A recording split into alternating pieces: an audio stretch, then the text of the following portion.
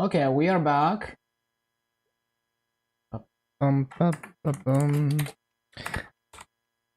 Yeah, I was gonna start 1 hour ago, but you know how it is. Always takes me longer than expected.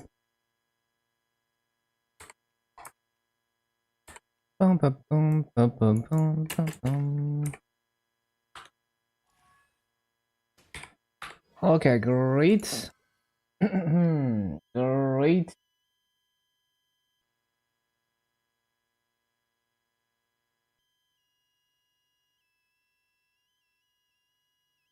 Good stuff.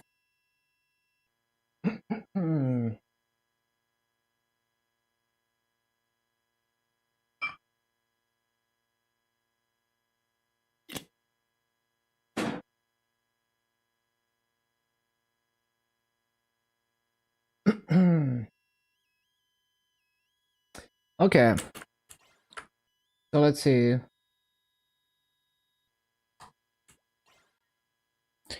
We got nothing. Okay, we got some 2x. That's cool. Do I have my link skills? I do.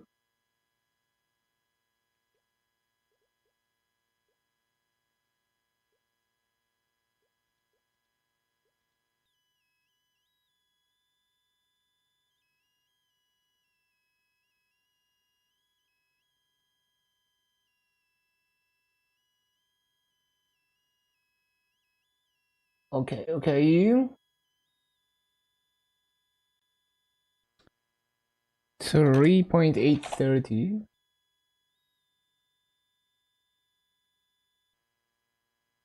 Three D six. What up, Hunter?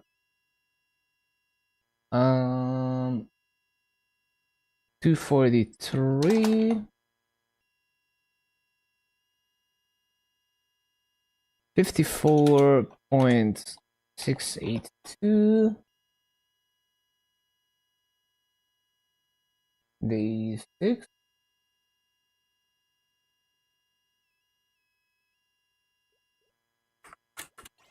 Mm-hmm.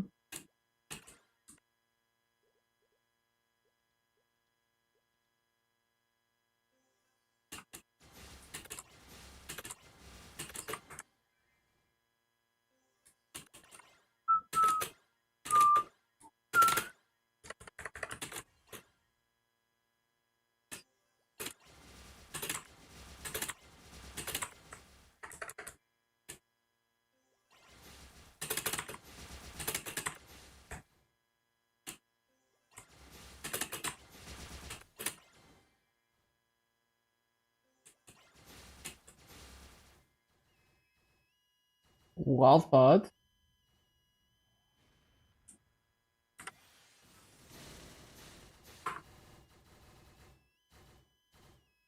Uh-huh.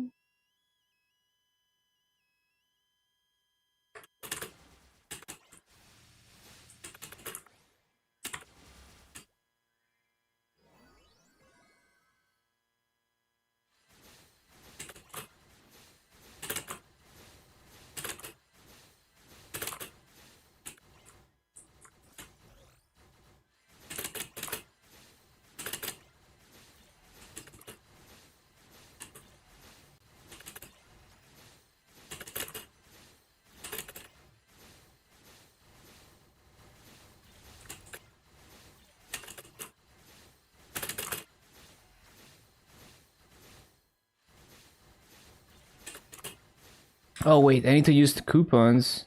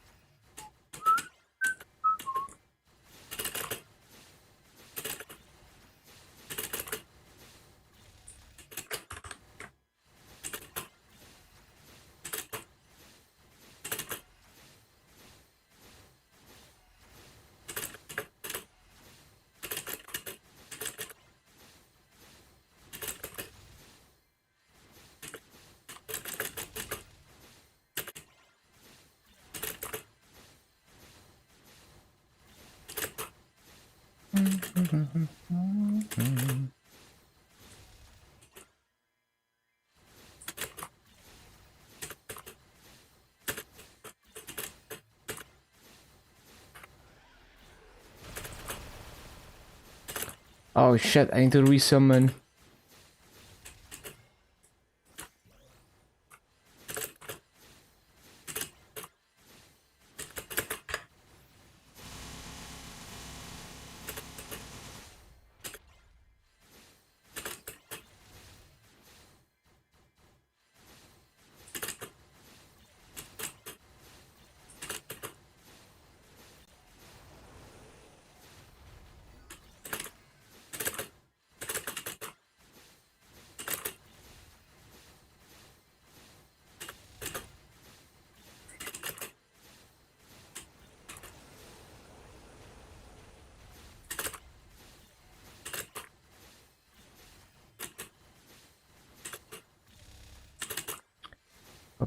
Boom.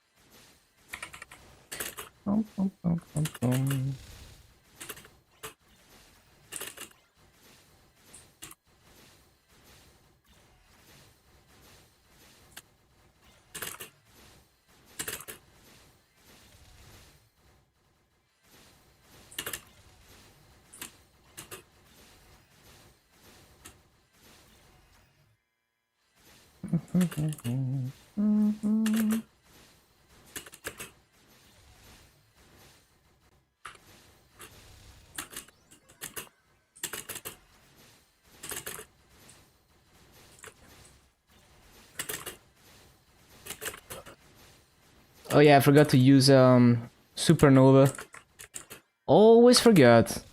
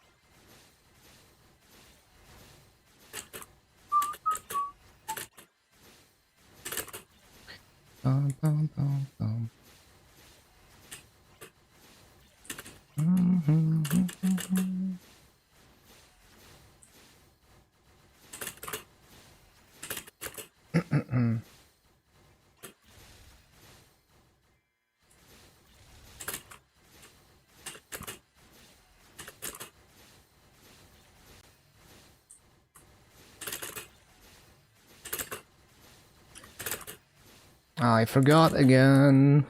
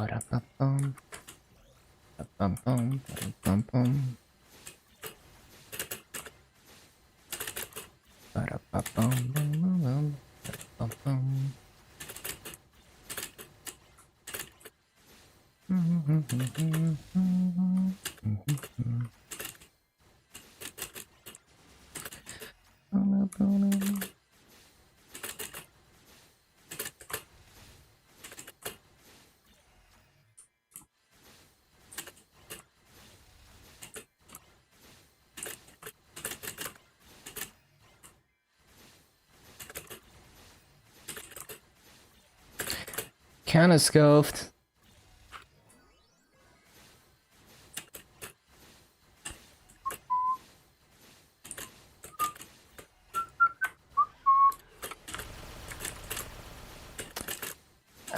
Why is it on cooldown?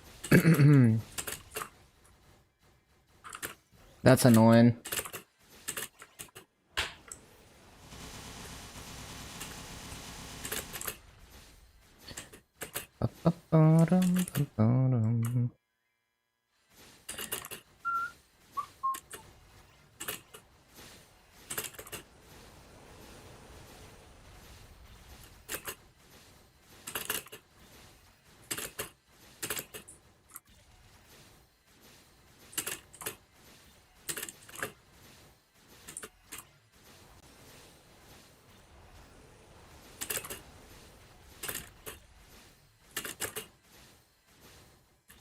Yeah, this is pretty bad.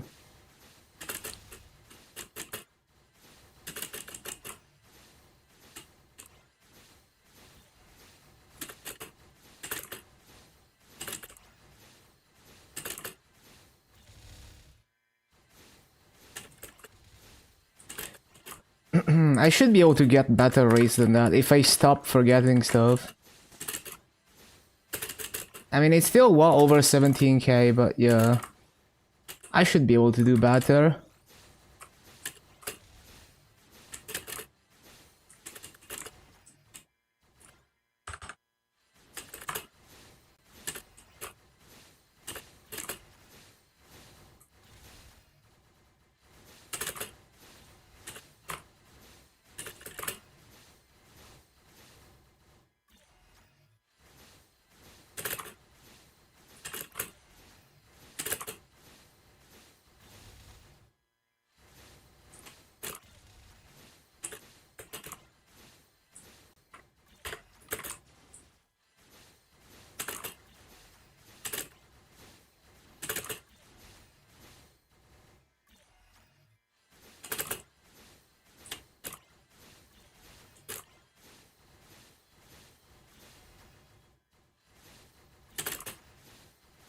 Oh no, man.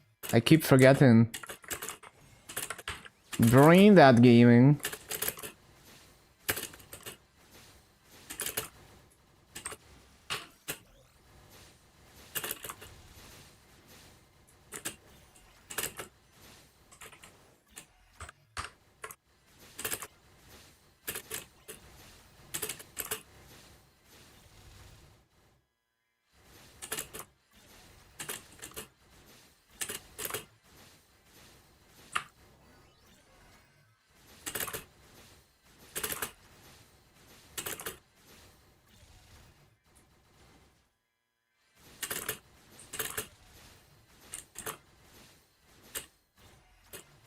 Luggy.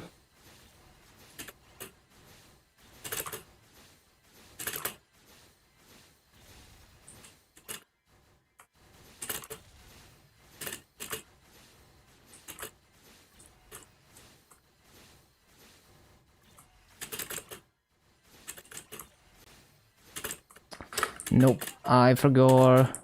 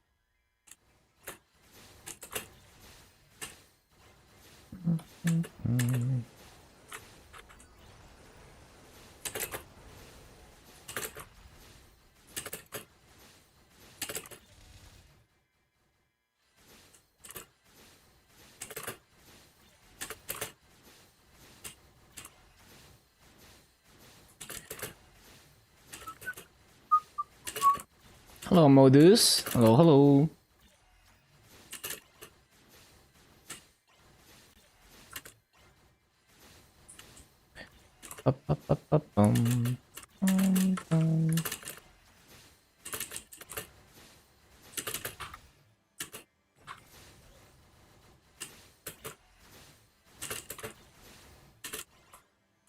Well, that's pretty shit.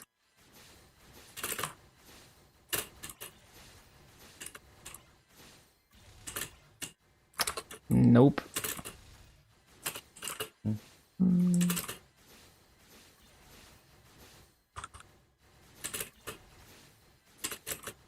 Oh yeah, coupon, I keep forgetting.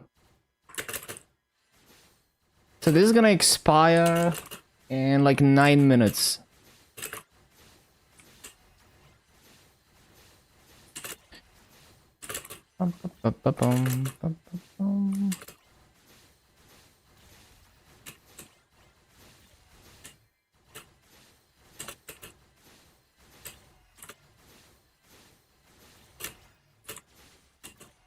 Soul Seeker farming is like so inconsistent.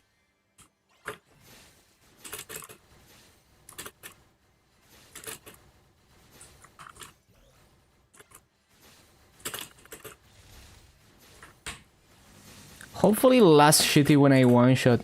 Although I guess by the time I one-shot, I'm gonna be in Moonbridge.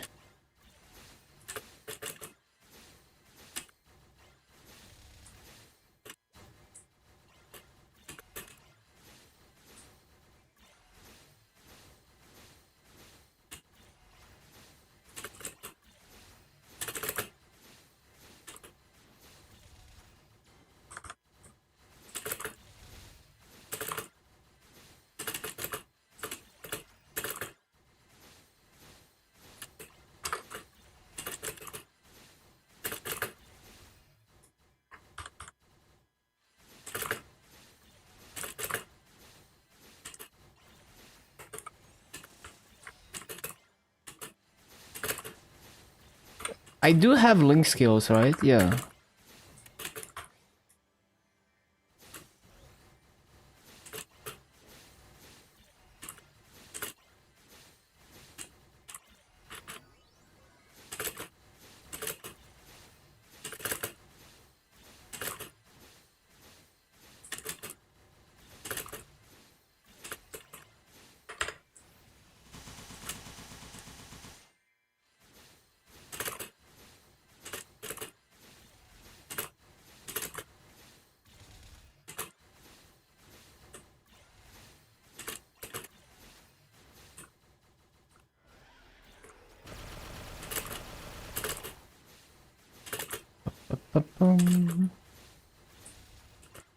All the classes at least 200. I think so, yeah.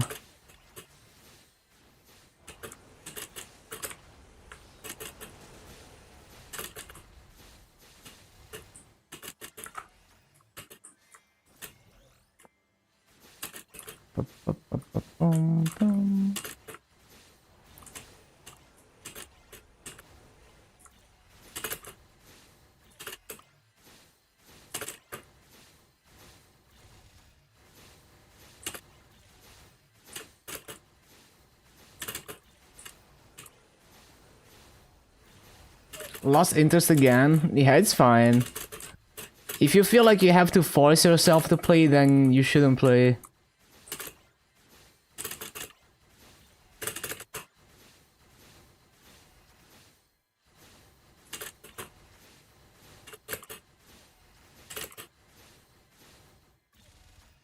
Yeah, just play for fun, whenever you're feeling it. That's the way.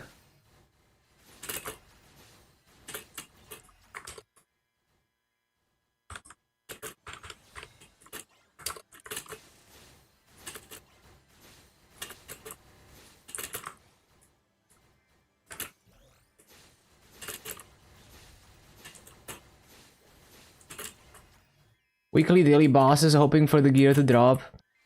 Yeah, I kind of create my own game within the game, so I always have things to do, and I'm not only focusing on progression. But yeah, like depending on what you like doing in the game, it might become stagnant.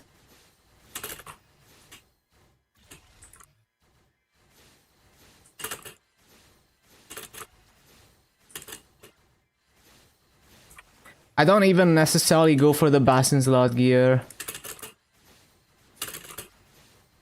Like, I don't even run weekly bosses because I honestly don't care about the drops.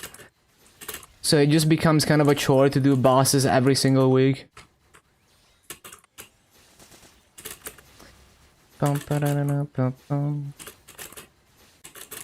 Like, if I do bosses for fun, it's like, you know, I clear it a couple times. But running bosses every week starts to become more of a chore than for fun.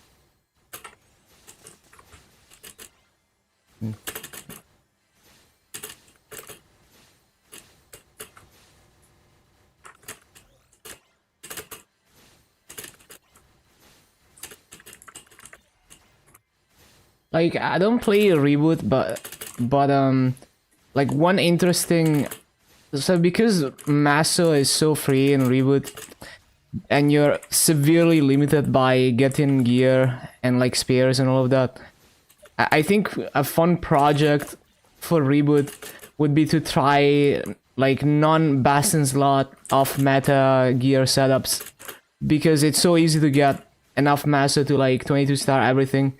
And you're really just limited by not having the gear at all.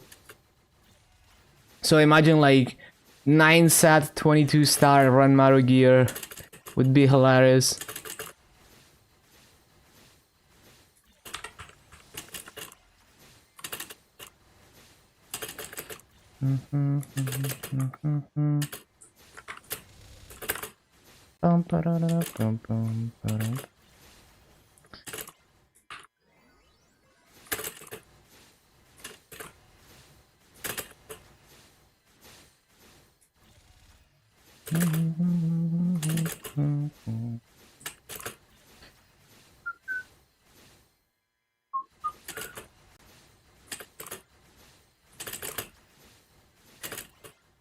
There is a lot of variance on mask drops. I mean, obviously, anything that has such a low drop rate will have a lot of variance to it for sure.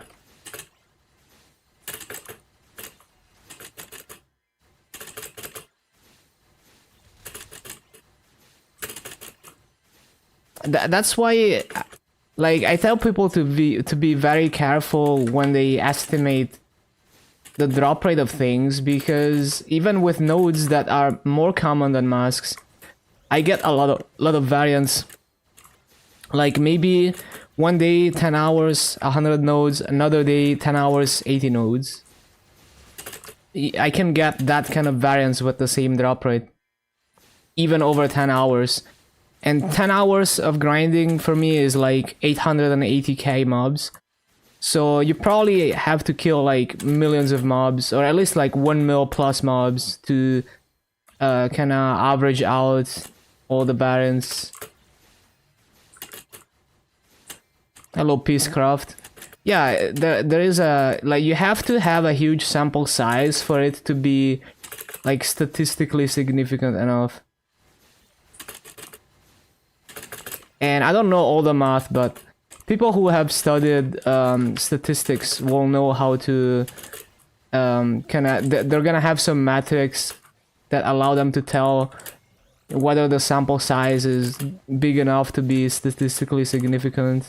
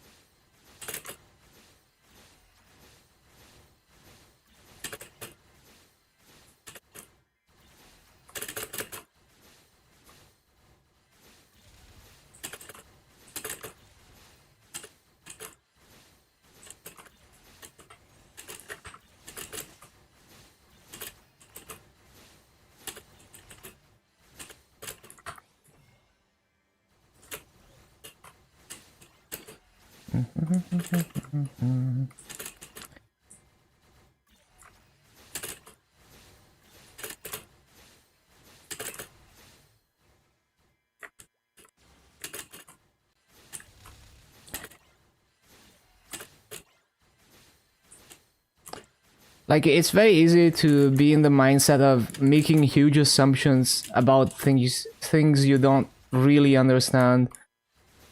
Because it's easy to just simplify the discussion and make assumptions, but you kind of have to stop yourself and try to like actually look into things. Like with the recent CrowdStrike incident that brought down a lot of computers and stuff, there were a lot of videos who were just very wrong, like very incompetent in just how they reported on it. So like the sane approach is like so like I know, like I follow a guy who is like a game developer and like used to code for Microsoft, and he makes videos and stuff. Everyone asked him to cover the CrowdStrike incident, and he was like no, because he doesn't have the means to actually reproduce the bug and the exploit and analyze it and see all the technical details. So he's not gonna report on it because he can't do a technically accurate report. He would be making huge assumptions and it wouldn't be factually correct. So that's kind of the approach I try to take usually.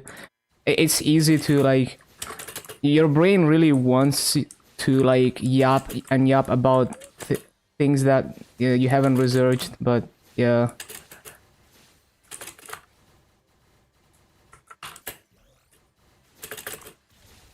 How's it going? It's been good. It's been good.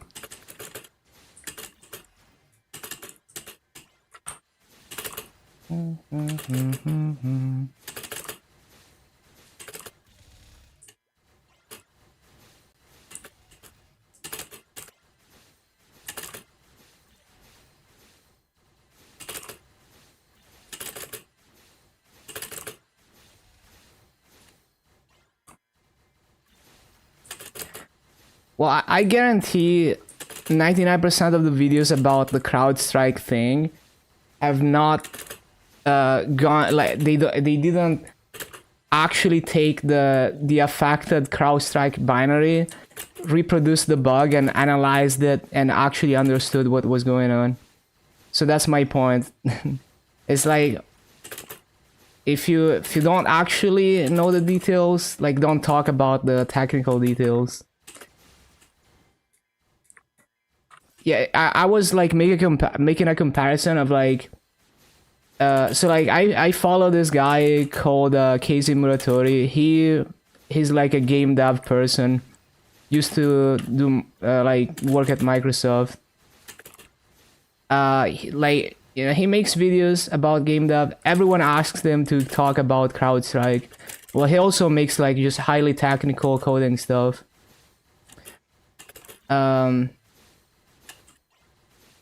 So yeah, so like everyone asked him to like talk about that, but he's like, I'm not gonna talk about something I don't actually understand the technical details of.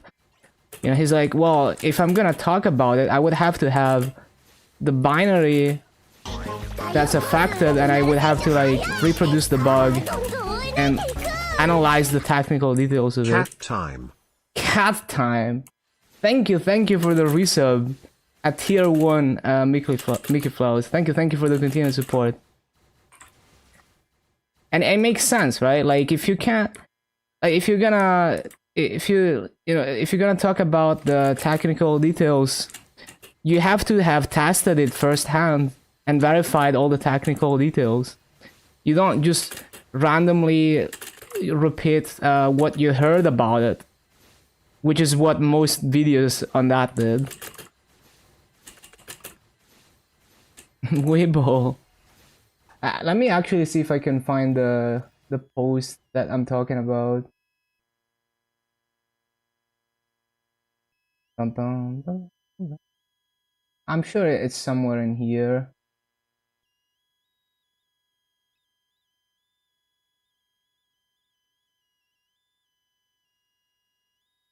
Mega lurking, thank you.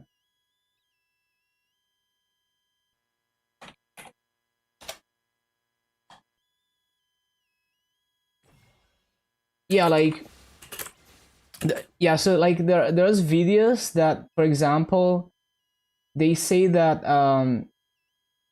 Windows applications run in ring 1 on x64, which is wrong because they run in ring 3.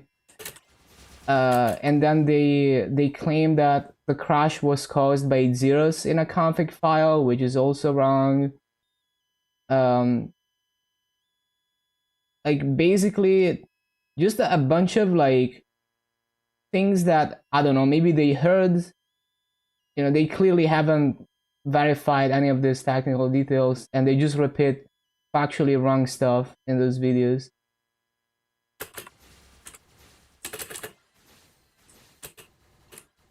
So well, this whole thing is because like just to explain that like I see a lot of instances of that mindset of like you wanna talk about something even though you have no understanding of it, you haven't actually tested it, and that happens a lot, and humans just love to do that. So you kind of have to stop yourself from doing that. Like I also feel the urge to yap about things I don't understand, just based off things I heard from other people that I think are reputable, but it could be that it's wrong or that I am interpreting it wrong because I don't understand. Like I would love it if people had more restraint on just yapping about things they don't understand.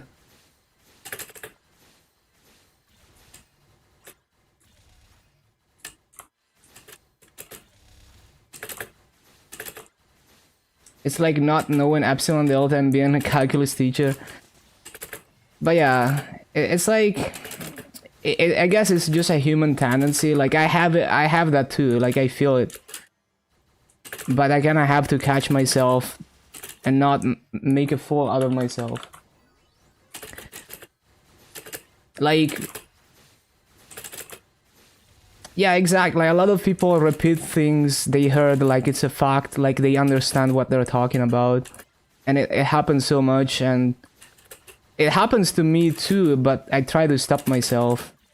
Yeah, it's important to be self-aware that, you know, like you watch a 10-minute video on one topic that you have no understanding of, and all of a sudden you think you're an expert on the field.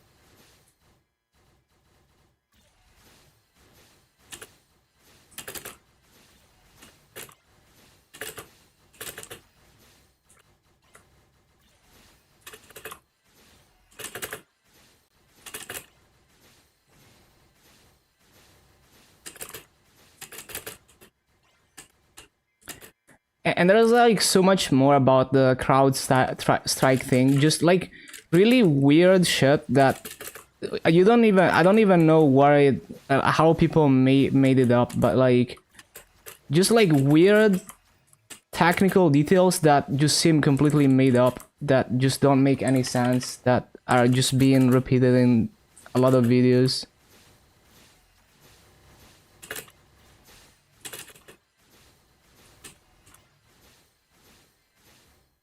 Like some videos say that the crash is caused by like a null pointer dereference, but if you look at the disassembly at the crash site, there is a check for null.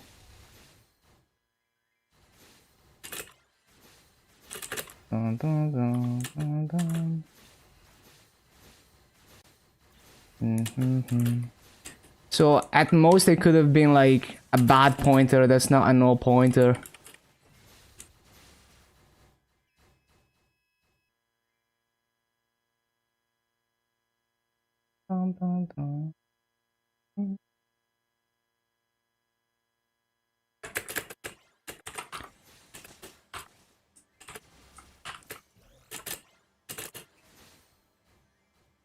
And obviously the reason why everyone is reporting on that incident is because it gets views, but at least like stay away from the technical details if you don't know what you're talking about.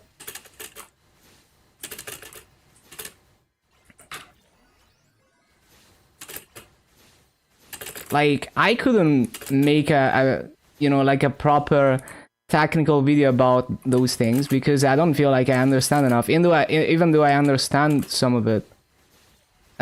You would have to do like, yeah, you would have to do like security researcher level research to like actually do a factually accurate explanation of the technical details of it.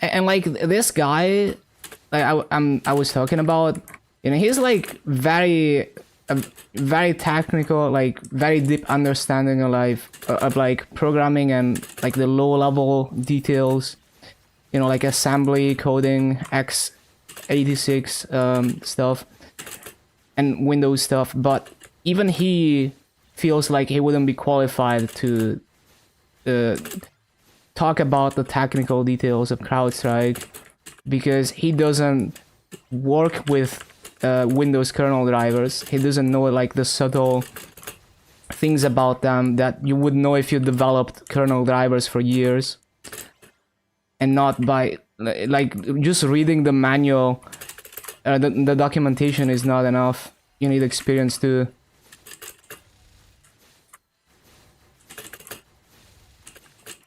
And of course, we don't really.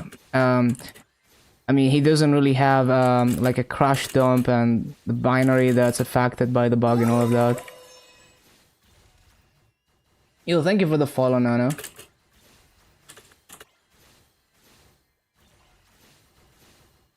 Welcome, welcome.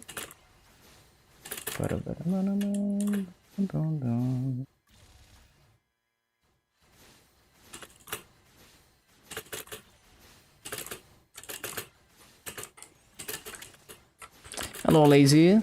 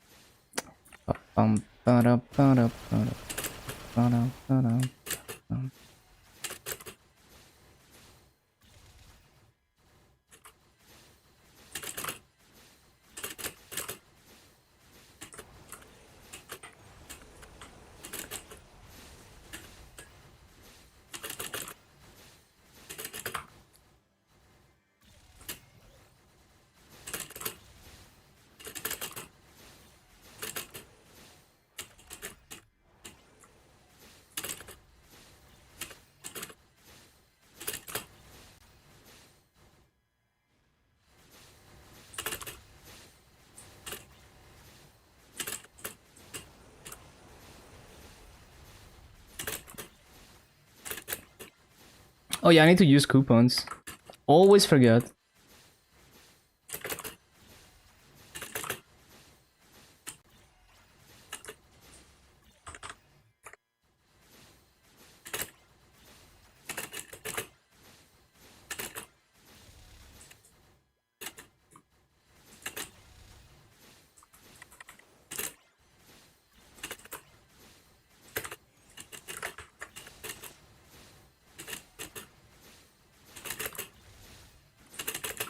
bum, bum, bum, bum.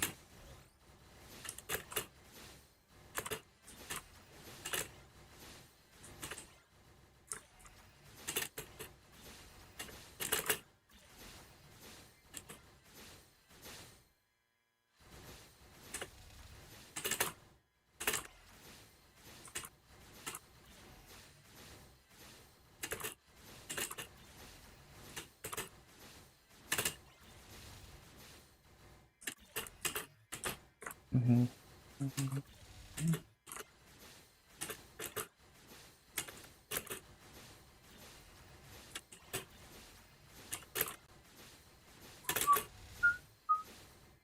Ba-da-ba-da-ba-da-bum.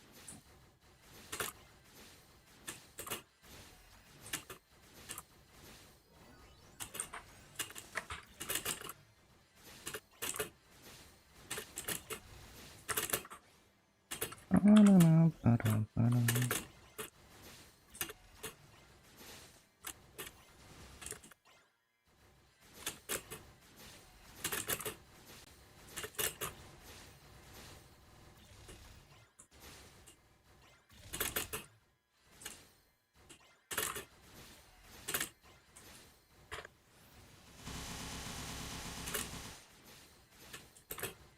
Ba-bum-bum-bum-bum-bum.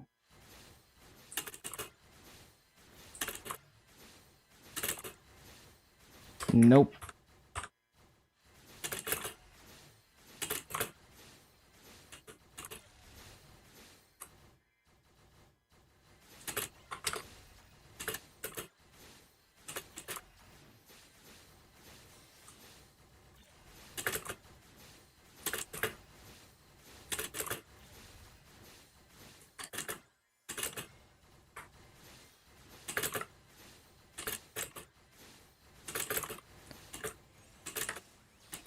Yeah, I think I might go to Final Age of Light because Seeker farming is just so inconsistent.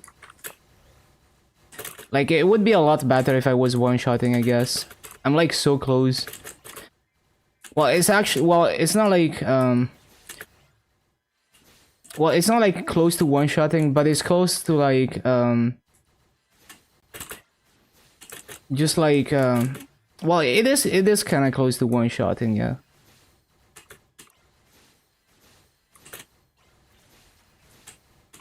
But yeah, if I had more Seeker damage, basically, it would be a lot less inconsistent.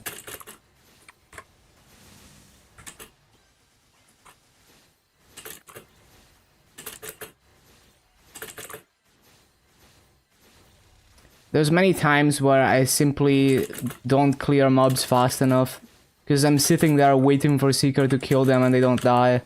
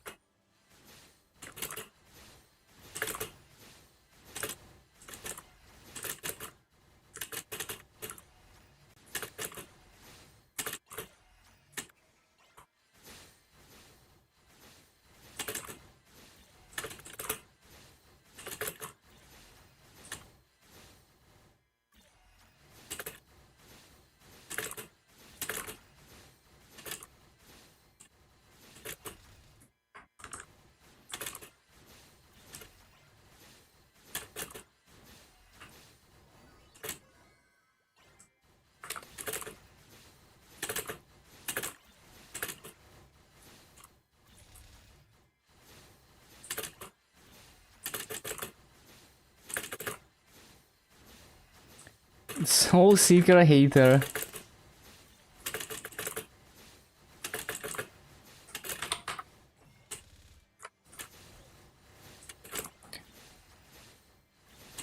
I think I should test the EXP, like, just do like a 6 minutes EXP test off rune, and then test the EXP in Final Age of Light 6. Well, I mean, I could calculate it, I guess. So like, yeah, I can look at just the base EXP and how bad my kill rate would have to be for this to be worse EXP than Final Age of Light.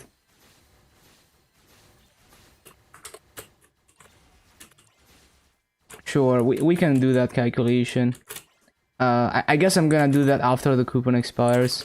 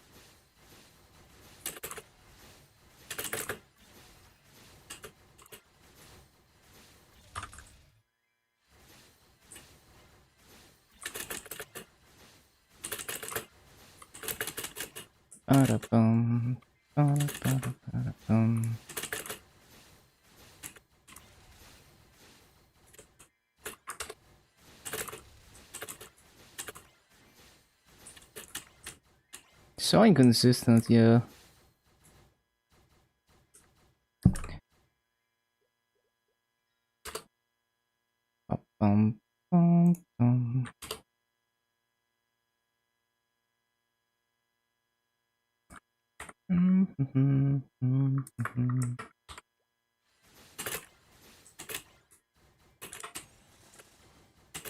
Oh yeah, I was gonna CC to test EXP. I forgot.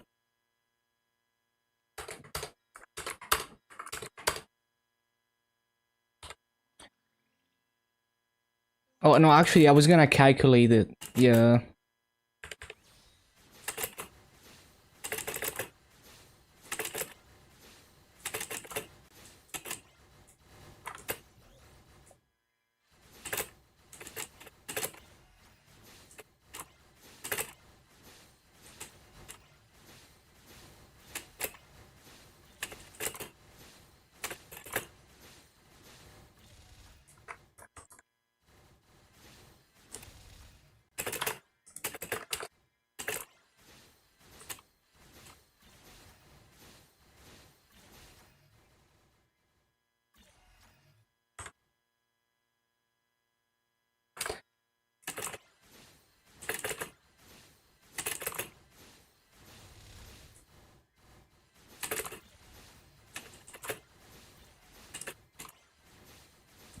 It's so weird because like sometimes I actually get good rates doing this, but it's just very random. Sometimes it just misses like half of the mobs.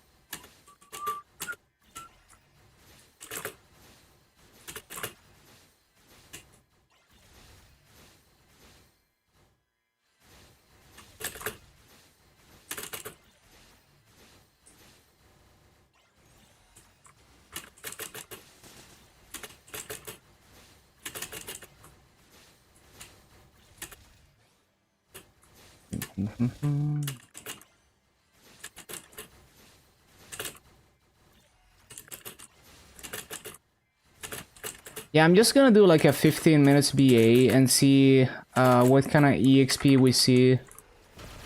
And then I'm also gonna do the math.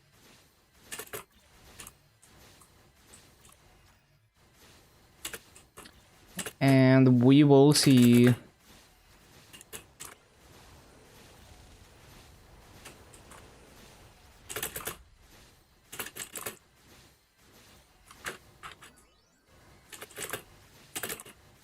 $10.52 on Punch King, so strong.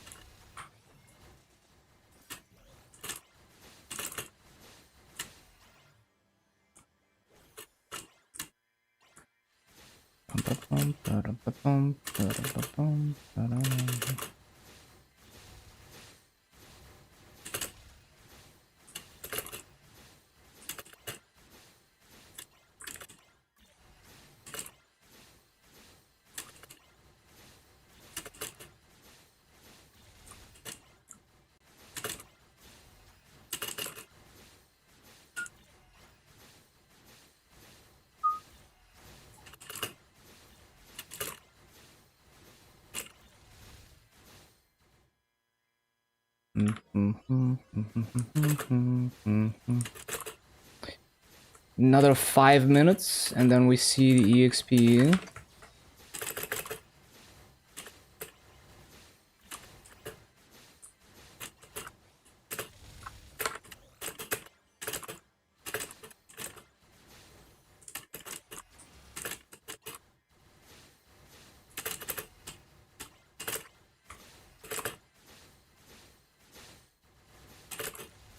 Oh, actually, is this even valid? I think I might have had EXP coupon during this. Shit, I forgot. Whatever.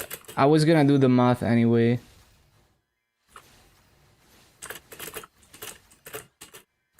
Yeah, no, I think I had an EXP coupon during this. Never mind. But let me see. So base EXP should be 623k. Hold on.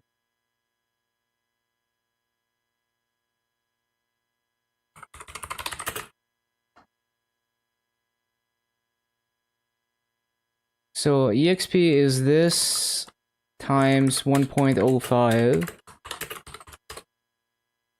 Yeah. Versus...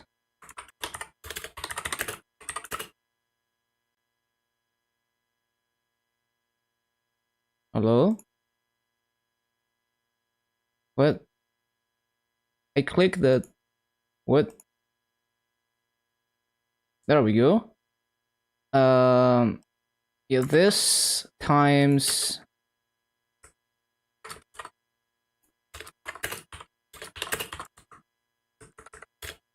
times 1.1. Wait, divided by that. Yeah, so the base EXP is straight up higher, and it would be slightly lower if I was 1.2x. But yeah. What about what's the, let me stop the timer actually.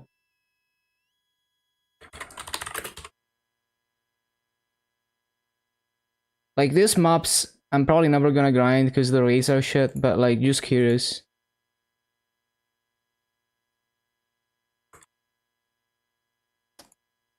No, yeah, there is no way, like even if you were 1.2x in a Sphera, it would never, yeah, would never be better EXP per mob. Like never. And on top of that, you would never get good enough kill rates. So basically, yeah, so this, but so let's say I get like 18k in one mob. Let's say I get like 17.3 in this mob, and I get 18k in the other mob. It would still, so even if I just do like 17k in Stars Wallow in Sea, it's still better EXP than doing 18k in Final Age of Light. That's, you know, like I didn't do the math before, so I was just speaking from intuition that Stars Wallow in C6 is always better EXP. But you can really see it here. Even if you do 17k in Stars Wallow in C6, it's still better EXP than 18k in Final Age of Light 6 at this level. And then if you're 240, you're gonna be 241 real quick, and then it's gonna become well, you're gonna be 242 real quick, and then it's gonna become this calculation. But if you're 240, then you have to do a bit higher kill rates. But you know, if you do at least like 17.6, and also if you're 240, you wouldn't be able to be within 4 levels of this, so this would be 1.05. So yeah, I mean, even if somehow you were able to find something that's within 4 levels that has that base EXP, which you wouldn't, you would do the same EXP at lower kill rate in Stars Wallow in C6, or just any of the Stars Wallow in C maps, really. So yeah, and like my intuition was correct. even though I didn't care enough to do the math.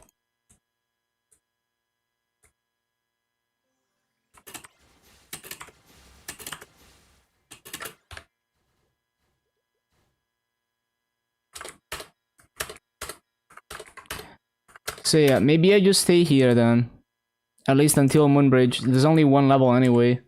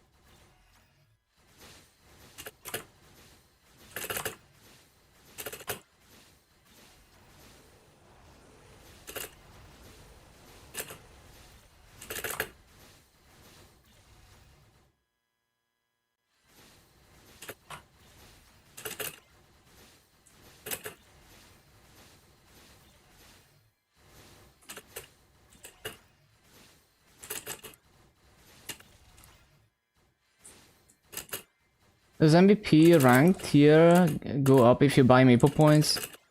Well, if you buy Maple points with an axe, yes. Not if you buy Maple points from the master market. You can't get MVP tier if you don't spend money.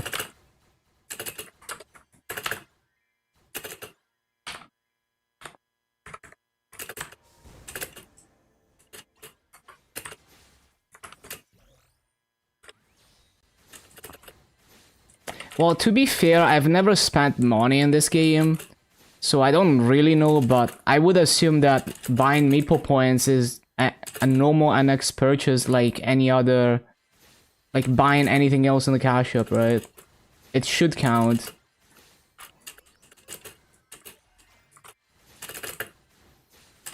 So I guess you could, like, if you don't know what to do with your NX and you want to keep your MVP tier, you could just dump it into Maple points and use them later. If that's how it works.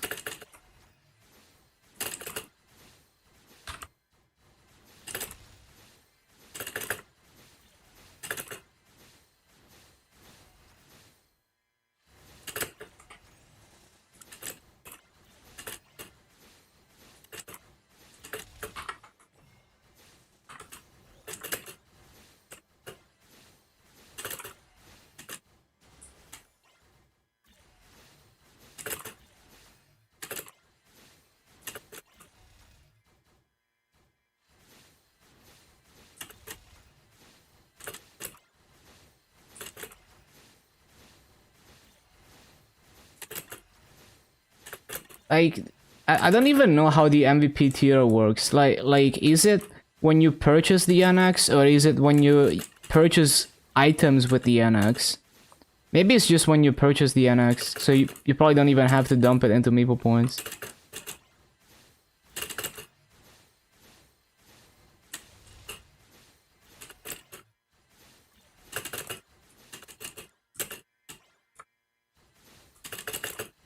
Need to purchase items? Really? It's kind of weird.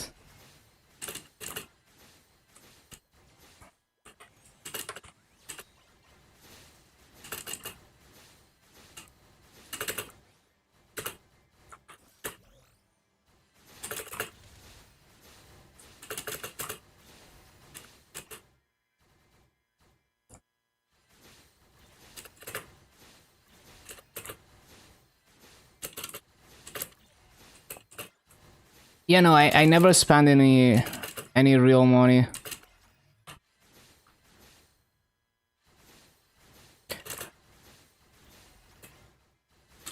Like, if Maple points didn't count, it would be really difficult to hold MVP, high MVP status on KMS, right?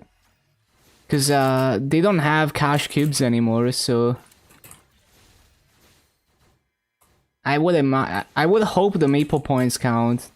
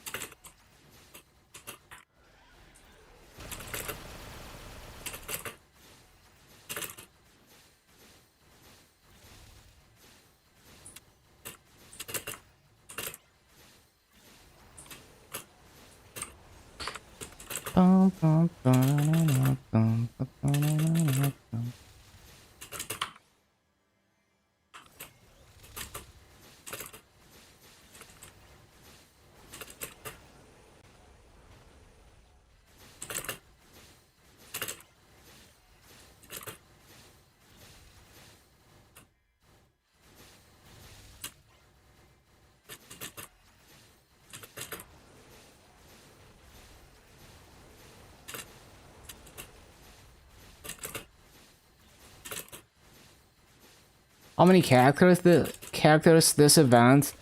I kinda lost count, but a lot. It's definitely been a bit faster with the 3 axes.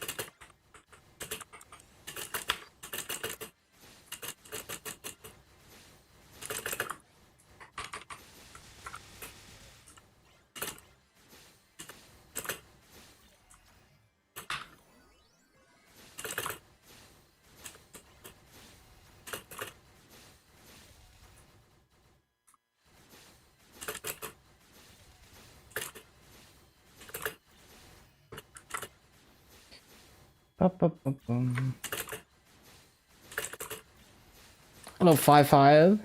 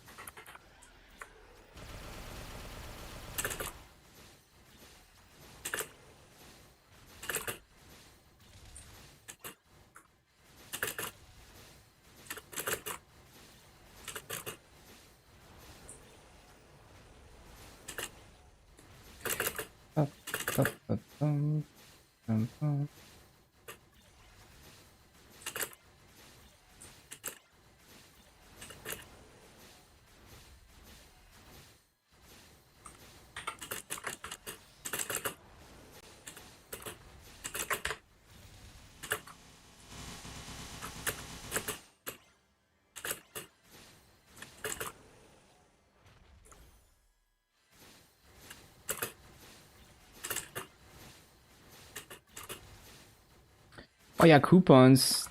I keep forgetting.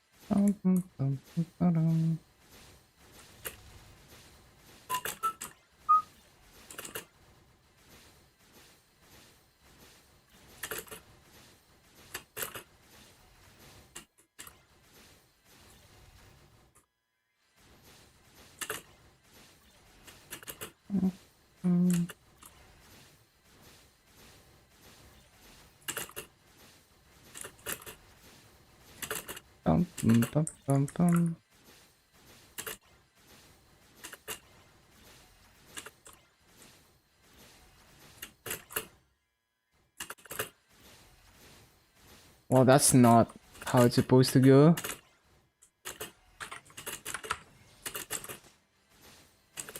Bird.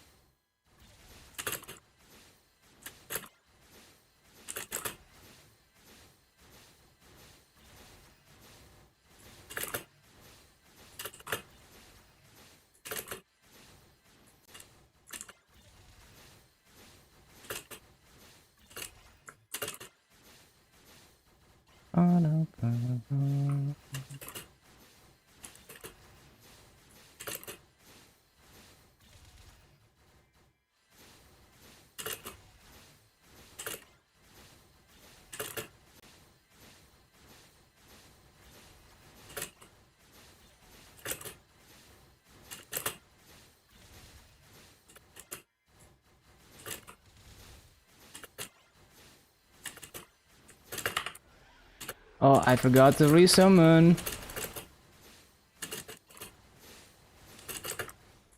Shit.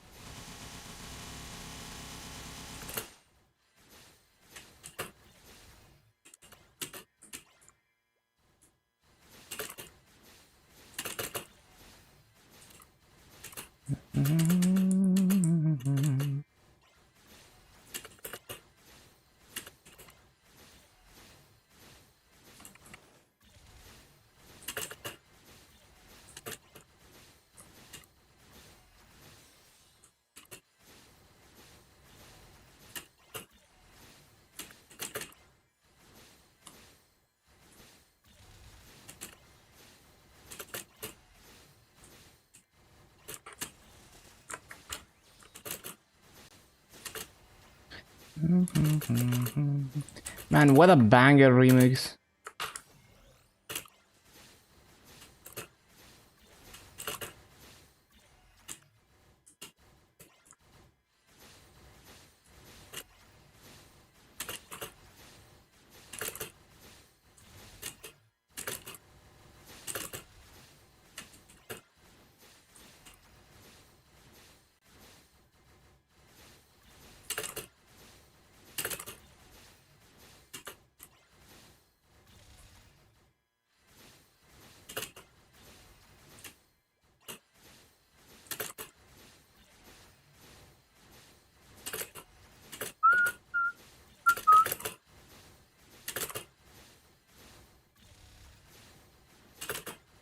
Dun, dun, dun, dun.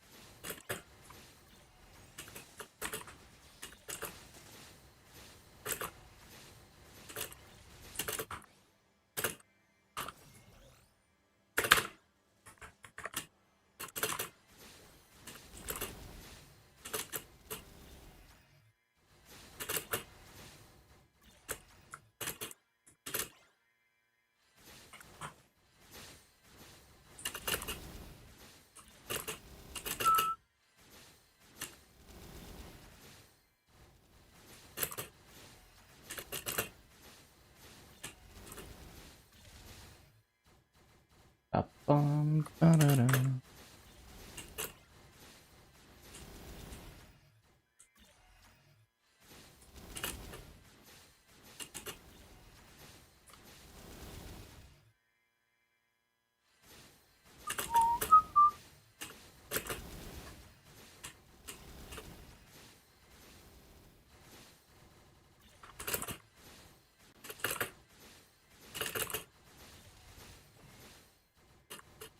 Oh shit, I forgot.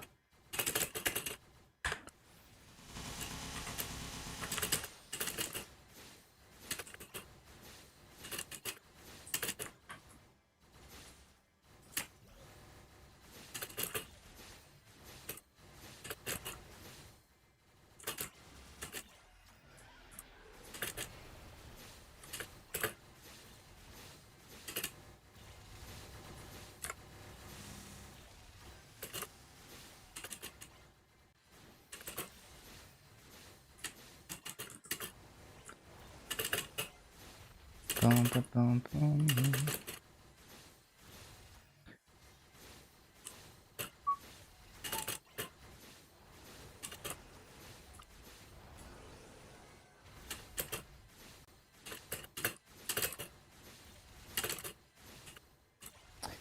Bum, bum, bum, bum, bum.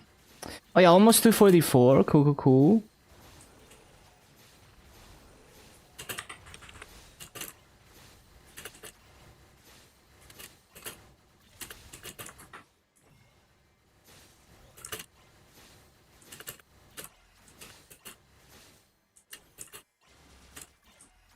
257, congrats, congrats. Almost there. One more level. You got this.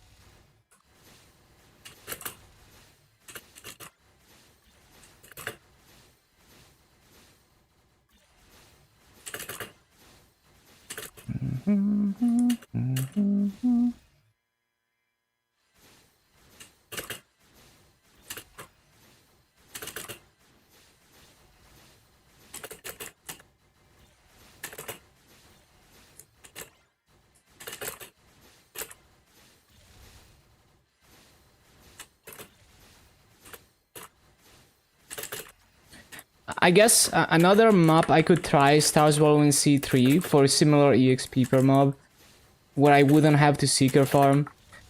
So I could test that at some point.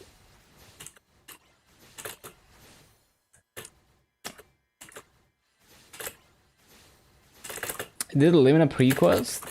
Uh-huh. Although, I don't know, like... I don't feel like AB would be able to clear Stars Swallowing C3 comfortably. I think it would be just a very awkward, just sweaty rotation.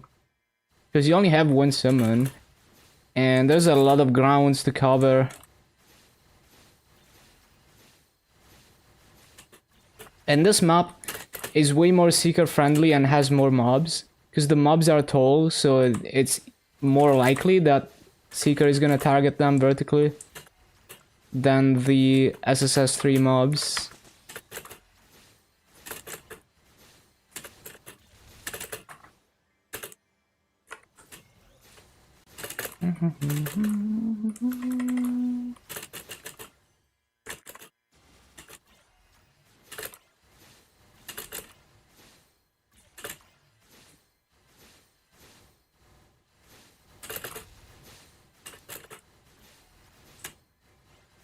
Where to train? Core 6 in Labyrinth, if you're strong enough to one-shot. If not, you just stay in Moonbridge to 260.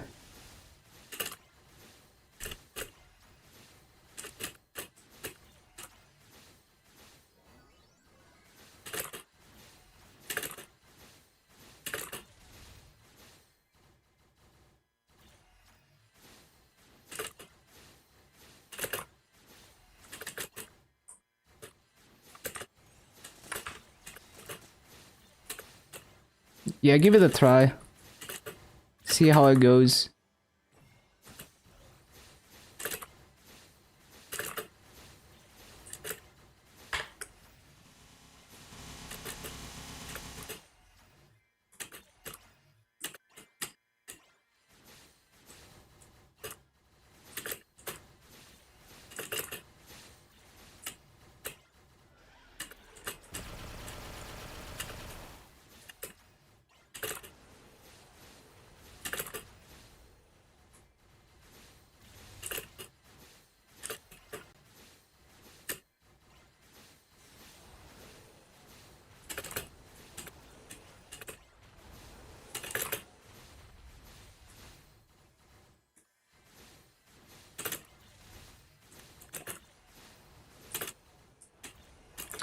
Yeah, Core 6 is super free for Shadower and for a lot of classes in general. Just go across the bottom.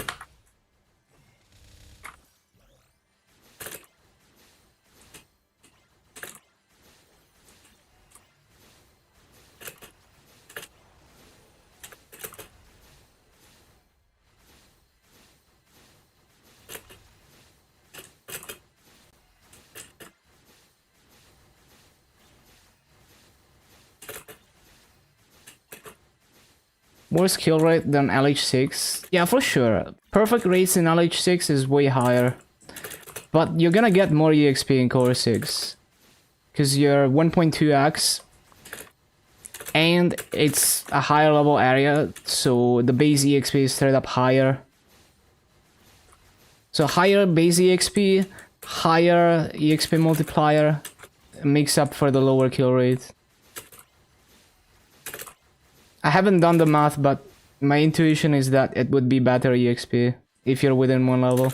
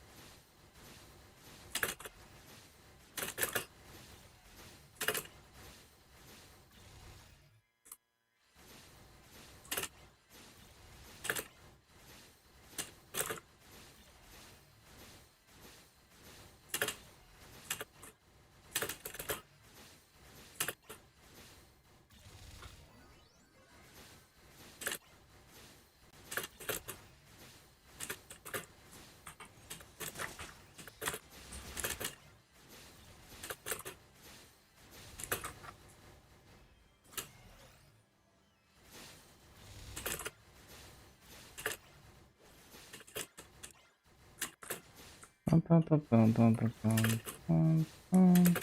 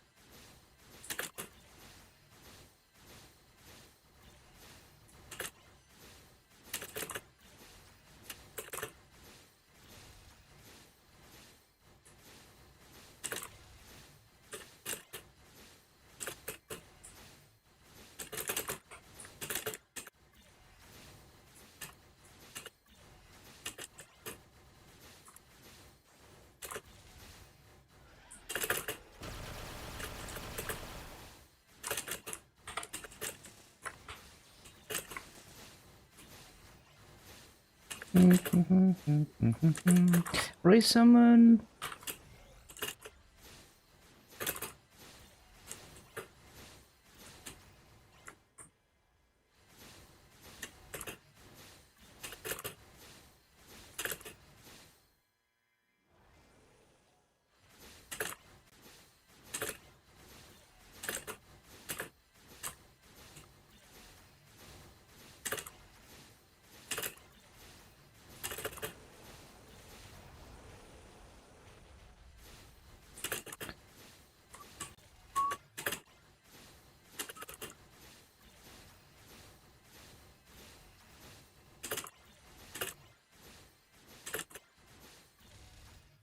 You're gonna be able to have all your V skills at 30.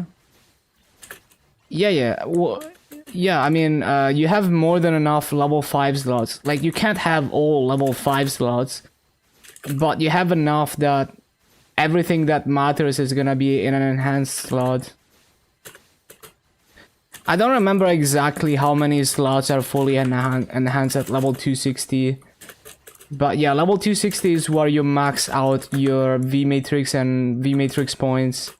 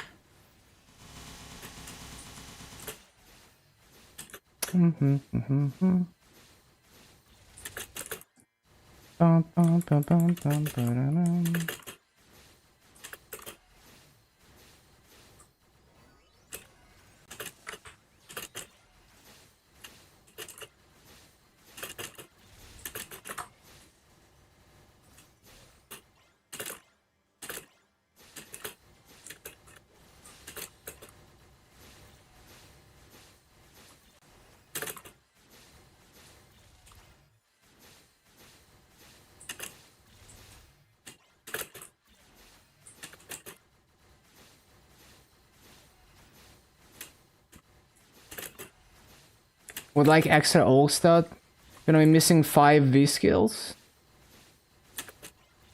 Yeah, but like,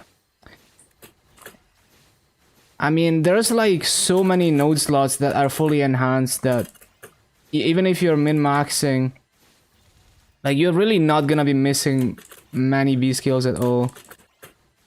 Like even if you look at the comments, there's not like not all of them give useful stats. Like combat orders doesn't give anything in terms of passive.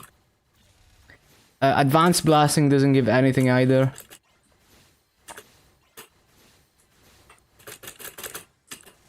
So like the better ones are like blink and like rope lift.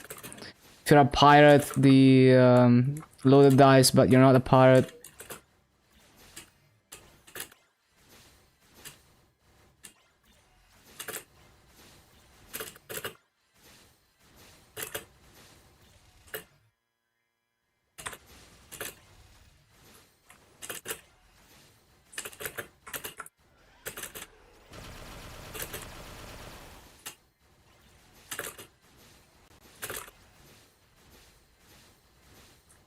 Venom Burst. Yeah, the only use case is if you can't one-shot, you use it before... You know, if you have a skill that can't one-shot, you tap it before the skill.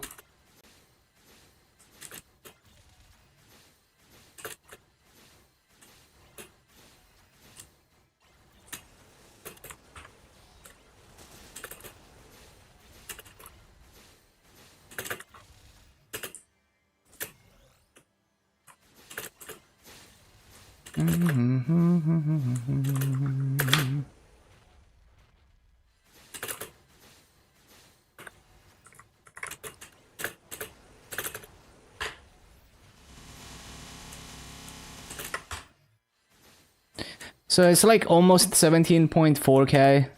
So yeah, at this rate, I'm averaging... oh, I even forgot to use EXP coupons, so I'm probably averaging more EXP than this. But this VA is like 52 bill EXP an hour average. And yeah, like there's no way I could beat this in Final Age of Light 6. Even though I would get higher kills per hour in Final Age of Light 6. It is just infinitely better EXP.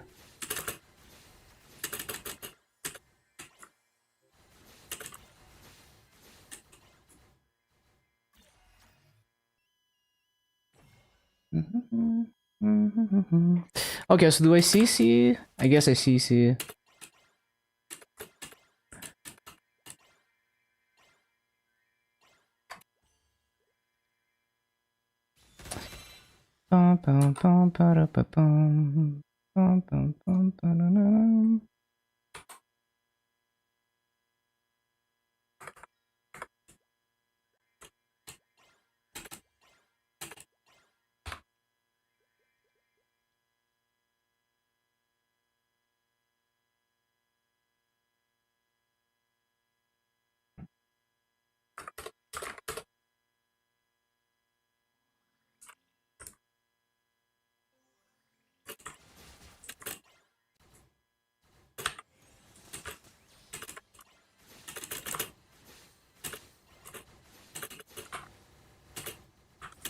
Rush one level.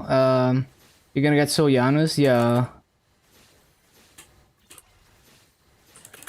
Definitely get that level 1 Janus, it's so nice.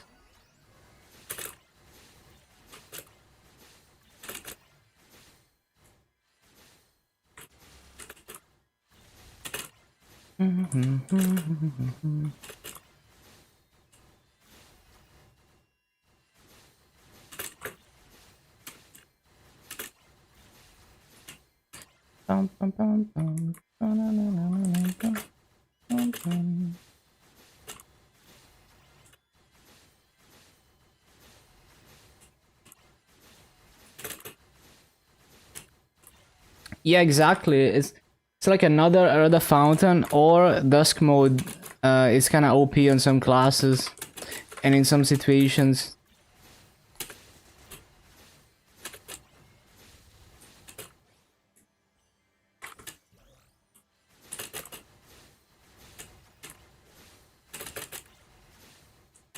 Yeah, depending on the map. Like if you go to Meeple maps, you can see how ridiculous the hitbox for Dusk is.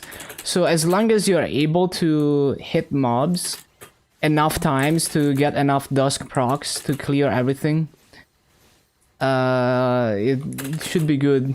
And so Shadow War is a good fit because Dark Flare does a lot of chip damage, so it takes many hits to kill mobs, and same for massive explosion, so you're gonna proc a lot of dusk hits.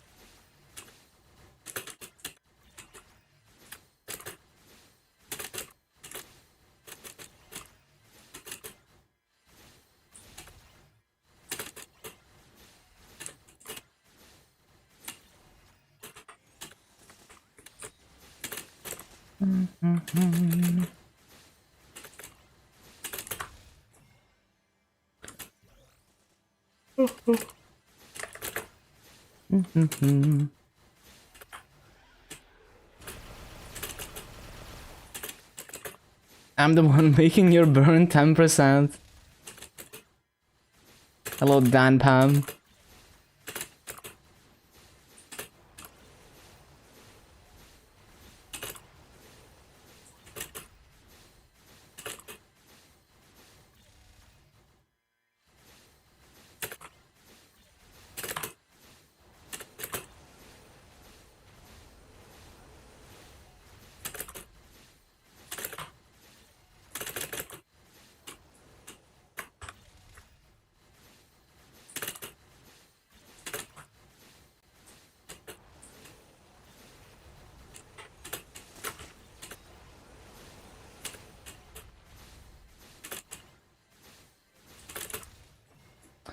Gonna miss Dusk once you play other classes. Yeah. Time to get all of them to 260. The Mega Burn? Oh yeah.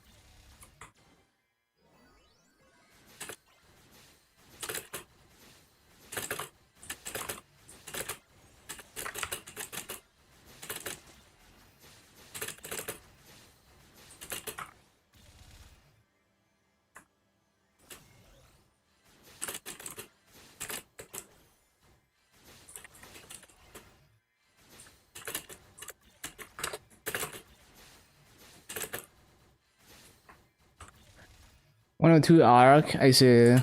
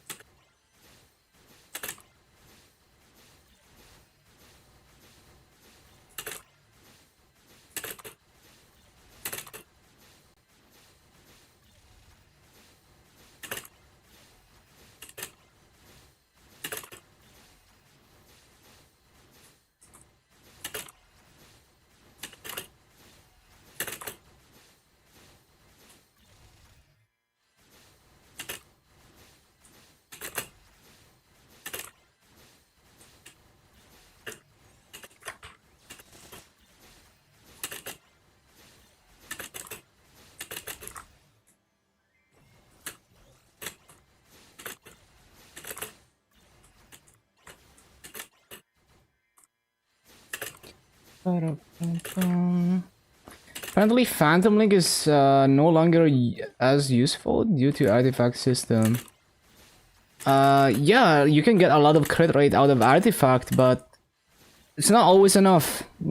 Like there's Okay, I don't remember if I have crit rate from artifact, but there's definitely classes where I still had to kind of juggle crit rates.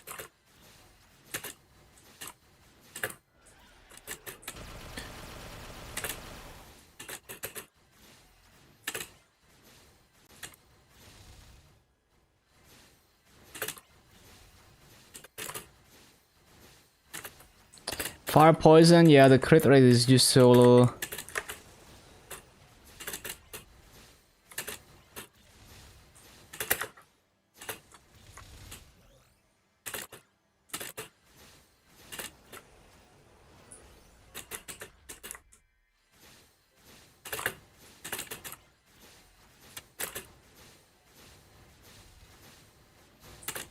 Warning.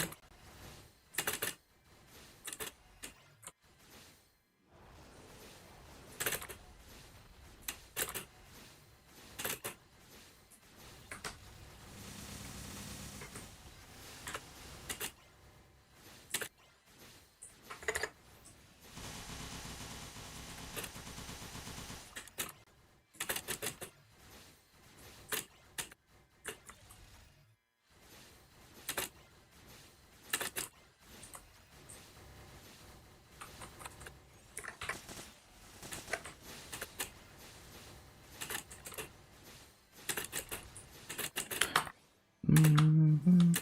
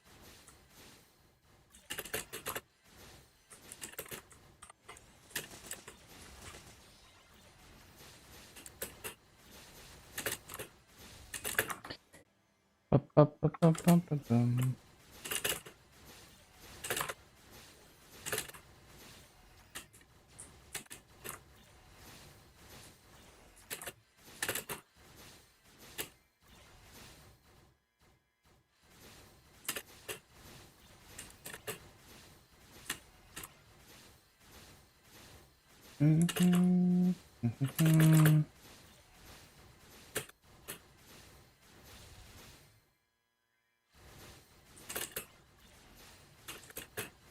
55%. Yeah, the Shadow Word is like pretty good.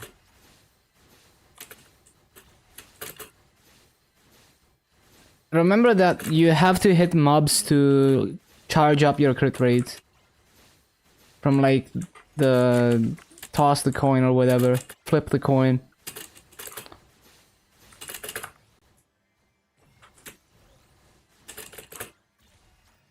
So I don't know if you have the right crit rate right now. I don't remember the base crit rate on Shadower.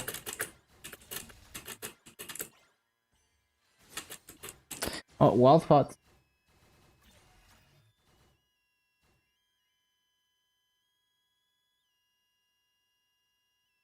Wild Pot.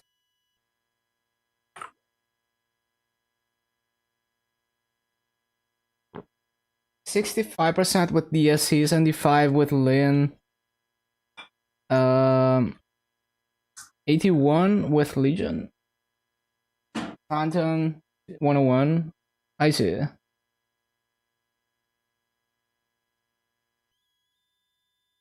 that's not too bad.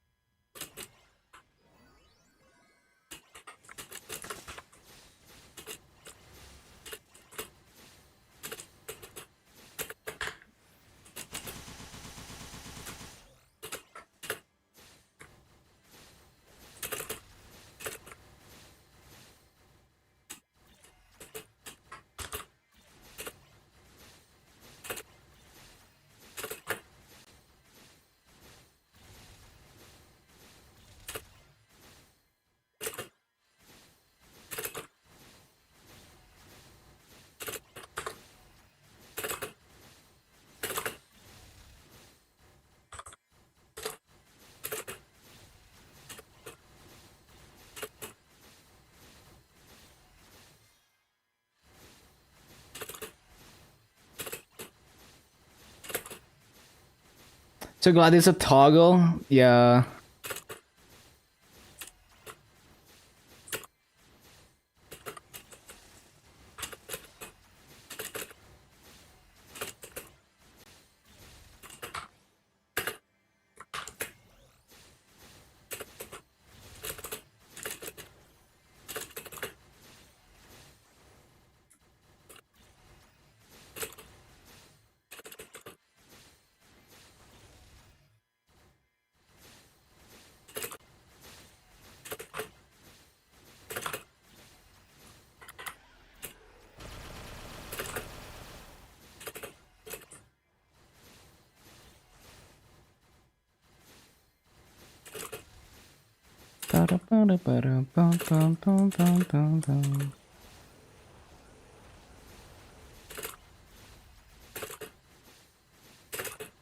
In a bit over a week, gonna Terra Burn Phantom.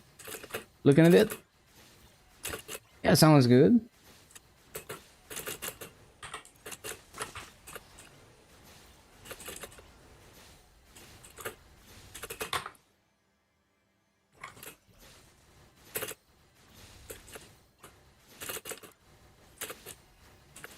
Really?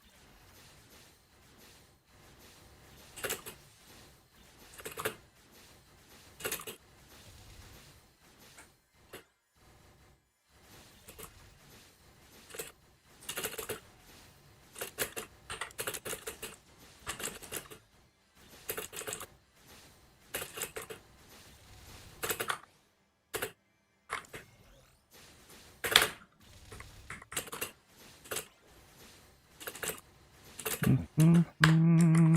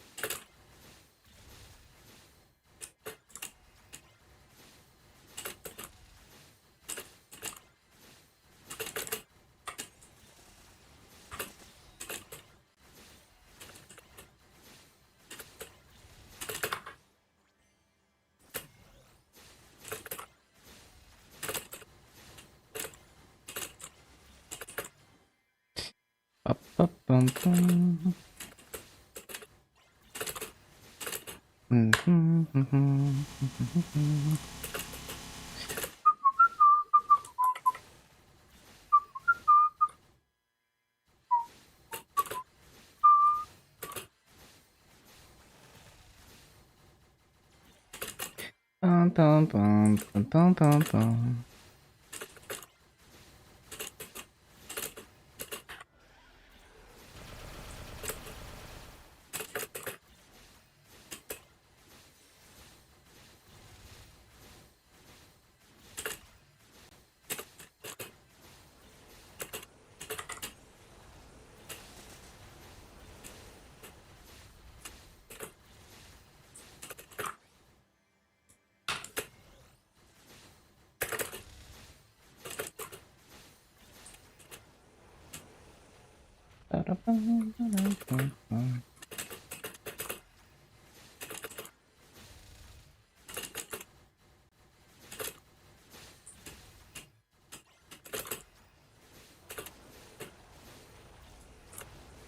This is such a classic song.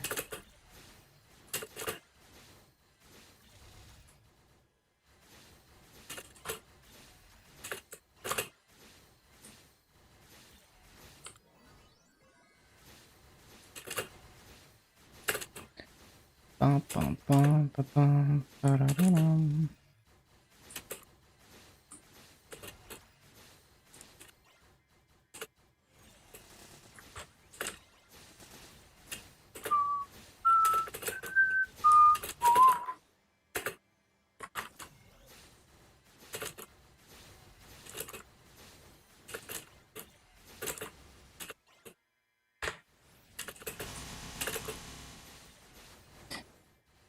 Bum, bum, bum, bum, bum, bum.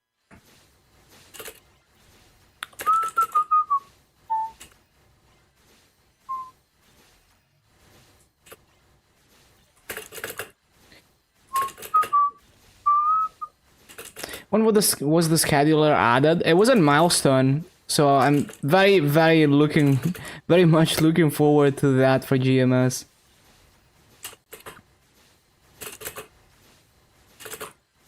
The Maple scheduler is like the only way I can possibly have any hope of keeping track of everything in Maple.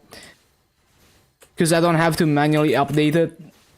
You know, it's integrated in the game.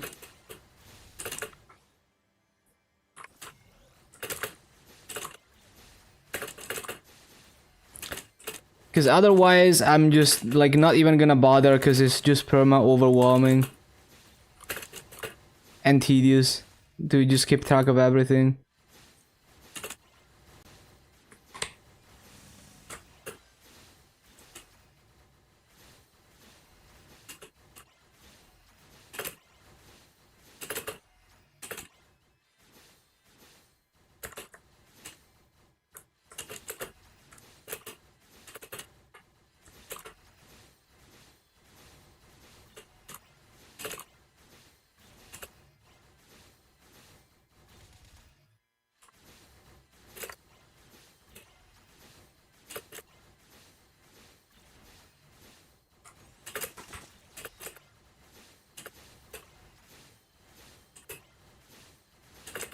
Ba-ba-ba-da-bum.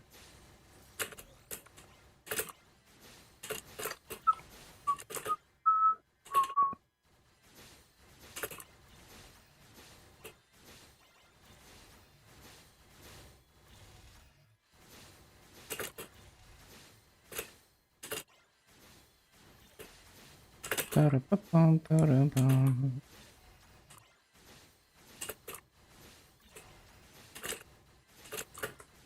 Stop falling off.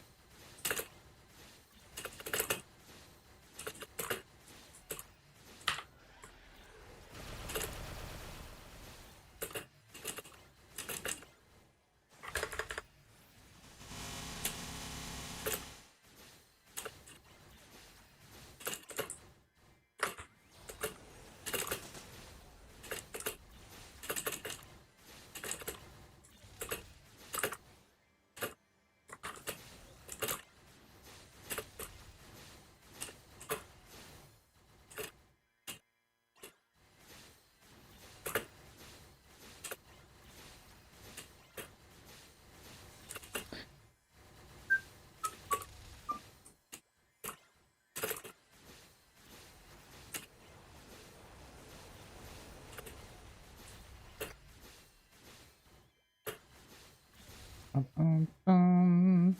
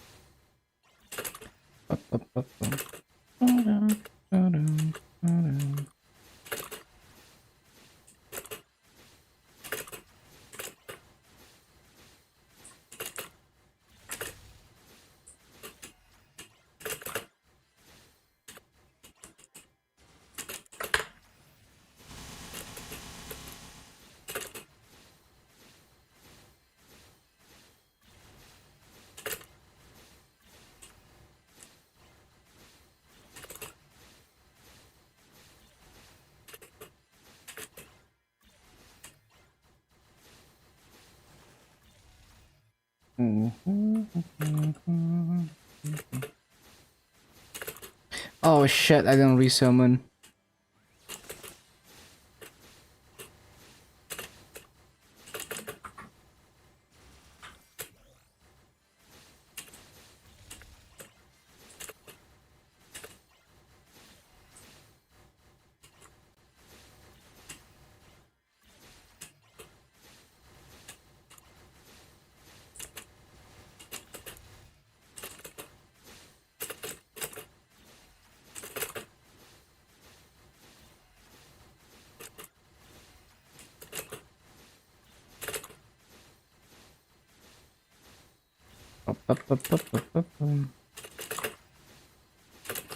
The drama and the trivia.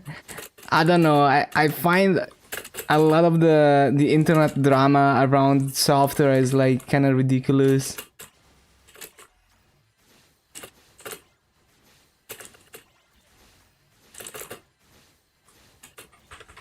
I remember one time. Let me try to remember. Oh yeah, there was one guy who was running an Arch Linux mirror called lolly.for-sale, and the some people got upset at that. They got it taken down from Arch Linux. That made for a very interesting mailing list conversation. Let me see if I can find it again.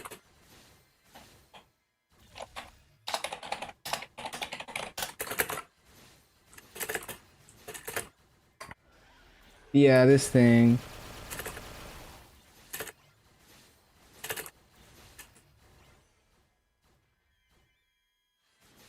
Hold on.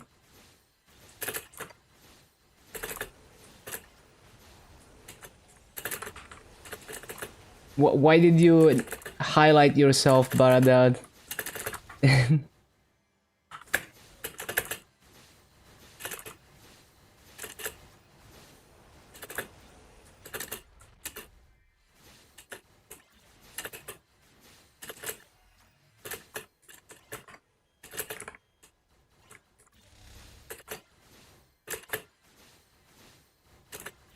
That kind of name in the credits.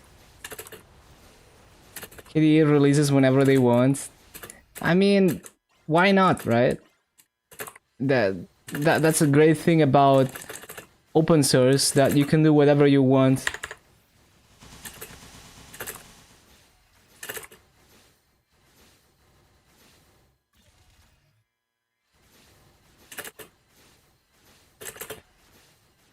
Okay, this is the email about that domain.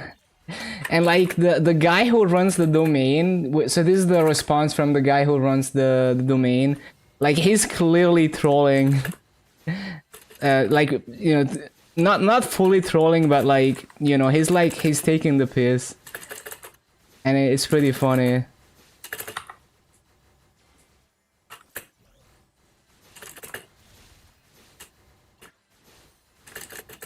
GNOME forces release cycle every 6 months.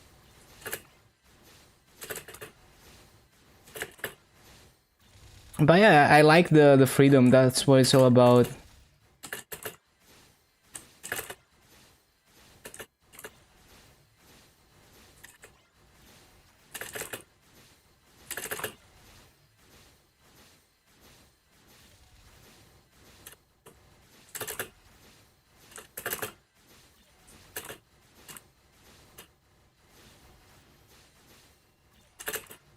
Ubuntu also 6 months.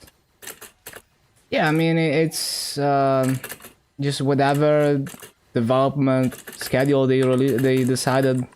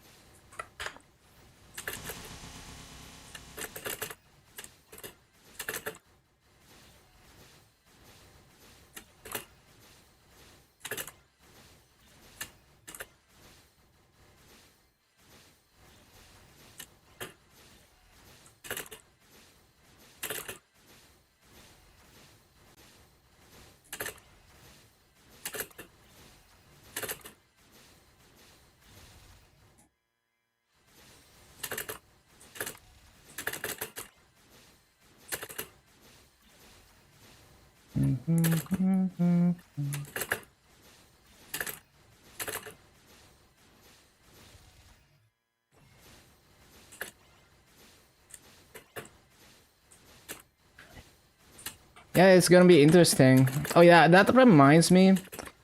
Um, hold on, what was the name? There's a YouTuber whose name is Baby Wogu or something like that. They've been covering Linux stuff for like many years, probably like 10 plus years. They're like very focused on like reporting on GNOME changes and stuff. And it's pretty funny because they're like a giant web, so they always made videos with like a cute anime girl voice TTS and always having like some cute anime girl PNG. And there's always people in the comments who are like, "Oh, I hate anime. Like, why are you doing this?" It's like baby WOGUE, something like that. Let me see. But yeah, it's pretty funny. Just a very interesting channel. And it's always funny to see people's reactions to it. Especially like in the older days, like now there's a lot of anime fans who use Linux, but like in the early days, it's like, you know, you would find a lot of like neckbeard people who hate anime who would be commenting on that. Uh, let me see. Oh, I think they renamed the. Yeah, they like renamed the channel.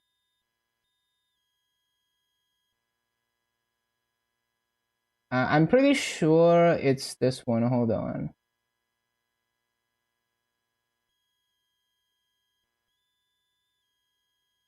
Yeah.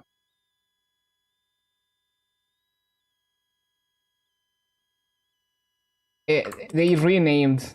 So this is the channel. Chat. Let me link it.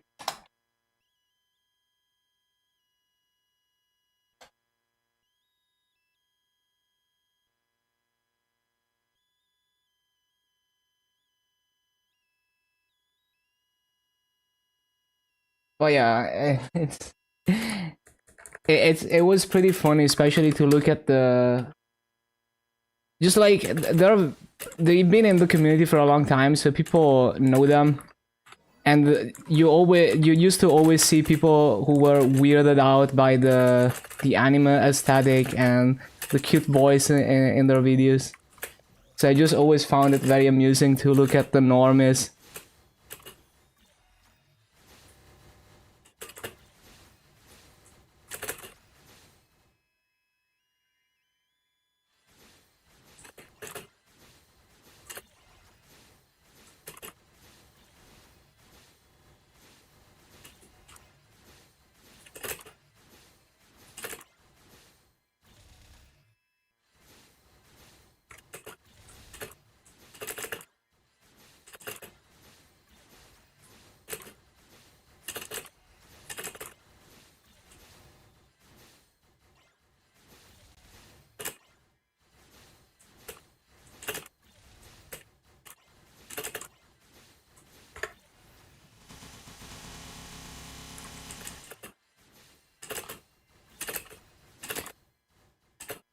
But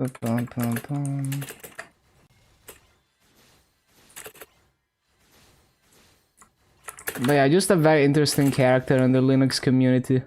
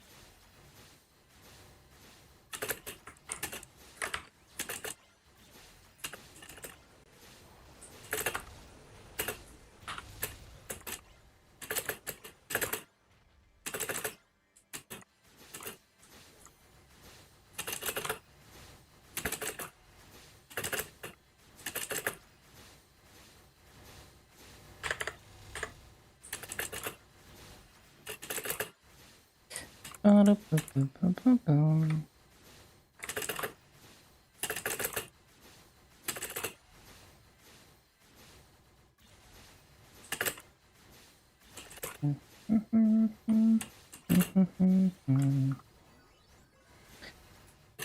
that song.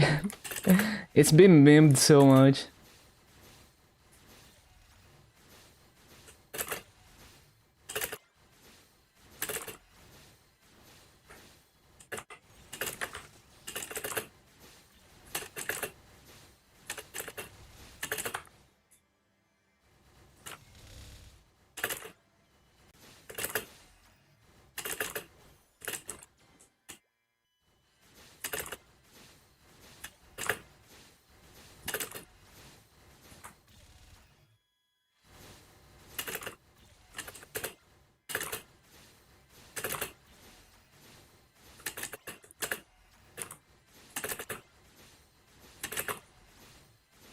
But yeah, there was a period in time where anime was not so mainstream, so every time you posted something anime, people would...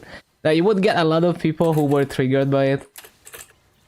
Like, I remember one time, like a really long time ago, I was comparing my capture card.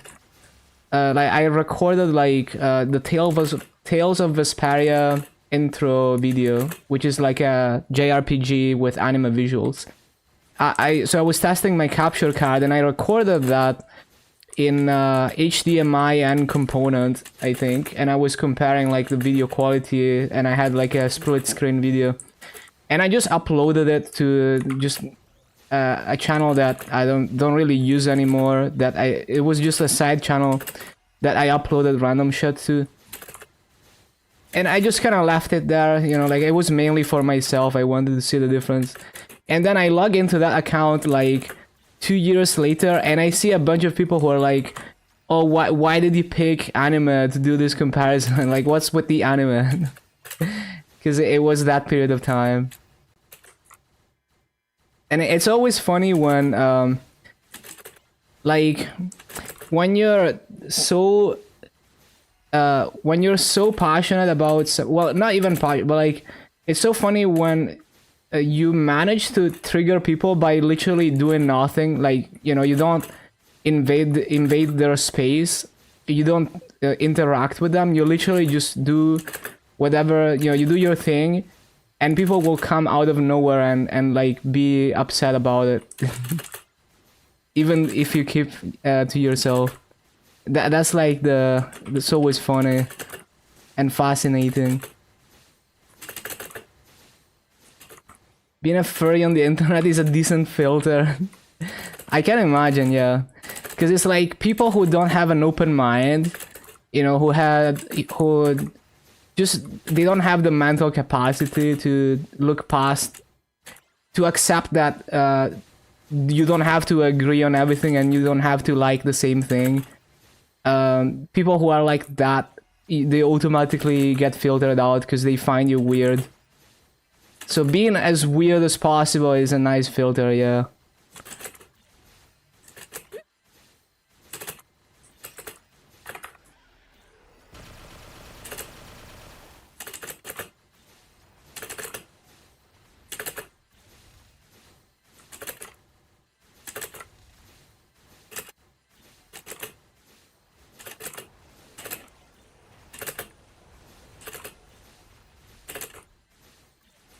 Both a furry and hell gay. Nice.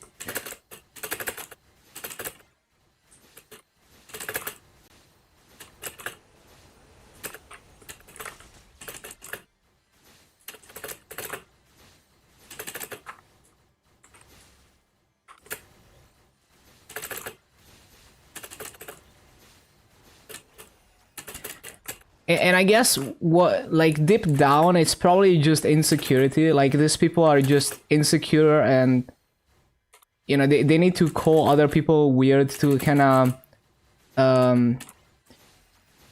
like feel like it's like to reinforce that they're normal people and to feel good about themselves, maybe.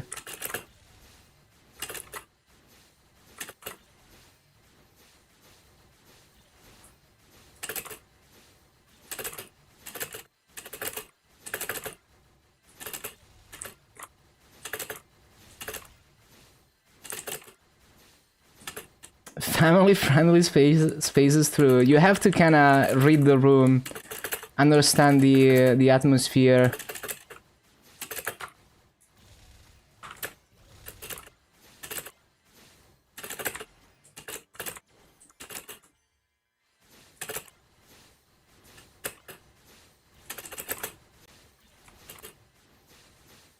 Like yeah, basically it's like it's just dip insecurity. They need to kind of what would you call it? Fuck, I forgot the term for it, but yeah, you get what I mean. They need validation that they're, you know, they're like normal people, that they're doing the right thing. What is the next class you're gonna train? So it's like they're insecure. Like, you know, if you're not insecure, you're like, well, I mean, I feel good about what I'm doing and who I am. So I don't need to like dump on other people for not being like me. The next class I'm gonna train, I have no idea. Yeah, I have no idea. Hello, Sinkhole.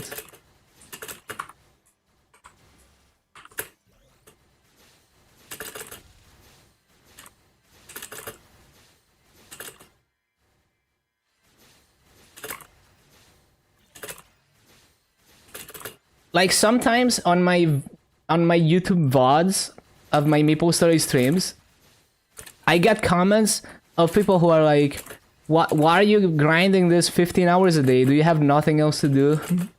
And it's like, why did you click on the video? You don't belong here. Like, imagine if you go to like an anime convention and you walk up to a cosplayer and you're asking them like, why are you dressing up like this? Like, why are you at an anime convention?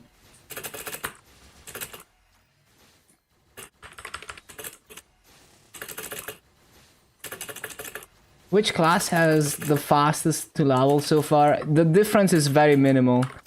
So most of the classes were not leveled in the same conditions. So some classes are faster, not because the class is easier to level, but because I had more EXP buffs from events. That makes way more difference than the class itself. Like, you can do 17k, 18k raids on basically every class. Some classes are more difficult to do that. I found Corsair and Explorer Warriors and like Arc and Kali and Shadow and Dual Blade the most comfortable. Fire Poison also comfortable if you have a cooldown HUD. Those are some of the most comfortable classes I've done so far. Also, Demon Avenger was comfortable. Yeah, it's just like the... it's because I was talking about how it's like amusing and weird how some people just feel the need to... You know, it's not like you're in their space, right? They will go out of their way to... just, you know, basically try to bash people who are doing things that they consider not normal, they consider weird, even though they had to specifically go out of their way to find them and click on them and everything, when they could just ignore it. So it kind of shows like some kind of deep insecurity that they need to like validate their own identity by bashing on others or something. That's probably what it is. And it's always amusing to watch. Any favorites? Yeah, those would be the favorites. Like, those classes I said were the most comfortable.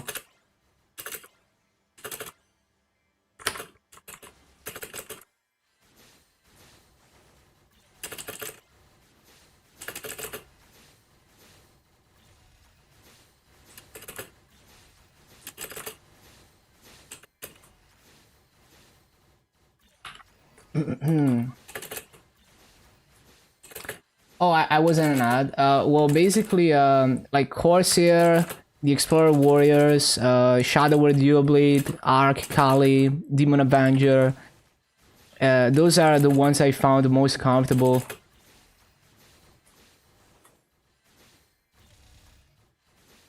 Well, Corsair is the easiest summon class because the summons don't have cooldowns.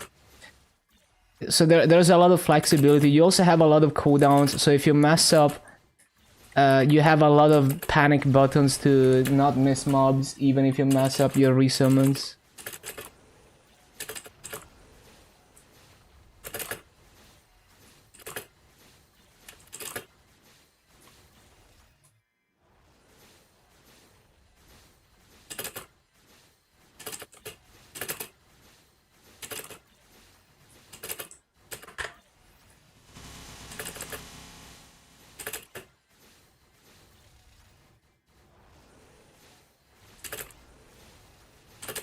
Yeah, I enjoyed Corsair, very comfy class.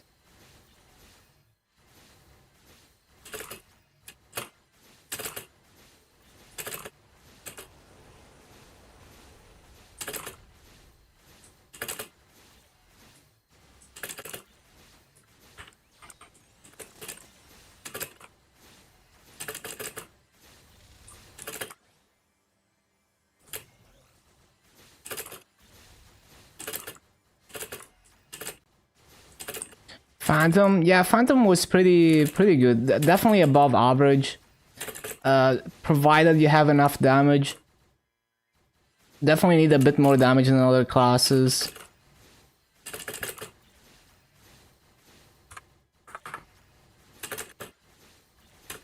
I would say Phantom was one of the few classes that doesn't have a hard time in LH6 to get like perfect full clear or close to.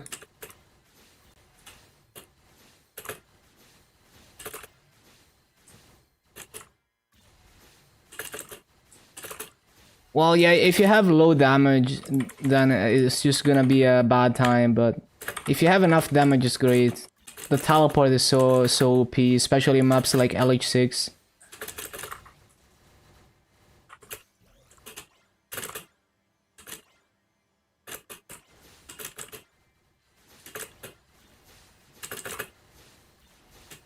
Just leveled Corsair to 250, it's got the best mobbing. Legion is 9.7.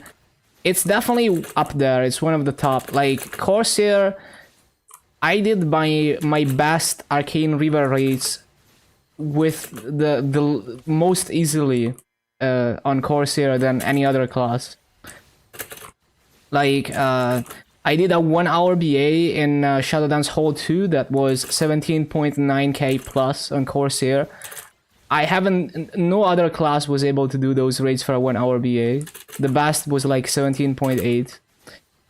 And I did 18.4k 1 hour BA in LH6 on Corsair. Wasn't able to replicate that on any other class. Although I think Shadower could do a lot of those raids if I went back and tested it. Because when I did Shadower, I was less experienced and also I didn't have Erda Fountain. So with one-shot Massive Explosion, Shadower could match that.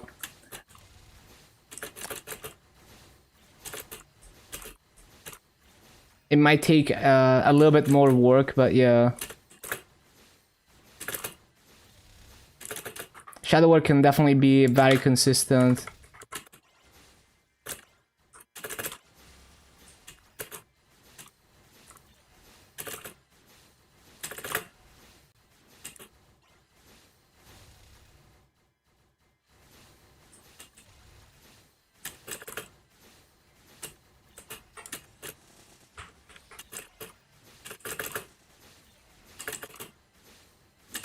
Best means just play what you like.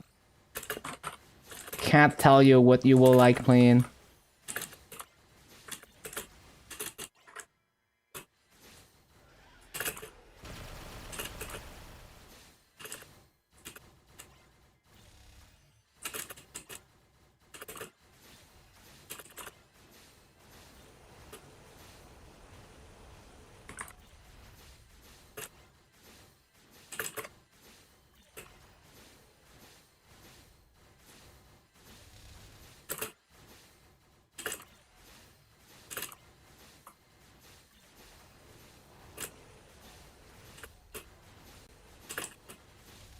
Ba, ba, ba.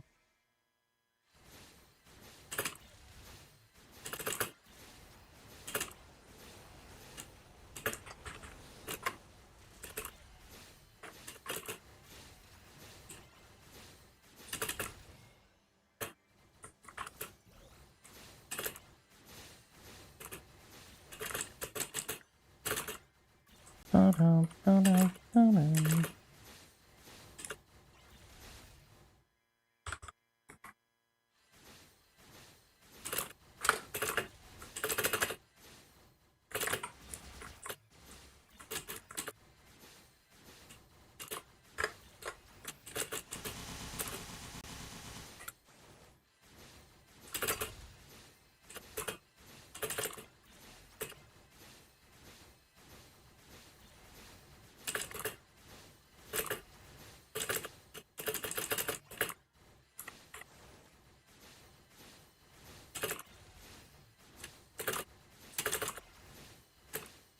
Ba-dum, bum, bum, bum.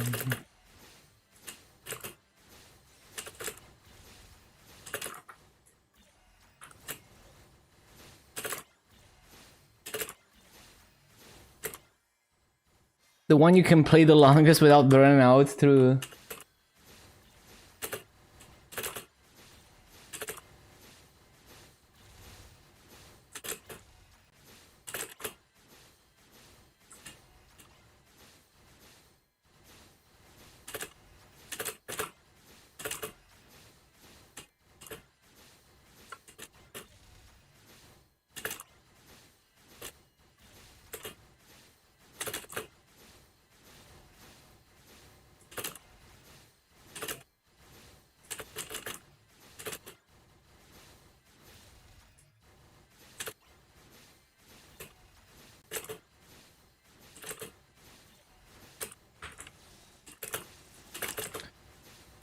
Yeah, Shadower is comfortable.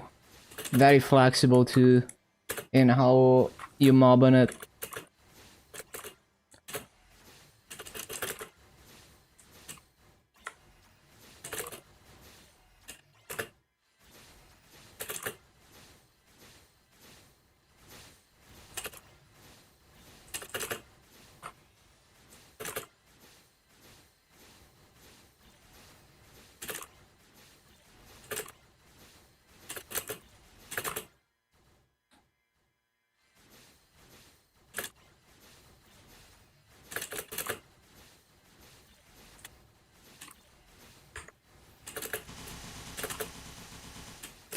Ba-dum-bum.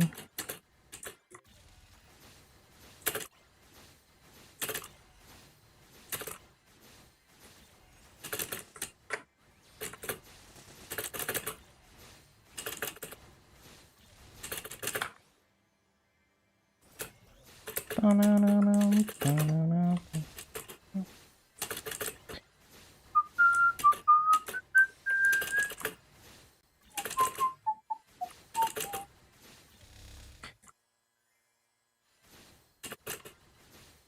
Bum, bum, bum, bum, bum.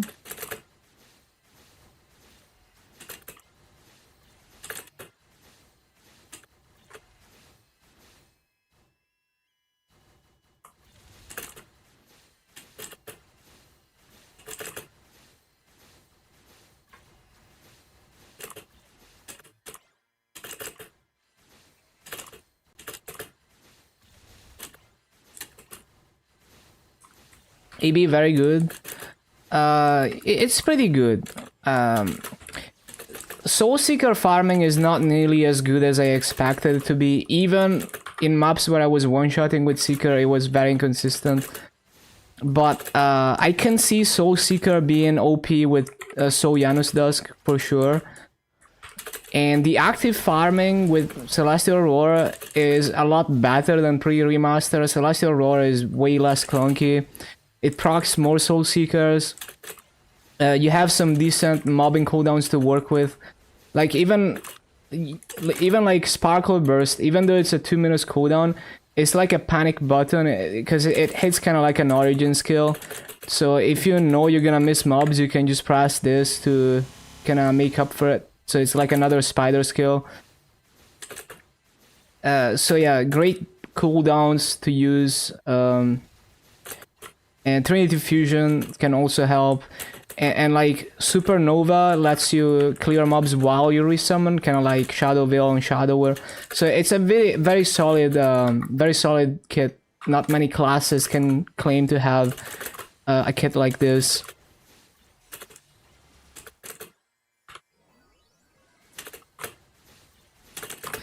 Yeah, and the bossing is so much more straightforward, way less annoying after a remaster.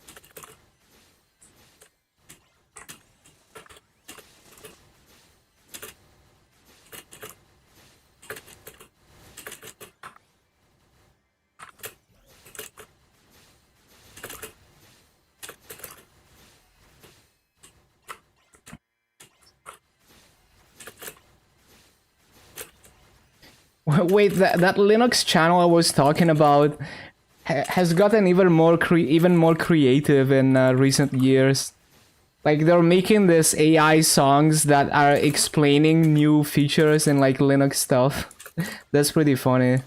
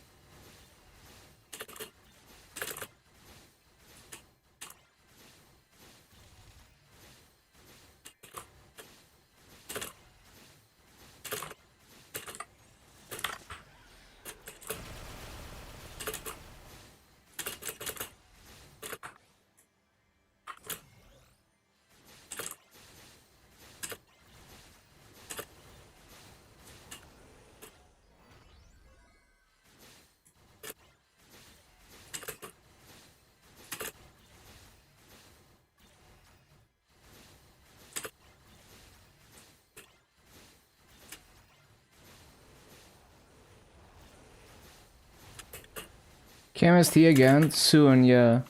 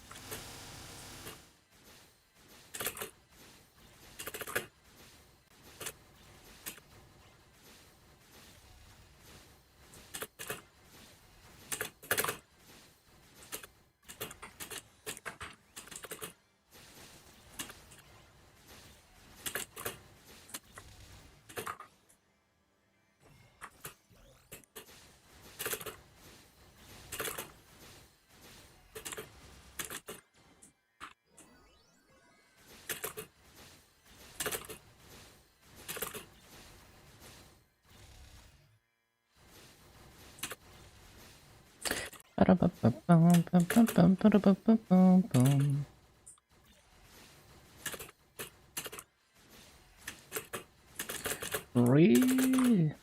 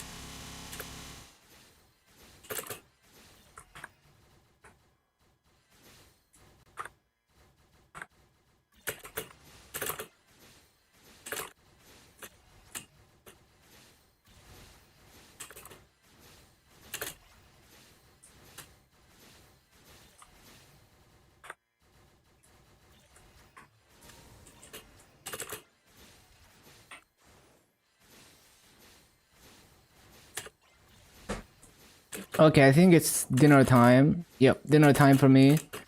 So I'm gonna be back soon. See you in like 40 minutes. Thank you for being here so far. And yeah, see you in a bit. Enjoy the music in the meantime. Yeah, be back soon.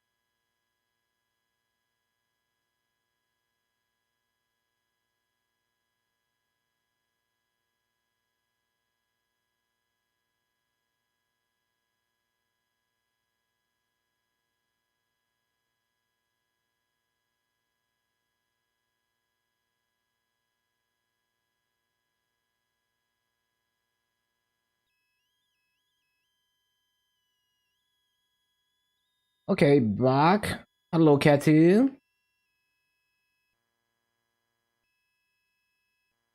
Bum, bum, bum, bum. Okay, okay, you.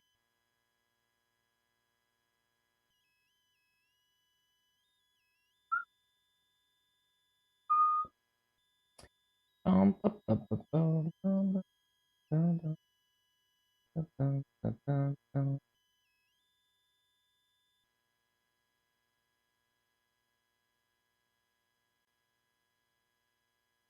Okay, okay, you.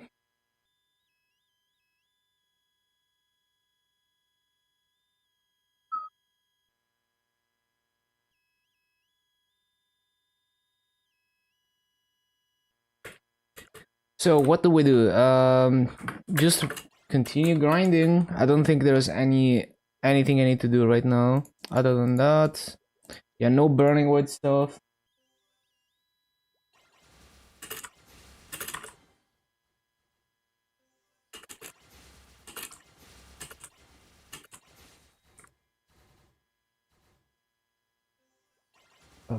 Ba-da-ba-da-bum, ba-bum, ba-da-ba-da-bum, ba-da-ba-da-da-dum,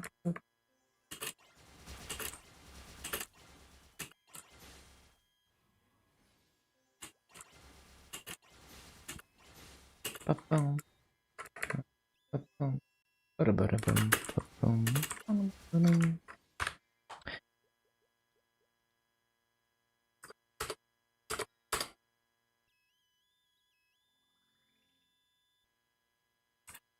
Ba-da-ba-ba-bum, ba-da-ba-da-bum.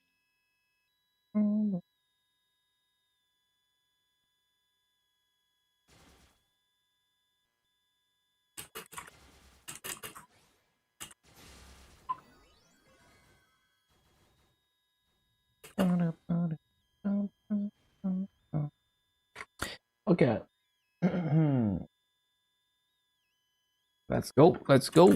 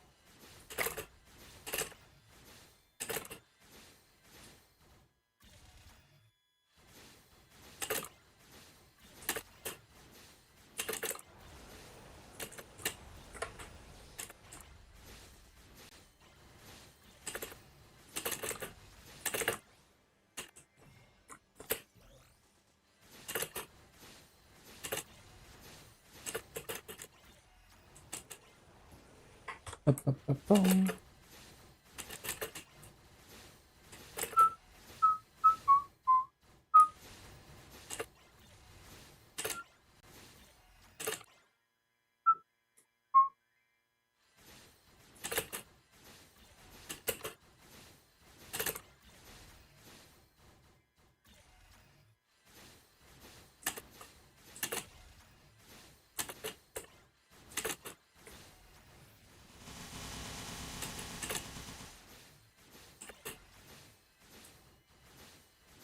Bum, bum, bum, bum, ba-bum, bum, bum, bum, bum.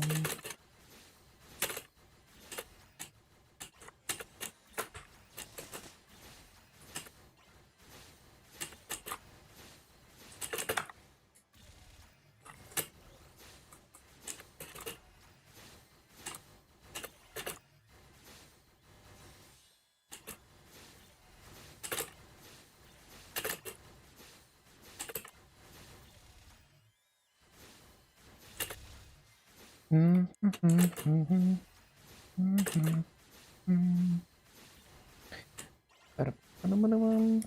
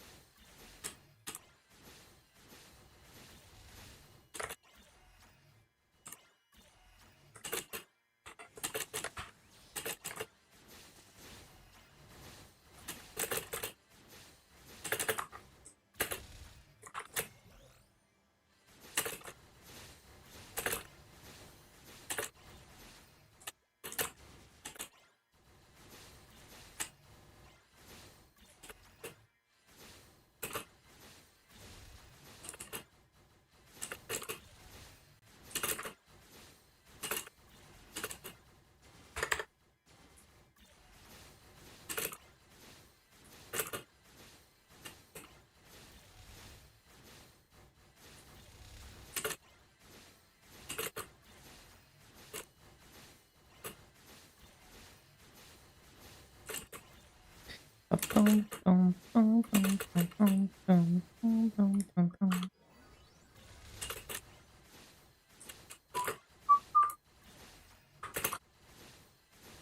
to remember to use my coupons, man.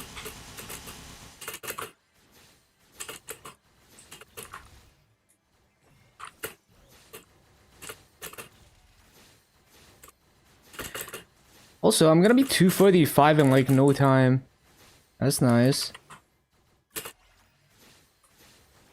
How little crazy this is.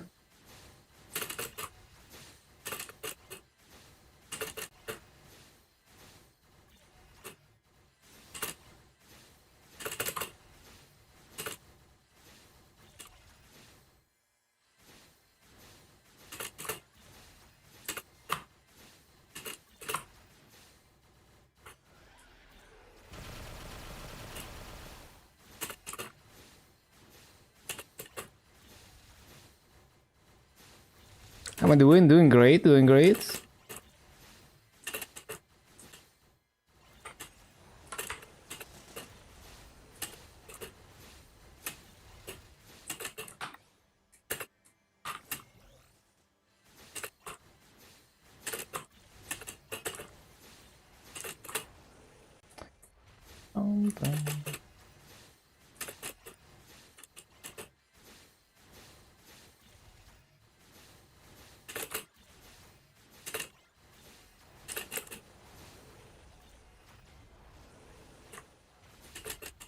I slipped off.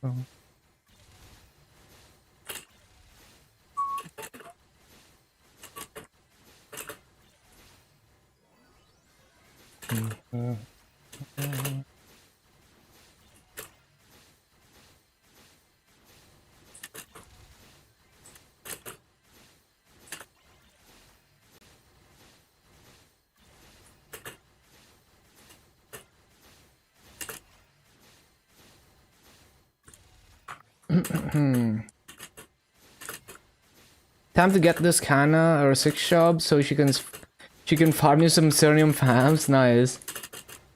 Go for it.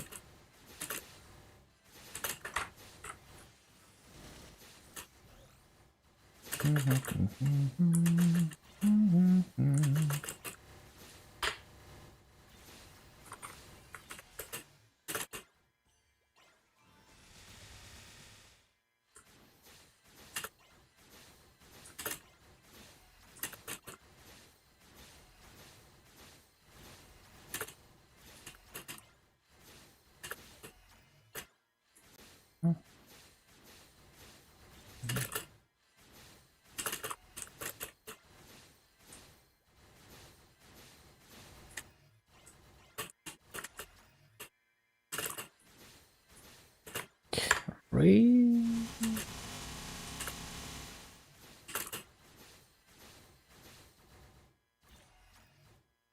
Ba-da-bum, ba-da-bum, ba-da-bum.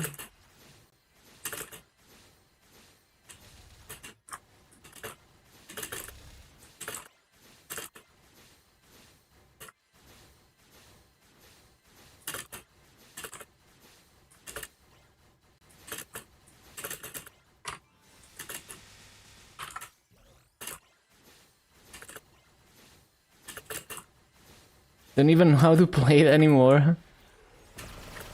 Yeah, it's gonna be interesting to revisit Kana after so long.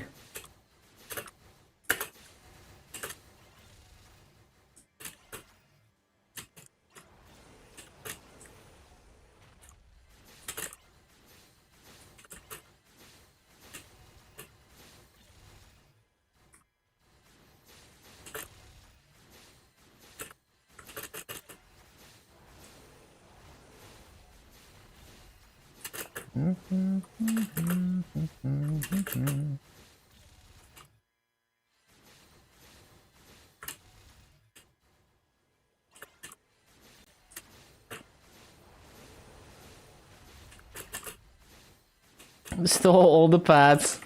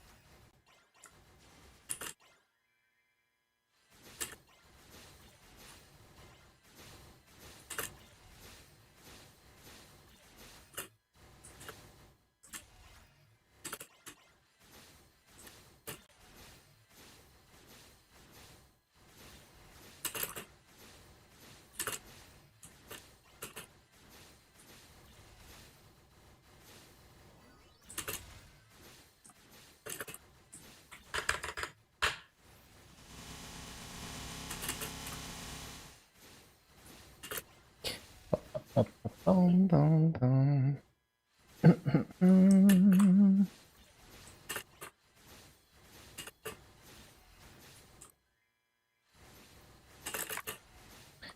Ba-ba-ba-ba-dum. Ba-dum. Ba-da-ba-ba-ba-dum.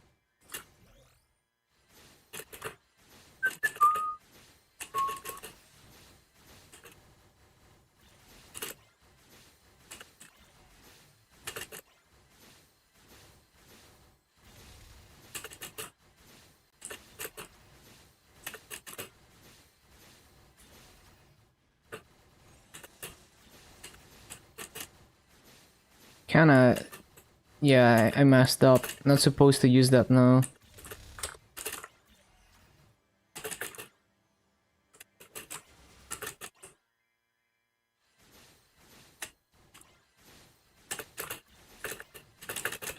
Re 53. Yeah, keep exploring. There's like so much to see in this game, even in like the early levels.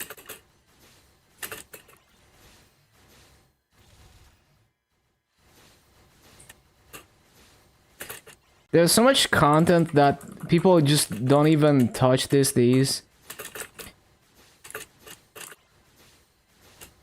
20 plus years worth of content, so much to explore.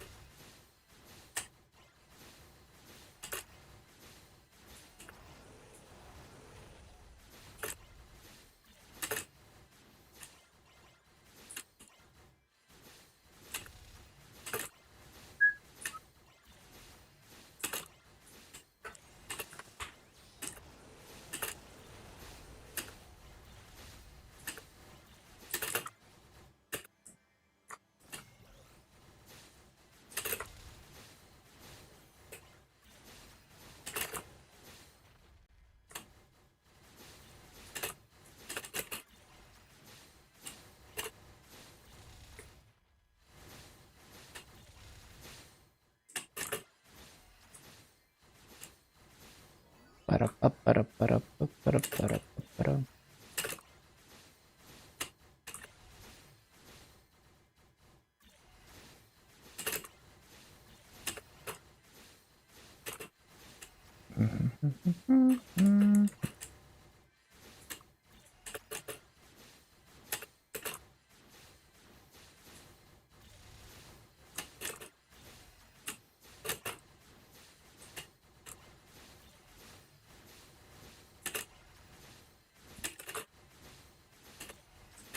Oh, I forgot.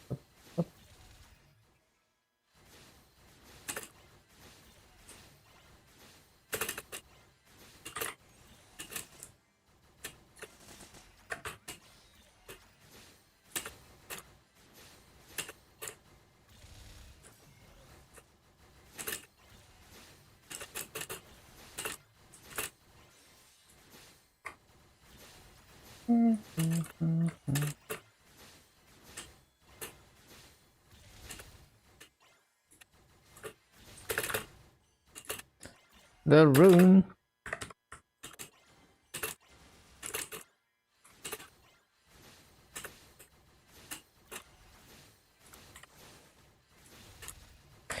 I didn't take the rune. Oh, I did take the rune.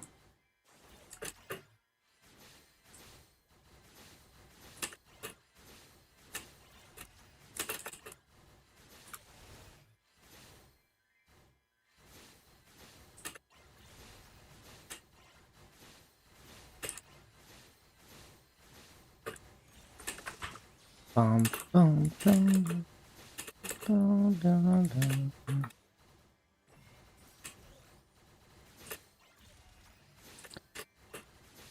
Ba-ba-da-ba-bum, ba-da-ba-ba-da-ba-bum, ba-ba-da-ba.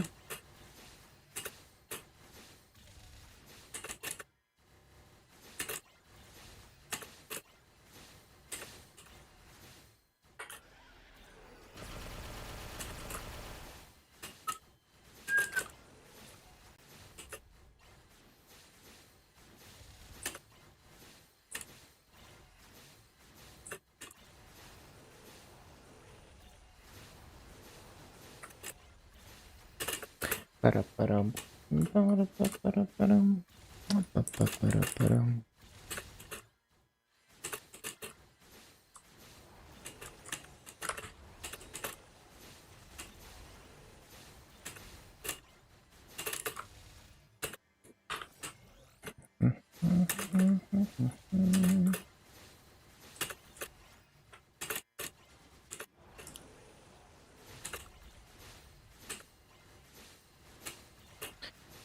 Ba-ba-da-ba-dum, ba-da-ba-ba-dum.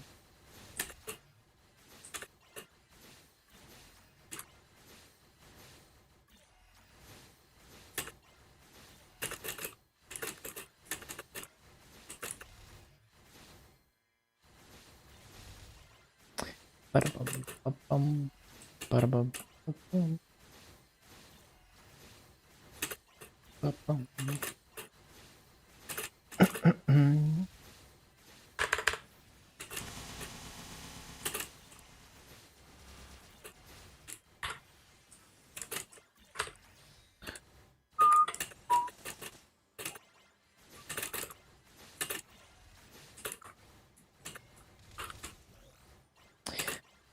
Ba-bum, ba-da-ba-da-bum, ba-bum, ba-da-bum, ba-da-bum.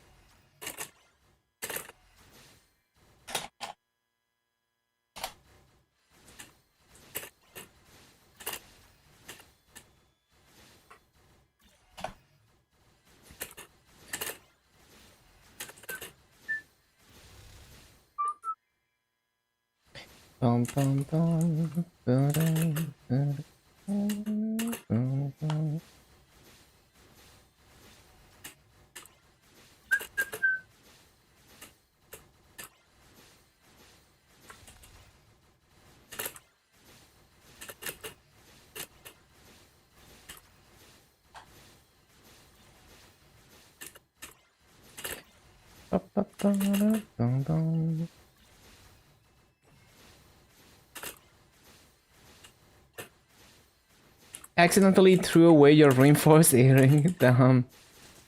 Low Hugh. Unlucky.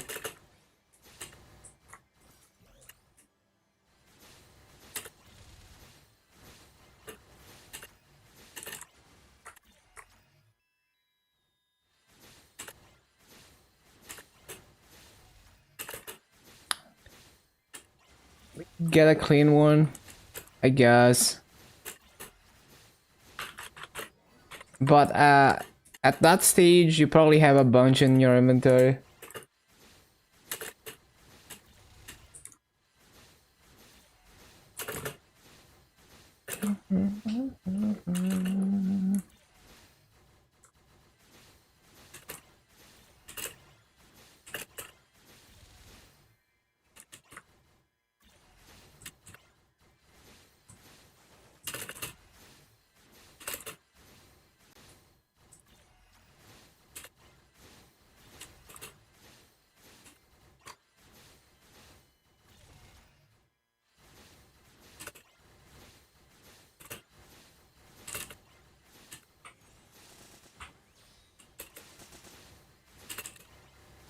Did it with your abs issues. We honestly need... Like, why do we still not have the green lock that KMS has? Like, why do we have the shittiest possible item locking system? So stupid.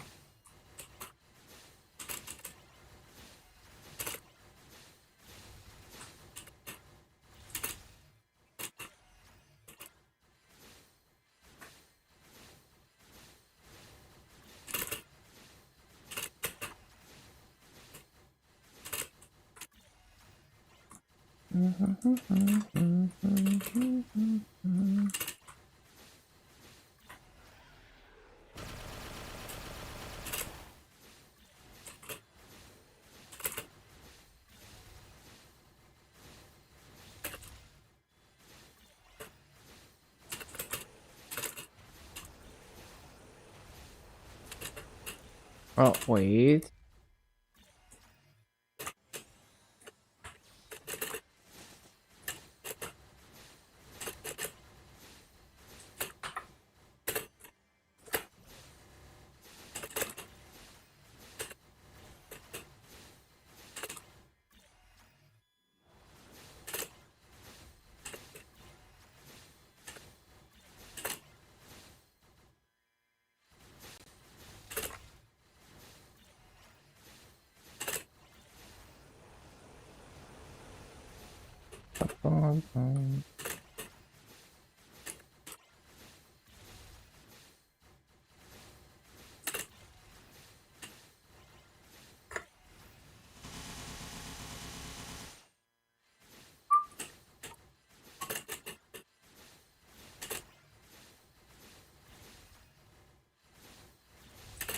the green lock, you click a button in your inventory and then you click on an item and it's locked, like actually locked.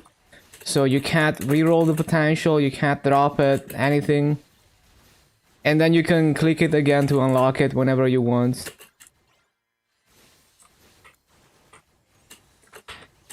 Which is what the item lock should be, but I don't know, for some reason we have this shitty ass lock that doesn't actually truly lock the item, and you have to refresh it,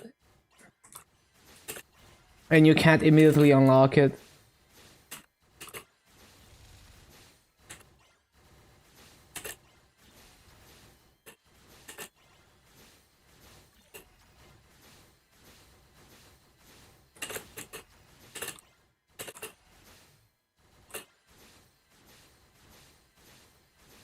And MapleStory got the lock, so hopefully we will get it as well. KMS has had it since like forever.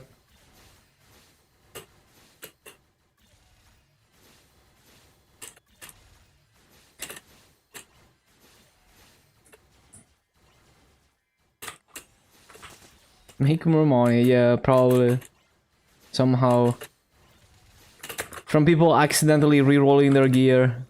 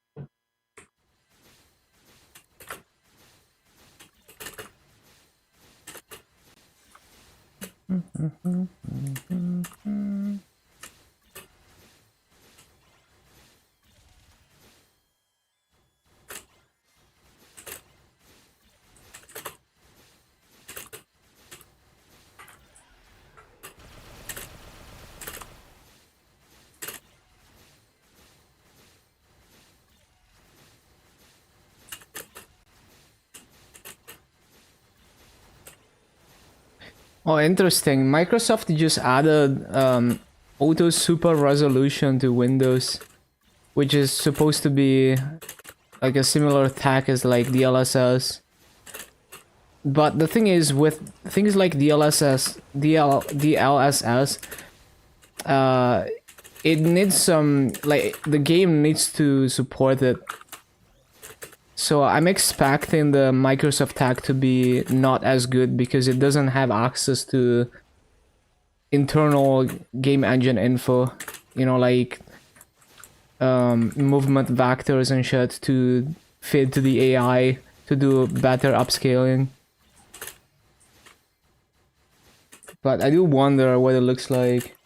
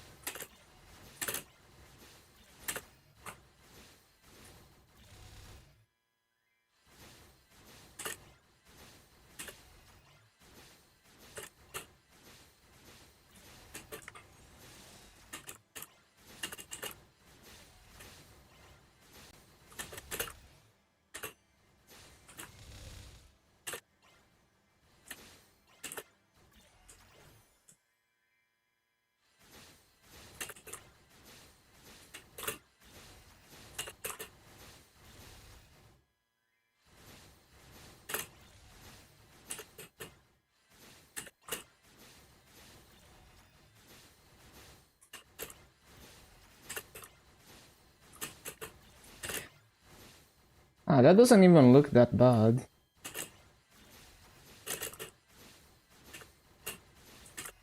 Yeah, it doesn't look terrible for upscaling just based off the low resolution image.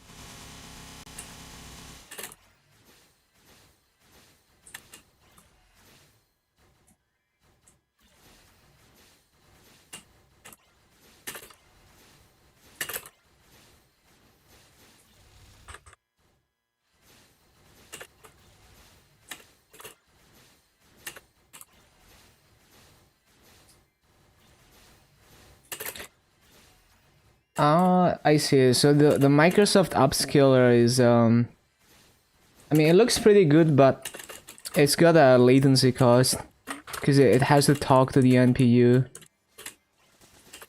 So it's using the neural core in your CPU. If you have a new CPU, interesting. 12 milliseconds is too much. I wouldn't consider it acceptable to have 12 millisec plus 12 milliseconds latency.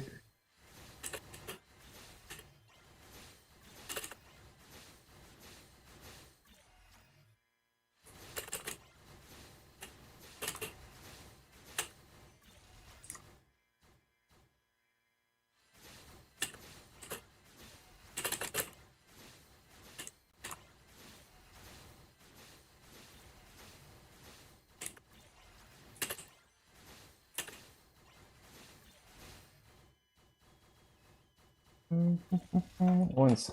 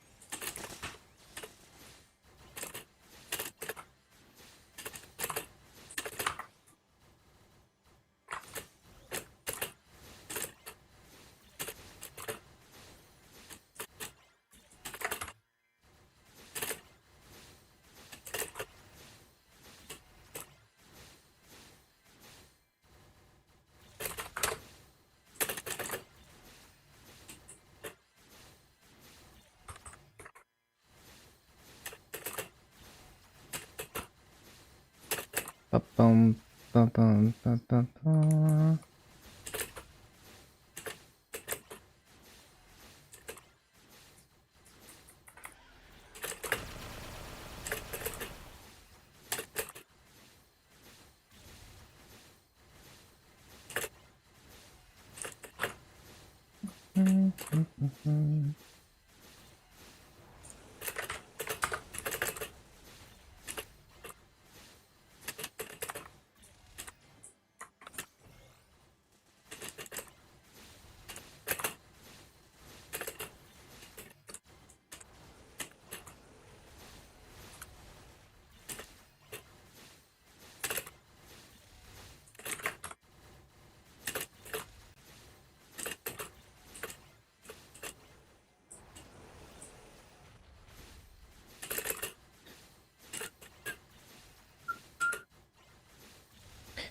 Bum, bum, bum, bum, bum.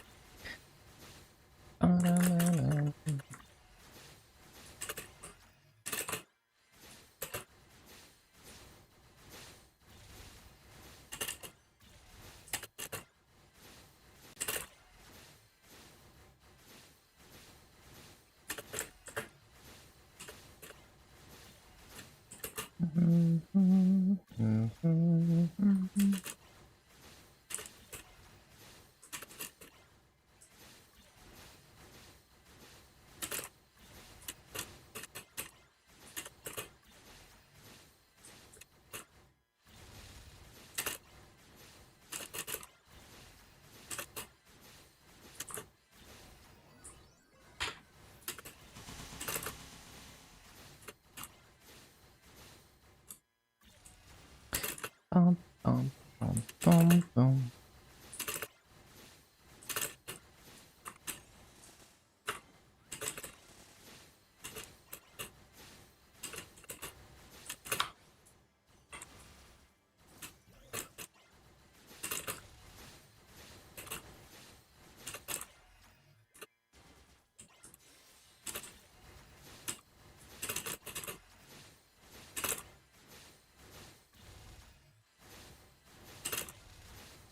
Ba-ba-da-ba-ba-ba-bum.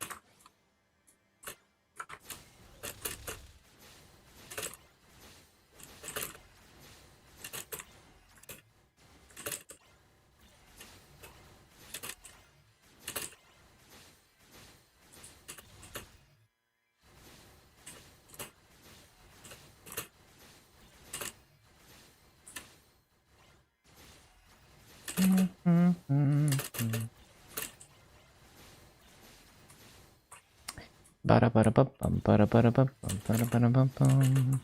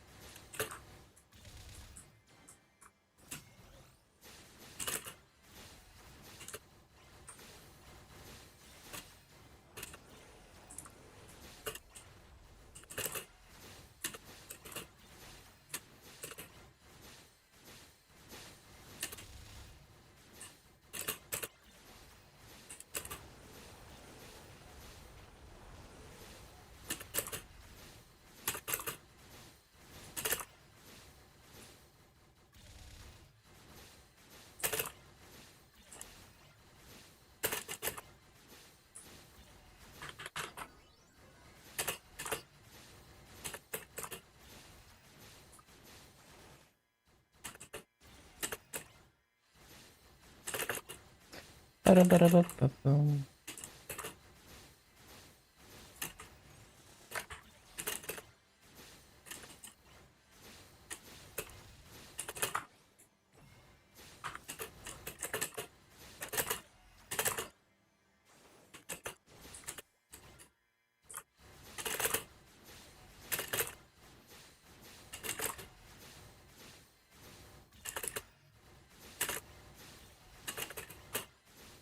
Ba-da-ba-da-ba-ba-ba-boom.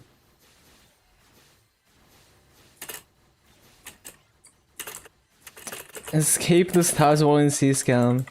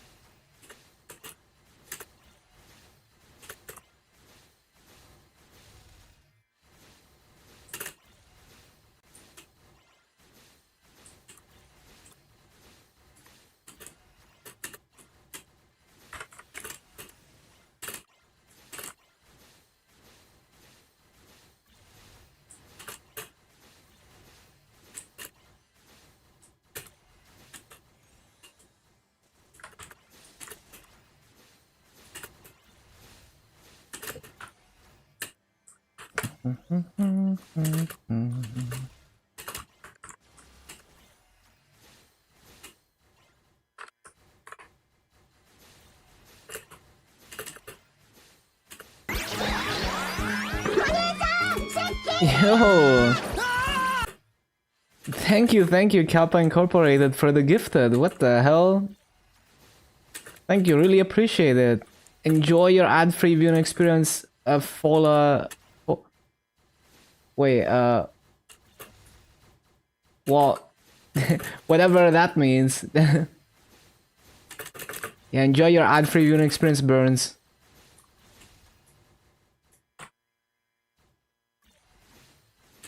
FOLR on Burns is, I guess, maybe.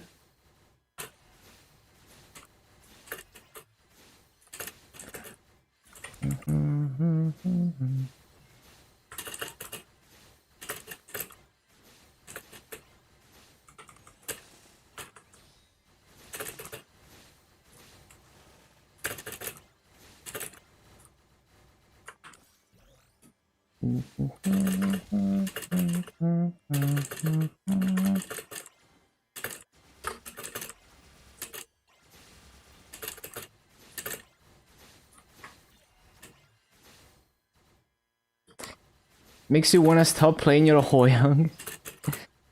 You know, this seeker farming is not as good as it seems. It's actually not great.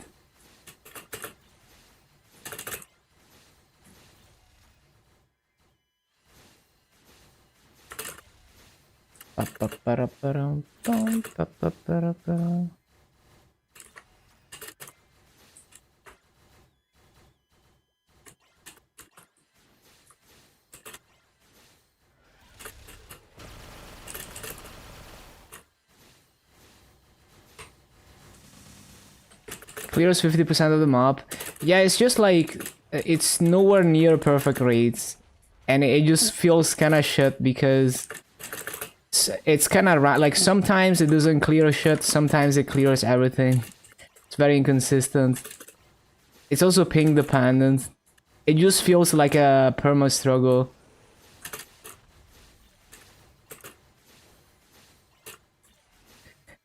I tried in maps where I was one-shotting and it was a similar experience. It was a bit better, but it was still like not as good as I expected. even with one shot.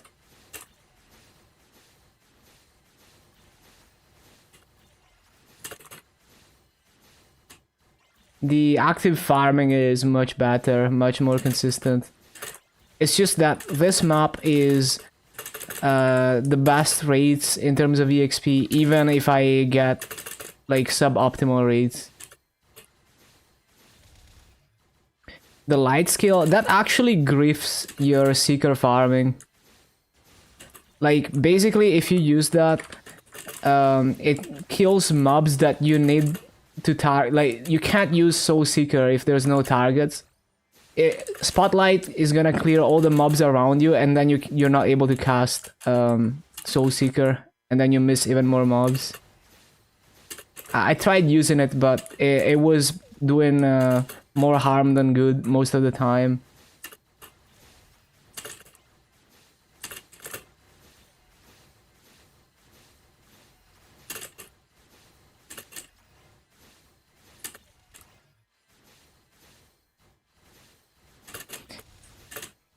Oh yeah, you could definitely clear. Well, maybe not perfect full clear because it doesn't have full screen coverage. But yeah, like depending on the map, you could just entirely rely on it to clear mobs, depending on the map layout while it's up. But it's also like, it doesn't feel like it's worth the effort because it's only 30 seconds every 2 minutes. That's like nothing. So it's like, it doesn't... It basically, it's extra overhead. Now you have to pay attention to that cooldown. So it just makes it more difficult without significantly helping your rates. Because it's only 30 seconds every 2 minutes. So, yeah, I tried using it, but it just kind of felt worthless. Because the uptime is like nothing.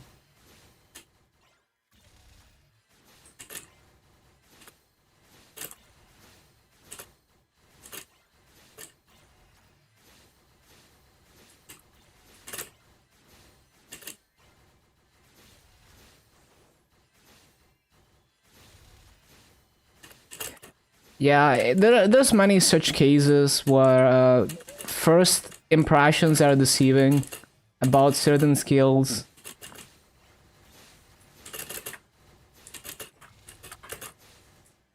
But when you actually get down to it and like try to farm properly, it doesn't actually end up being that good.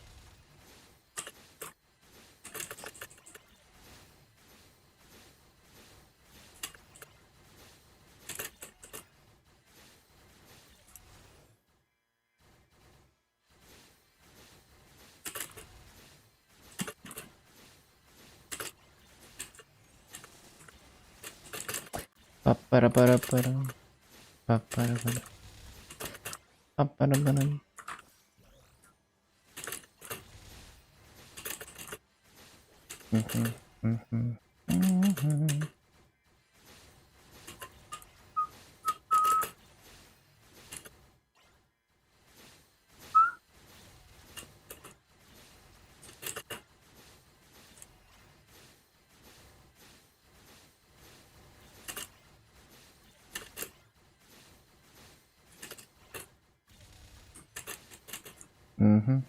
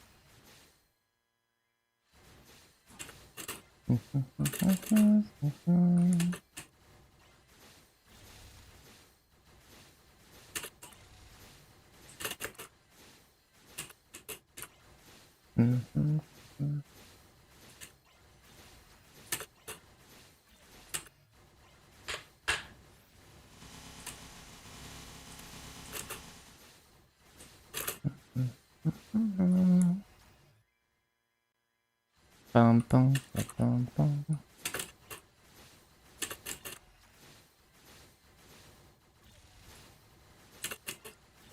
Oh shit, the one... I mean, fountain.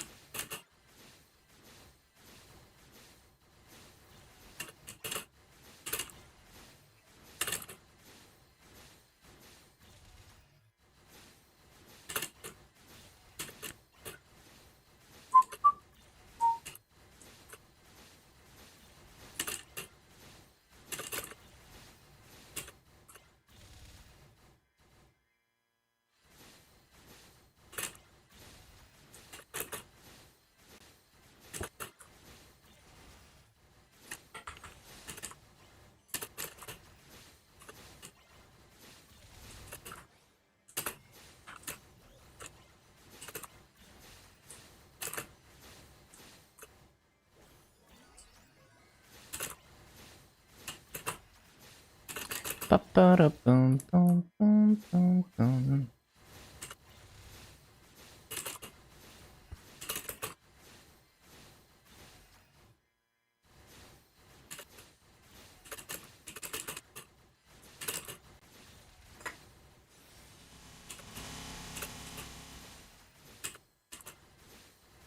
Oh, that BA was almost 18k.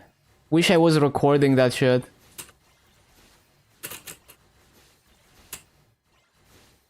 It's okay, because it wouldn't be realistic for 2-shot anyway.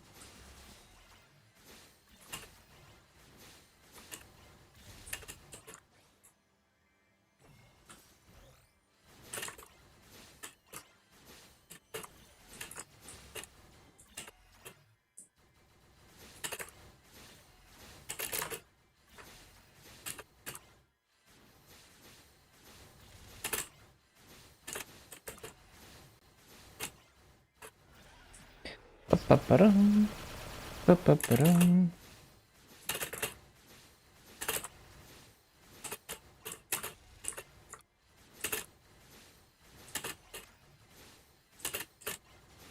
Ba-ba-ba-da-ba-dum. Bum-bum. Bum-bum-bum. Banger.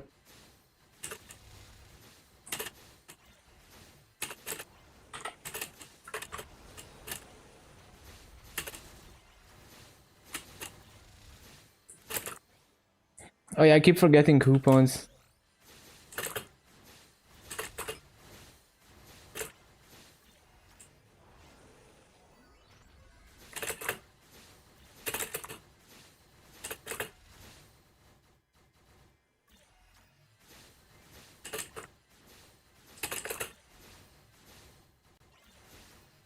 Bum, bum, bum.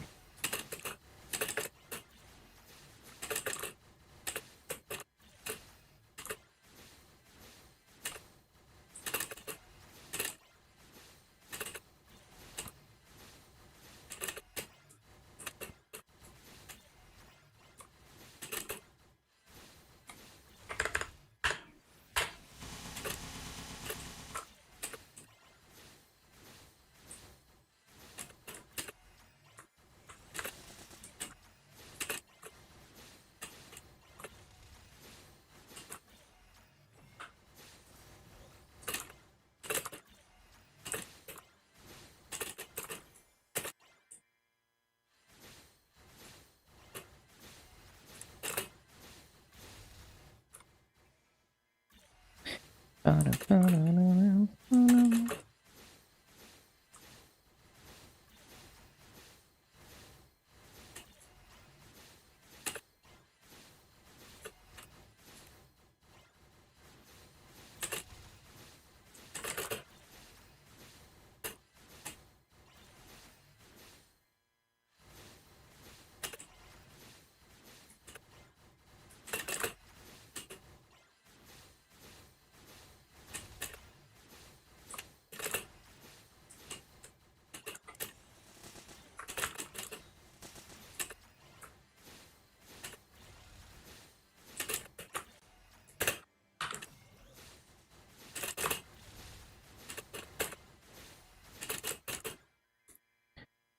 Bum, bum, bum, bum.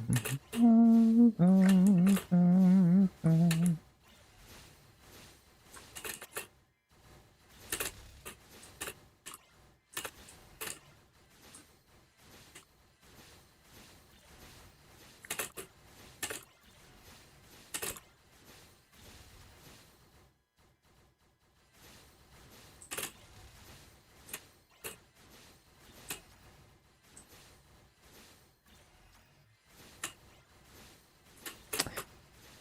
Ba-da-ba-ba-ba-dum. Bum, bum, bum, bum, bum, bum, bum. Ba-da-ba-ba-ba-dum.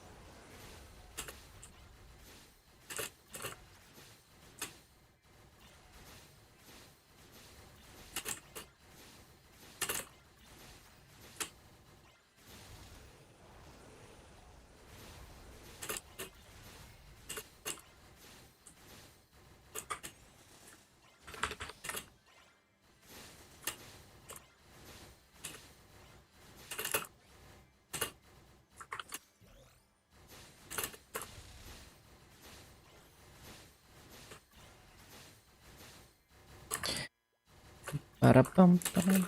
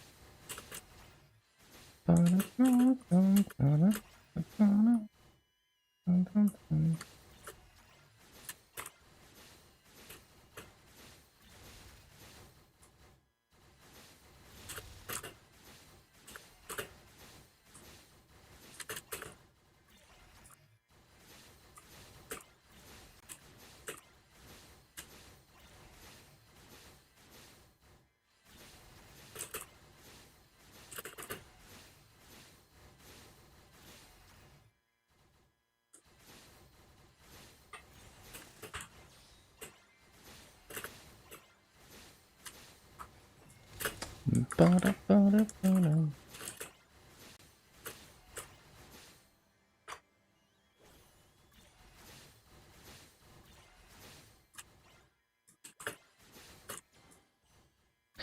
Ba-ba-ba-ba-da-ba-ba-ba.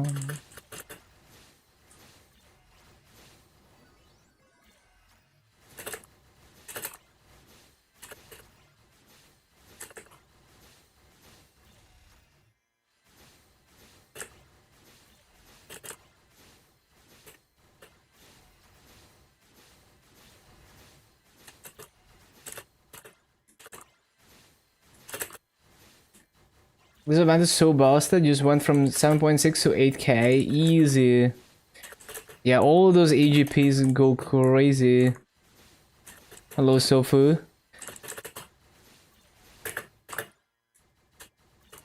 Always nice to see events that reward grinding.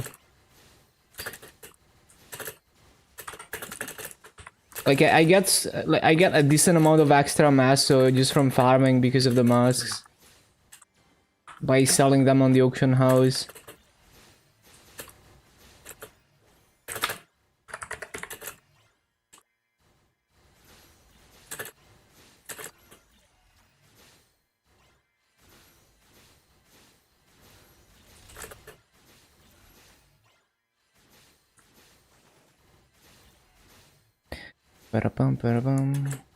Yeah, for me it's like you know, just free masso. Like I enjoy farming. I would be farming anyway. And now I get even more value from my farming. Get rewarded even more for, you know, playing the game in a way that I enjoy.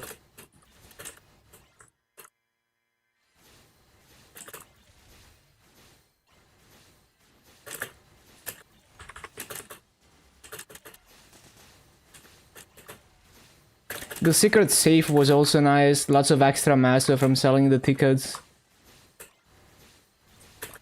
And it's also convenient if you're Like if you need the masks, it's also convenient because you just buy them from the auction house and then you don't worry about it. You're not forced to farm for them.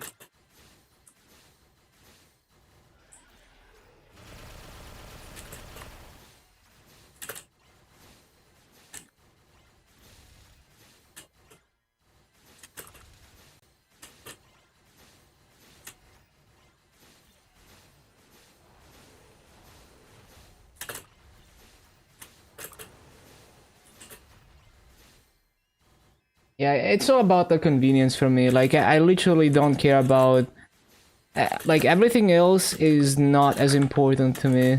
So like slower progression, don't care. But the convenience of having the option to trade it is quite nice. I can be as lazy as I want to be.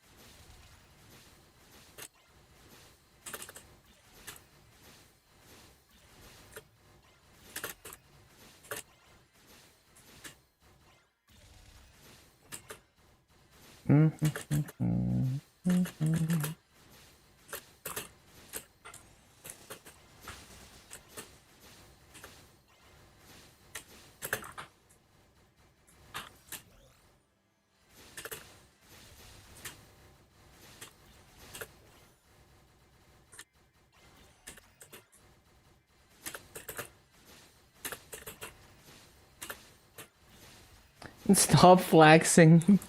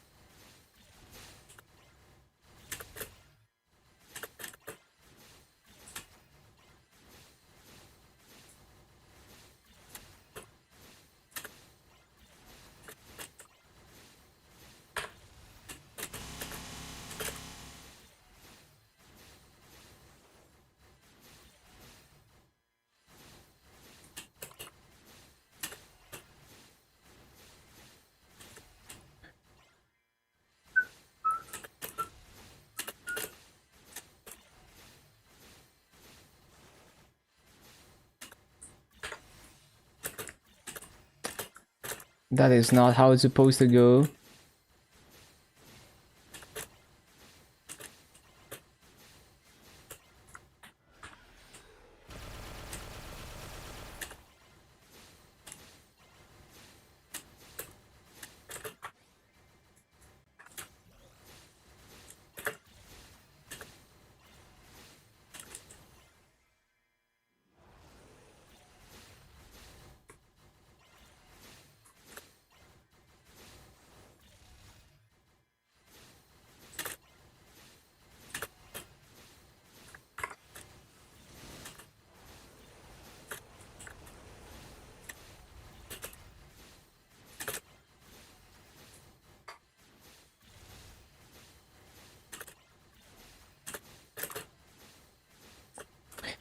What do you want to do with EXP coupons? Have your links up, wondering if you should slow push all characters. Pump on the alts.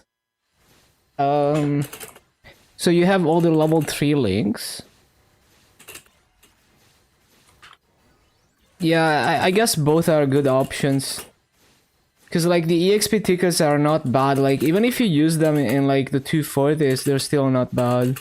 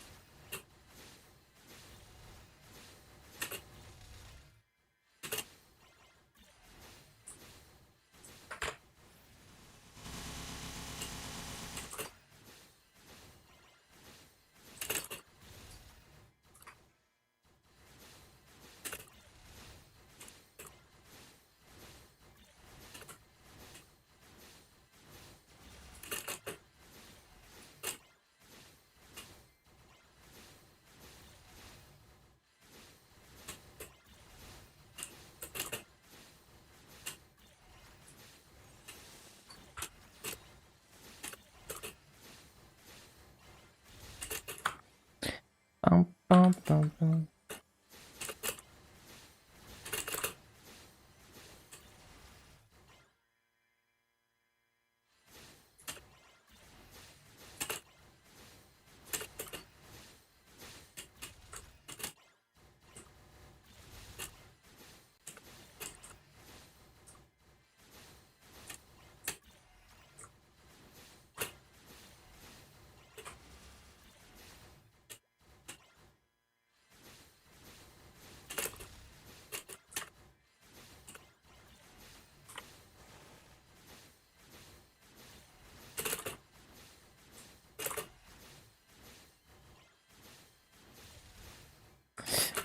Bum, bum, bum, bum, bum, bum, bum.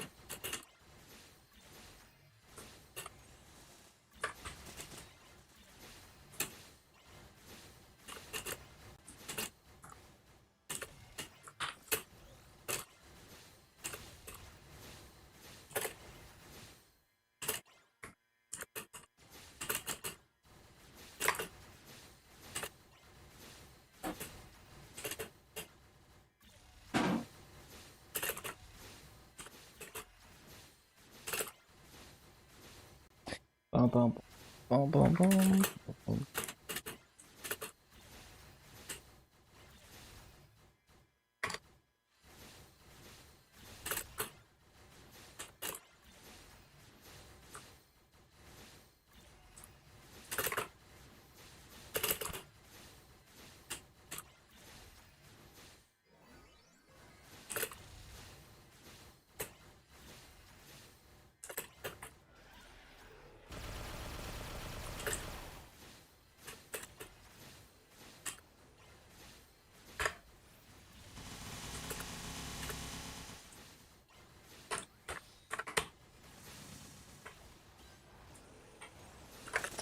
Ba-da-da, ba-da, ba-da-da.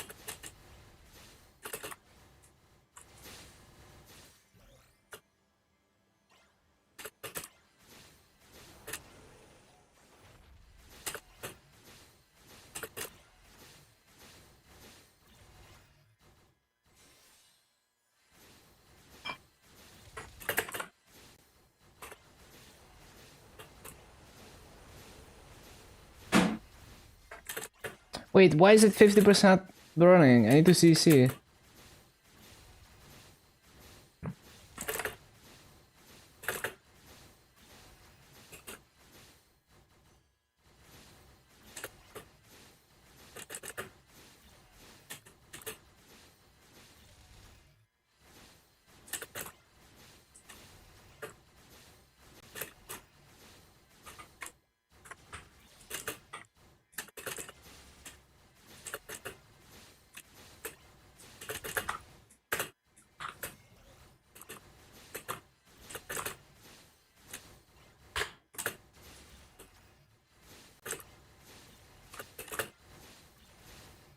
Bum, ba-dum, bum, bum, bum.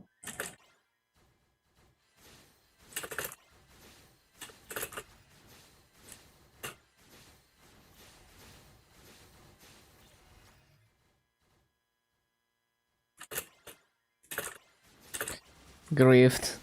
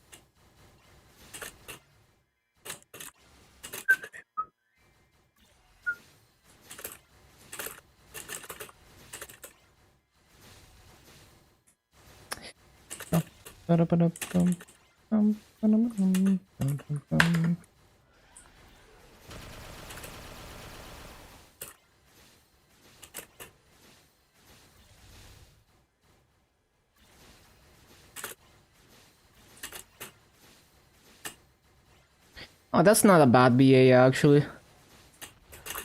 It's yeah, this is actually pretty good. Surprisingly good. Almost 17.6, even though I feel like I haven't been playing that good. This is decent. Okay. Let me add a stream marker.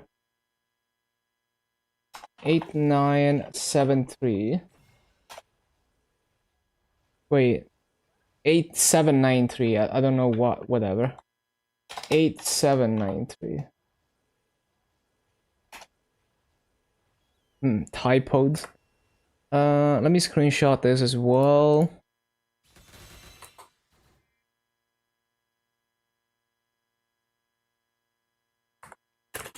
Okay, CC time.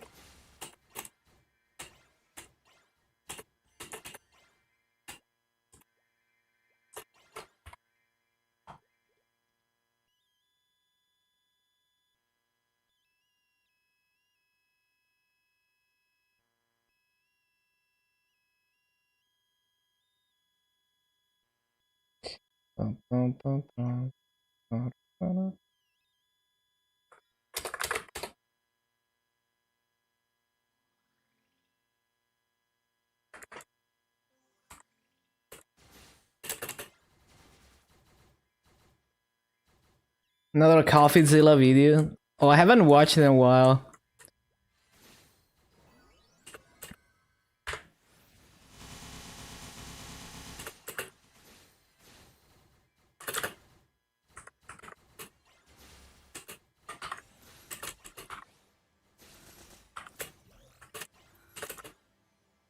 Got scanned by the insurance company.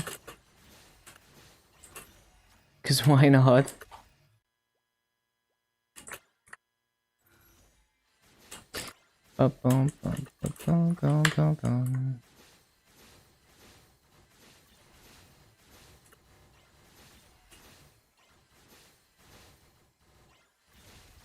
Bum,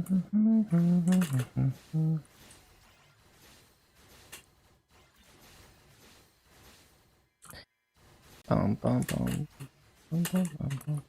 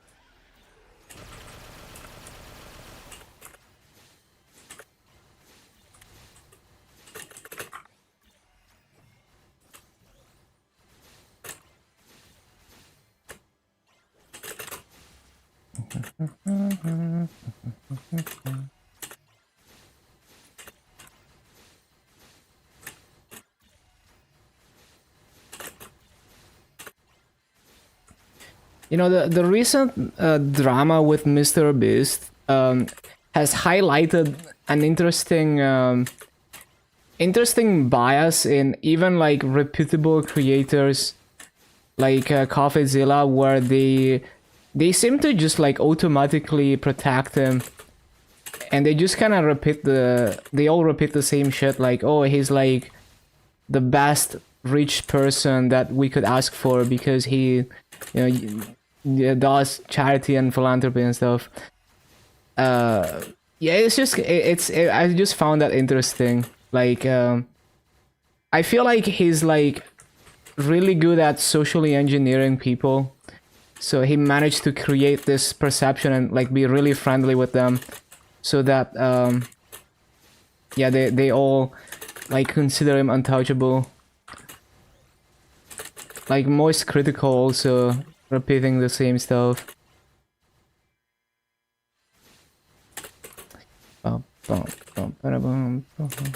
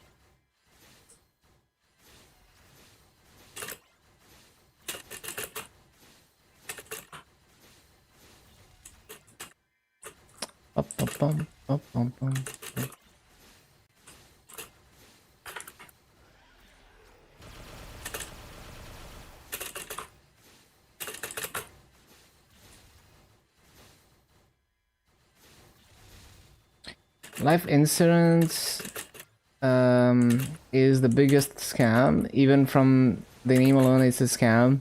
It sounds like it sounds like just a psychological trick to get rich people to spend a lot of money on insurance.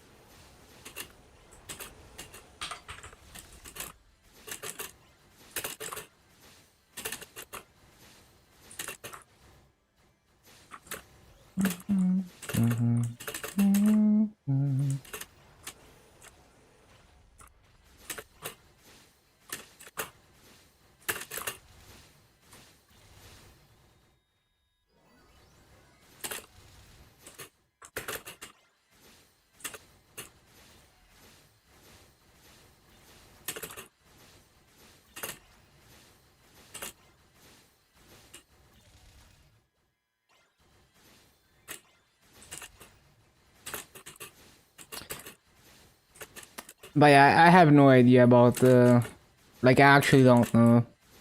Maybe it's actually good.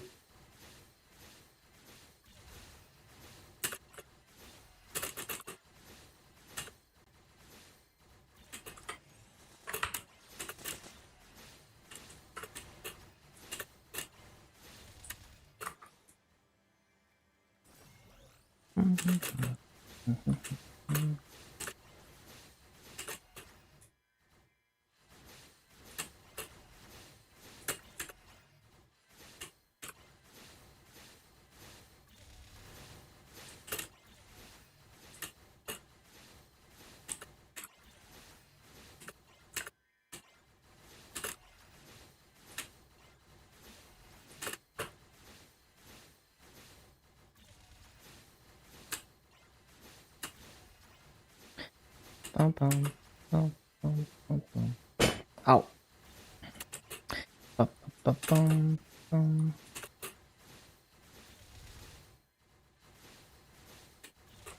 You will receive it once your life has ended. Yeah. I don't know. I guess it's intended for your family to get something out of it.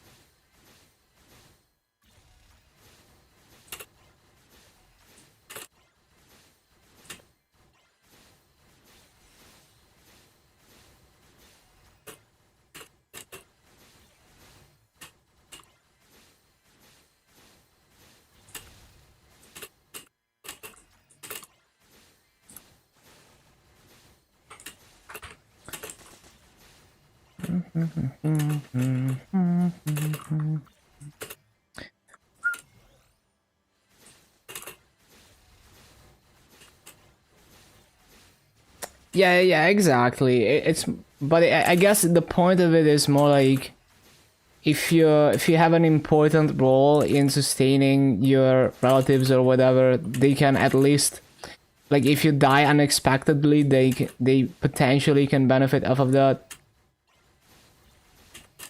But yeah, I mean, insurance is like it's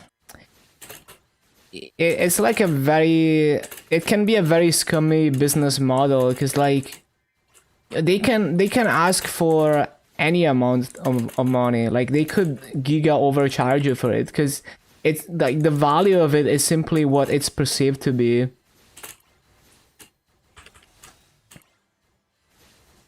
Favorite in the last 5 250s?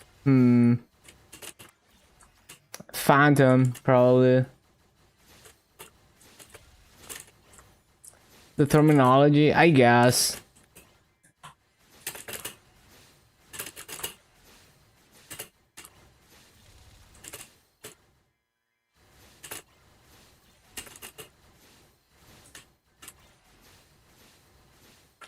Yeah, it's all marketing. Like, it's it's so annoying. It's so annoying how the entire world is marketing. Like everything in our lives is runs on marketing basically. So everything is covered by a layer of like just fake shit, just bullshit to try and convince you to buy a product.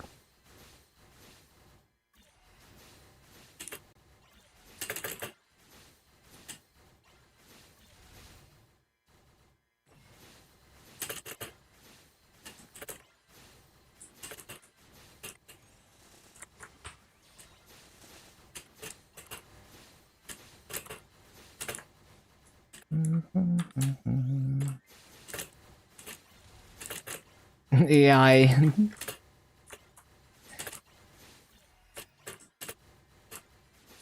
What's gonna be the next buzzword after AI? I can't wait.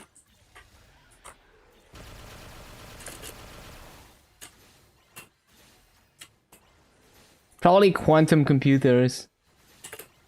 As an activist, I'm very triggered by your statement.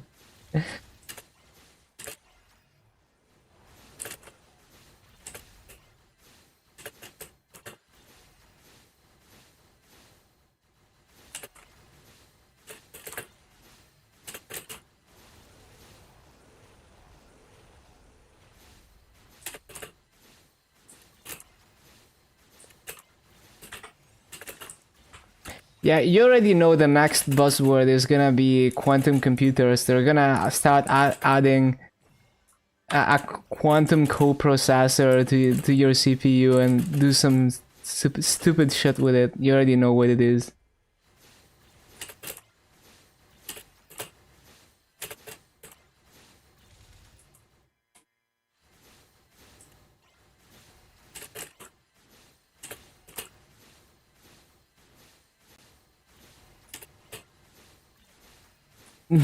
Create negative ions to push out negative energy. Imagine. Yo, did you see that? So there is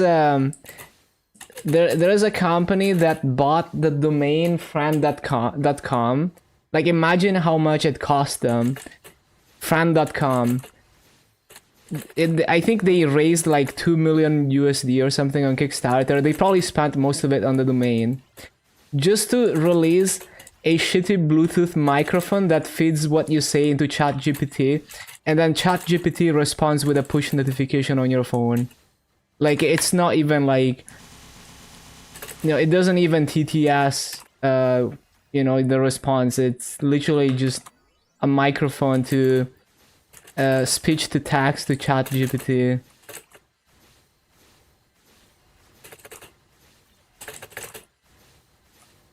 Peak AI product. At least they didn't buy girlfriend.com.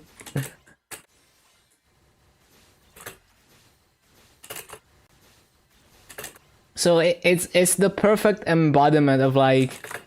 It's all marketing and the actual substance is like nothing most of the time.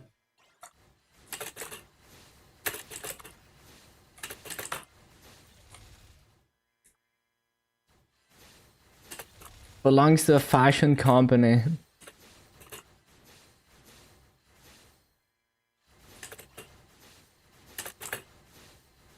Would have made more money if they named it girlfriend.com. True.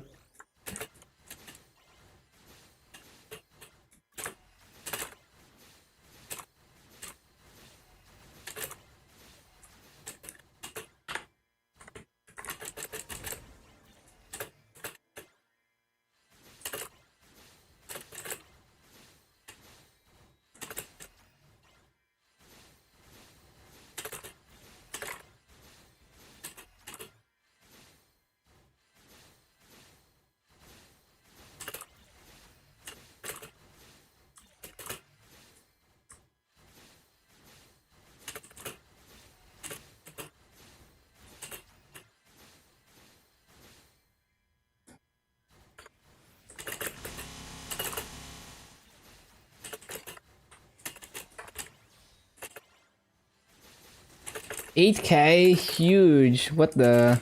Nice.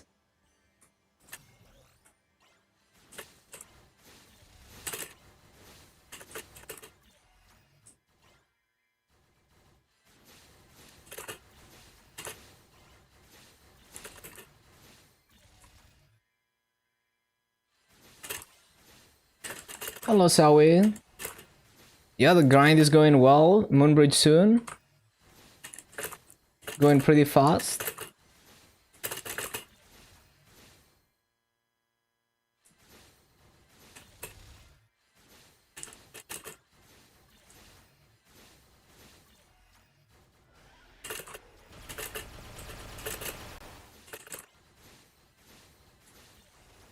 Mm-hmm. 36 characters is the final 5-character jump. I think so, yeah. Sounds about right.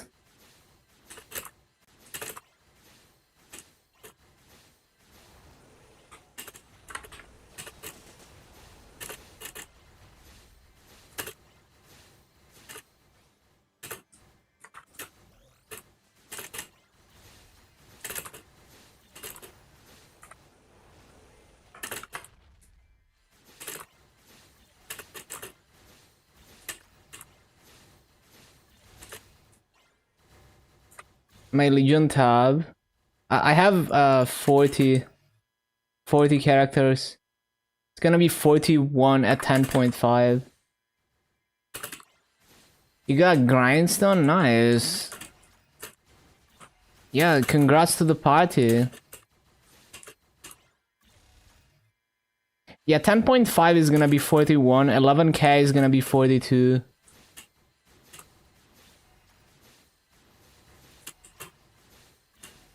Deathless normal colors, damn.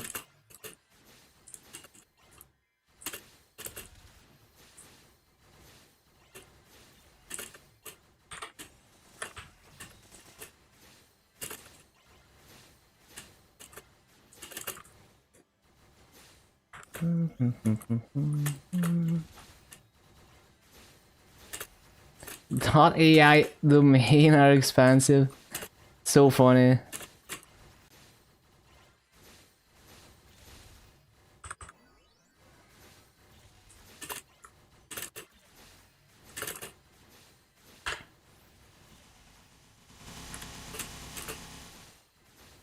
Didn't even trigger packed. Nice.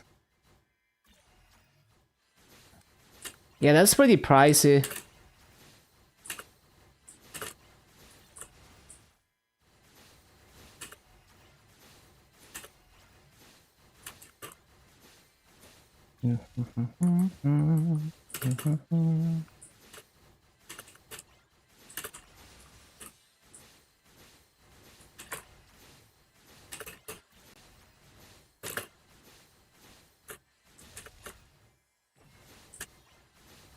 Bum, bum, bum, bum, bum.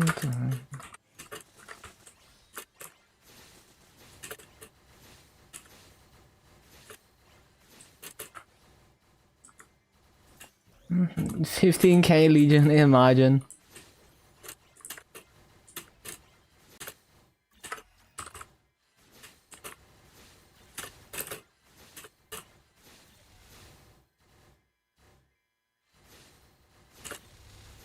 A 100K, can't wait.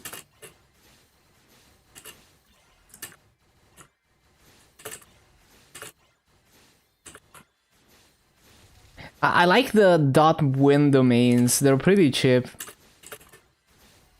I have animagirls.win, but I'm not really doing anything with it right now. Like I used it for my Matrix home server for some time, but I decided I don't want to run a federated Matrix server anymore. So it's just gonna be like local, not exposed to the outside Matrix server, which doesn't require a domain, I don't think. Whenever I set it up again. So yeah, I don't really use my domain anymore. I don't know if I'm gonna just stop paying for it. We will see.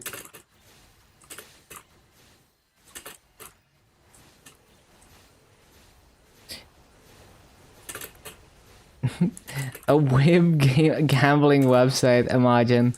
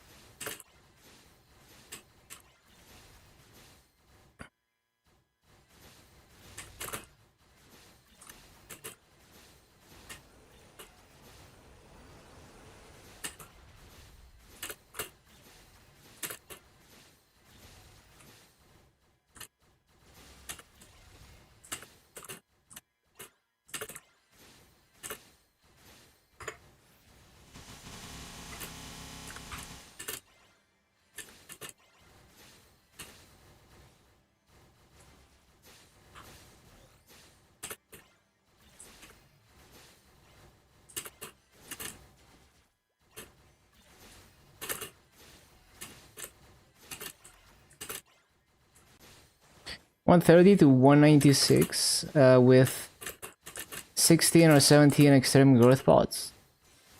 Yeah, that sounds above average. That win is cheap. Yeah, it is. That's why I got Anime Girls that win, because it was super cheap. XYZ is also cheap. And CC I think is also cheap.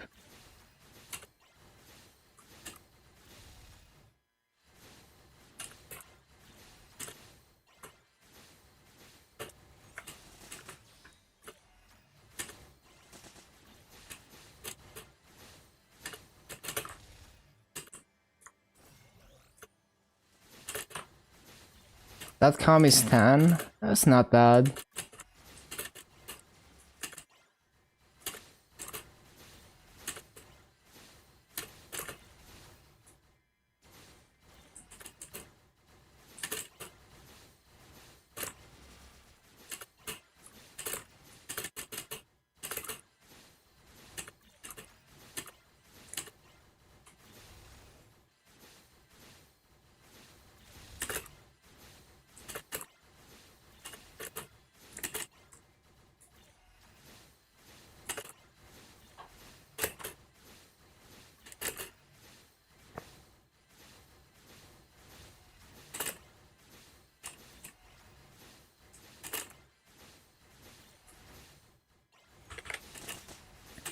You're gonna build a VPN server on your Raspberry Pi, have it connect to your domain. Yeah, makes sense.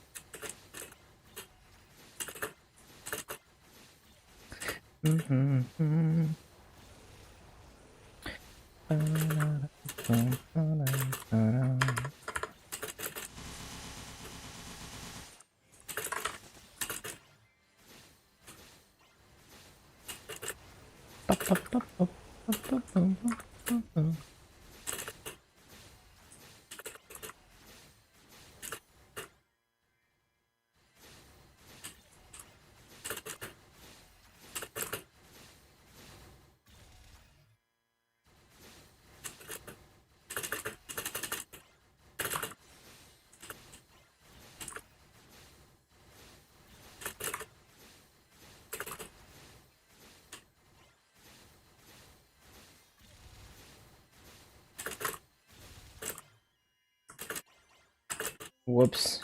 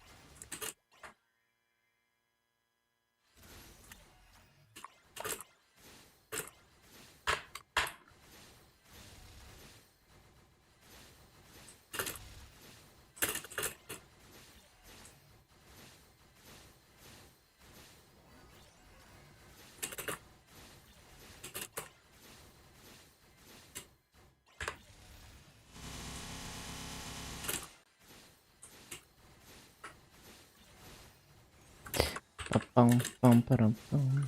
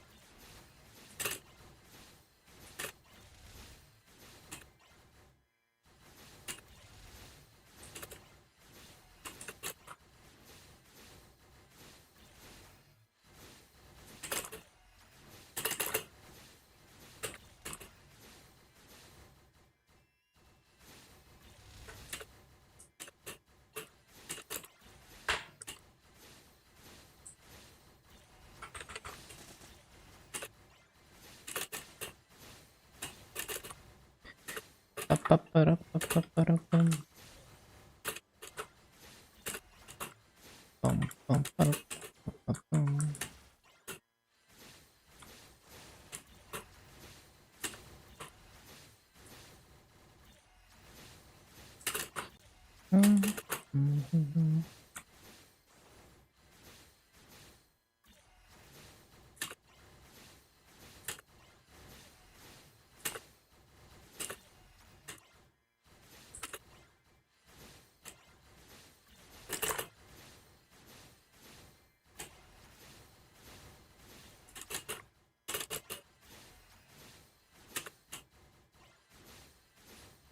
Bum, bum, bum, bum, bum, bum, bum.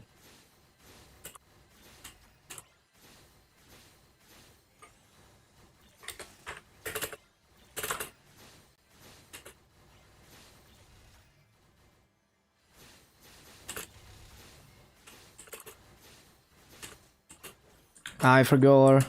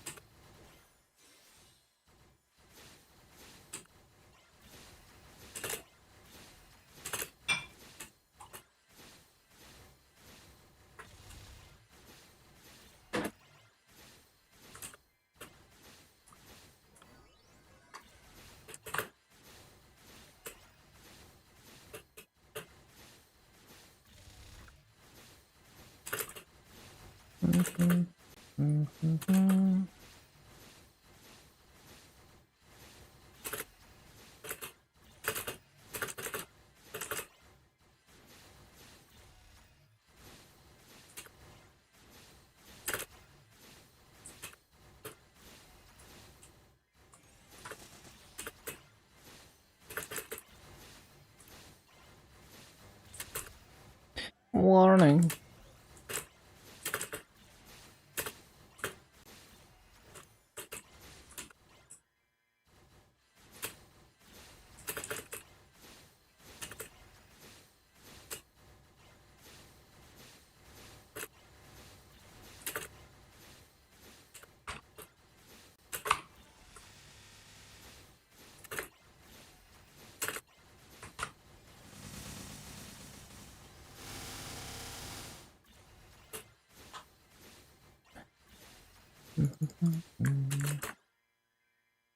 I need space.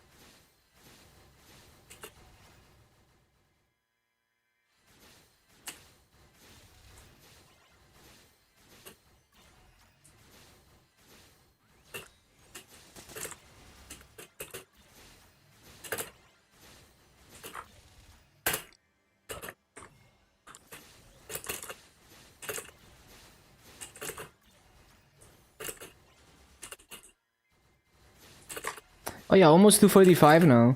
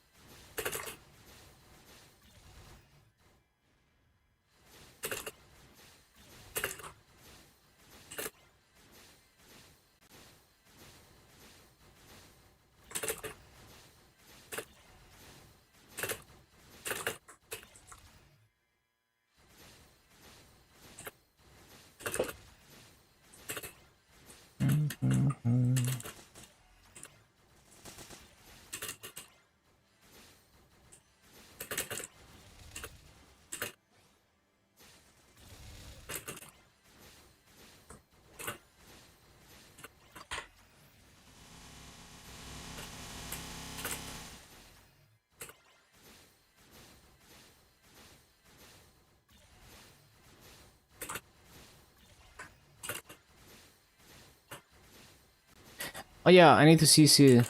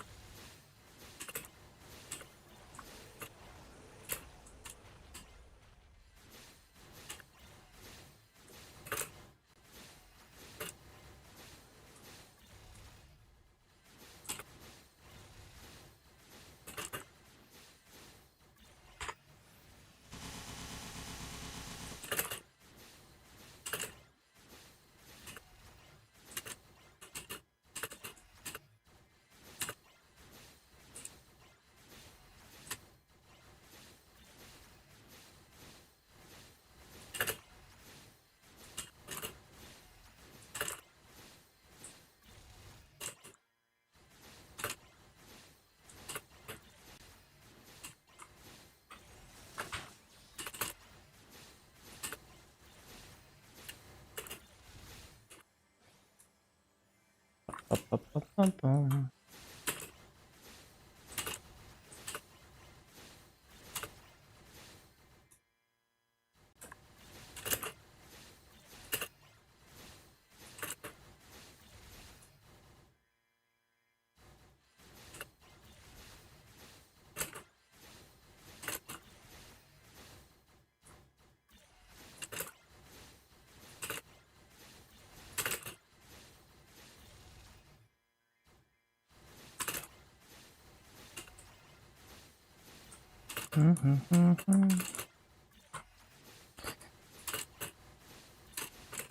Bum, bum.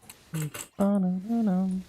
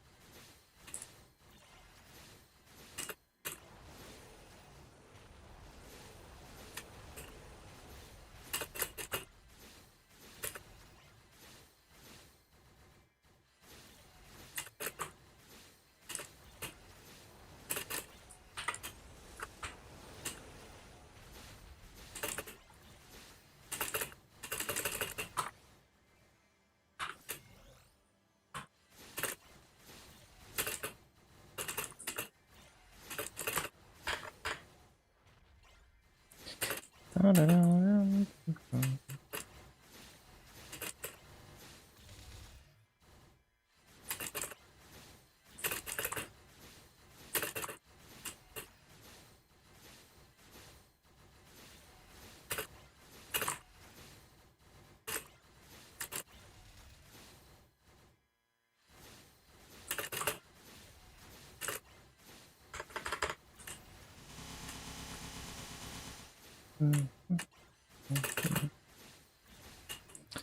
Ba-ba-ba-ba-ba-bum-bum-bum-bum.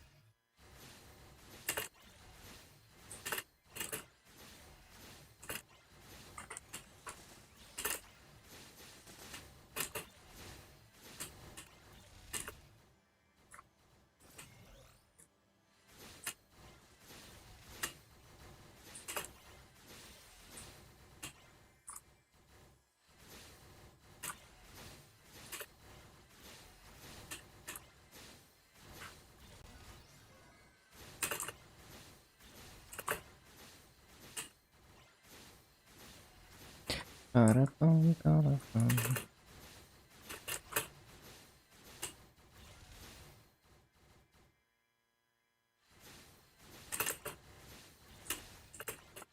Ba-ba-ba-bum-bum-bum-bum-bum-bum.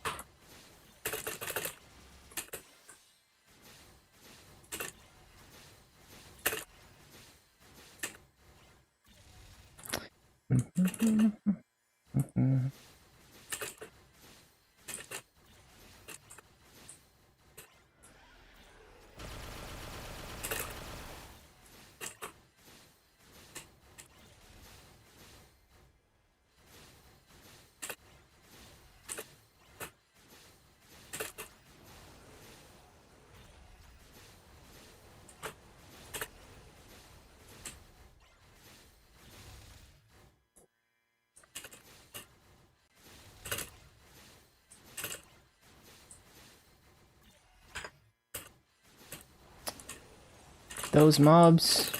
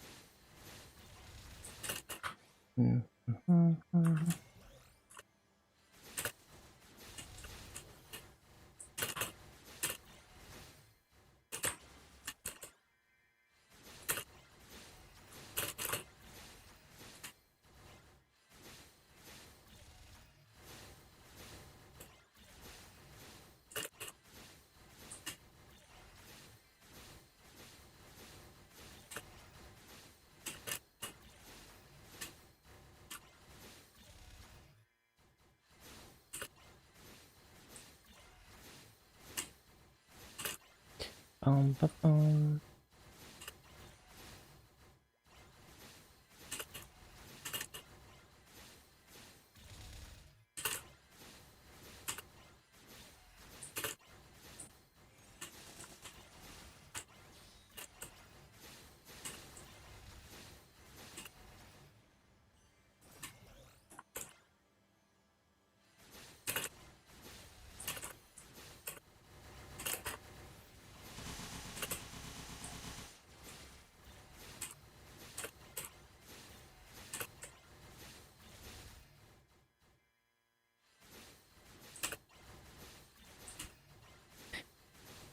Bum, ba-bum, bum.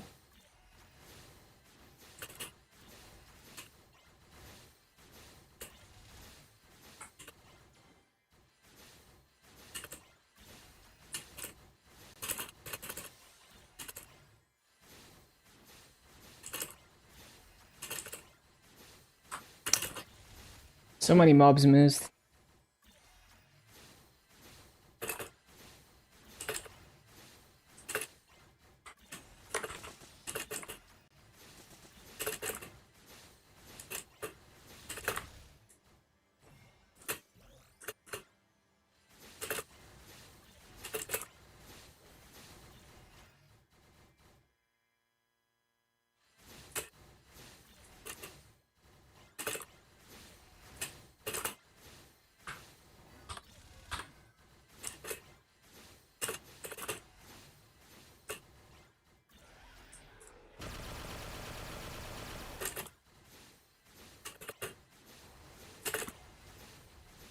Ba-ba-bum.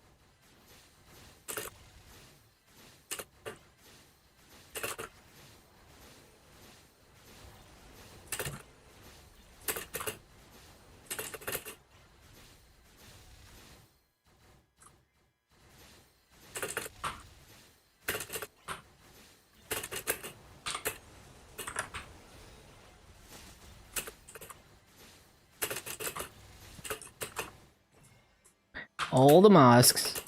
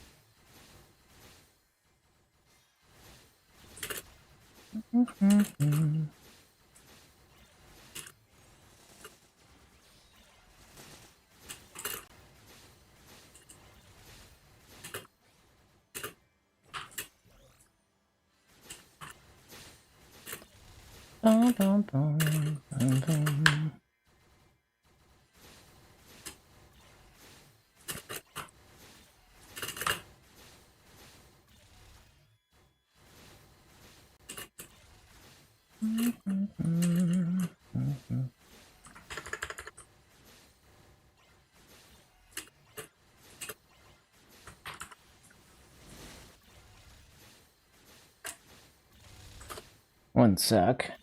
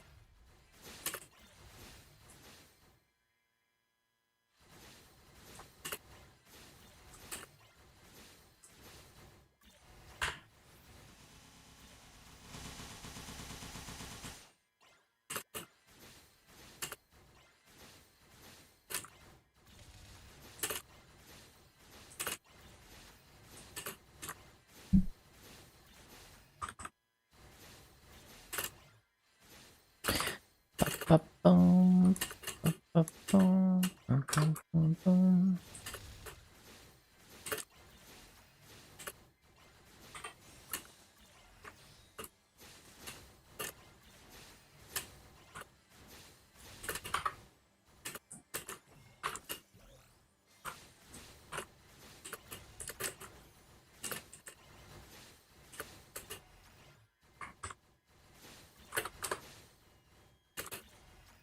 Perma-griefing, I guess. Ba-bum, ba-bum.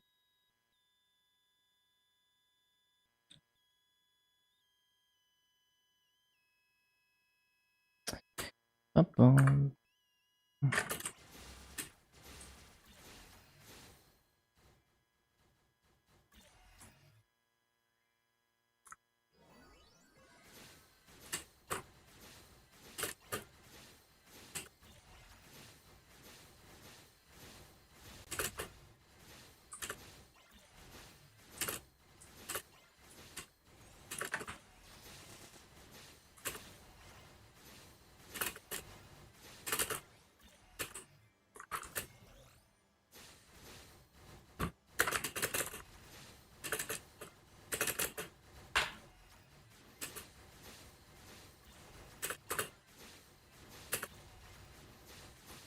Ba-ba-ba-ba-da-ba-da-bum-bum-bum-bum.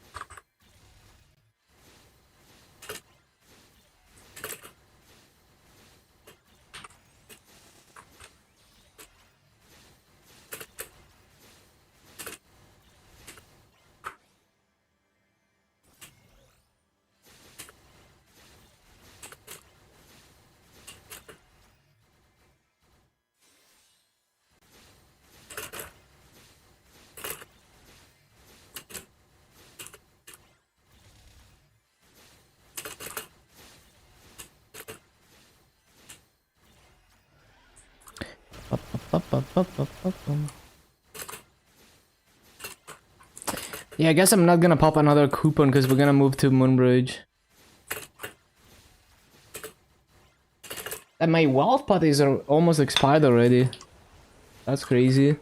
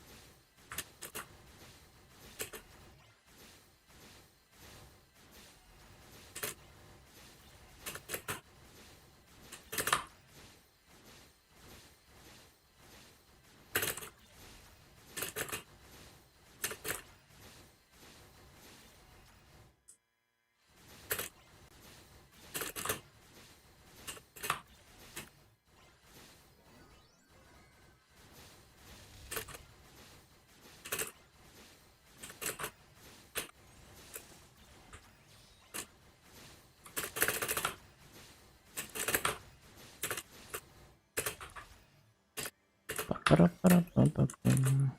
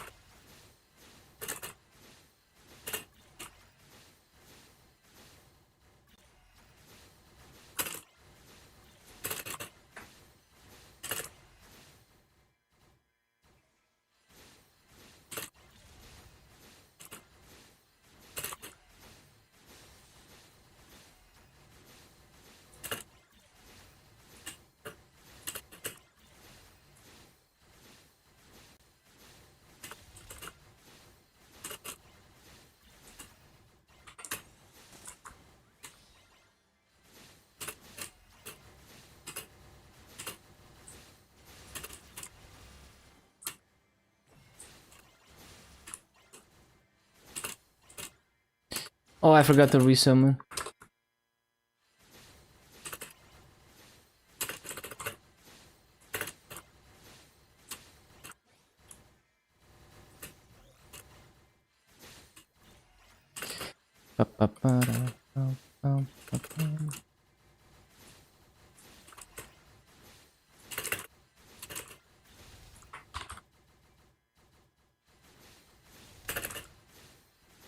Oh, well fucked.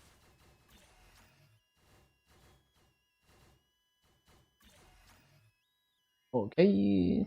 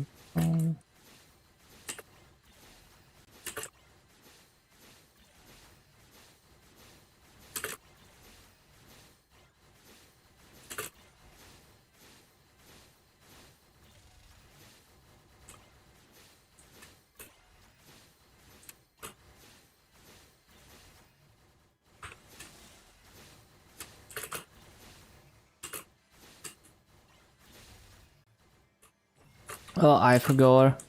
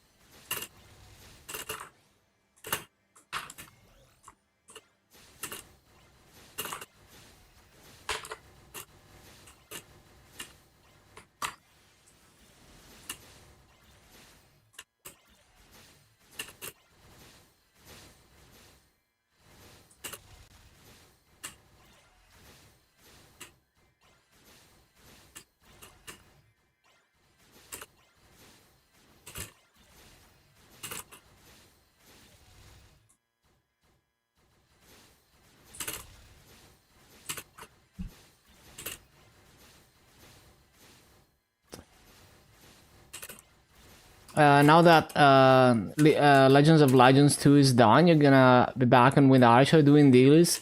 Screaming cause Tornado goes the wrong way, classic. Yeah, big congrats, Kate. Huge. Huge achievement. There's probably so few people with that achievement too.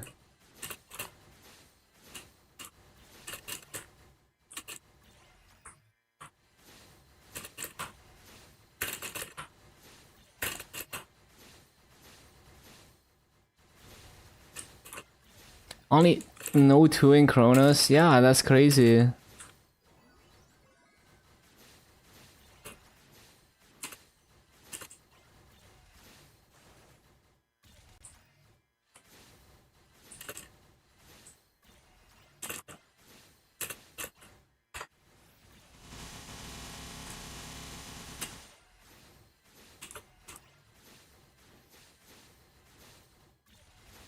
Yeah, it has to be very deliberate for sure.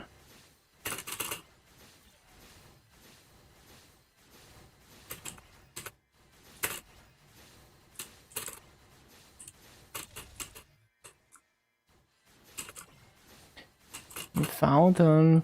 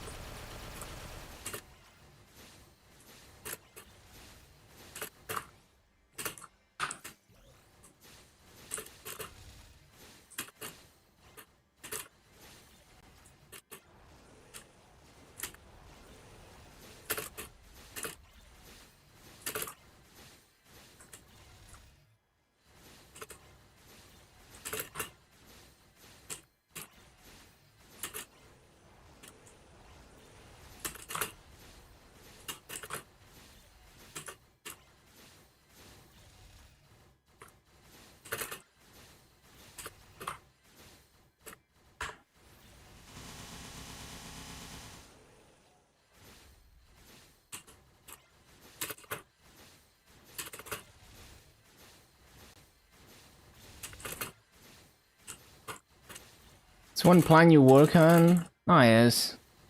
You got this.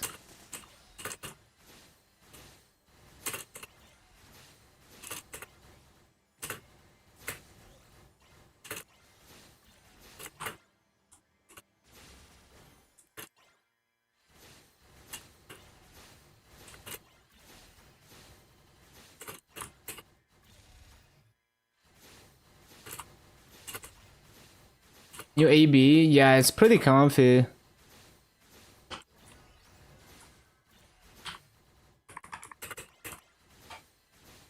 Good choice.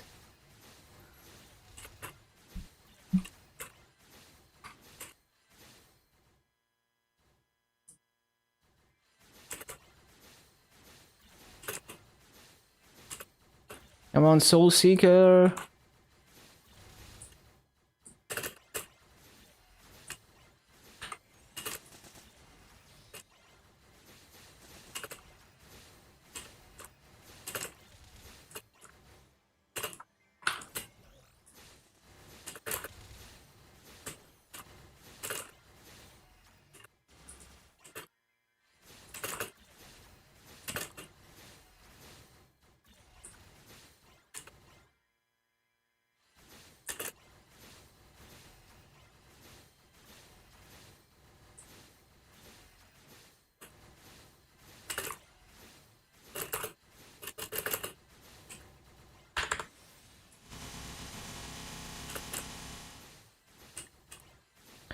Bum, bum, bum, bum, bum, bum, bum, bum, bum.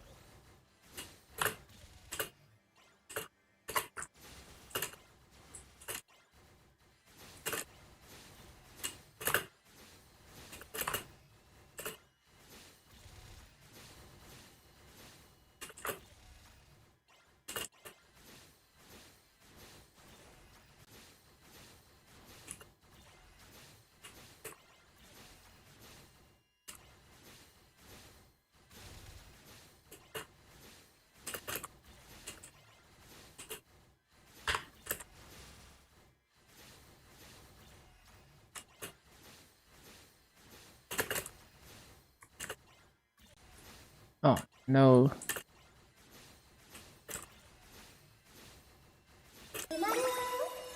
Yo, thank you for the follow. And Maya, hello, hello.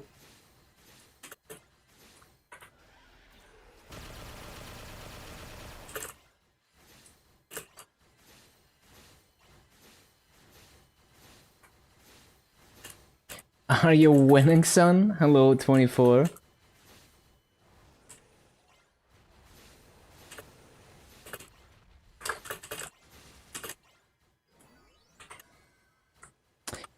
Oh yeah, almost 2:45, and then we figure out a new map in Moonbridge.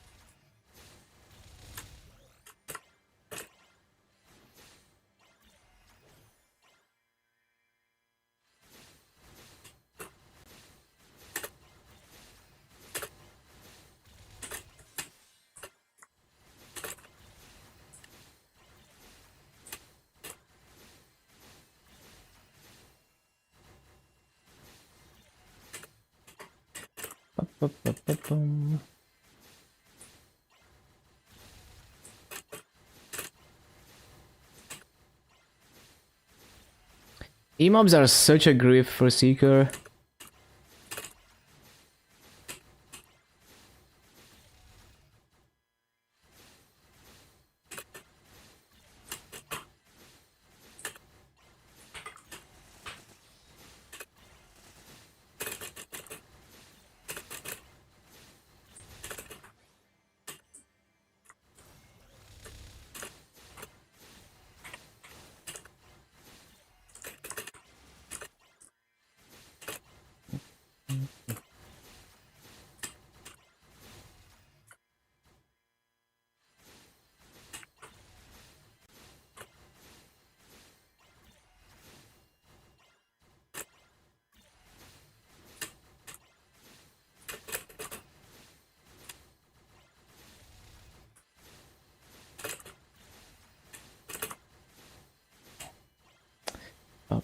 Bum, bum, bum, bum.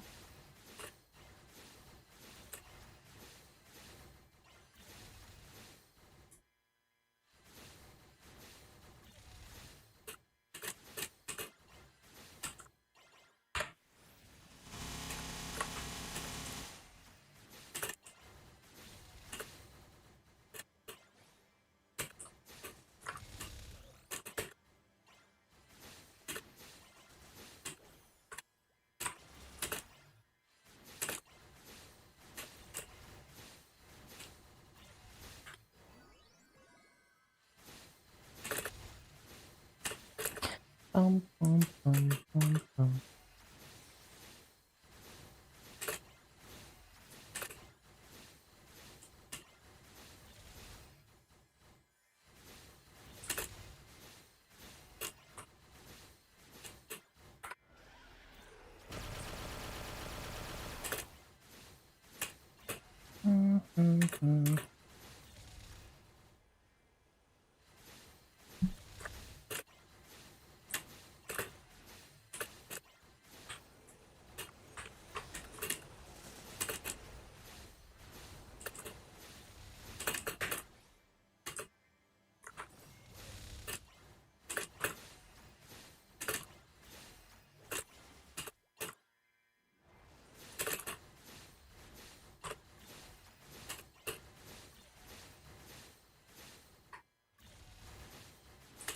Bum, bum, bum, bum, bum.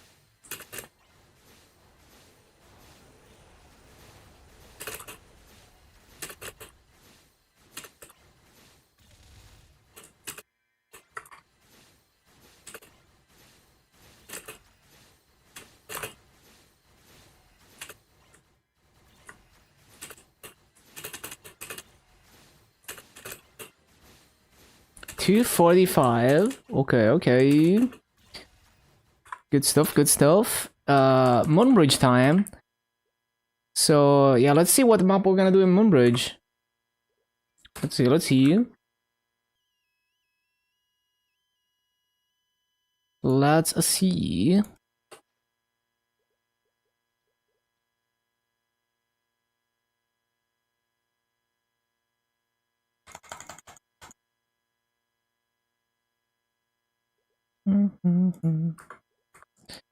Okay.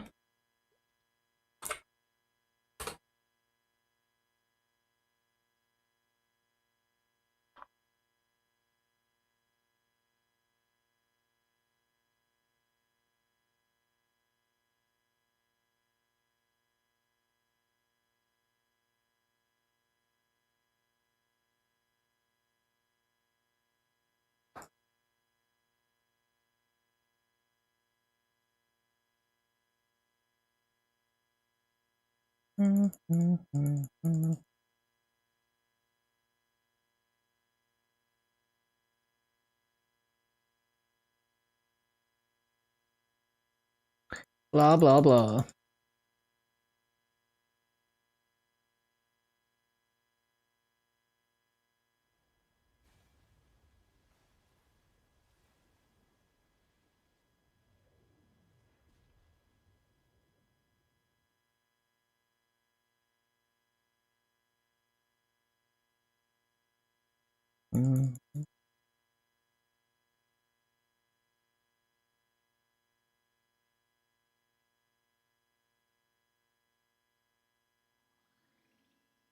Uh-huh.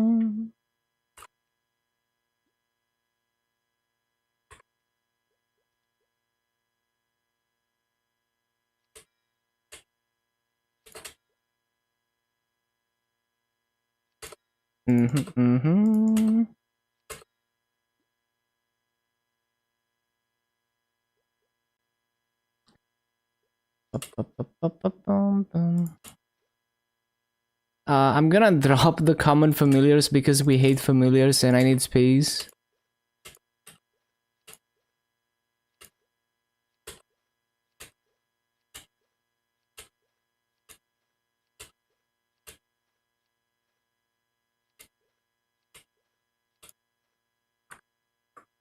I didn't mean to click that. What the? How did I even click that?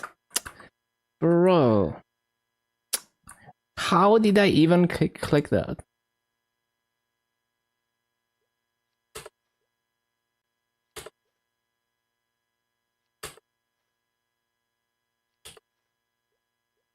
Okay. Bum, bum, bum.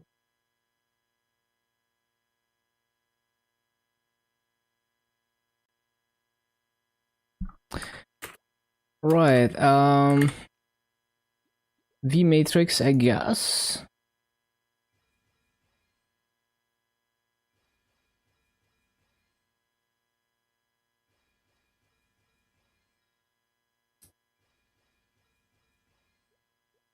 Ba-ba-ba-ba-ba-bum.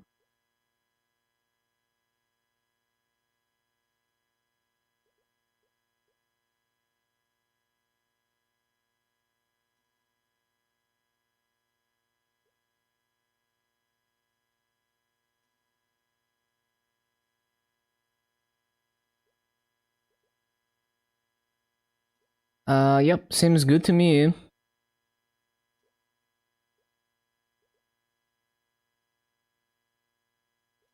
Seems good.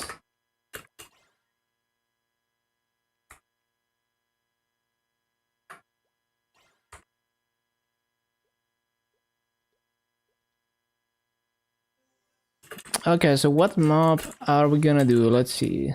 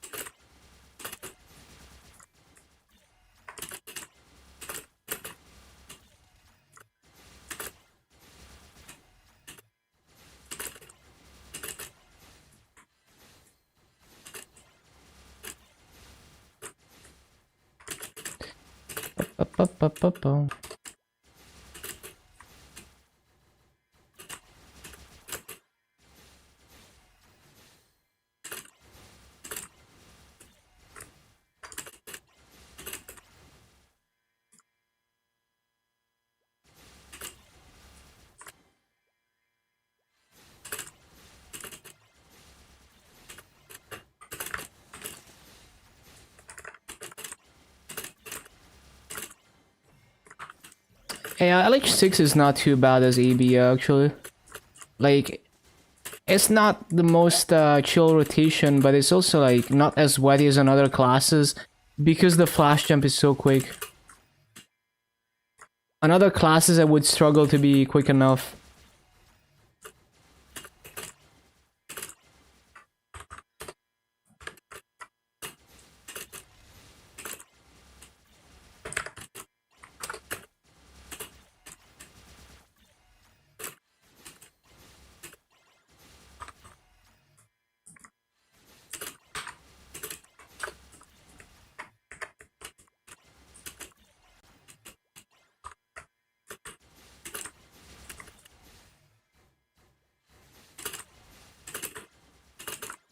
Is this a mosquito? What is this?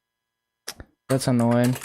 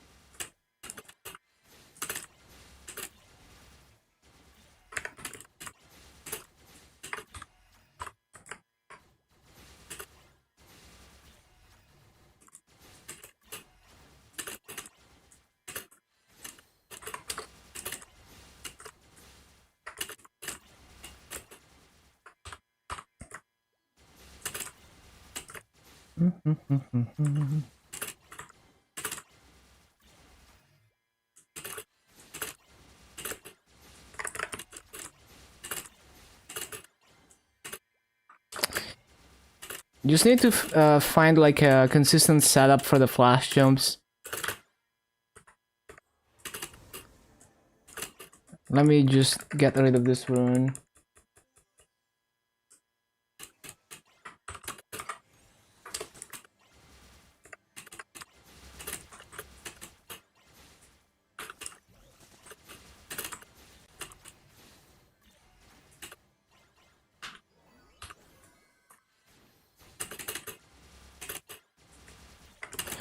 Oh, I guess one annoying thing is looting this platform. New pets, it is.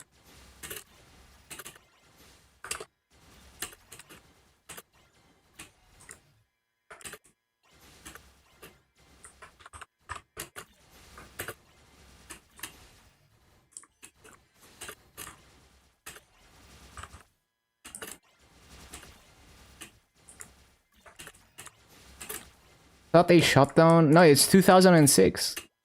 Neopets is in full swing.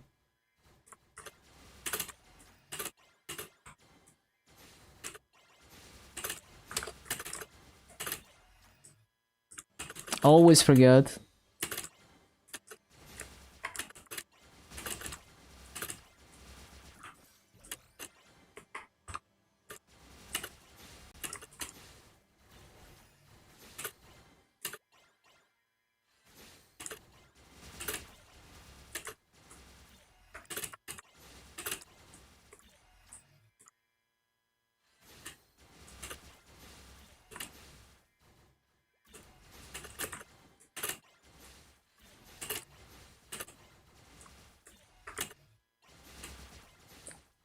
Ba-ba-ba-bum.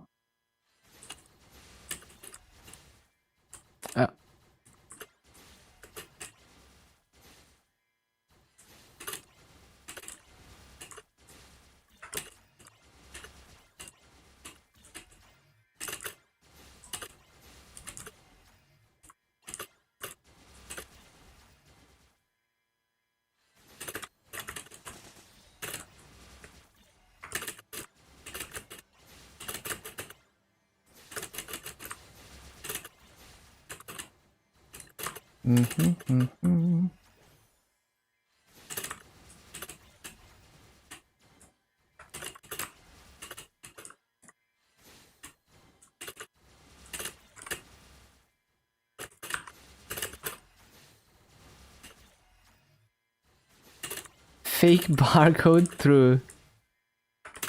Oh my god, take the portal. Just woke up. Nice sleep schedule.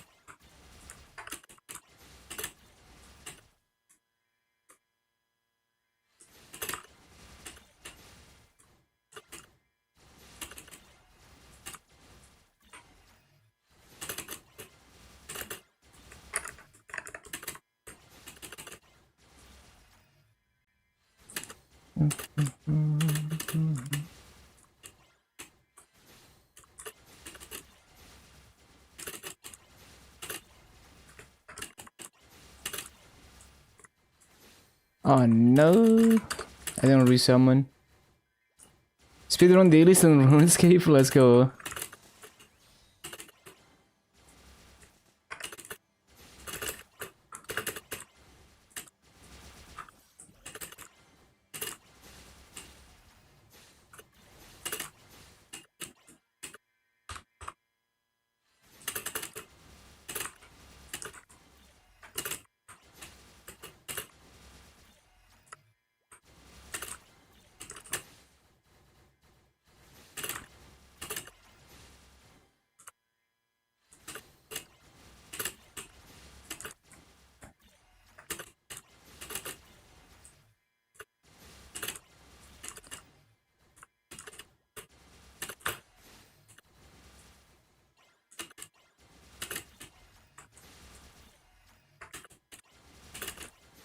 Yeah, you have a good night. Thank you for stopping by, Crazy Dizzy.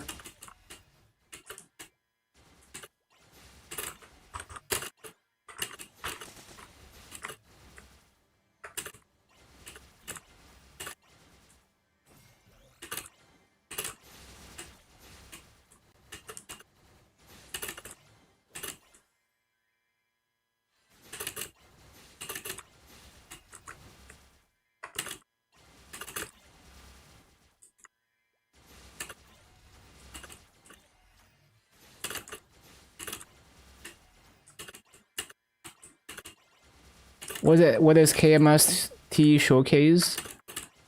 I guess it's gonna be like what? High mountain? I don't know. Probably high mountain, right? And potentially job rebalance. But we don't really know. Also, is it today though? Like, I think I remember Kobe saying, I mean, I might be wrong here, but I remember Kobe's title was like probably not yet because there's like holiday in Korea. That's what I remember. So it might be a few more days.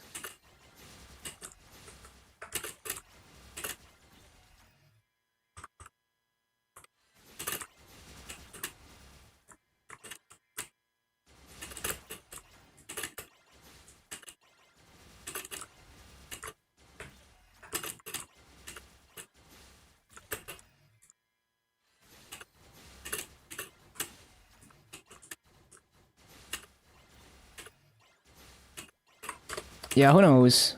I mean, no one really knows. It's just speculation as always. Get the burning AB through 6 job. Go for it.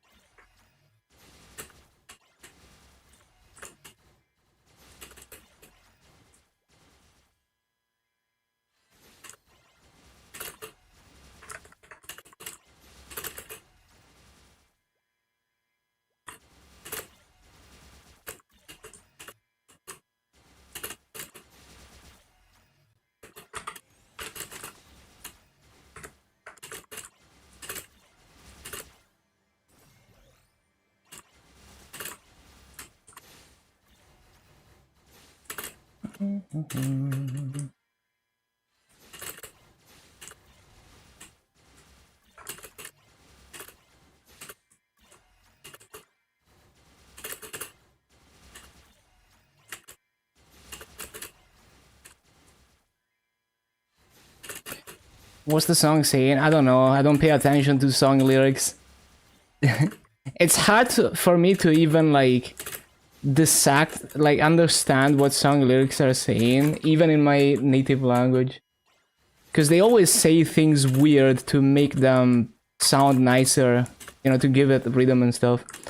So it also makes it harder sometimes to discern some words. So I usually don't pay attention to lyrics. Like, I think vocals are a very important part of music, but I see them as just another instrument. So I see it as like when you play the guitar and you do some expressive stuff, you know, like you do bands and like effects and stuff that make it sound almost like the guitar is talking. That's kind of the way I see vocals in songs.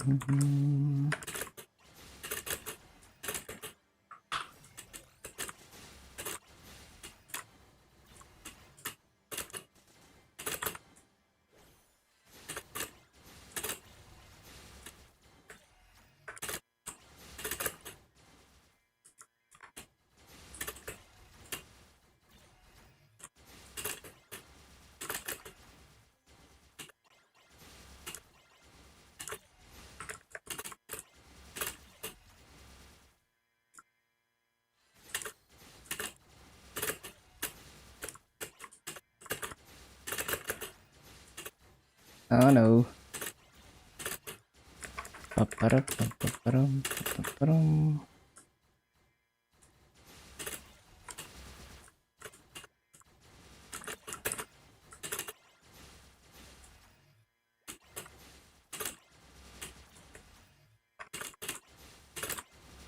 Oh, I forgot. I was supposed to use supernova.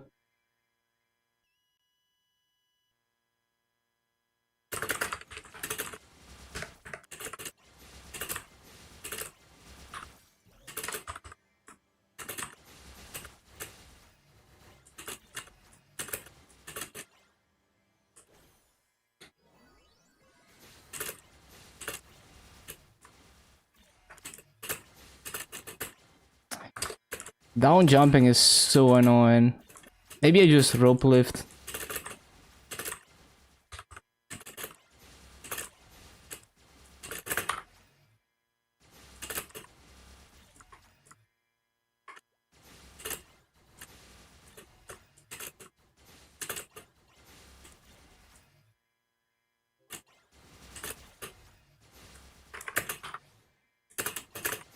Really?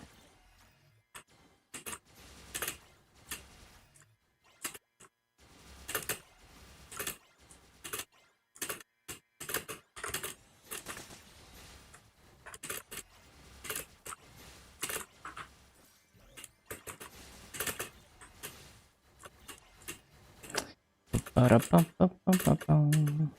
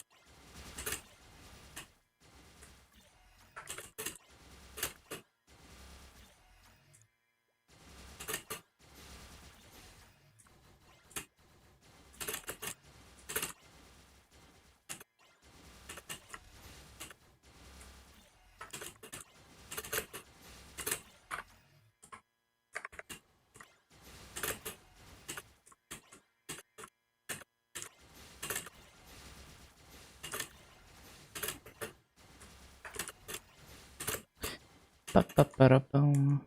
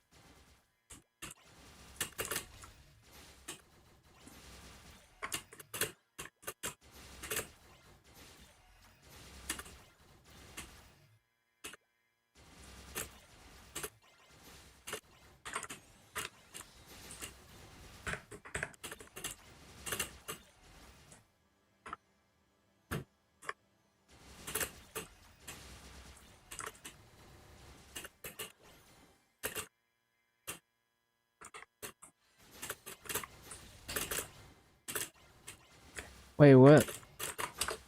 So I casted supernova and I didn't cast fountain. So hard to pay attention.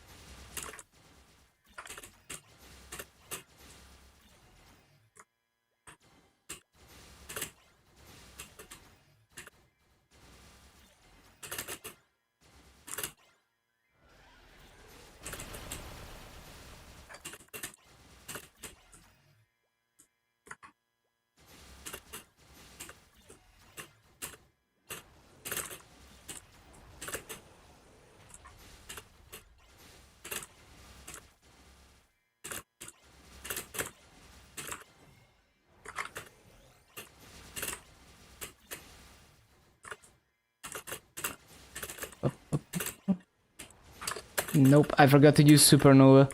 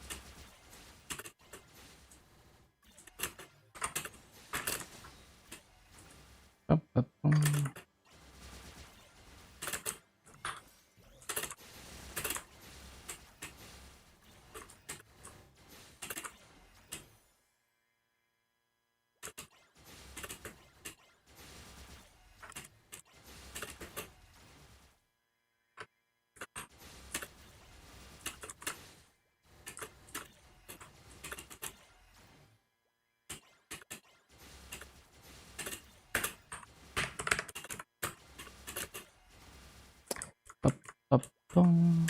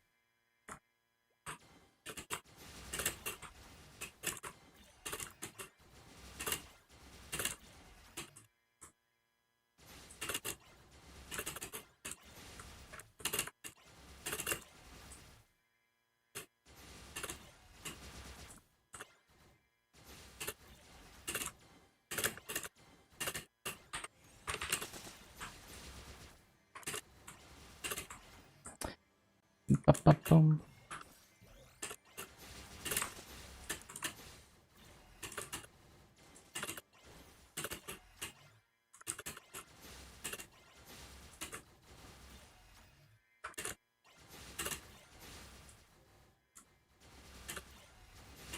Yeah, this is pretty close to 18k piece. Now it's gonna be inflated by 10 mobs because of this.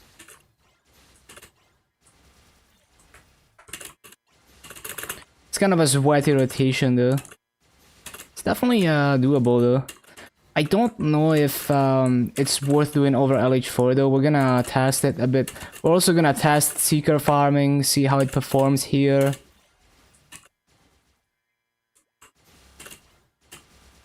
Yeah, we're gonna test.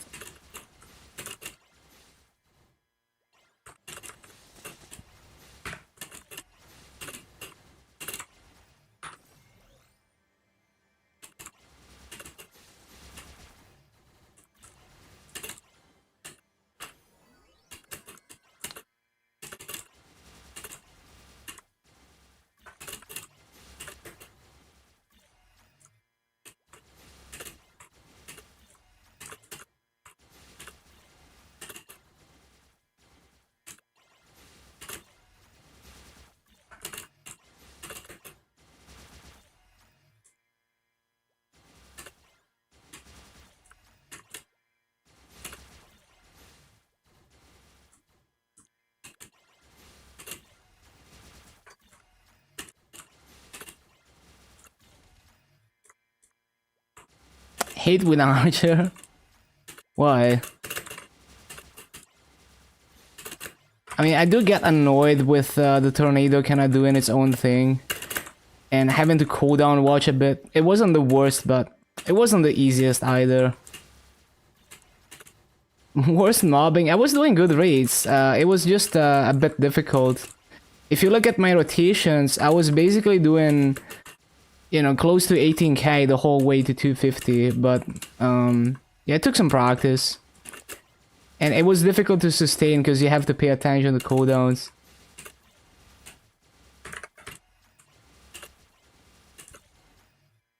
Like, definitely, yeah, definitely not the easiest though. So, like, I can see it. Like, I had some difficulty with it myself.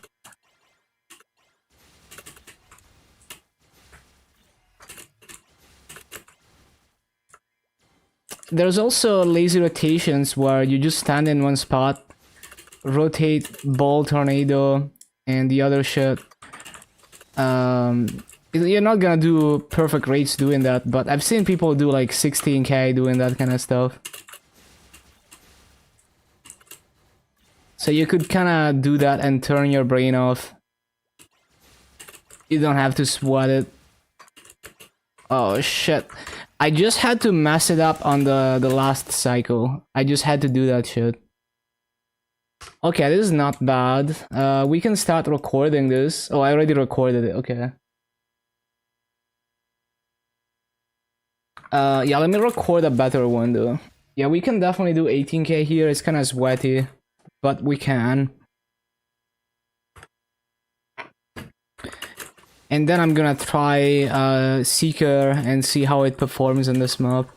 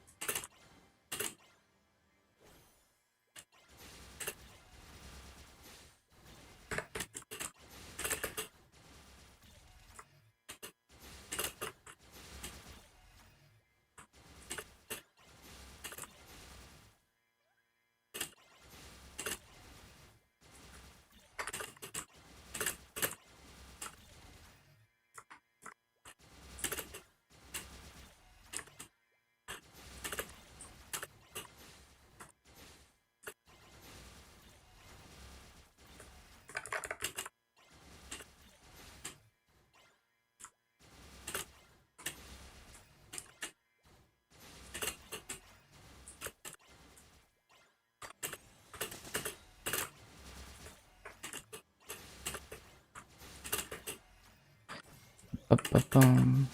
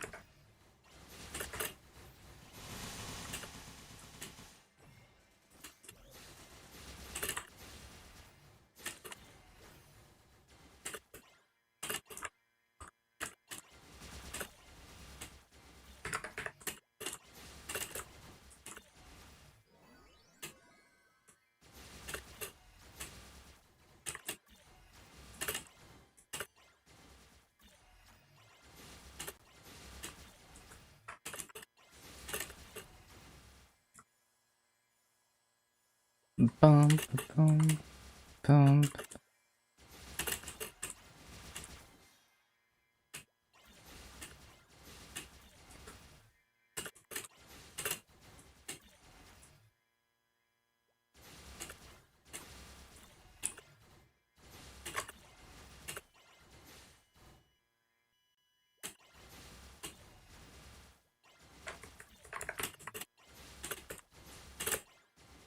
No, I forgot.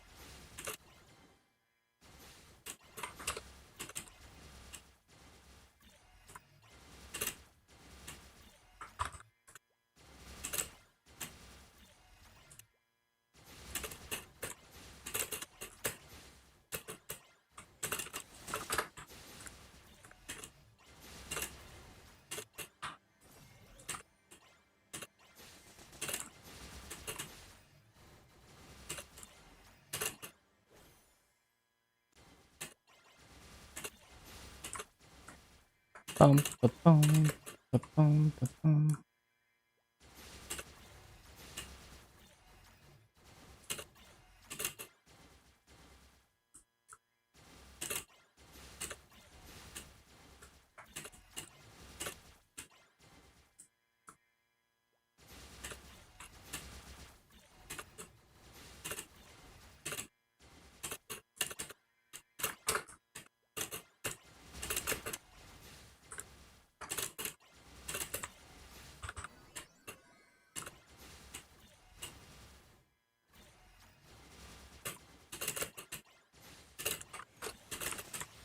Bum, ba-bum, ba-bum.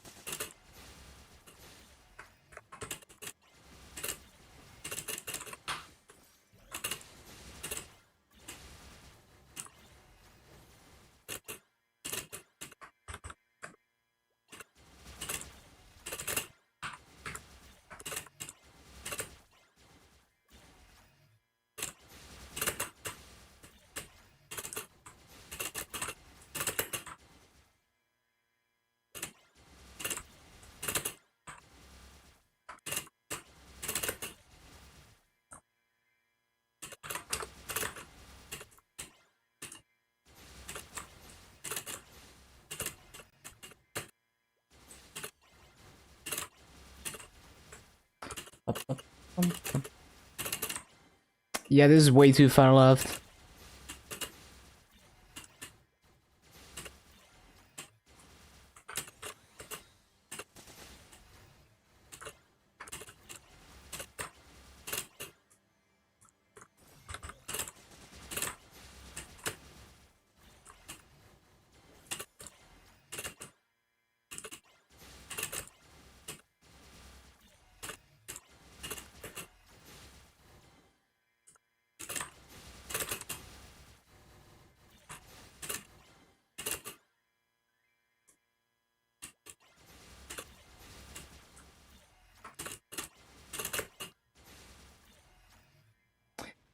Ba-ba-bum.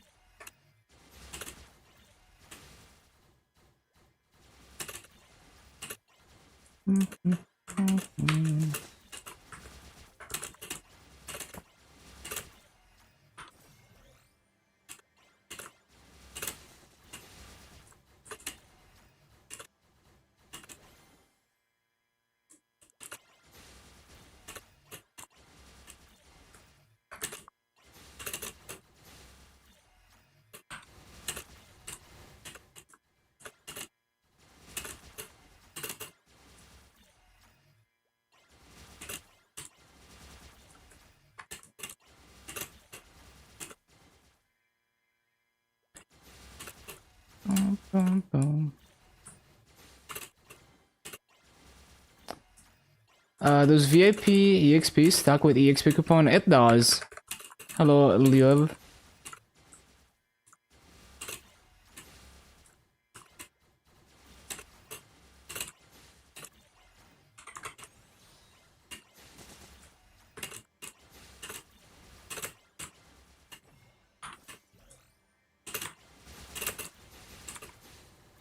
Yep, it's pretty nice.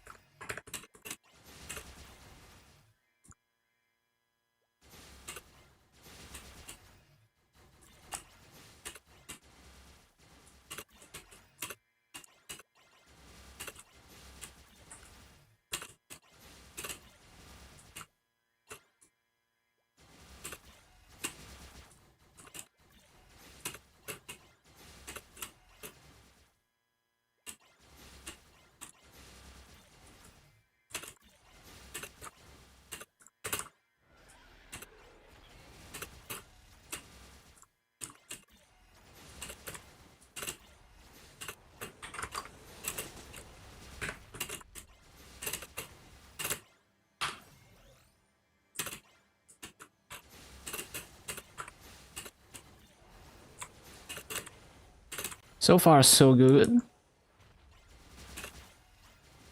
Sparkly.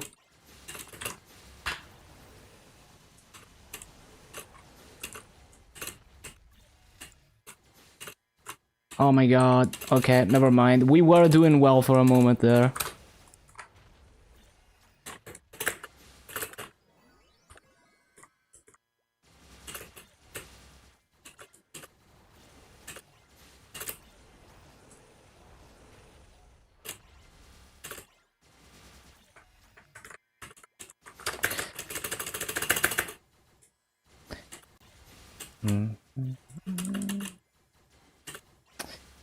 Bum, ba-dum, bum, bum.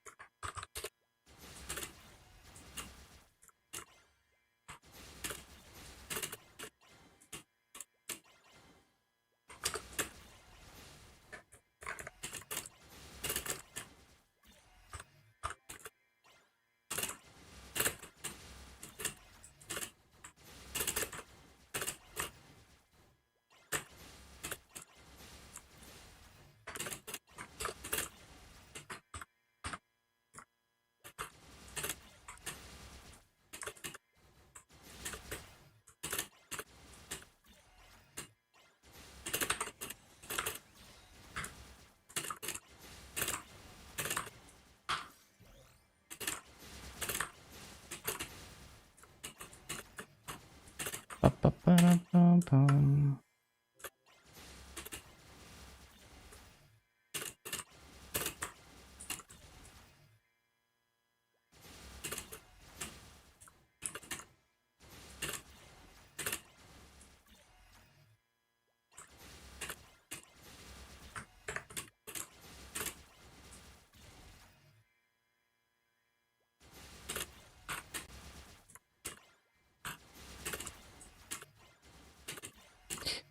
Ba-bum. Ba-da-dum-bum-bum-bum.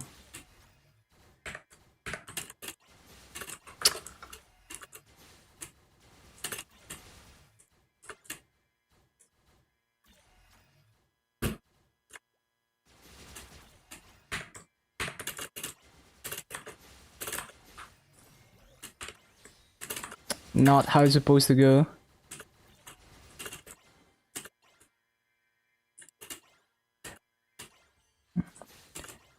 So like, if you Seeker from here, it doesn't clear everything, but you could probably get decent rates doing this, right? You could get decent rates doing this. I'm gonna test it later.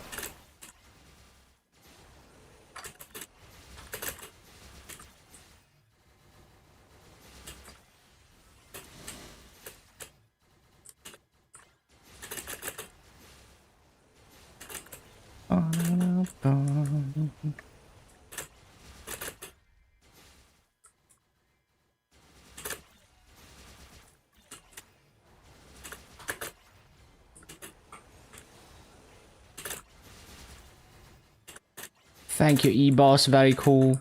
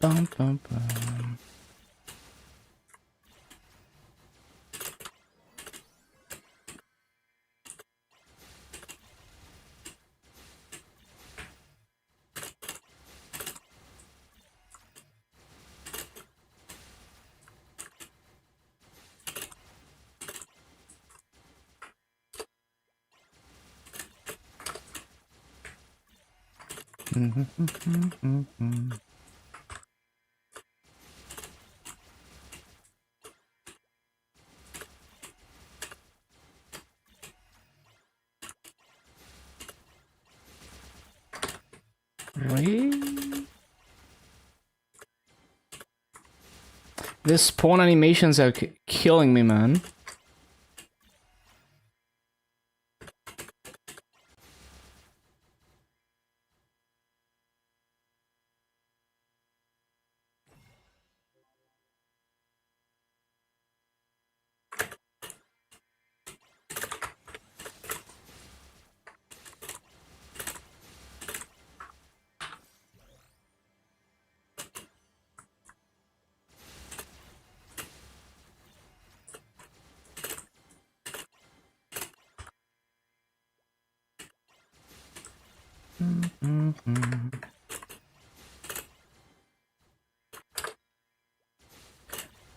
You already gained 2%. Nice.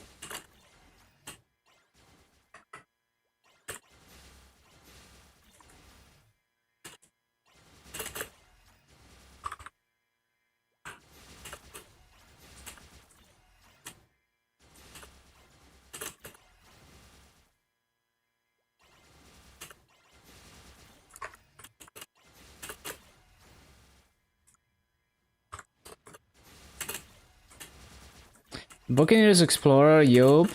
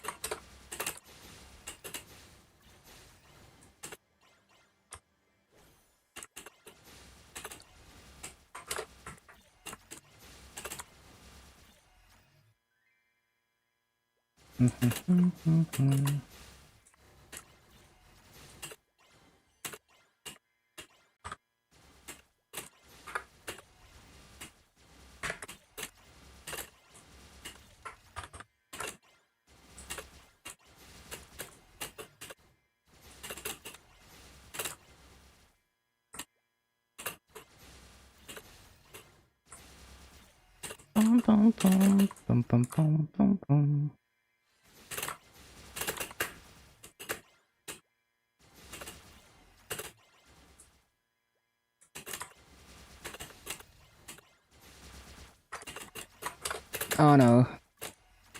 Forgot again.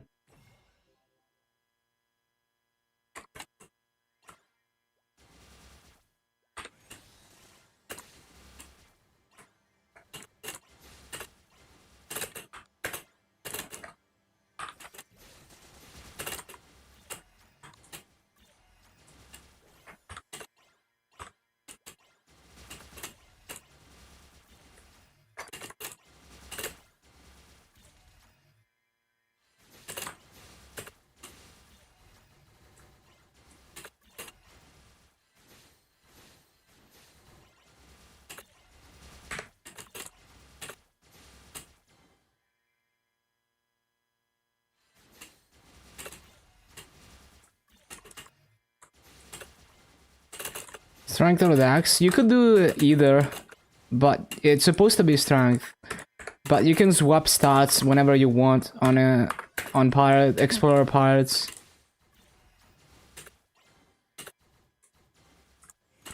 So either you go all strength or all dex.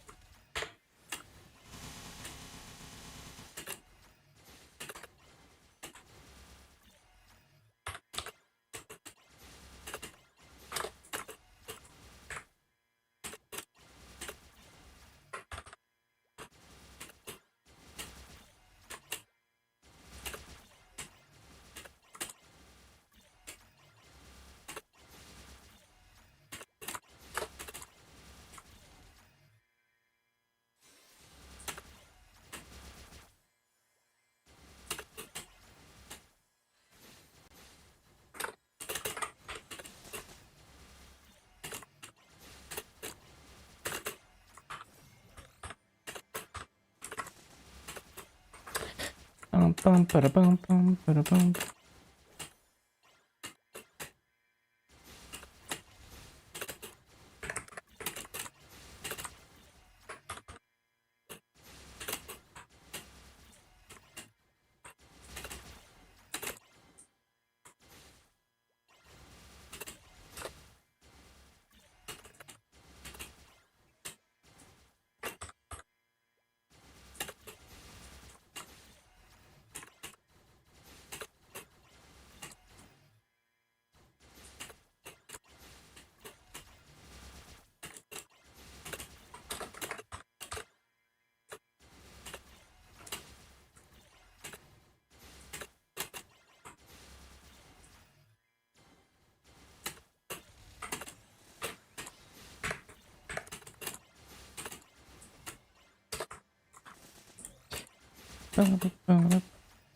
Bum bum bum.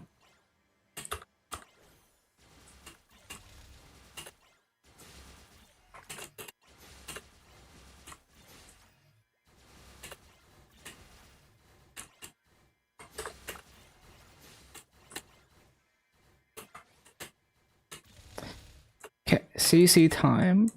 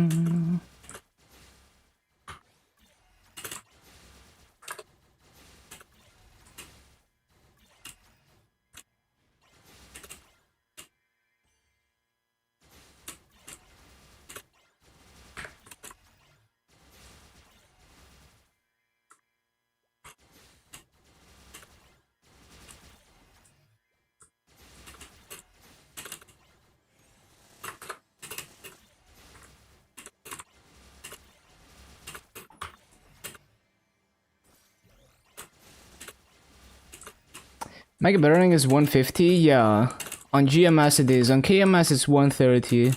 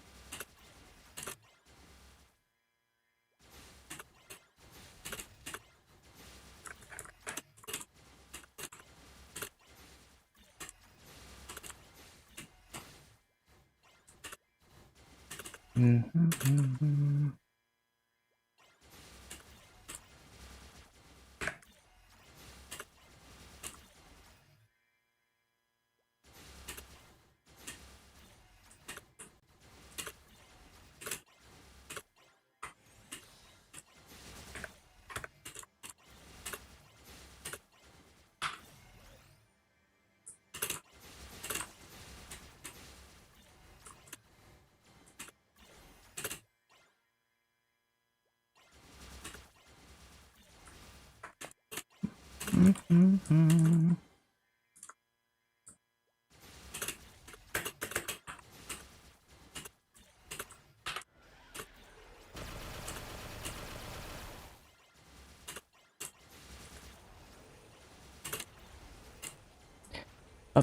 bum, bum, bum, bum.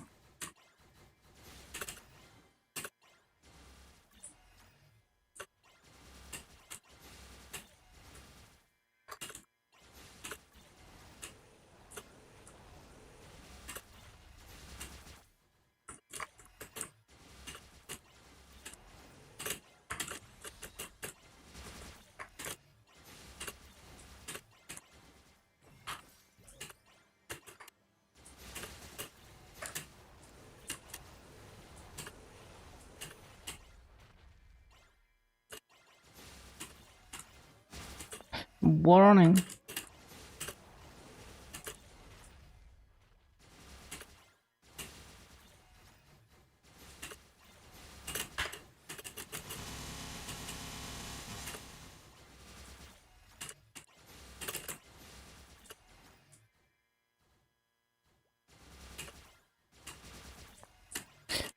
Bum, bum, bum, bum.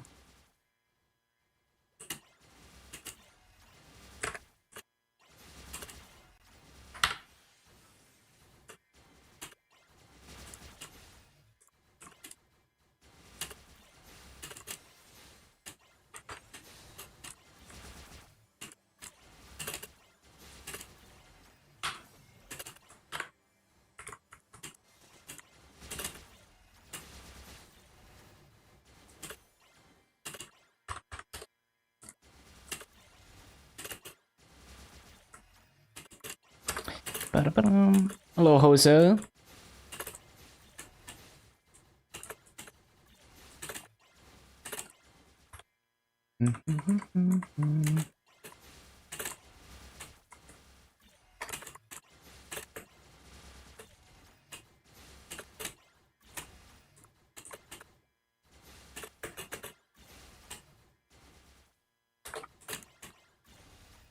Coupon.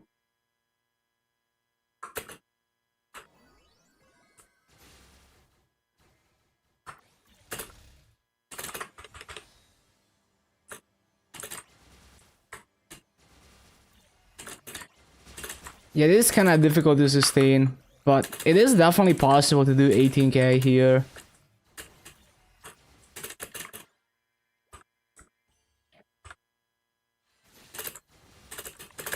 Laggy.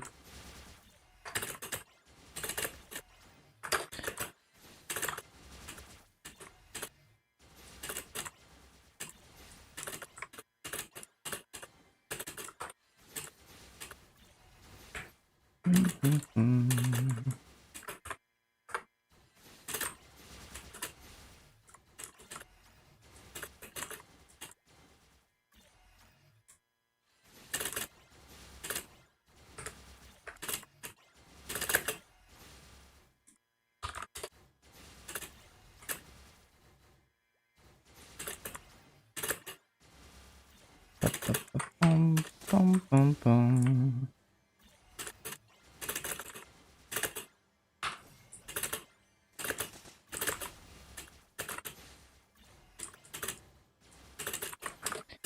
Decent shadow assault would be nice.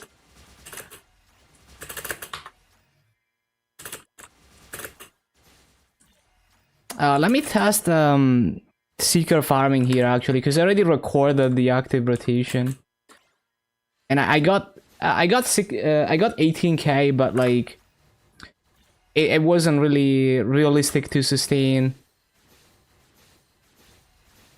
So the realistic, maybe like a bit less than 18k. So you could probably, I feel like you could get 17k lazy farming here. It wouldn't be a perfect full clear though.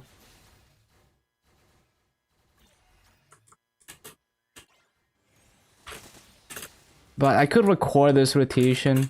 Probably worth recording. Because it's actually decent rates.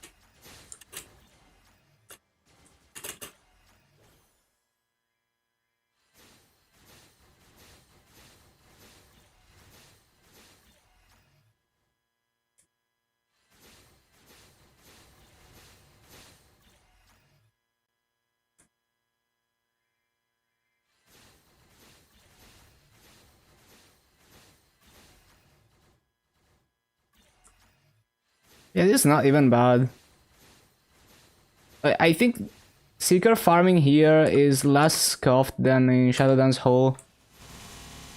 Shadowdance Hole was even more inconsistent. But it's still not gonna be perfect rates doing this.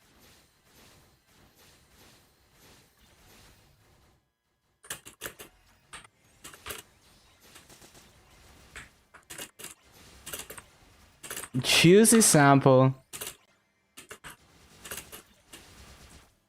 What part of the playlist? Let me see.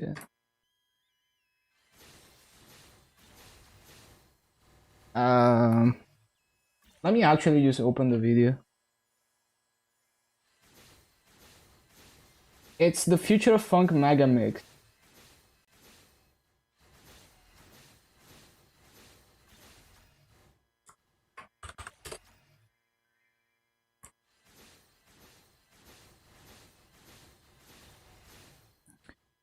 Bum, bum, bum. Yeah, Future Funk Mega Mix. That's it. And the timestamp is 27 minutes.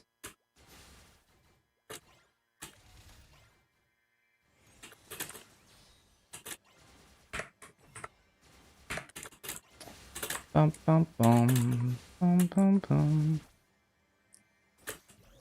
No problem.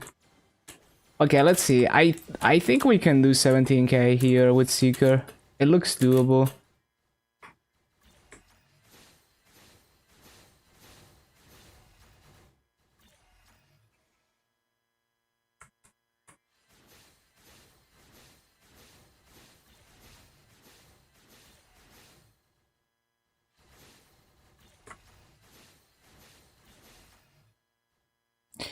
Yeah, it still has that inconsistency.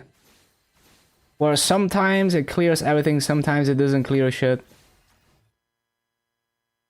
Especially this corner here is very random whether I get Seekers to go there or not.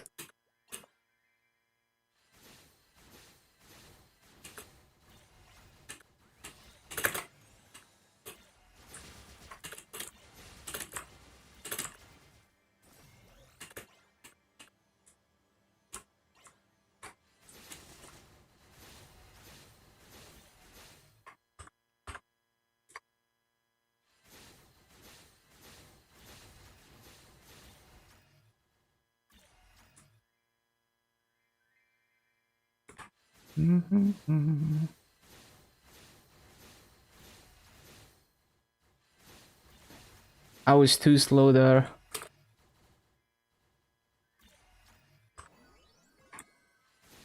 The annoying thing about Seeker farming is that you're gonna hit the attack limit in one spawn cycle. So you would like to just stand there, but you have to move every spawn cycle to not stop attacking.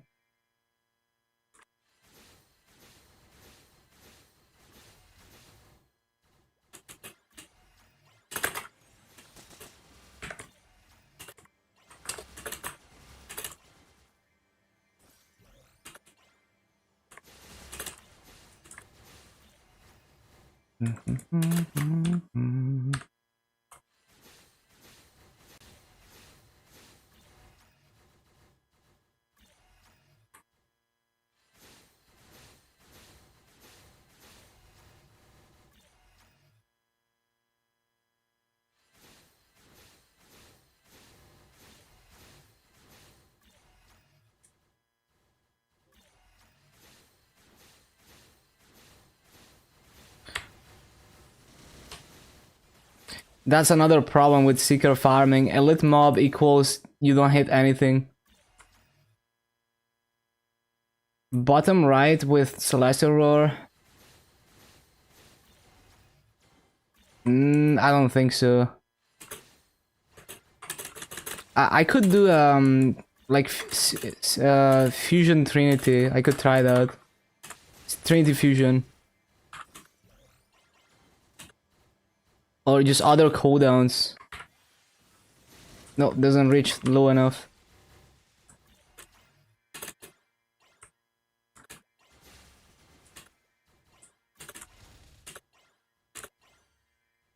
Okay, let's see. Bottom right is definitely a good place to put the spider skill in.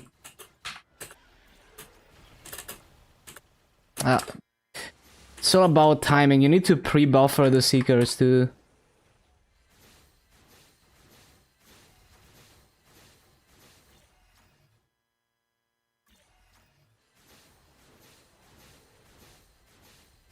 It's so weird.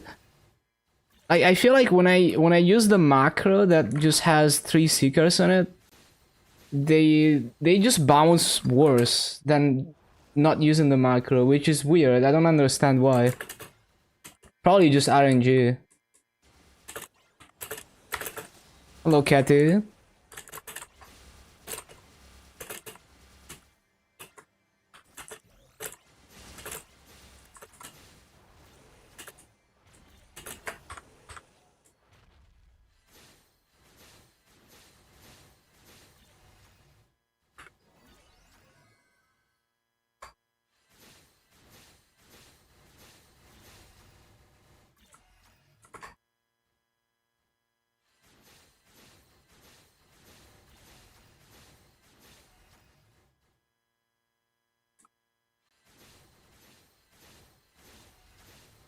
Always do seeker manually. No, I think that's fine. It's just slightly faster if you use the macro. I don't know if that hits everything. It looks like it does.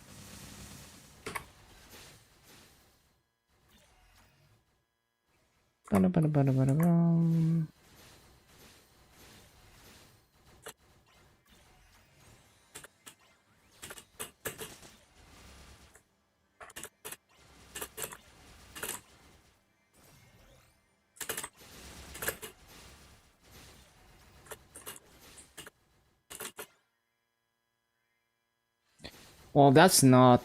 I definitely missed too many mobs there. And it's so inconsistent, right? Because, like, that 1 minute where I did 295 mobs, flukes like that happen all the time with Seeker farming.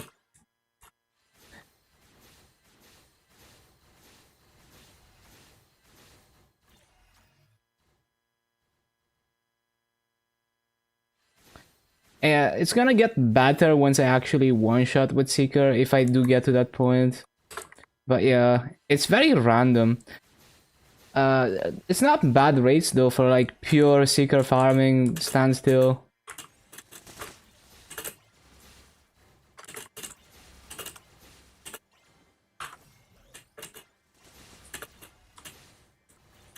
Yeah, it is very inconsistent. It's also like the way that it jumps, it's kind of random, so sometimes it simply just doesn't bounce in quite the right way, and it like doesn't find all the targets.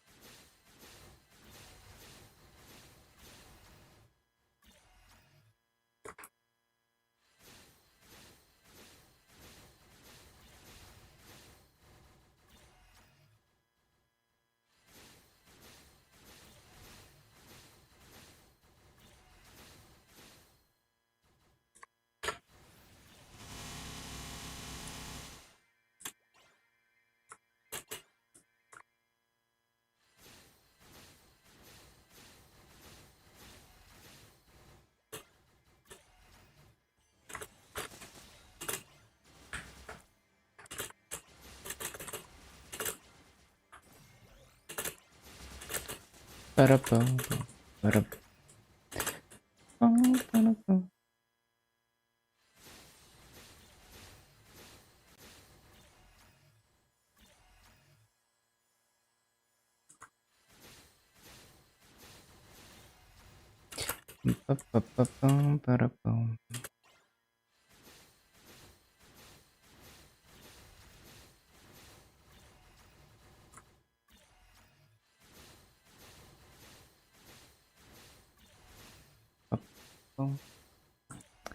I also love the gifts that this mix has. They just have a lot of like nice old school anime gifts that to go with the music.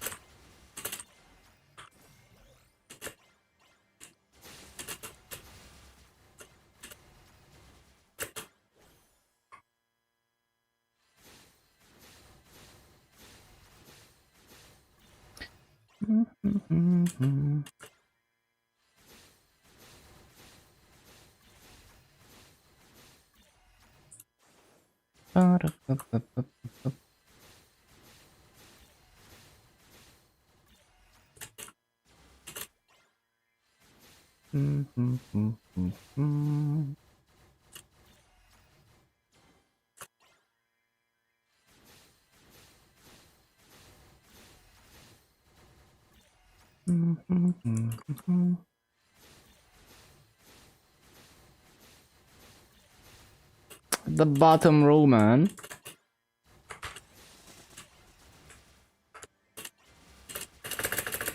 Jump.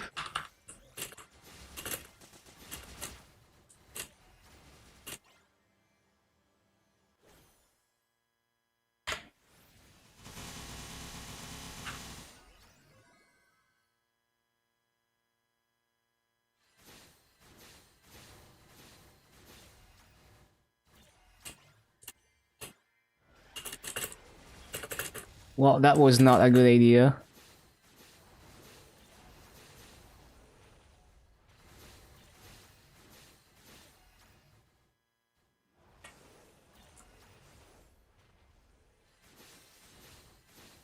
Bum, bum, bum, bum, bum, bum.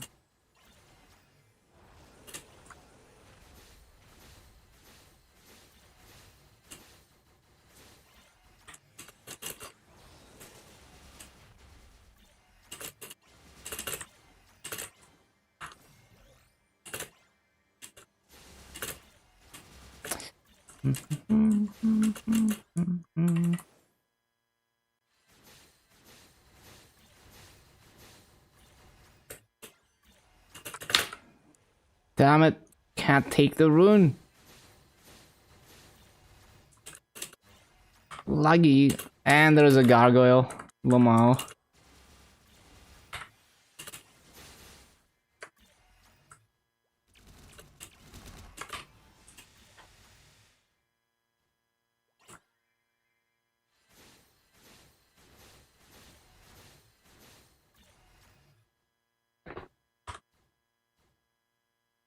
Wonder if facing left is best.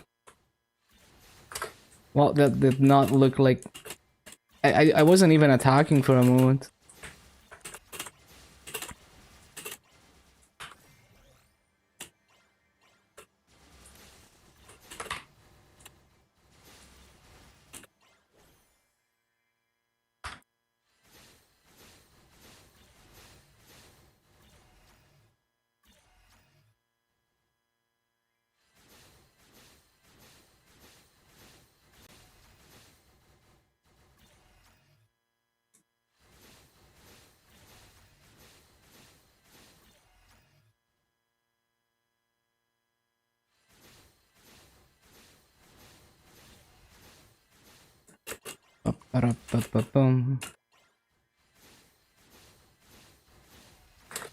I mean, maybe I can just I just accept that I have to hit the bottom row. It's just that I need to be ready to cast Seeker immediately as the mobs spawn, because it's too slow otherwise.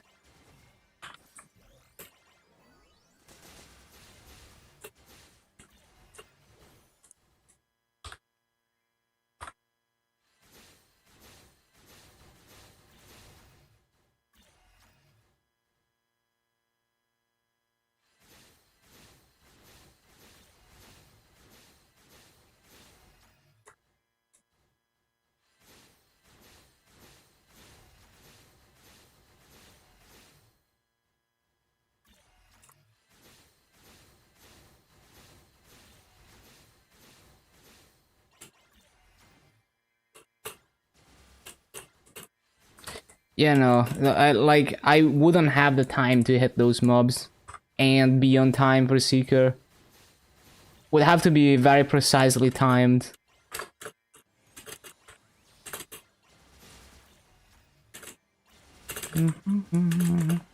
Yeah, the difference between fire poison, lazy farming, and seeker farming is that fire poison you can instantly move after you press your one button per spawn cycle and do whatever.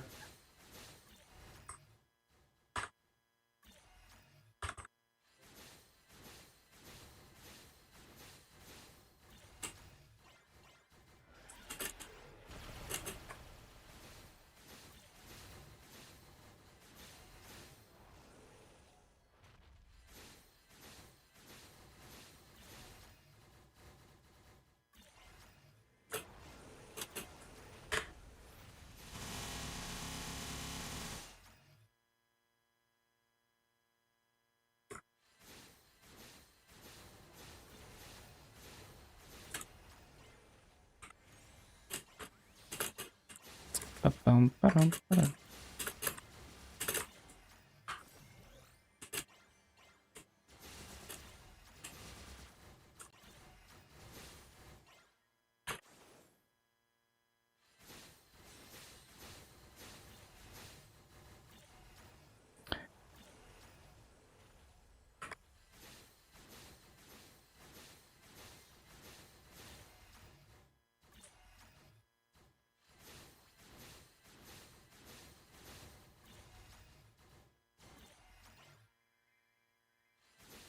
Ba-da-da-da-bum, bum.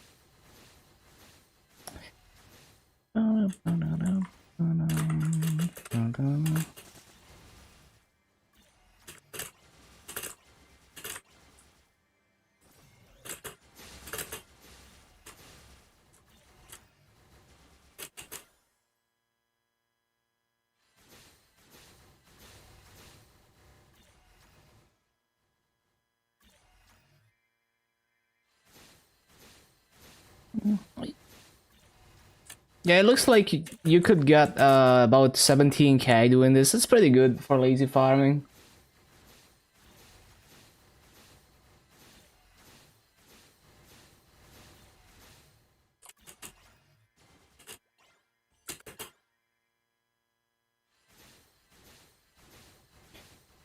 Also, the loot cycle is brain dead. It's just doing an active, like one cycle of active rotation,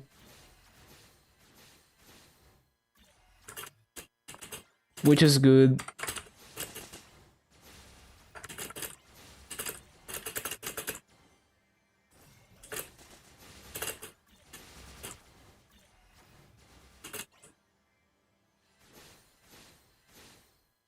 Laggy. What is this? It's an elite mob. What the hell, man?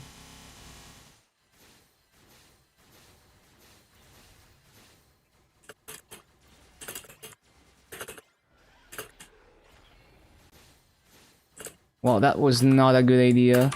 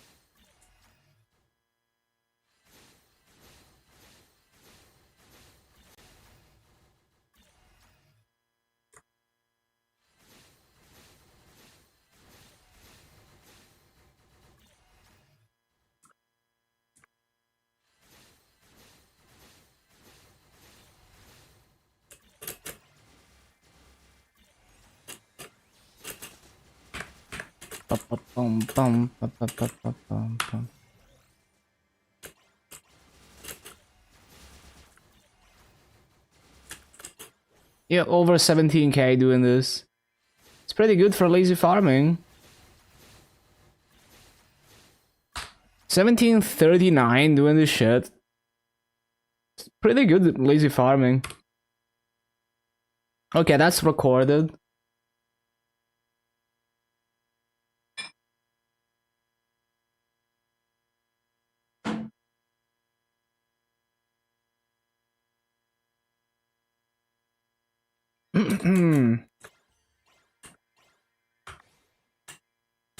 Well, now my question, I guess what I wonder is, what if I seeker farm LH4? What is that gonna be like? Because maybe it's small enough that seeker actually reaches everything.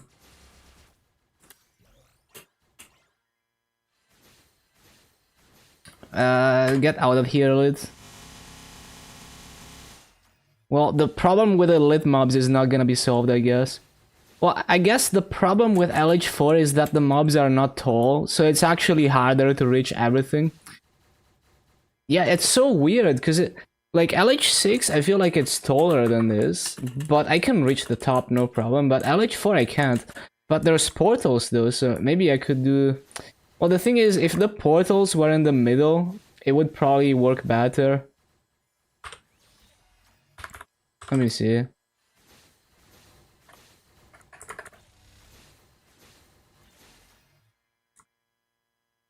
Yeah, there's a blind spot where I don't hit mobs.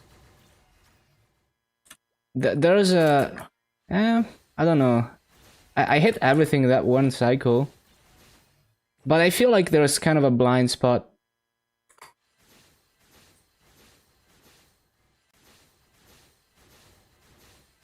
Also, like, how would I replace Fountain?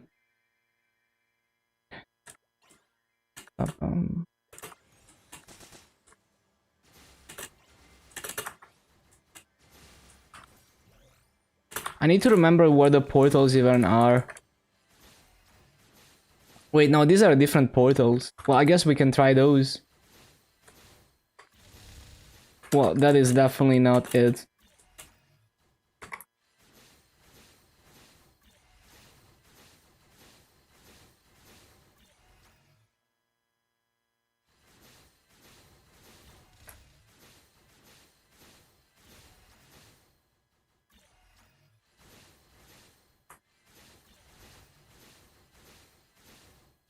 So 2 Seeker casts, and then take the portal.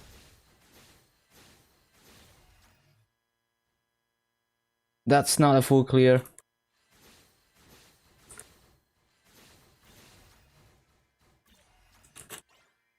It's not consistent enough, but you could definitely do this and do not horrible rates, but LH6 is better.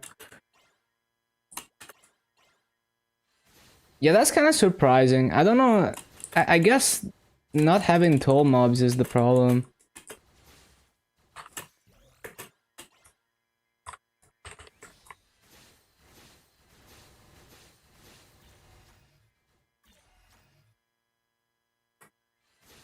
Let's try it for a bit more.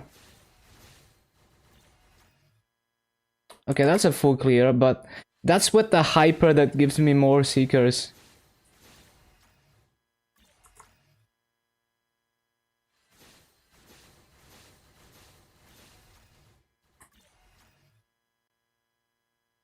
Yeah, that's -2 mobs.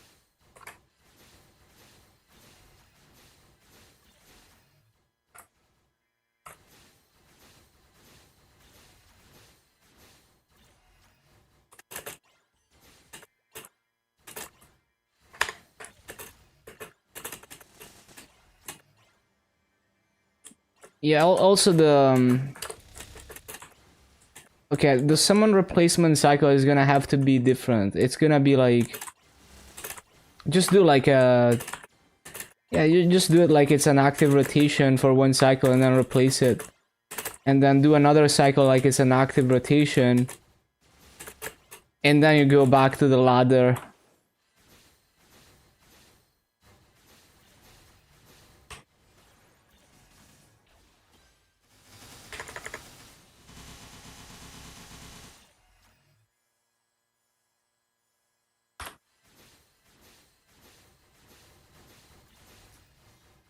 And actually, let me just record this.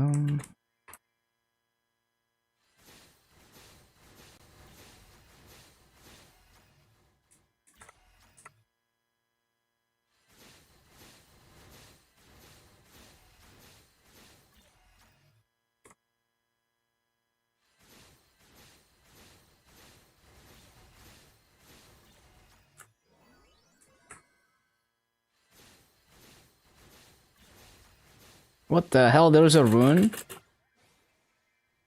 What is this? Stupid rune.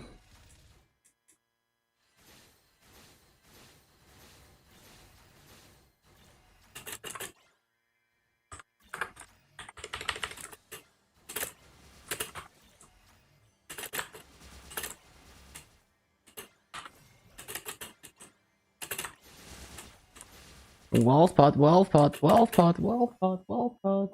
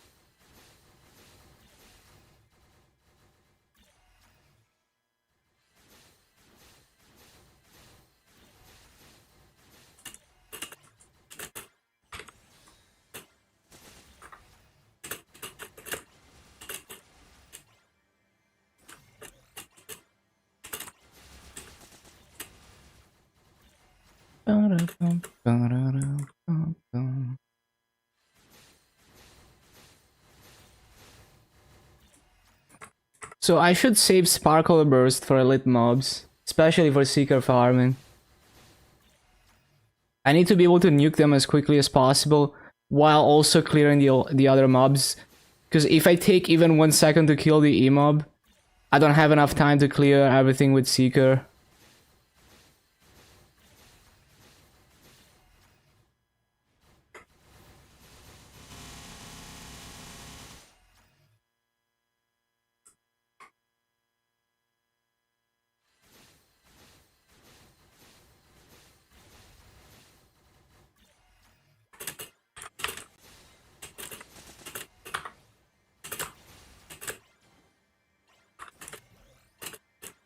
Shit.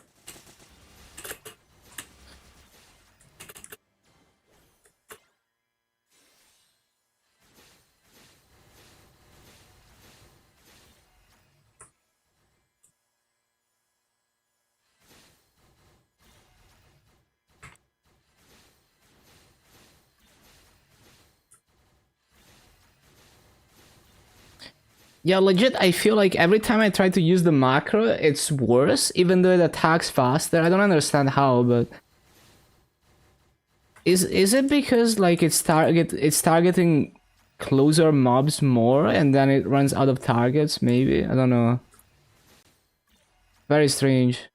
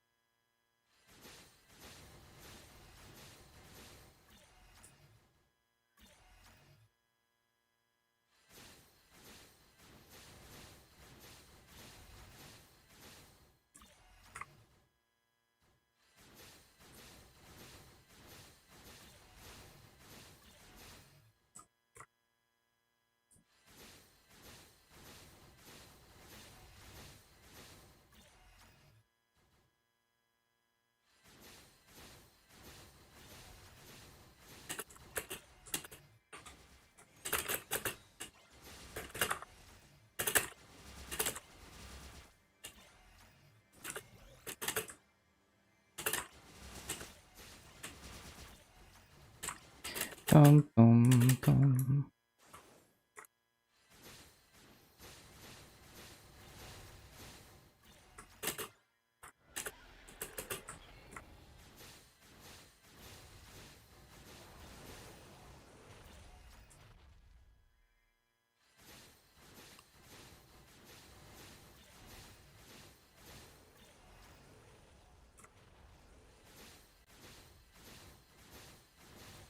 Mm-hmm.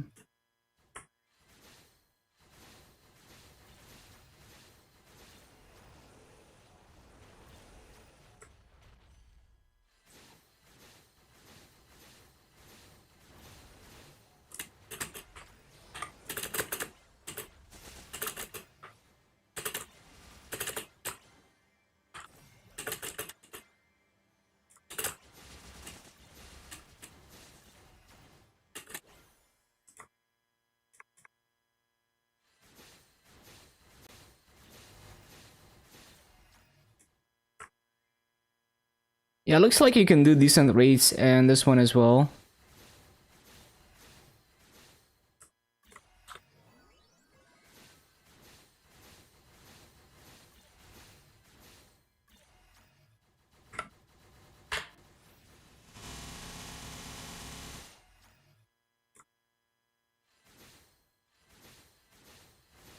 Well, those mobs didn't die. That's unfortunate.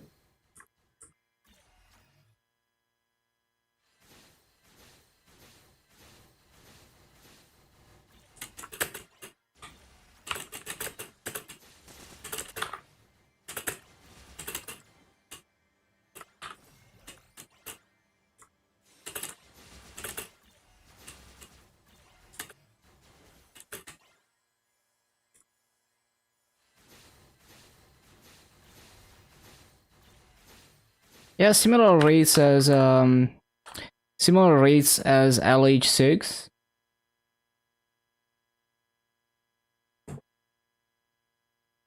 Ever skip Arcane River dailies? I do. Quite a bit actually. Forgot to forgot to stop recording. I skipped Grandest dailies also. Like I skipped last 2 days of Grandest dailies.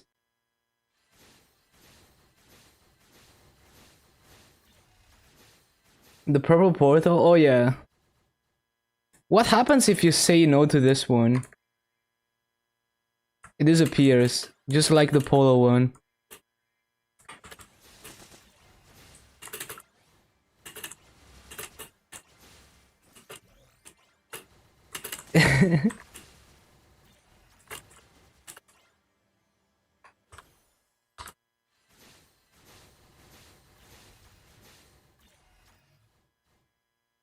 Am I recording? No.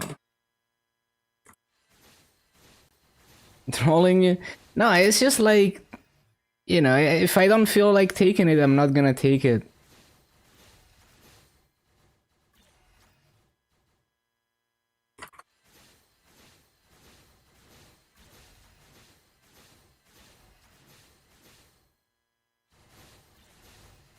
Am I recording or not? Okay.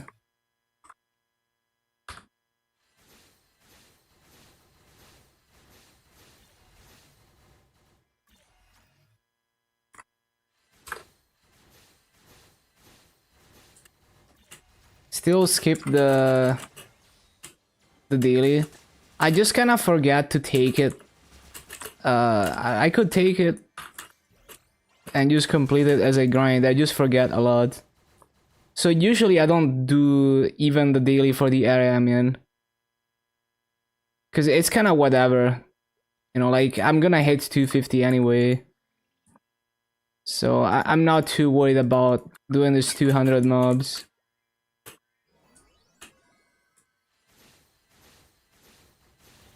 Well, it's kind of meaningless to me. Like, that 8 bill EXP does not add to my enjoyment of the game. That's just the way I see it. Because I'm not grinding. I mean, the levels are nice, but really I'm grinding because I want to experience the class. So I'm just here for the journey. So it's kind of like, I don't, it's completely indifferent whether I take that daily or not. And if it annoys me even a little bit, then I don't take it. Need to be rank 1. So yeah. Like, I usually forget to take it, and then it's like, I don't feel like interrupting what I'm doing to click the light bulb just to take this 200 mobs. Because at the end of the day, the EXP is just... I don't feel good about taking that daily and completing it. I don't feel anything about it. So I don't really feel the need to take it or actively avoid it either. Because that's really not what I'm after. Like, it's not part of my goals.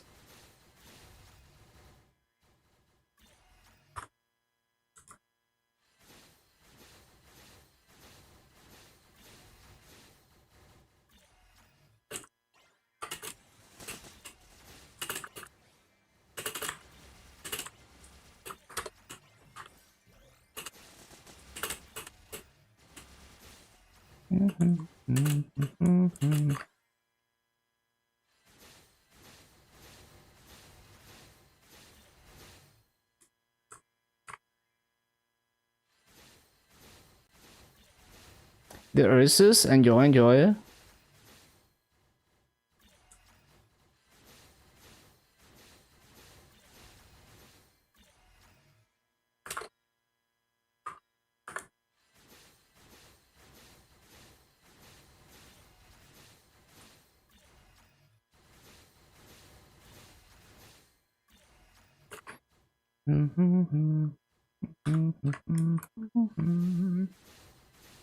Hello, David.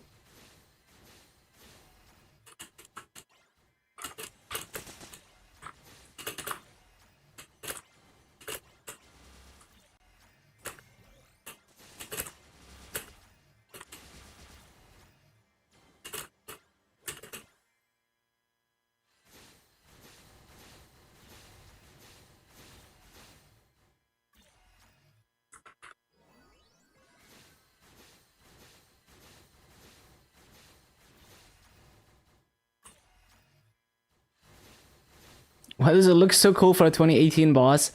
I specifically remember in the credits of Black Heaven, when you complete that prequest, they have like a tech demo of the skeletal animation system that they were introducing at the time. So Ursus was probably them just flexing the skeletal animation system. You know, like, they added this new tag to MapleStory's engine, and now they're flexing it with Ursus. Ursus is clearly a boss specifically designed to leverage that skeletal animation technology. Hello, Dan.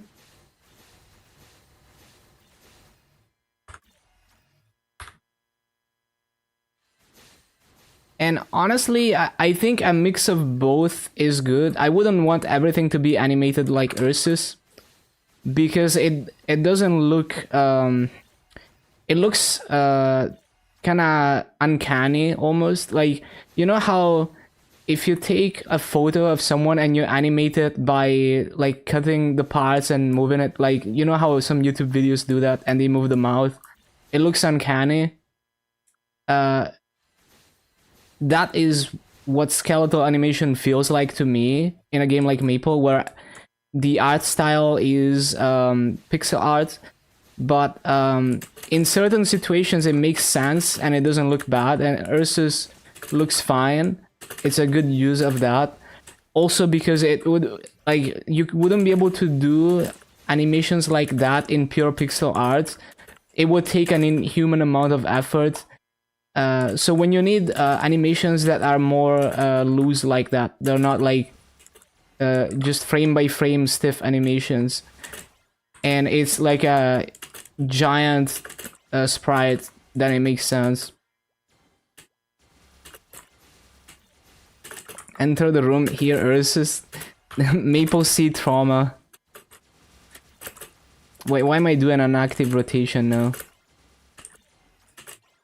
See, my brain that default is to do an active rotation, not to stand in place.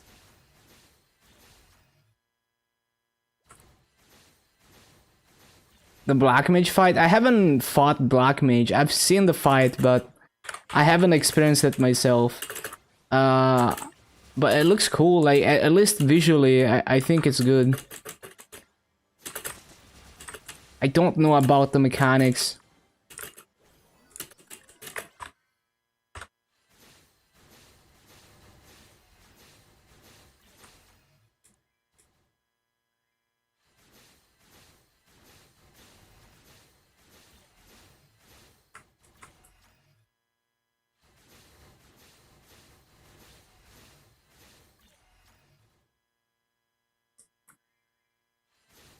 Mid-fight. Easier than expected.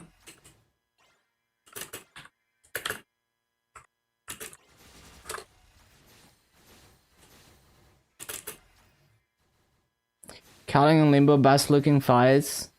They look pretty good, yeah.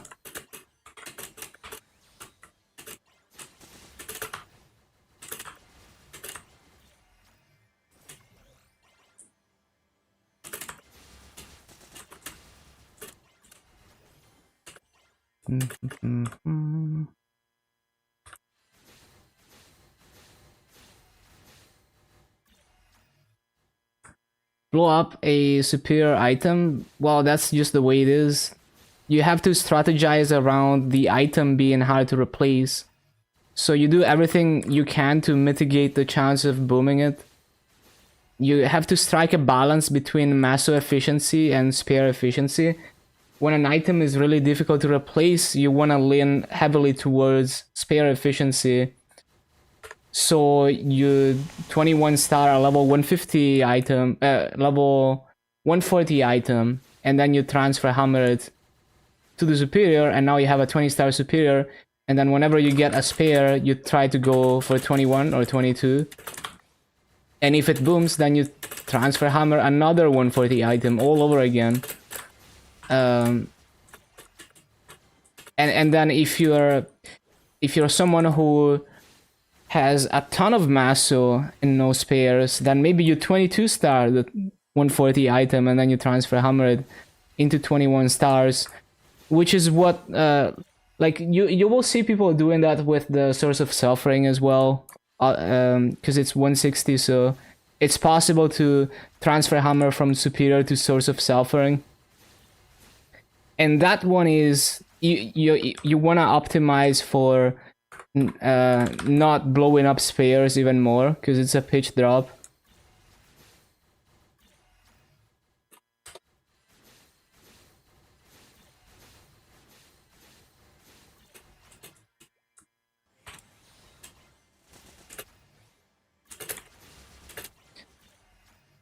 So yeah, basically TLDR, you just use your brain, and whatever you think makes sense, you kind of adjust your strategy based on your experience and what you know about the game.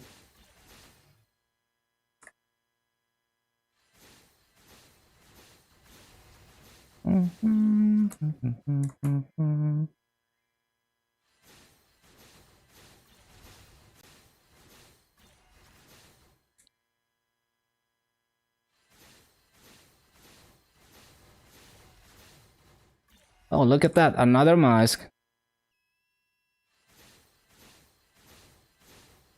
Why am I missing so many mobs though?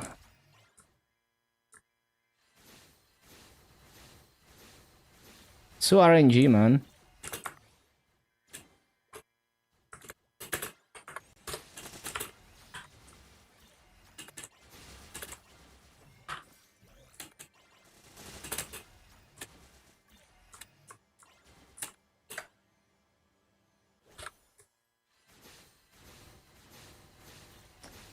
Today's mask, Yeti mask.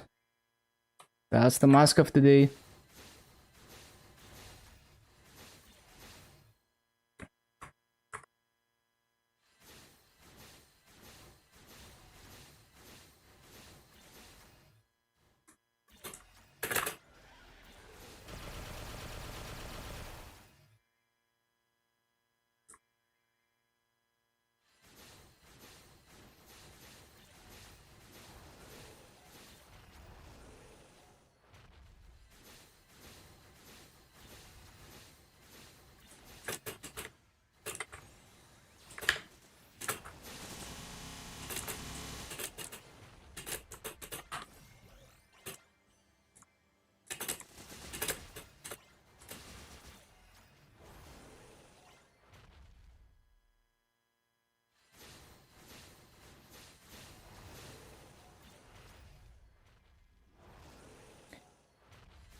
What does it give? Extreme growth potions, I think.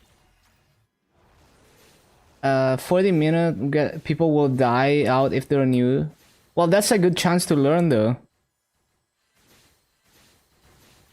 Like, the thing with the thing with player perception in MMOs is that making things easier and more accessible will never be perceived as enough by players. So as a game designer, you have to draw a line where it's like it's accessible enough, but it's also challenging enough that there is a point in doing anything in the game, that there is a sense of accomplishment.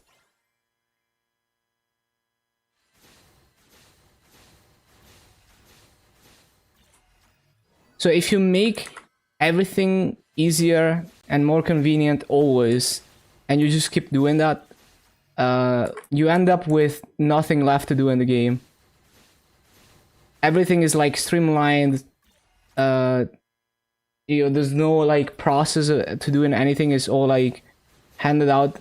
Well, you have no game left to play, so you have to find a balance where things that are obviously some things they're unnecessarily tedious.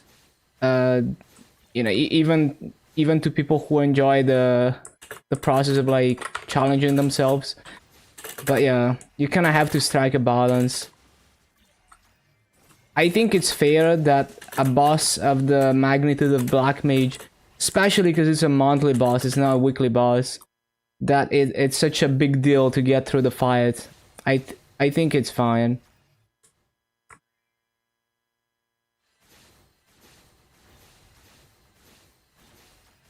That's where the game is at. Modern MMOs definitely kind of lean in the... So here's the thing. Here's what happens.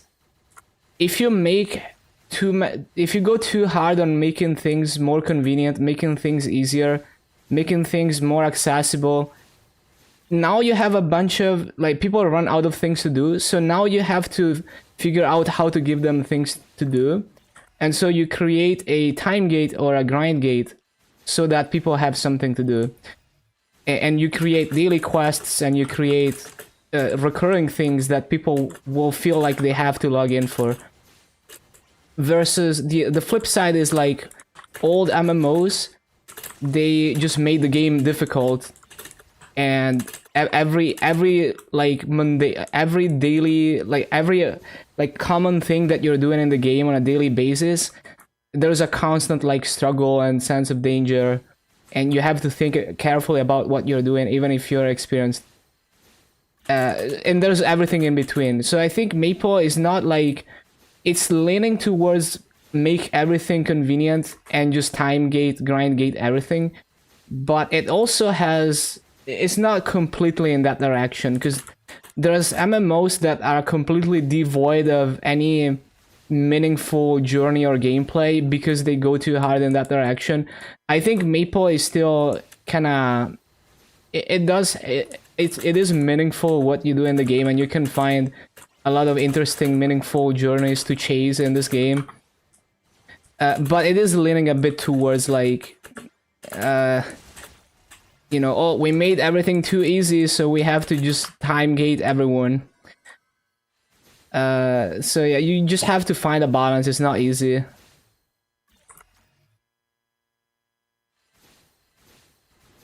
Yeah, so I think Maple is not the most, maybe not the most extreme, but it does lean in that direction. But I also think there's many things that Maple does great in giving more meaning to things you do in the game beyond just, you know, like listening to what the game is telling you to do. So you want to do things for yourself, right? Like, you ideally, the things you're doing in the game, you enjoy doing them not because they give good rewards, but because you enjoy doing them. And then the good rewards are an extra incentive to just go even harder. So yeah. So I do hope that like they strike a balance with that over time. Because there's definitely some aspects of how old Maple, just everything was difficult, and there's like this constant sense of either a danger or the risk of like breaking your character build. Some of it was I low key I enjoyed some of that.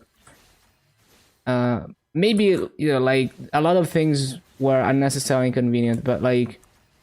We could use some of that in modern MMOs.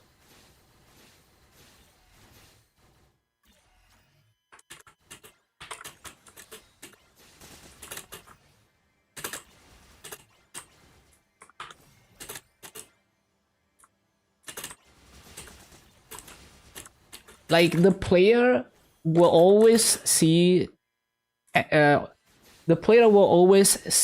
everything as an obstacle to get to their goal. Like, maybe their goal is to clear the highest boss.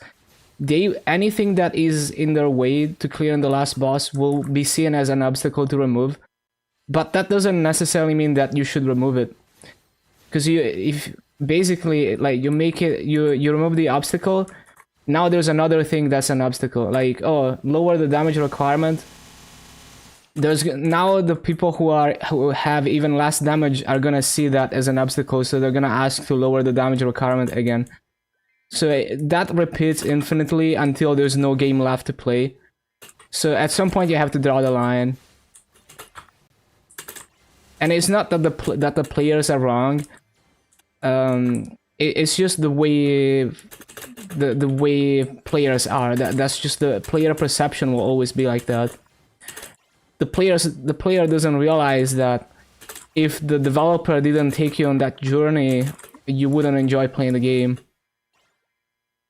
Even though you see it as an obstacle, this obstacle course that the developer is creating for you is what's making the game fun.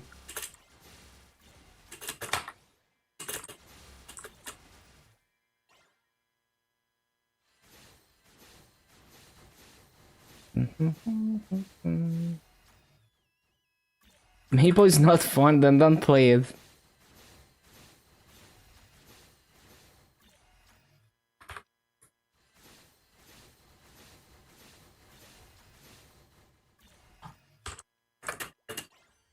You don't play it based. Yeah, that's just the way I see it, and that's why it's so difficult. Like, that's why people for many years people felt like, I mean, they still feel like MMOs are that genre because every time there's a major MMORPG release, everyone gets excited, everyone wants the next big thing, but it just never happens. It's always shit. Except for a few exceptions like old school WoW and old school RuneScape. Um, like it's that hard. Like Amazon couldn't make a good MMORPG. They tried with the Jeff Bezos money. So there's very few success stories, and it's also hard to balance to find a balance with the monetization as well. So there's like many things that are potentially ruining your MMO. It's hard to manage player perception, and then it's hard to not grief yourself with monetization, especially when you're a corporation and you're trying to make as much money as possible. Best MMORPG plays mirror.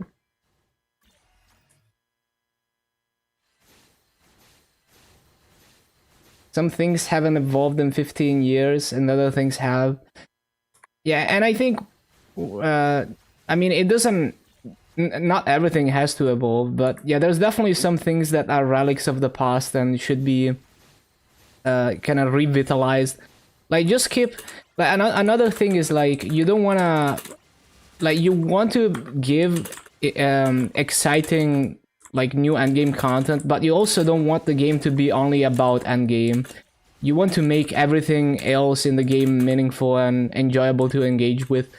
And I think Maple is kind of, it's a mixed bag. So like there's, I'm sure there's MMOs where it's even more only about the endgame than Maple. Maple is much more, it has a much more meaningful journey than a lot of games, but it does focus a lot on endgame still. So yeah, they could. There's definitely a lot of content that is like a relic of the past that they could reuse to make some more interesting things that are not necessarily endgame content.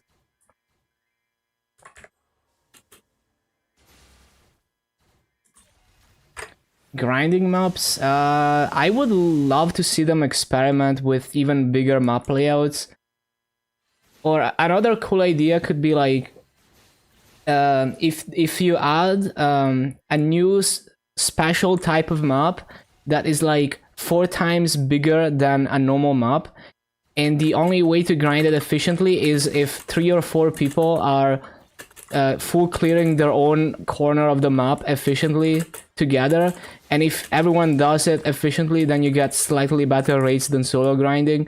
I wouldn't do that shit, but I think it would be one interesting concept that they could do with grinding maps, for example.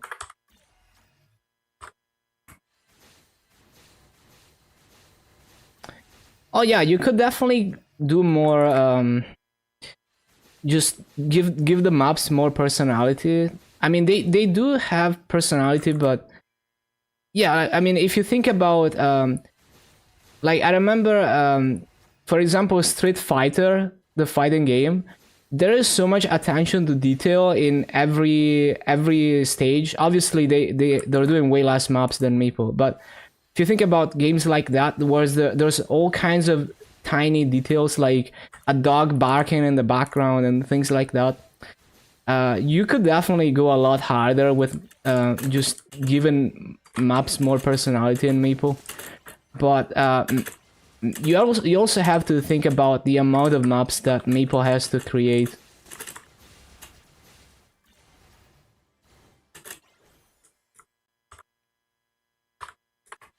The gold mask drop rate? We don't know. If Nexon doesn't tell us, we will never know.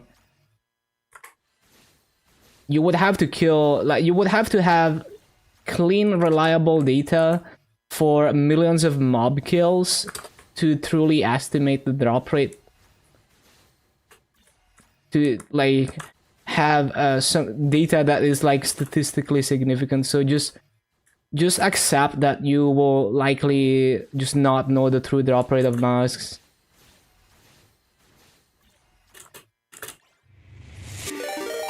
Yo, thank you, Laser, for the raid. Hope everything is well. What's on the menu today? What did you do? Laser, man. Let me give you a shout out. Everyone follow whatever Laser. He's such a great dude. Such a fun Mapler to be around. Yeah, follow his stream. 22 cape and shoulder. That's crazy. 6 bill off advanced. Bro, you're crazy. Crazy, man. Hello, Sharp Freaky. Boom DT and shoes top. Well, you win some, you lose some, right? And the shoes, yeah, the AT and the shoes had to die for your arcanes to hit 22, I guess.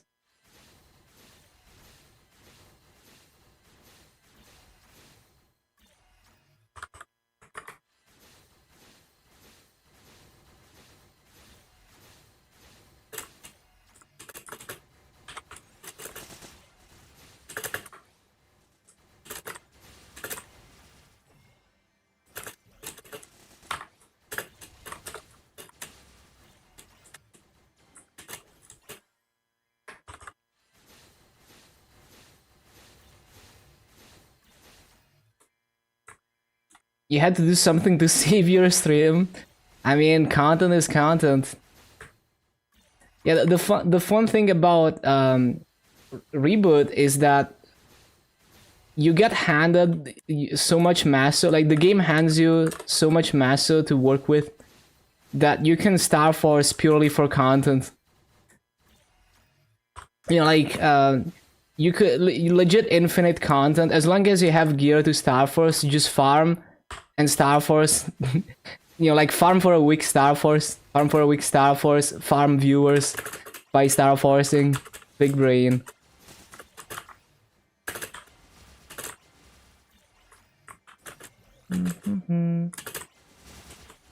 A Twitch clip, the Maple Twitch clip that's popping. What clip is it?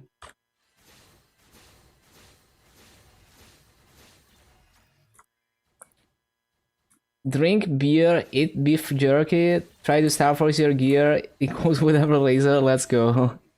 Peak content.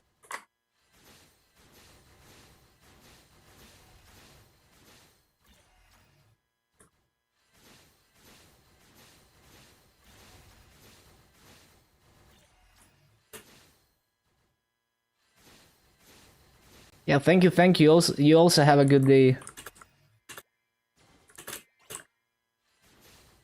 Trying to record this lazy rotation.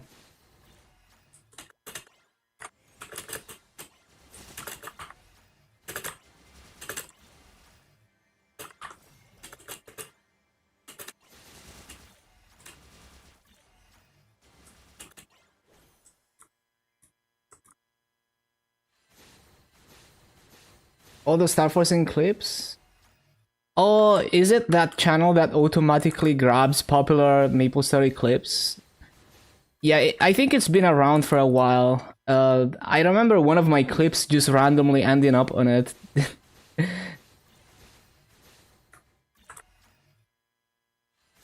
I mean, it is a smart smart strategy, right? Because if a clip has a lot of views, it's likely it's likely to be worth including in a compilation to put on YouTube. Now, if it's unsupervised, which it probably is, it will be hit or miss. Like, sometimes it's gonna include clips that are just absolutely nothing. But yeah, like, I can see the logic. And yeah, I mean, if the streamer wants, they can just copyright strike it. Like, YouTube legit, like, the funniest shit is if you're I don't remember the requirement. I think it's like if you're monetized on YouTube, every time YouTube detects a video that contains a part of your video, any video that you uploaded, it offers you the option to copyright strike them, and it even notifies you. Like, it tells you, hey, this guy has used part of your video, do you want to copyright strike them? And the funniest shit is I have some videos, like some OS videos, of me just playing OS, a rhythm game, and now there's like it's asking me if I want to copyright strike some of the top players in OS for uploading videos of the same song. So that's funny. Obviously, I'm not gonna do that. Never grow from those channels. Yeah, it depends. So like, if it's like supervised enough that it's actually like decently curated, as long as no one copyright strikes you, you will probably get like decent views. But you're kind of selling your soul there. Like you have to have something. You know, there has to be some talent somewhere, right? Like maybe you're really creative with the editing. Just anything that you find joy in like putting into the channel, right? Because if your main goal is literally just to farm views, and just do it in the most optimal way, then yeah, it's like if you're not driven by passion, you're usually not gonna succeed, because you're probably not gonna put as much effort as if you were passionate. So unless you get lucky, you're gonna not even do that great.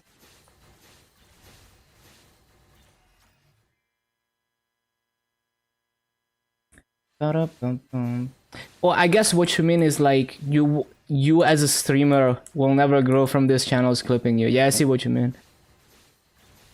Yeah, it depends how big the channel is. Like if it's one of those automated clips channels, probably not, because there's gonna be a relatively small audience, and since the channel has no personality, so it's like it's different. Like if you're talking in the video and like creating a personality around the channel, and people come back for you and not just for the clips, then yeah, maybe the people that, you know, the clips that you're showing, maybe those streamers, some of your viewers will go to those streamers. But if you run a faceless channel that automatically uploads clips of streamers, yeah, you might get views because you're farming the latest hot stuff, but you're not gonna have a viewership that, you're not gonna be memorable. Like they're not gonna be like, oh, it's that channel, because you have no face and no personality and there's nothing unique about you.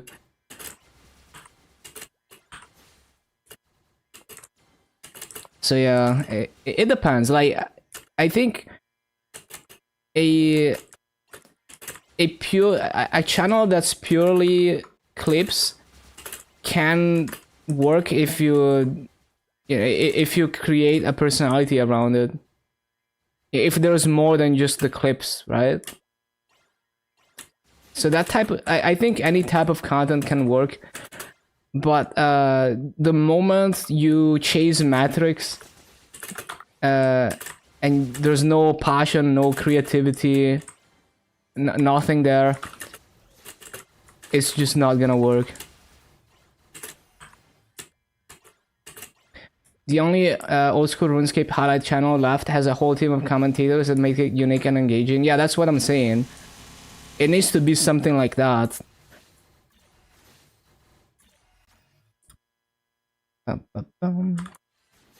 So like there's people who are like farming like TikTok by clipping, you know, just very clipping like famous movies and clipping like Twitch streams and whatnot, and just uploading it to TikTok. And there's, you know, they don't have a face, they're just uploading these clips, and they're farming like a good amount of views, but no one will remember their channel. Like no one is gonna be like, oh, I wanna see what this channel is up to, because you didn't build anything, you know, you didn't build a personality. So as soon as anyone puts more effort into the same thing and actually puts some of their personality into it, everyone will flock to that other channel. Or the moment someone, for whatever reason, forgets about your channel, I mean, people will not remember it at all. Like, they will just click it because it's in the recommended. It's not, people will not want to specifically subscribe to you or follow you. So you're farming views, but it's not, you're not building something that's gonna last, most likely. The recap movie show channel with AI voiceover is kind of banger, saved you so much time. Man, I remember like that channel that like takes popular Reddit posts and just like, you know, it's clearly like automatically generated TTS of the Reddit posts. I haven't seen it in my recommended for a long time. It's probably not doing well, even though it was popping. Because after a while you realize that it's like there's nothing there, right? As soon as, like, legit, like Asmongold reacting to a Reddit post, like why would you ever click the AI video when you can watch just, you know, anyone adding anything to it, right? It's way more entertaining. Like, I don't watch reaction content, right? But like, it's like there's, you know, you realize very quickly that there is like no value there. That anyone can do the same thing better if they really want to.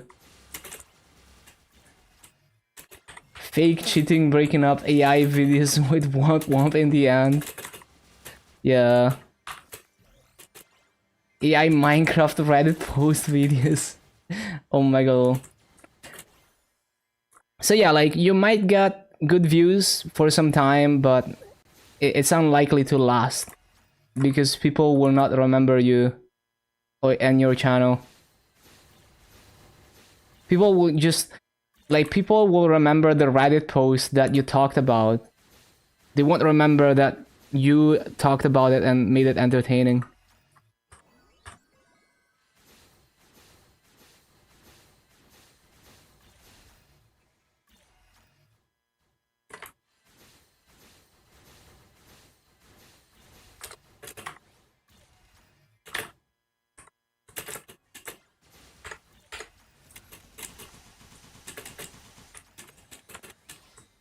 But I'm all for people doing like farming corporations for easy ad money like that. Like, I don't care.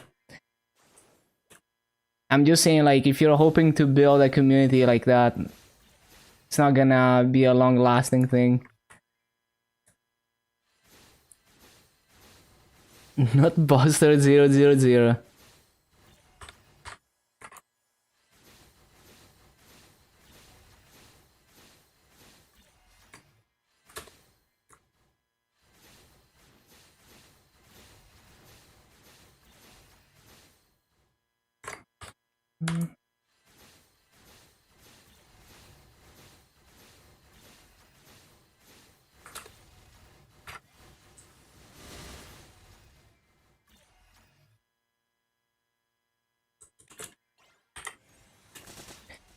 And like there's channels that do like automation or AI heavy stuff that actually make it interesting.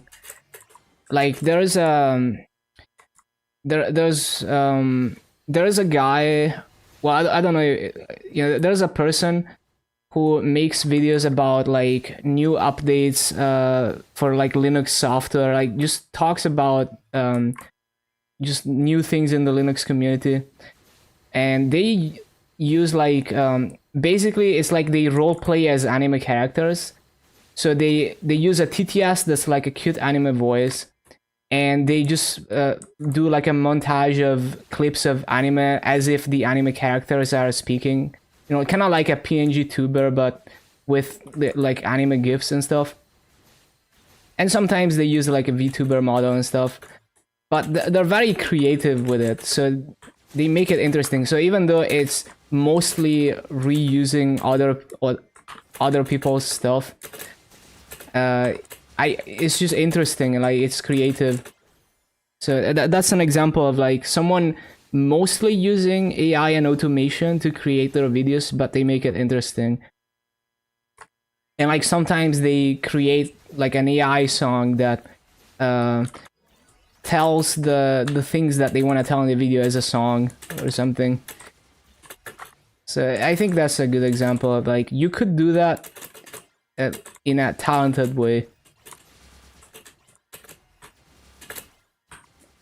And there's probably many other examples. Like I remember there's like I don't really follow this VTuber, but I remember there's a VTuber that doesn't speak at all. They just use a TTS, and they just kind of use the TTS in real time, and they created this unique personality around them, like being mute and using a TTS. Actually, I think they're like actually mute. I forgot, but yeah.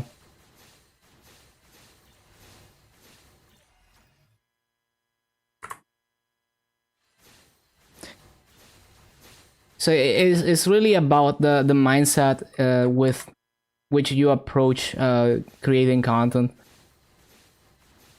Like if you're creating content for metrics and not because you want to create something fun, then it's just not gonna lead to good places.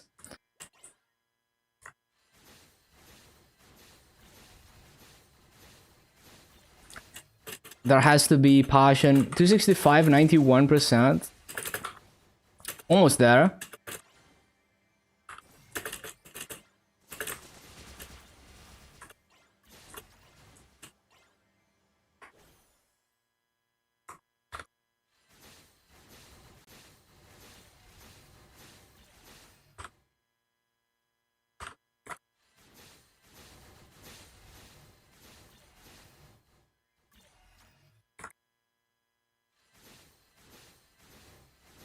The 265s and 270 are so free with Janus, honestly.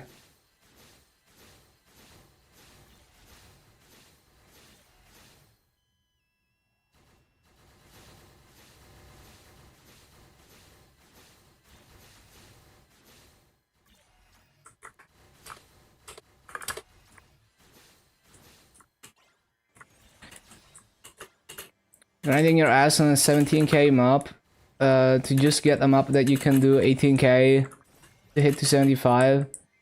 Yeah, I mean, yeah, Janus makes those rates way more accessible for sure.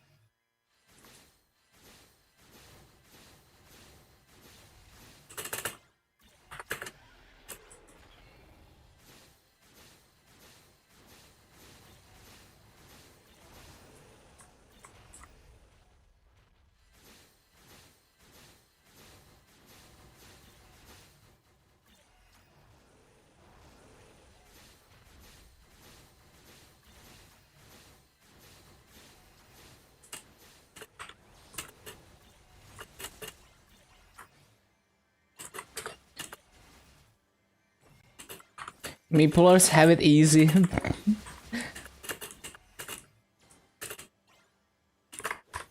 Yeah, kids these days.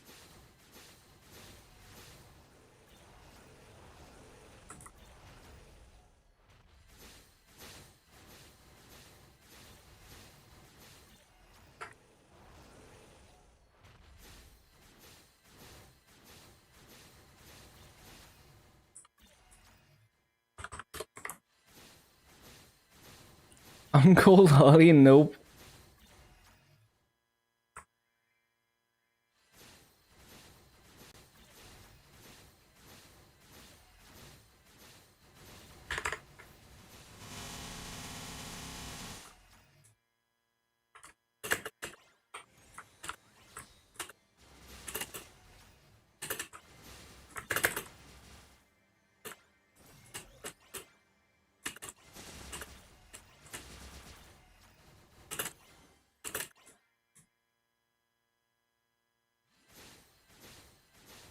Uncle Holly goes hard.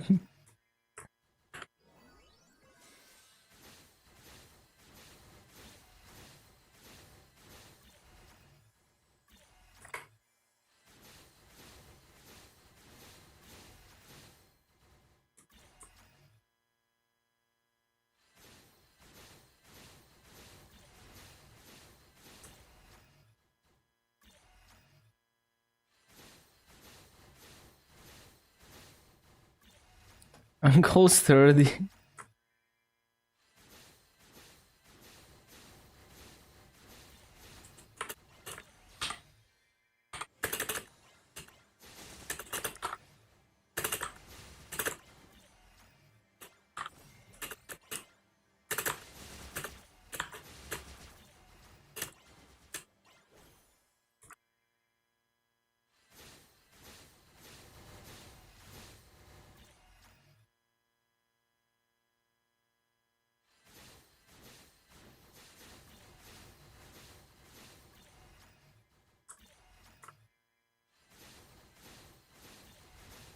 Old.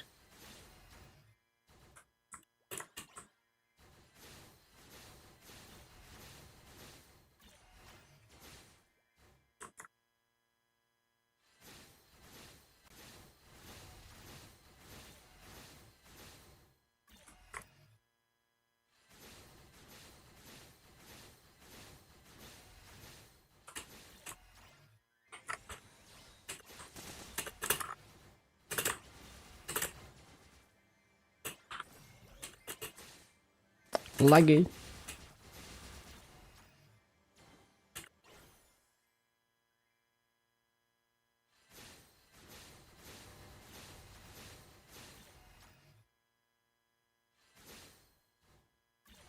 Twitter feels worse than TikTok right now.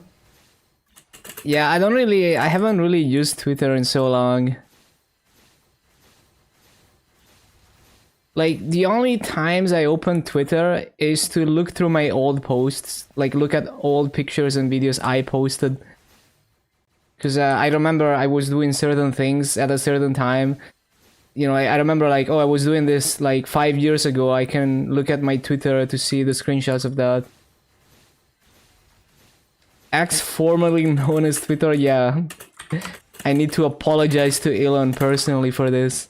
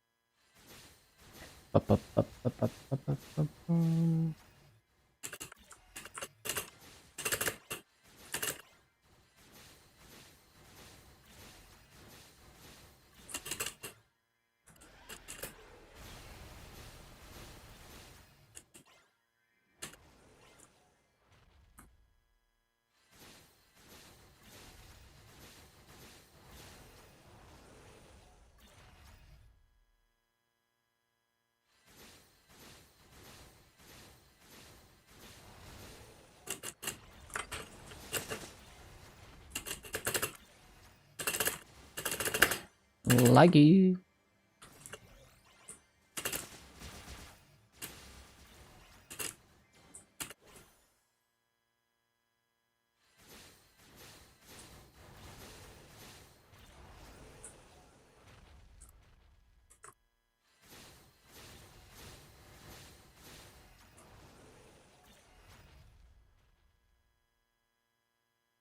Oh my god. I love when my Soul Seeker stops attacking for no reason, but okay. 1741, that's pretty good for lazy farming. Okay, I recorded another one. I don't know how good the other one was. I think it was actually better. But I guess I can record an active rotation for this as well. I guess the main question for the active rotation is whether we want to go in a circle or not. So the question is like, is going up the platforms scuffed enough that you want to go in a circle in this class? Probably not.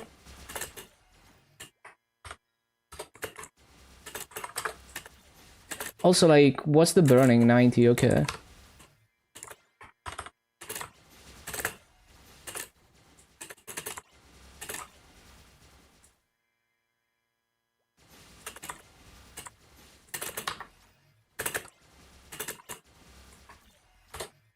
Wait, what? Why am I missing mobs?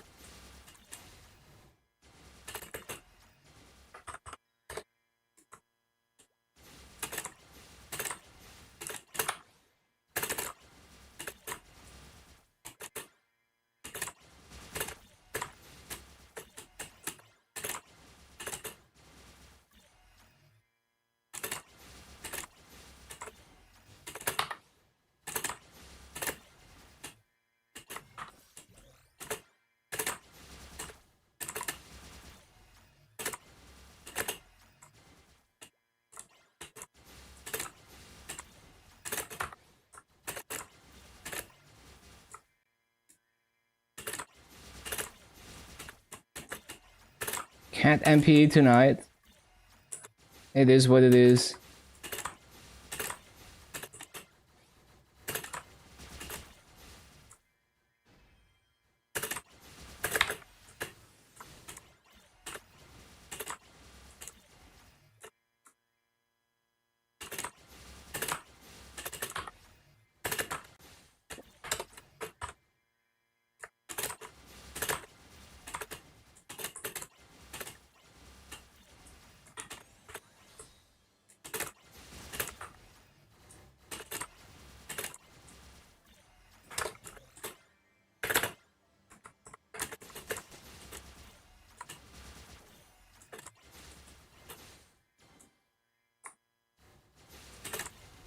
Reason and Wooting implemented a new setting makes you no longer overlap input. That's crazy in games like Overwatch. Very important in CS. Yeah, I can see that being banned. That's just like, if you think about a rhythm game too, that's also that could also be abused in rhythm games. It's not right now. I feel like over time it's gonna get banned. Because it would be like having a meta where the optimal way to play a competitive level is to buy an expensive keyboard from a specific manufacturer is just not good. So like recently, I don't know if you saw Carl Jobs' video. But there was a top player in us who was generally like a good player, but at some point they started cheating using the wooden keyboard. As in, they set it up so that when they release the key, it counts as another hit. So it's like when you have a double bass paddle on the drums. You press it, it does one hit. You release it, it does another hit. They were abusing that, and yeah, they got banned for it. Although it's a more egregious thing than the thing you're describing, but yeah.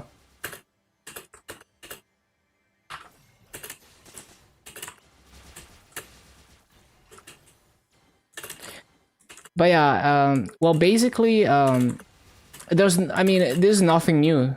Like, hardware macros have always been a thing. So I'm not surprised. Not surprised. And the possibilities explode with the wooden keyboard when you have, you know, like analog inputs like that. You can do all sorts of crazy stuff when you have a really powerful firmware in your keyboard, but it should be treated the same as if someone made a macro on their keyboard to automatically like press a sequence of keys. You would not accept that, so you shouldn't accept that either.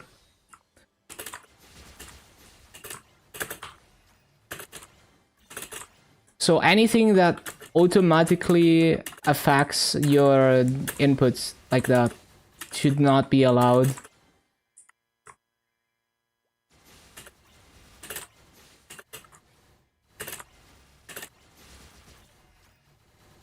You have in Valorant you have 0 acceleration, so when you stop pressing the key you become 100% accurate.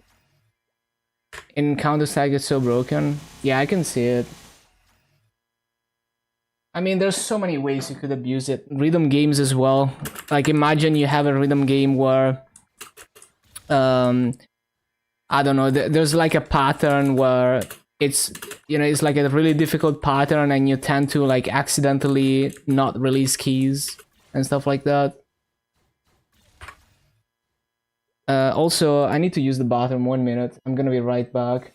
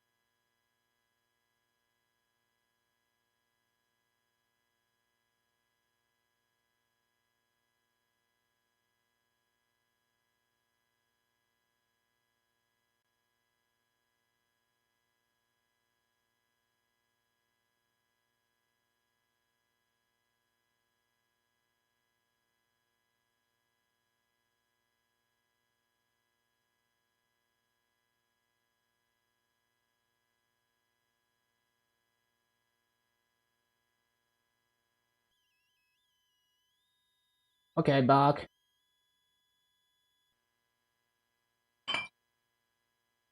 Yeah, I think over time you're gonna see these things getting banned because no one wants a game where you need to buy a very specific keyboard to play. And you know what happens after? Like imagine like one day wooden keyboards are not sold anymore.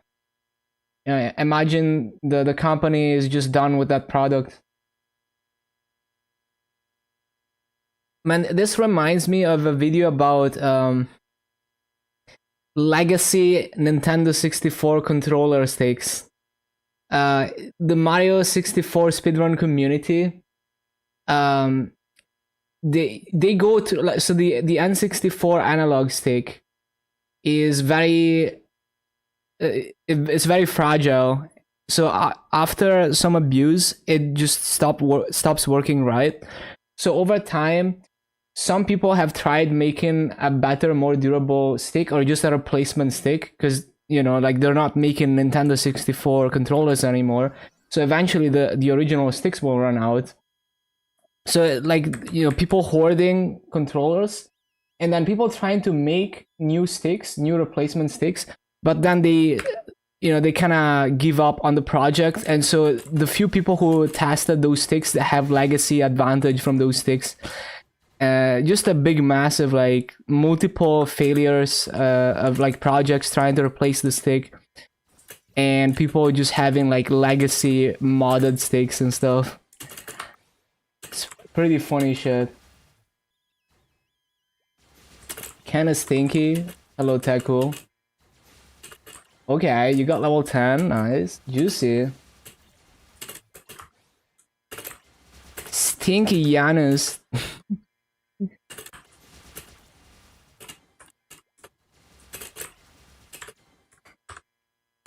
But yeah, the tale of the what would you call it? The great N64 stick wars. That was a fun one. I forgot the title of the video.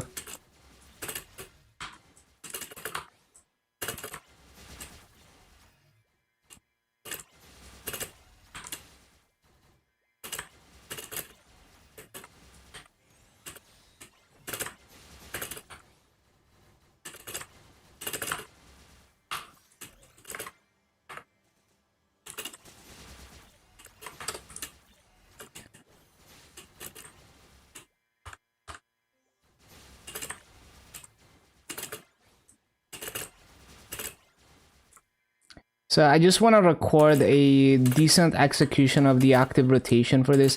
I guess I should use Trinity Fusion when I drop down there.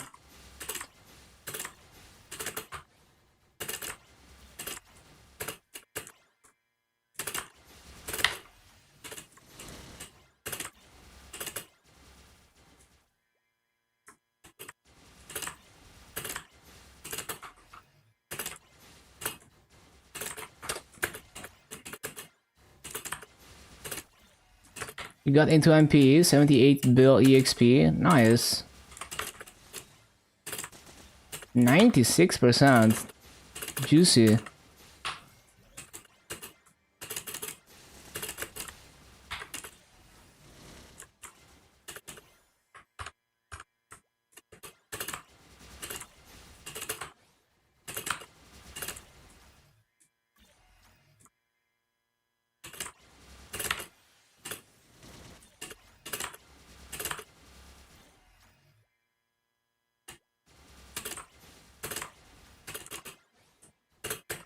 Why do I jump like that?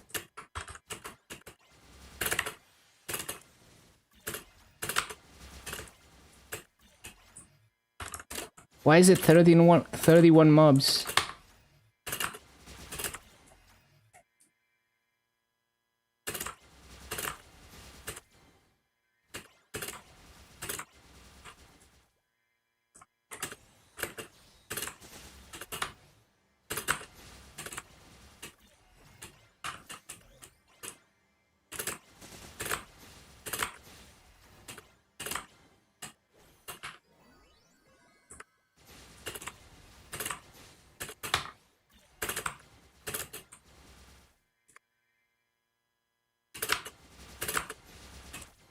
So if you flash jump quick enough, you don't actually overshoot there. That's nice.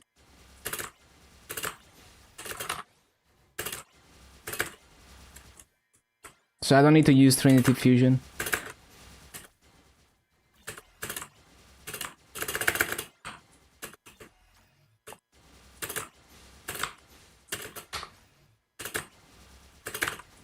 This is kind of borderline though.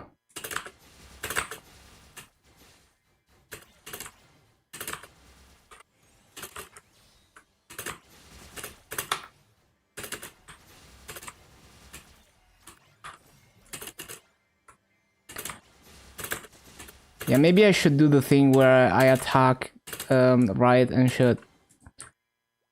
I don't know. Like that.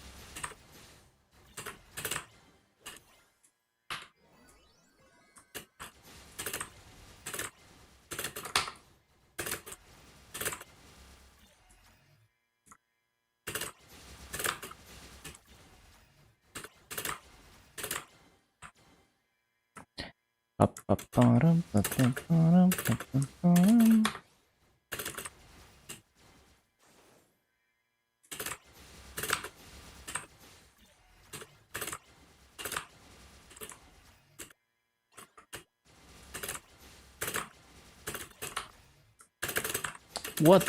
I'm stupid.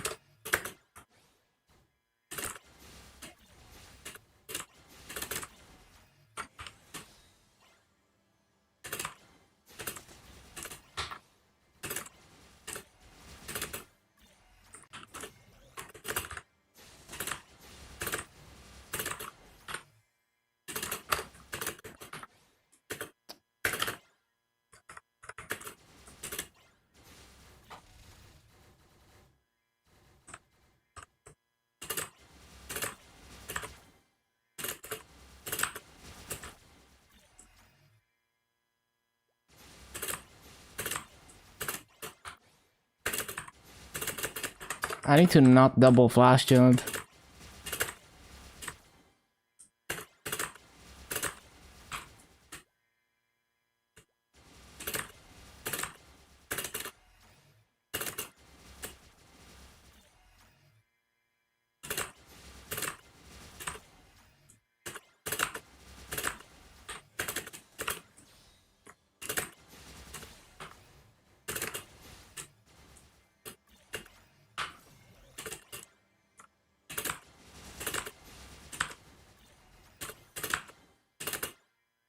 Stupid bees.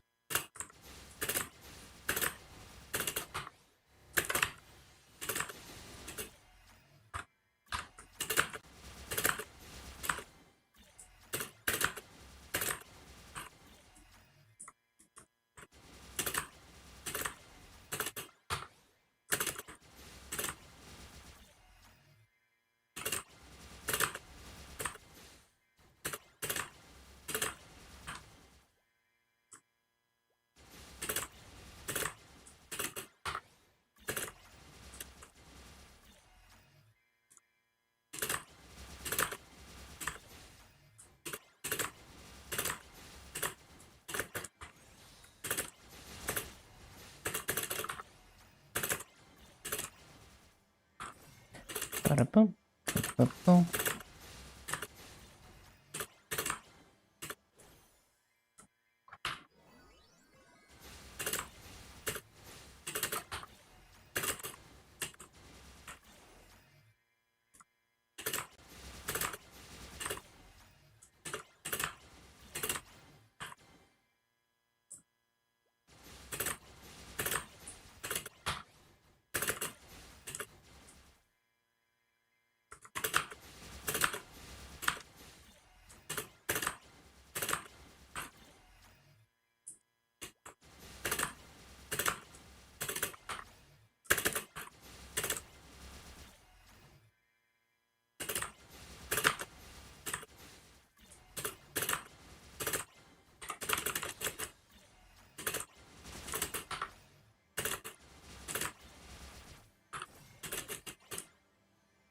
Bum, bum, bum, bum, bum, bum.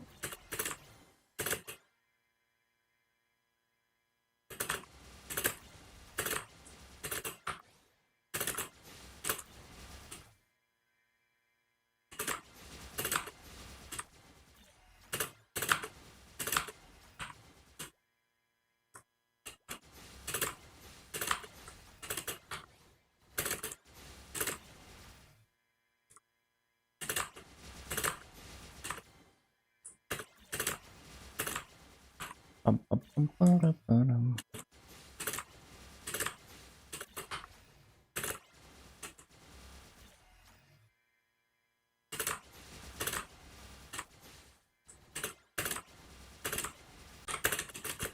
Like legit, this rotation takes less focus for me than standing still with Soul Seeker, because I don't have to think about every spawn cycle. I need to like move slightly and make sure the Soul Seekers are actually attacking.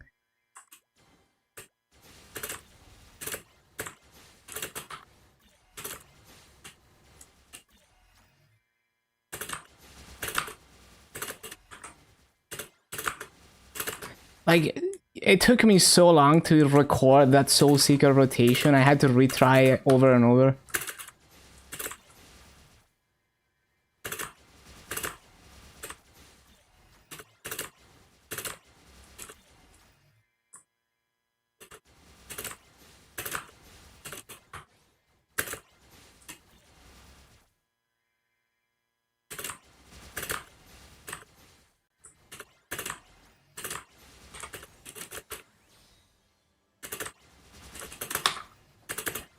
Hello, rope lift?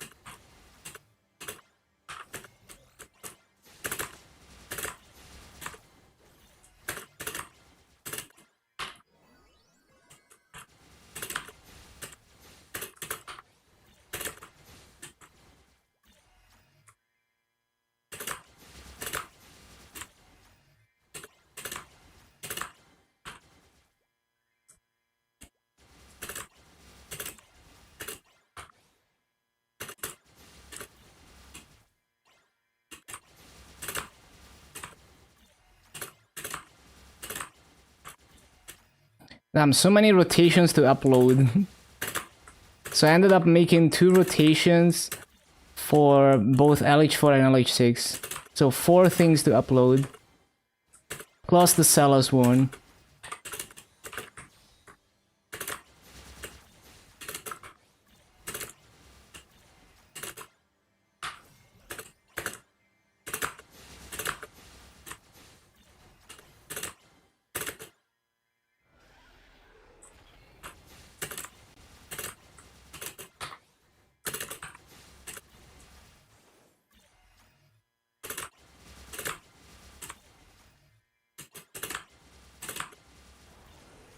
Yeah, this is gonna be close to 18k.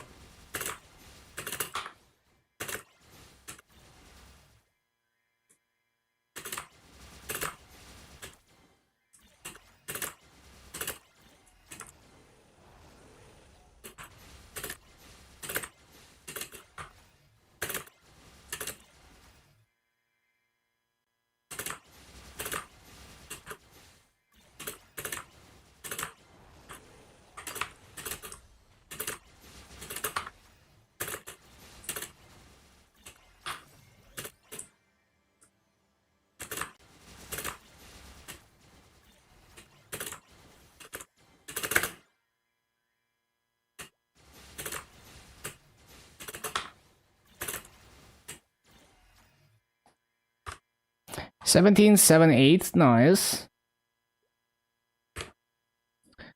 And that's recorded. And it probably took me less time to record this rotation than the Soul Seeker one.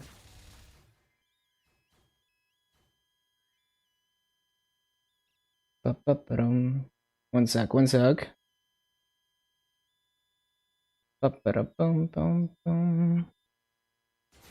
Okay, so what else?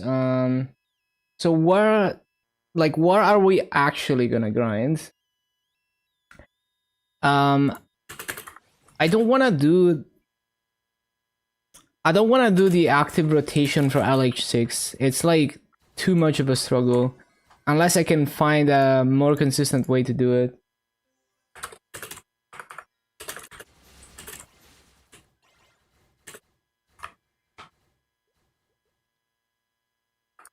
So it's either gonna be... It's gonna be... probably LH4 or like lazy farming LH6. I don't know. We will see. I don't think the active rotation for this map is worth it. Because realistically, I don't see myself sustaining 18k for a longer BA, but I guess we can try. Like, maybe I get used to it, and then I can sustain it.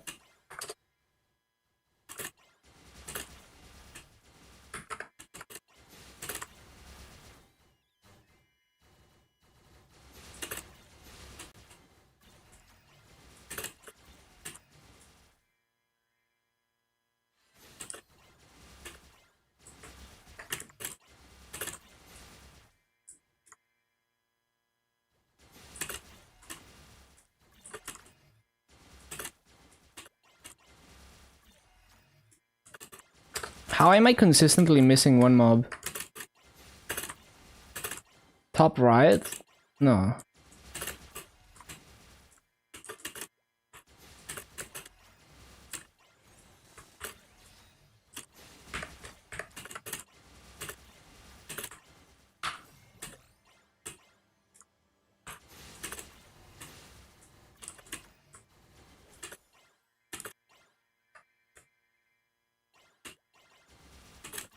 Soul Seeker. I've already recorded the Soul Seeker rotation for this map.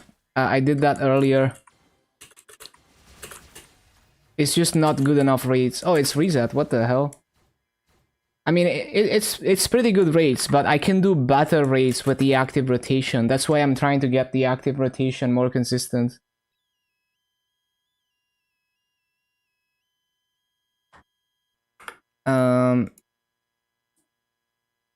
It's also more brain dead for me to do the active rotation than Seeker. So LH4, I also made a rotation where I can get 17.4k with Seeker. But then if I do an active rotation, I get 17.8k. And it's actually easier for me to do the active rotation. I have to pay less attention than spamming Seeker. And it's the same in LH6. LH6, I think I did 17.3k Seeker farming, but I did 18k with the active rotation. And it's more brain dead, but it's also like LH6 active rotation is difficult to execute perfectly, so it's easy to drop rates. It's easy, like you miss a jump and you're too slow, basically. The LH4 active rotation is really easy though. That one I could sustain easily. So I might just do that one.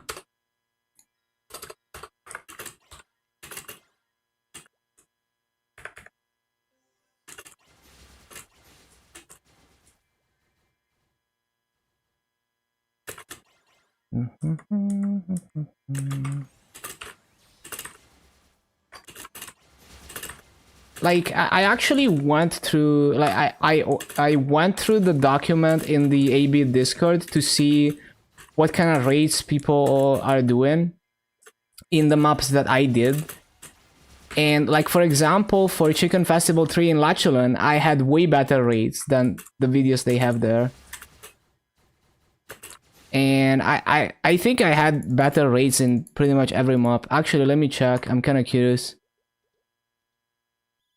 I remember for sure. Oh, I didn't start the timer. I remember for sure in Latchlin I had way better rates than the videos in the AV Discord. Let me see.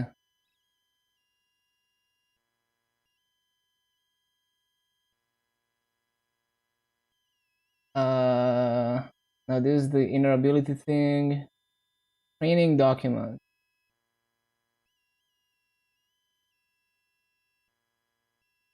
So like so Latchlin, they have Chicken Festival 3, they have 17.4k. I did 18k.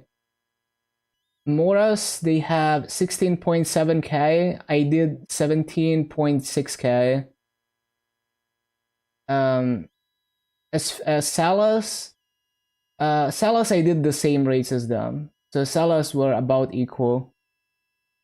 But I could probably do better if I had more damage. Oh, they have 17.9k in Radiant Temple 3. That's kind of nice. How sweaty is it?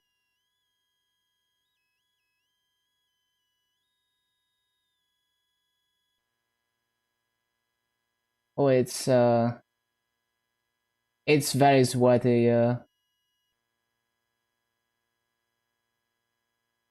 It's such a janky map. But yeah, basically, it's just to demonstrate that you shouldn't assume that the videos that are pinned on the class Discord are the best rates you can get. Because I could easily beat all of those with completely different rotations too.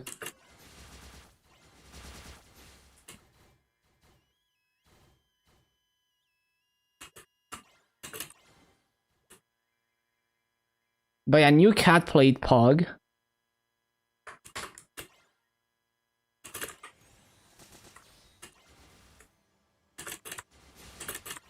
Oh, the Maple Boys, I see, I see.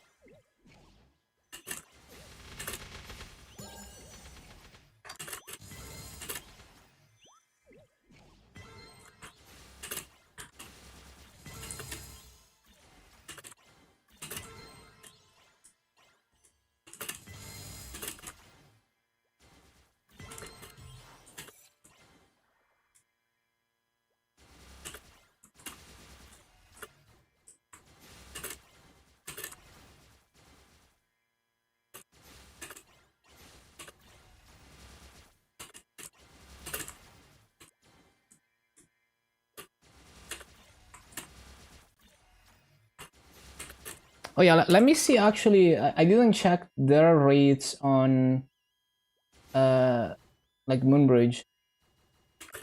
So let's see how they compare to my rates.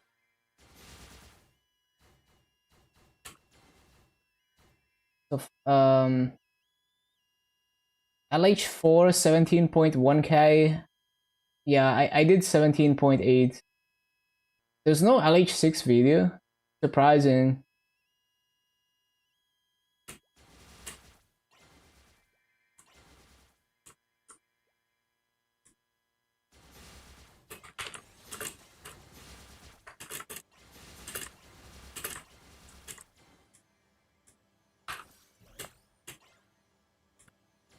And like those videos, I'm not saying those videos are bad, because like those videos were made a long time ago, before a lot of them before Fountain. And also you can always do better, so it's just the natural progression. But yeah, I want people to I don't want people to assume that like you look at a training video and that's like the only way to grind them up and the only way you know, like the best rates you can get, because it is almost always I end up with a different rotation than the videos you can find, and I end up with better rates than them.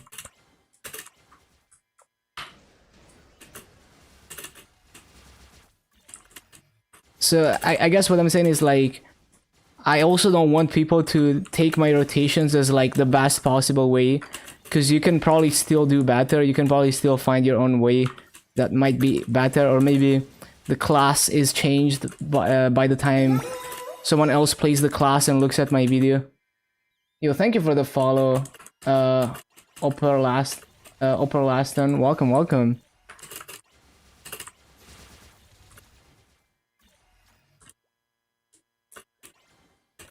Okay, let me well, actually no, we're doing activations, so it's complete brain dead, randomly hitting mobs until the activations are over.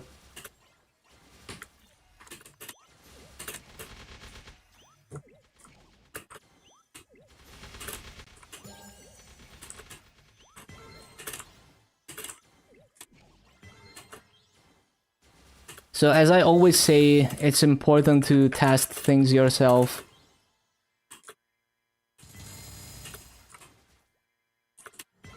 Well, even with classes where the videos are recent, I get the same thing. Like, oftentimes I end up with a different rotation, doing better rates a lot of the time.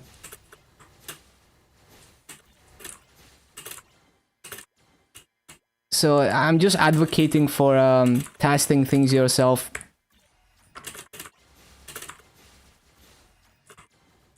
And trying to do better.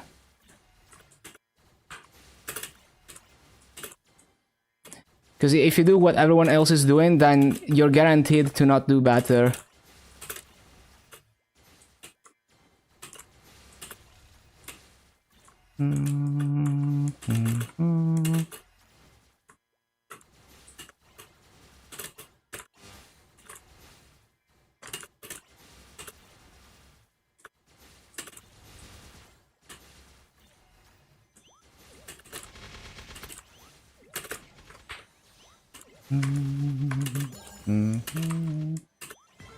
So, and if you do what I'm doing, so if you copy my rotations and my maps, you're guaranteed to not do better than me. So if you want to do even better, then you need to kind of explore on your own and figure it out.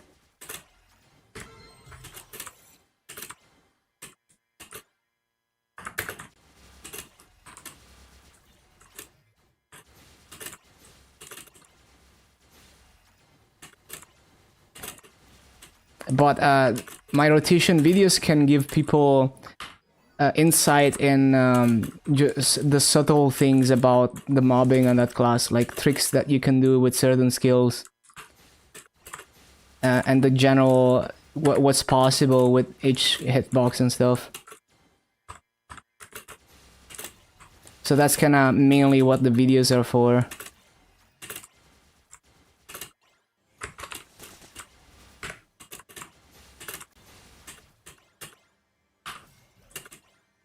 As a resource to learn how to get the best out of your kit.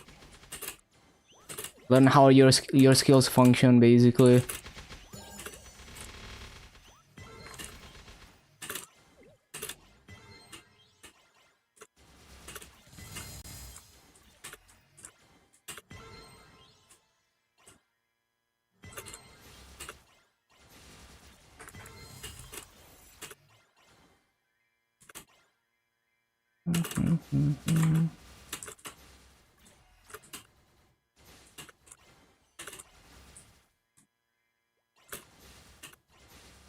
You will never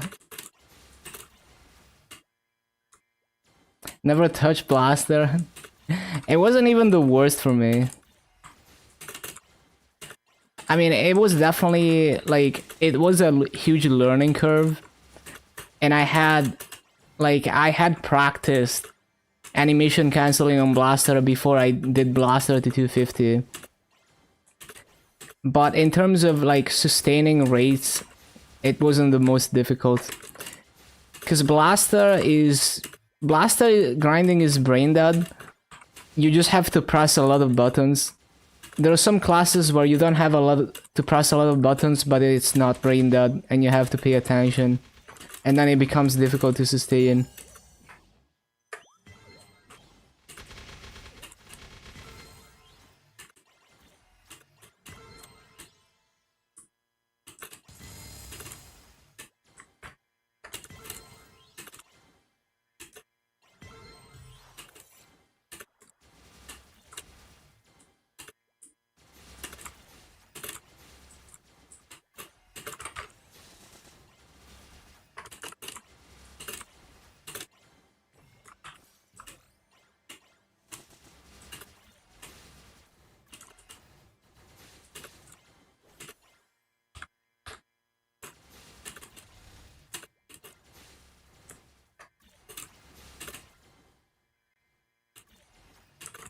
Why do I keep doing BAs? I'm just trying to get through my activations right now. Also, am I still recording? Yeah, I'll stop recording.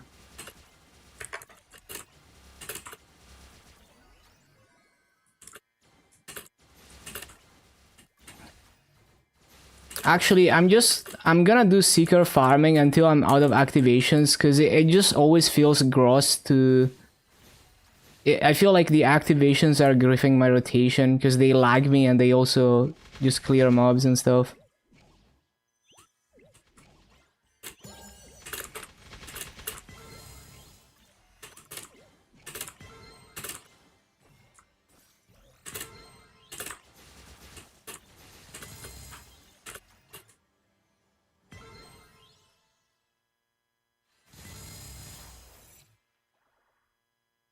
Actually, I can't even seeker farm with activations because it takes targets away from me.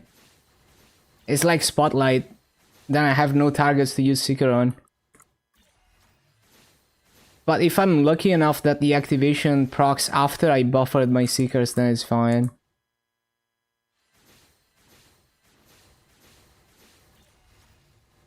Got MPE again after reset. 99%, juicy, so close.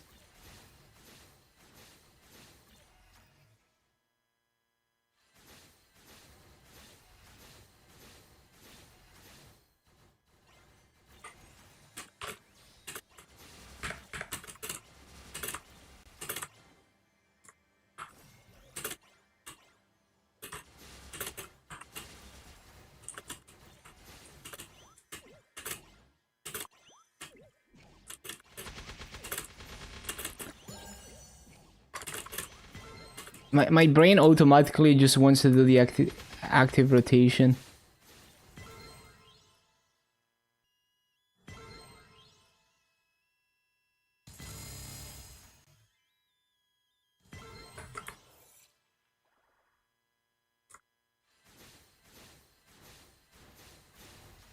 Hit second line drop can hit one line Maso. Can't hit one line Maso. Wanna farm my Demon Slayer before Magpod expire. Yeah, unlucky. Suffering from success.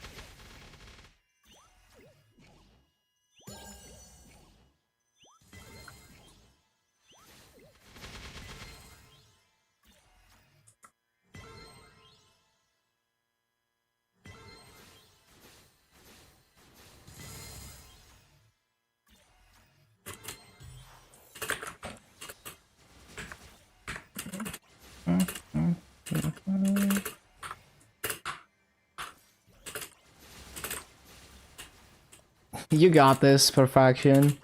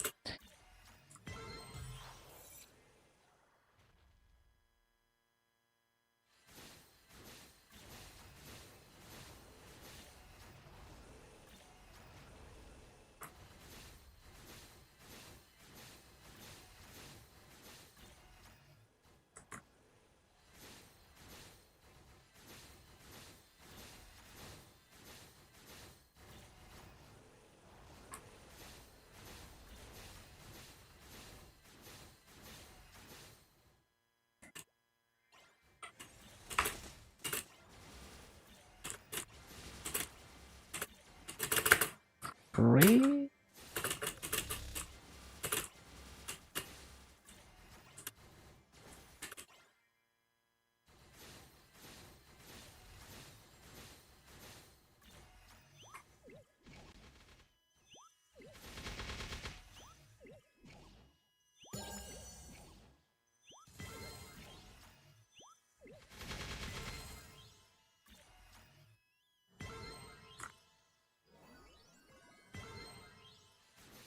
Yeah, congrats on 266, man. Nice, nice.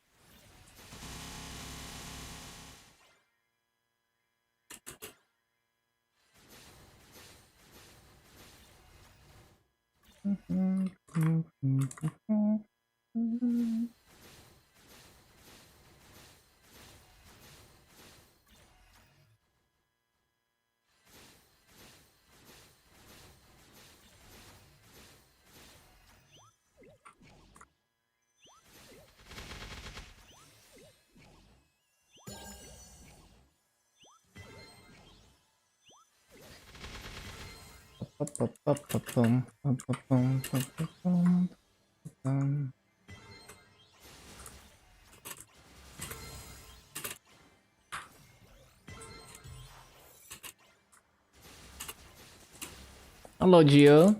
What up, what up?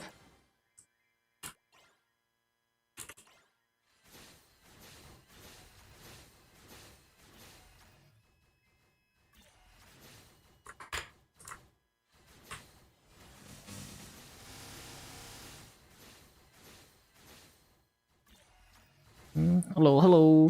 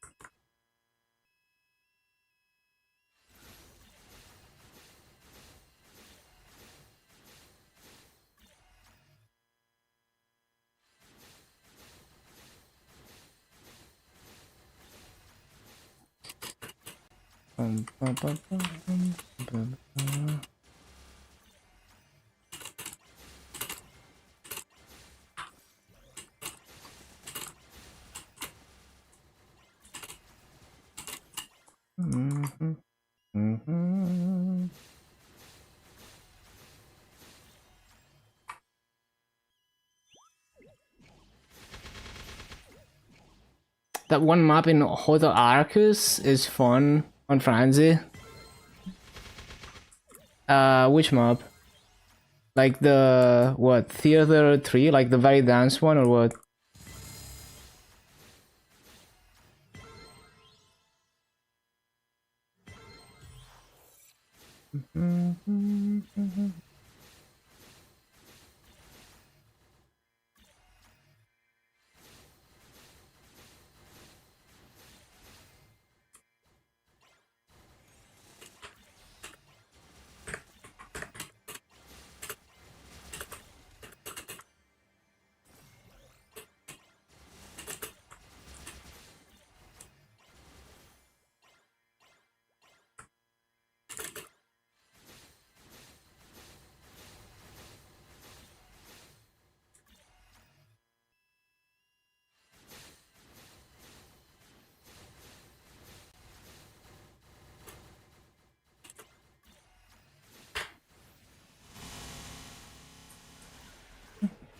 Mm.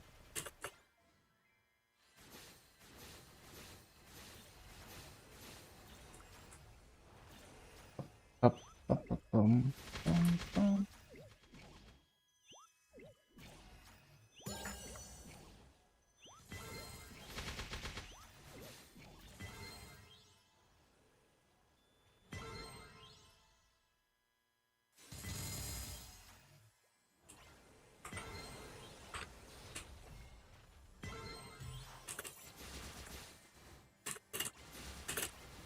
Up, bum, bum, bum, bum, bum, bum, bum.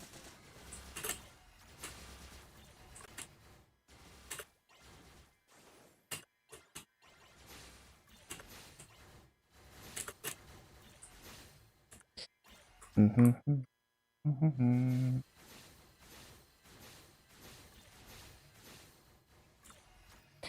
Ba-da-ba-da-bum, ba-da-bum.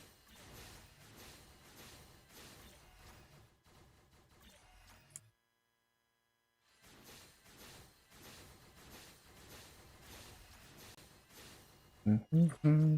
Mm-hmm.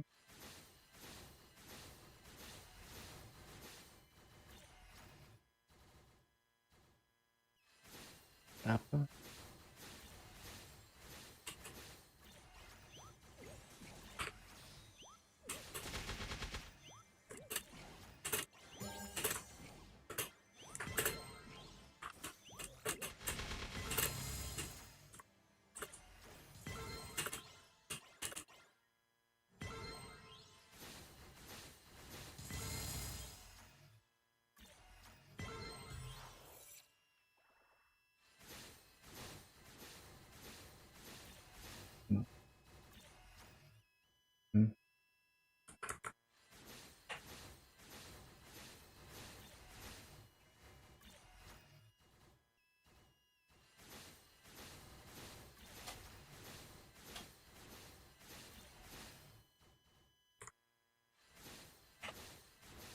Mm-hmm.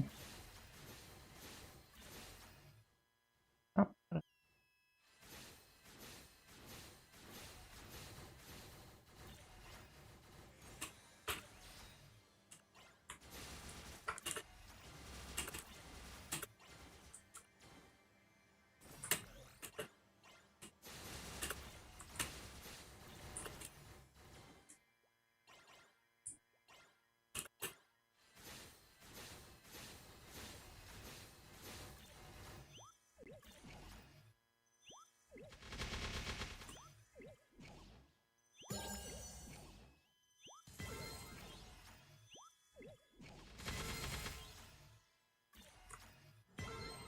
Mm-hmm.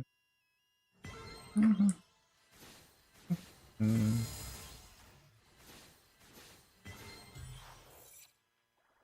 Bum, bum, ba-da-bum. Ba-bum, ba-da-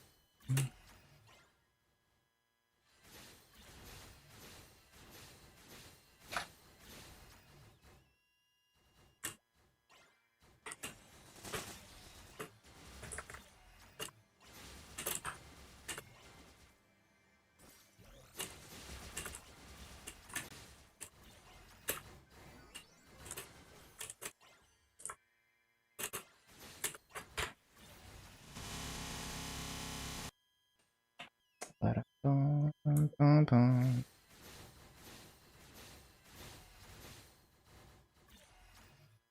Mhm, mhm, mhm.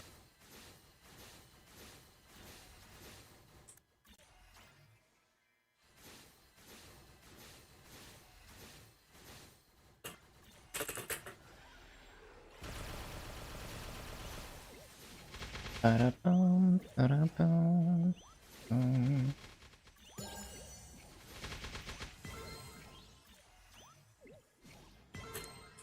Mhm, mhm.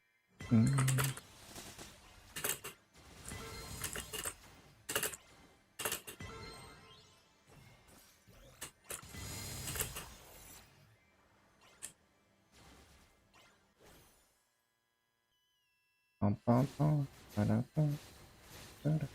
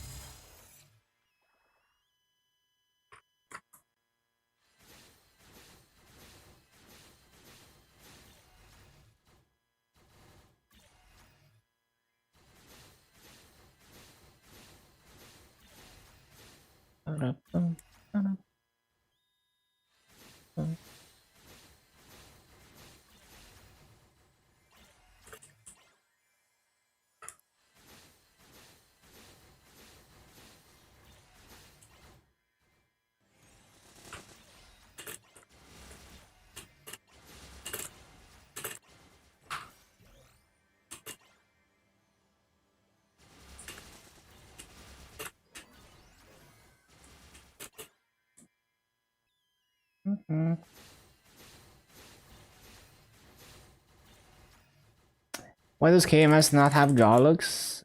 I mean, it just doesn't. Like, they didn't design the game around having Galax. Galax is probably just something that GMS came up with and then asked the KMS team to, like, code it.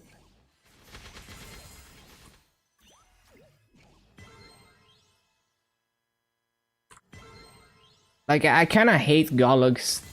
Like, not feeling like I have to do Galax is great.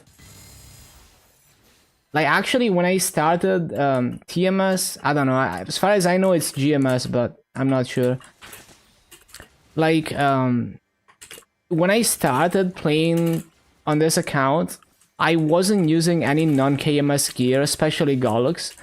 So I was doing Iron Man progression as a challenge, and I didn't like Galax, so I simply didn't use Galax gear. I used like KMS style gear.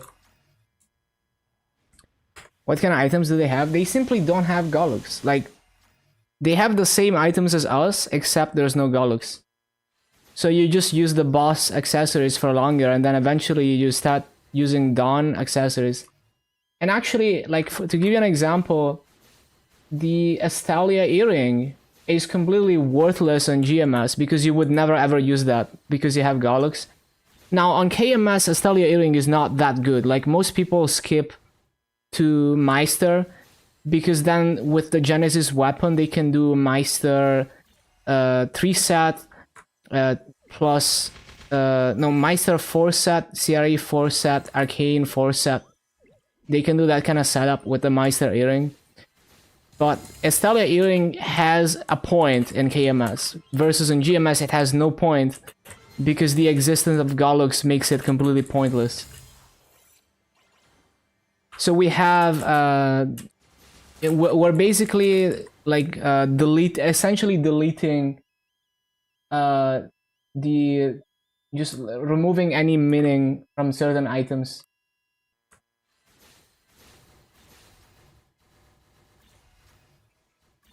So yeah, it's not good when you're just making some content pointless.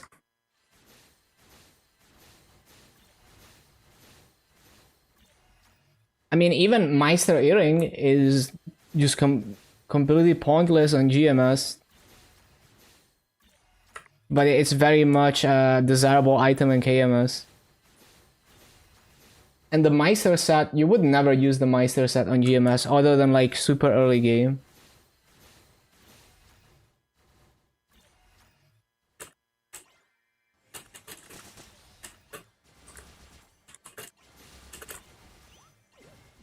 So yeah, I don't necessarily consider the existence of Galax like most positive thing. It's kind of a mixed bag. Like, it's nice how OP the gear is for regular server, especially because you get easy scrolling. But at the same time, it feels bad that it devalues the intended gear and the intended like gear progression. Yeah, it's only good as transfer hammer fodder, I guess, on GMS.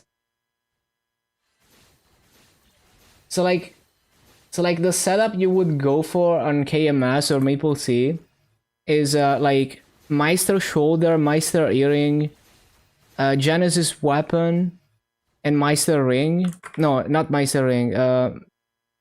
Shoulder weapon, earring. What was the other item?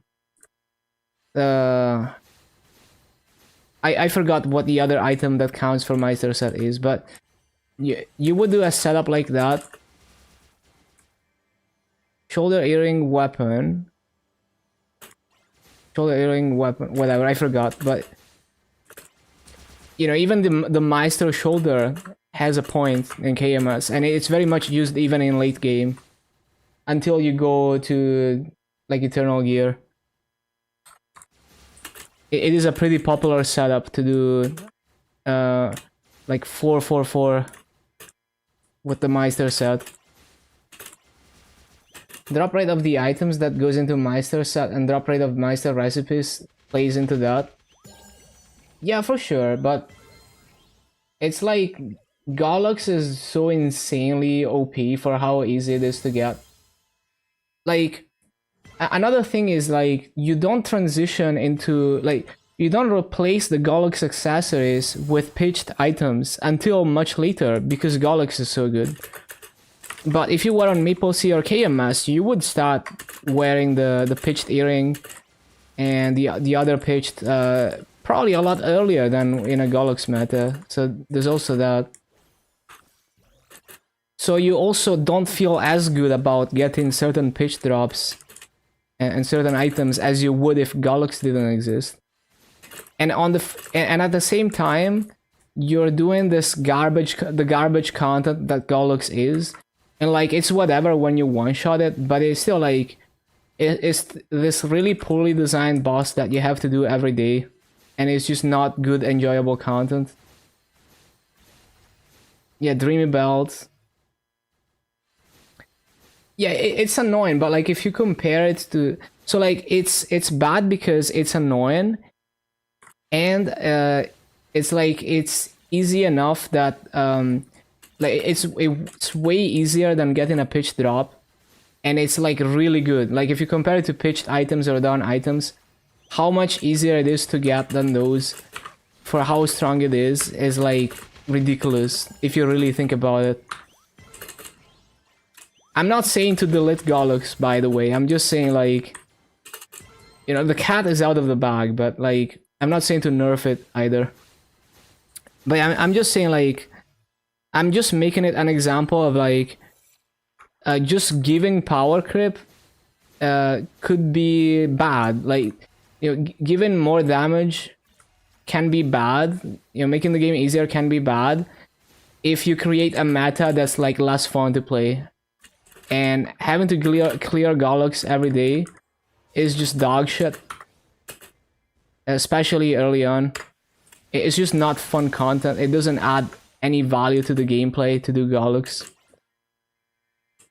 So it's a prime example of like, you can give insane power creep, but if the content is dog shit, it doesn't add any value to enjoying the game. If it could even make the game less enjoyable if you feel like you have to do this content but it's dog shit and it devalues other ways to play the game.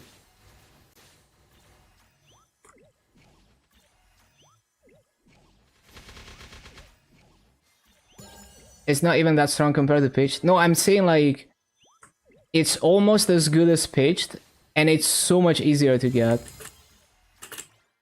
Like, even compared to, like, Dawn items, you know, Dawn set it's not even as good as Gollux.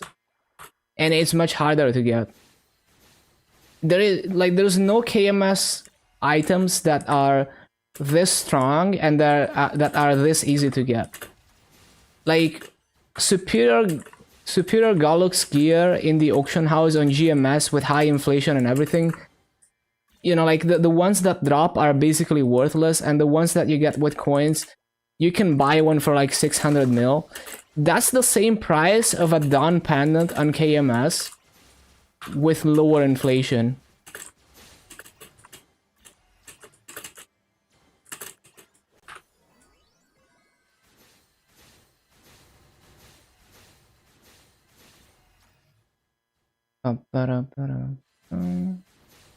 The devs made that choice. Yeah, because it's tuned for the KMS meta, so they don't think about Gollux when they create those items.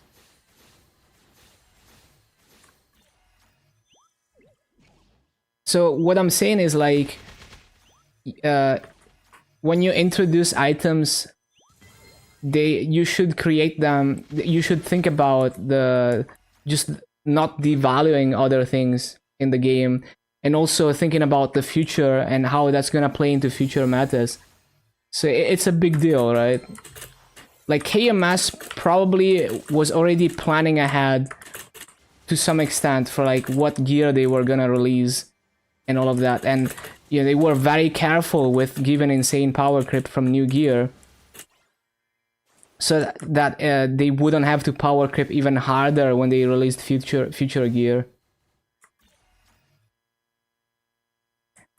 Yeah, I mean, it's a lot harder than it used to be, but I still think it's like, if you really think about it, it's, if you compare it to any gear that KMS released that is decently strong, it's just so easy to get.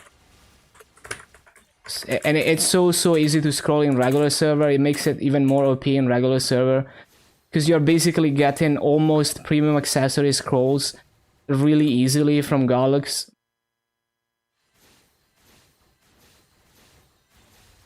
Well, we don't know how the management works internally, so it's very possible that KMS, like, why would KMS really like consider the GMS gear meta when they release stuff, right?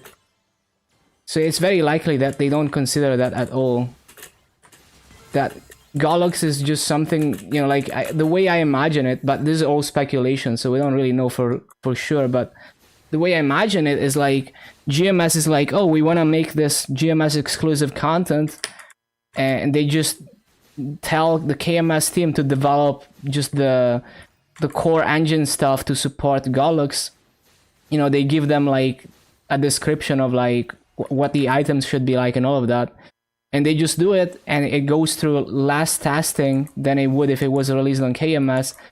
And also they, you know, they're like, the GMS management has historically been a lot more careless with considering balance when they release game-changing stuff like that.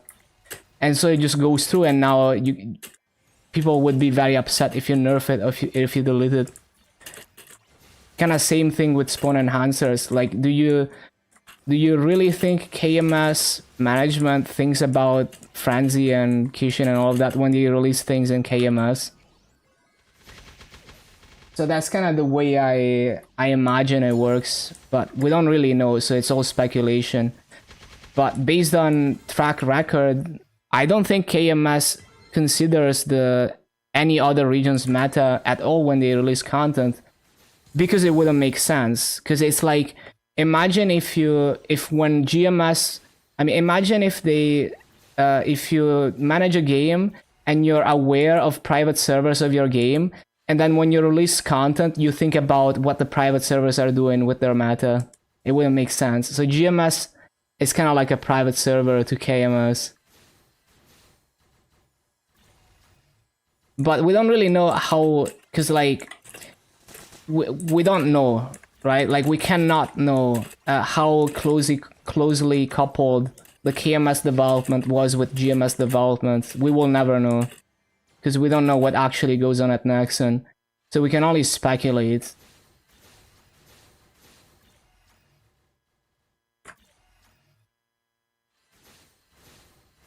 But all I'm saying is, like, it really stands out how easy Gollux gear is. And it also feels bad how just poorly designed the boss fight is. So it doesn't even feel like it adds anything of value in terms of enjoying the game. So I guess I'm not even arguing about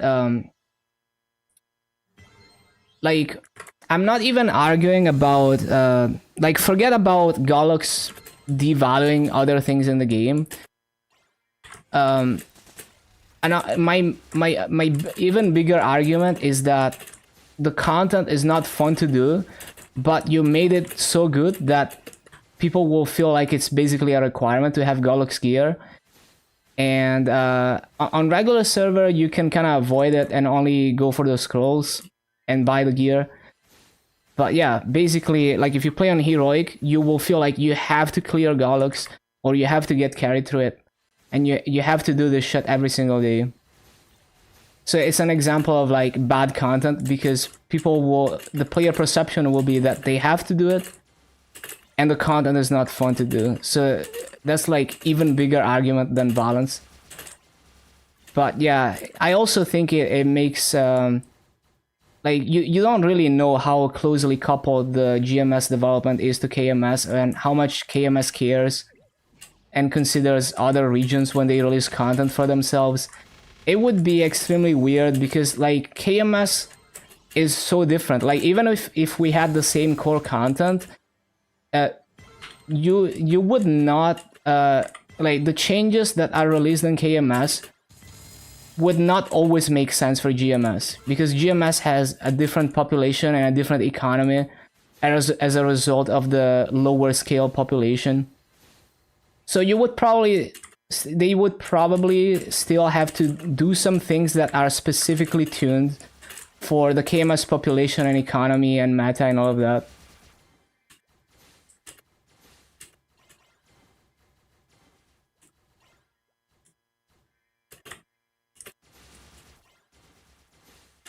The devs made it by ignoring what already exists. Yeah, like it was definitely careless how they like.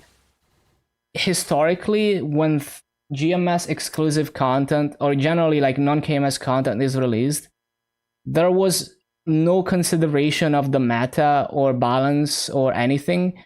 They just added the stuff. Probably didn't even think about what the meta would become from releasing it. And then, you know, the players discovered the meta that was not carefully designed. So I do agree on that. That the devs probably didn't even design the meta at all, at least for the non-KMS content. At least for the KMS content, it does feel like they think a decent amount about what meta is gonna result from it. But yeah.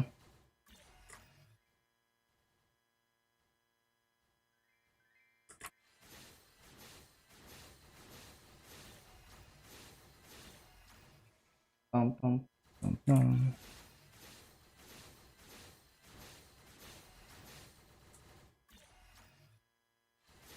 Bum, bum, bum, bum.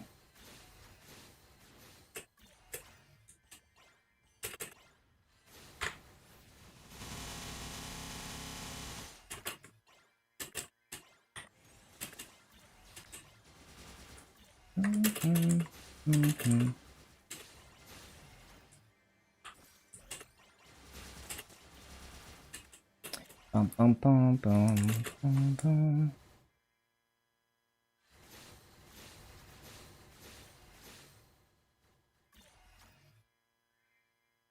So yeah, basically we agree. Just we're saying the same thing in a different way.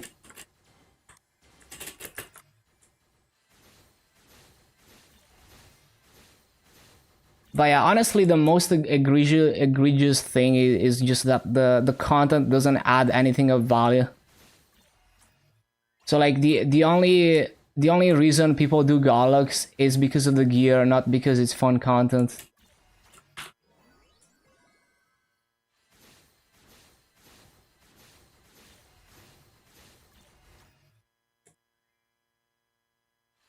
KMS only started caring about that meta after Gloom dropped as a boss. They created arcanes and pitched boss items. Yeah, they've definitely been more deliberate in recent times in shaping the meta. Over time, you can see from pre-Big Bang, they had the mindset of like give players tools and then let the players figure out what to do with them.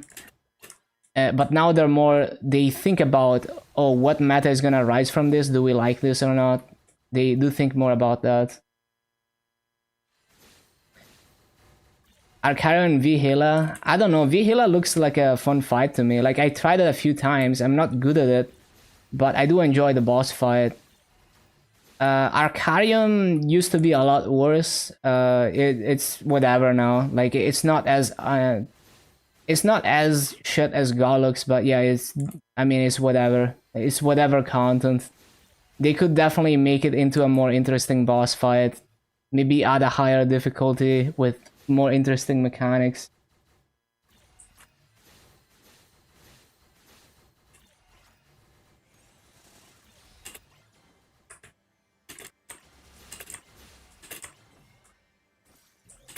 Four doors of Root Abyss. Most people like 3 at most. Some people only have fun with 1. I really like CRE boss design personally. Like, I like Vellum more than the other bosses because it doesn't have a stupid gimmick. But gimmicks are fun. I mean, they get old after you've been running the boss for many weeks, but the first time you do each CRE boss, it's fun, and each boss has its own gimmick. I would say CRE is some of my favorite bosses in the game, personally.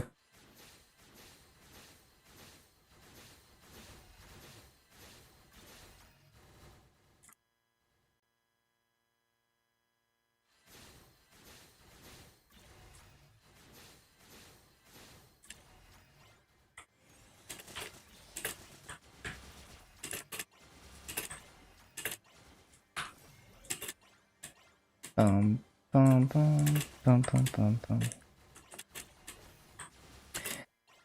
But yeah, like with the whole discussion about like KMS giving the okay to Gollux or not, that is like a huge assumption because like you don't know how the internal process goes. Like you don't know how much how much of a say, like how lenient KMS is or not lenient KMS is in what other regions are allowed to release. You know, like TMS with their final damage familiars and all of that. You know, KMS probably doesn't care too much. And I mean, maybe they should, but yeah, historically, it seems like they don't care too much what happens in other regions and how much it messes up the meta.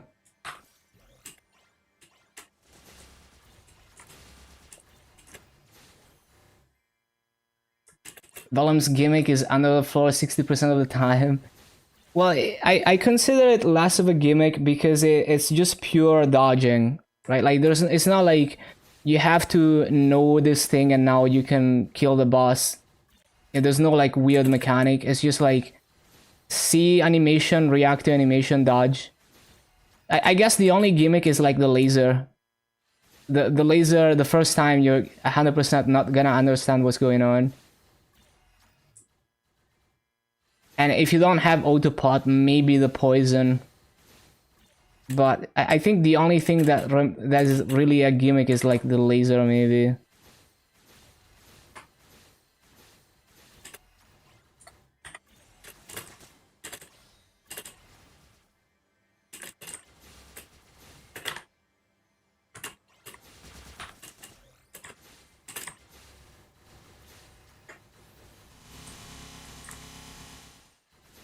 Oh yeah, I'm out of activations.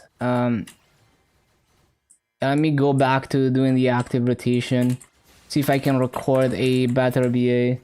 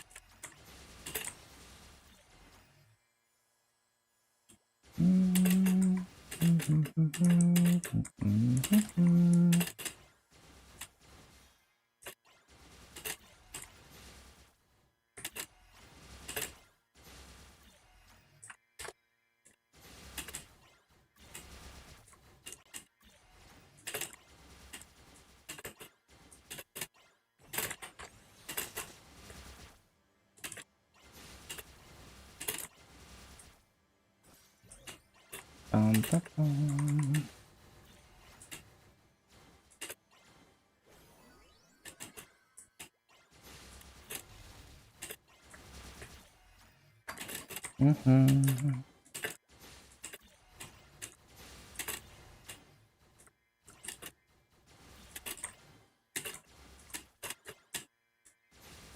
yeah, I remember when I briefly played Reboot before I started Luna, I also didn't use any Golux gear on that account because I disliked Golux so much that I was like, I'm just gonna use KMS gear.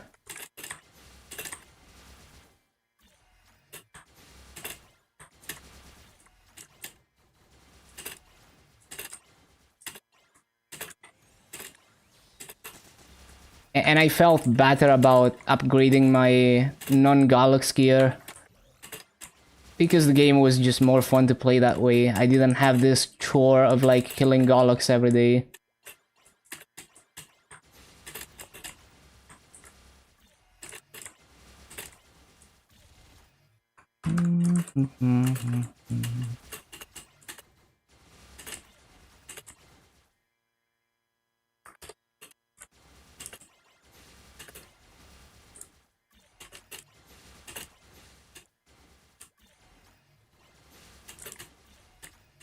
Like even like if you think about my Burning Word Lin, I was able to clear Helix pretty early into Burning Word, and by the end of Burning Word, I managed to get full reinforced set with it, which is almost as good as superior set, really easily, and well, like it was annoying because it's an annoying chore, but I was able to get that and get it to unique and everything.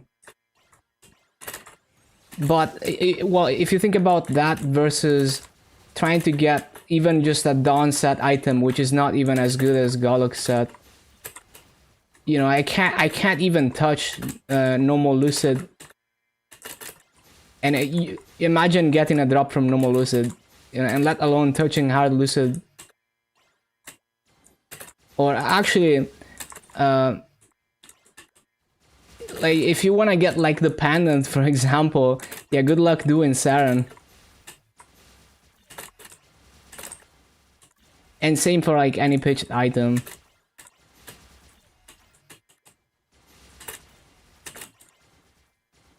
So I would say a sane way to release to balance Golux would have been to just make it like comparable to at least getting like a Dawn drop or something. Like make the boss weekly, make it I don't know, like one of the at least comparable to like one of the easier Dawn set bosses. You know, make it like I don't know, imagine like Sea Slime tier boss. Maybe not Sea Slime, a bit less than Sea Slime. Weekly boss. And make the drop rate similar to getting like a slime ring from Sea Slime. And that would be somewhat reasonable. And then you would have to tweak it so that it doesn't mess with existing equips being meta or not. Or you have to think about whether it's worth obsoleting some gear for that gear. But obviously, whoever made Golux didn't think about any of that, even for a minute.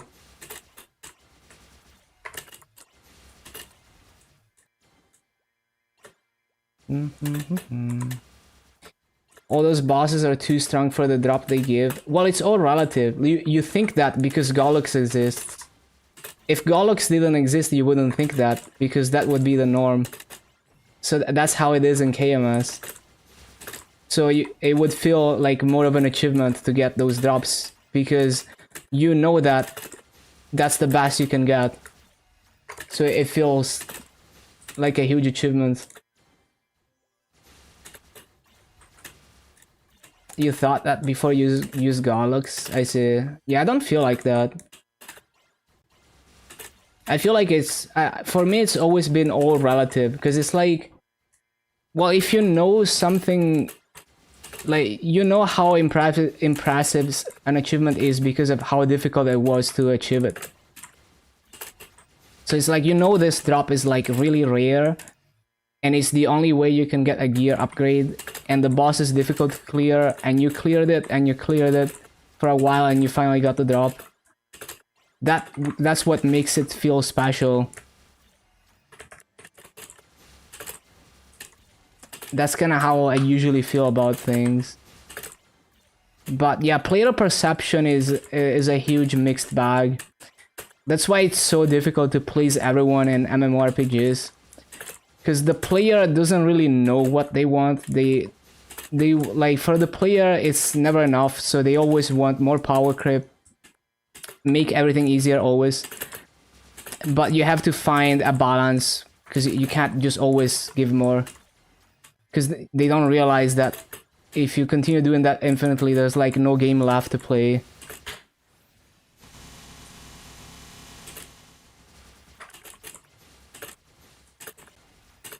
Well, it's like not just the difficulty, but like the journey of how you did it.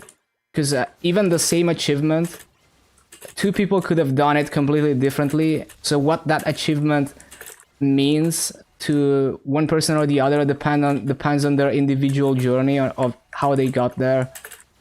Like maybe they did it in a different way that's like way more difficult or way more inefficient, or they intentionally played with some restrictions, or they played off meta, all kinds of things like that goes into making you feel good about the journey, like reaching the end of a journey, basically.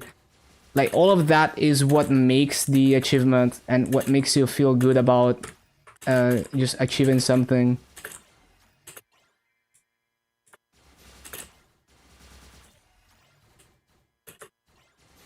The core loop is smacking mobs until you're sure to kill in one hit. Yes, but like that's not necessarily what you get enjoyment from. So some people get enjoyment in being particularly good at bossing. So like, you know, they feel good that now they can clear this boss with minimum damage when other people can't, after they spent a fuck ton of hours just practicing boss mechanics, playing their class as cleanly as possible, so mechanical skill. Or like in my case, I take pride in like mechanical skill in executing farming rotations. So it's not even about leveling as fast as possible. So it's absolutely not about the numbers. It's about how good I feel I executed this sequence of actions and how beautiful it looks when I execute it. So it's kind of like it's like an art form or to like execute your bossing cleanly or execute your rotation cleanly. And there's also like the whole aspect of like challenging yourself to like challenging your endurance in like doing a long grind session or like grinding to a really high level. There's also that. Some people enjoy that. And just the unique journey, because there's RNG and there's like just unexpected things that you cannot simply predict will happen, especially when you're exploring things that you're not familiar with. So the whole journey of that, like the process of like, you know, all those things that happen along the way that are unpredictable. So I guess the sense of adventure and exploration does it for some people. For me, it's both mechanical skill when it comes to farming, but also the sense of adventure of like exploring different classes, mostly blind, and kind of discovering how to farm on them as I go. Those are all things that those are the main things that I find enjoyment from in this game. So those are the main reasons why I play. And like the numbers are just a byproduct. Like sometimes I do feel good that the game shows me my progress with Legion and rewards me and gives me extra stats for it, but it's not a requirement for me. So for me, it's the core mechanic of like, you know, trying to be good at this thing, and the journey that makes it enjoyable, and everything else is like whatever, just details.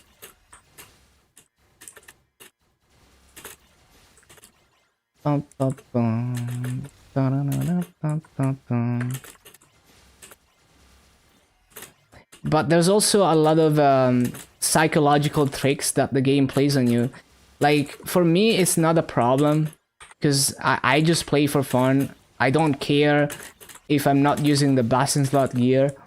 But the average person is not... You know, there's people who have a weaker mindset, and they will constantly give in to FOMO, constantly feel bad that they don't have the... You know, they will force themselves to do things that are not fun simply because they give good rewards like legacy gear or Bastion slot gear. So it's very important that the game is designed in a way that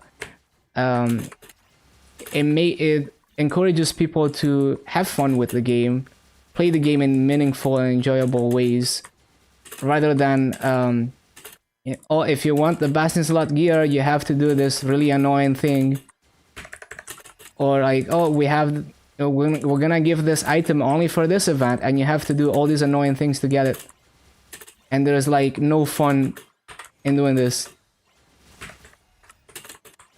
So those are all examples of like bad design, even though you can just ignore all of that and still have your own fun with the game.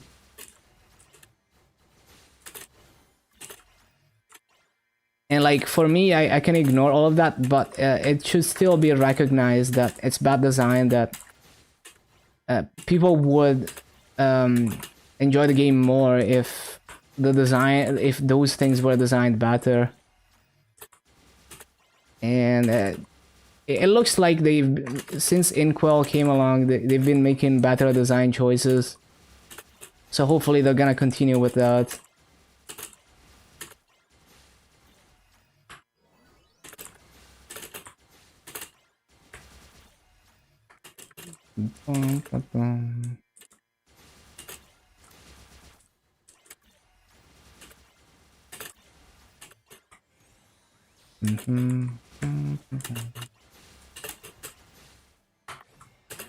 So ideally, every aspect of the game has some kind of meaningful progression curve that rewards and encourages playing the game in a fun and meaningful way, rather than the optimal way being doing chores all the time.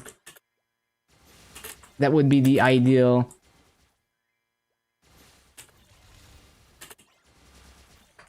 Well, but you could do the same thing, except the content is fun to do, and people want to do it even just for the fun of it. That would be better.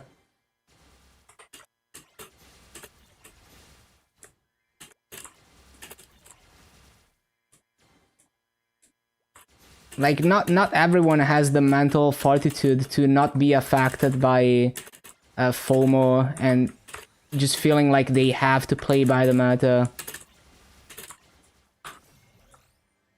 So you could replace all the chore content that people force themselves to do with like things that are actually fun to do, that you would do for fun even if they didn't give anything.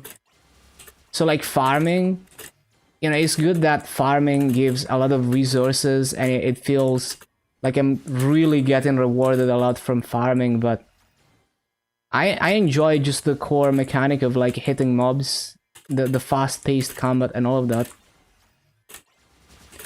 So I would have fun optimizing farming rotations even if I farmed no Maso at all. You know, I could spend hours... like, I'm probably gonna spend hours just logging into... Like, in the future, when I have, like, everything 260 plus, I'm gonna go on, like, a random 260 and go to, like, low-level maps and test farming rotations in all those maps, even though I'm looting no Maso and I'm getting no EXP.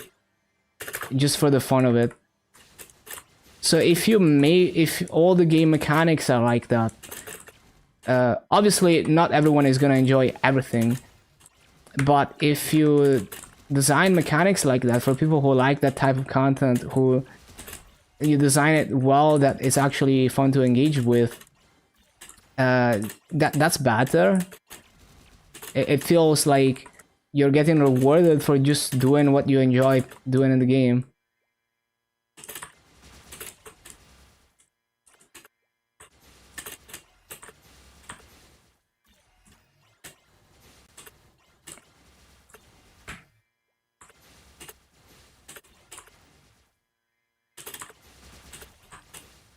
So yeah, obviously fun is subjective, but you know, um, it doesn't feel like they're trying to make certain content fun, or at least it doesn't feel like they're succeeding, because some things are just straight up chores, and you see a lot of people like with a lot of legacy events. You see you see it so much that people are like. They clearly just don't enjoy the content, but they're forcing themselves to do it for the gear the majority of time.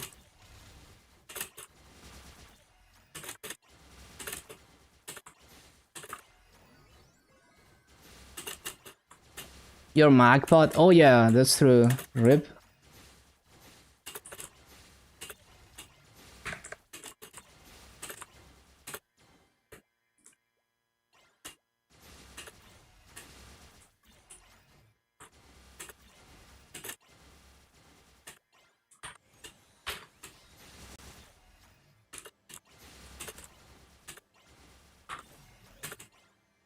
Like, if you think about how much effort was put into making the movement feel just right, to making the skills satisfying to use when it comes to farming and bossing, that much effort should be put into every other type of content. Like professions, if you put that much effort into professions, you could make it a lot more fun. And just everything else, really. And I'm not I'm not a game designer. I haven't studied game design at all, so I don't know how you would do that and what kind of mindset the game designer has when it comes to these things. But someone who's a good game designer can there's a lot of like psychological hacks when it comes to game design that you can make the most boring thing fun to do if you do it right. The most seemingly simple and boring thing fun to do. You can make it enjoyable, but it's a difficult job, obviously. But we should strive for greatness.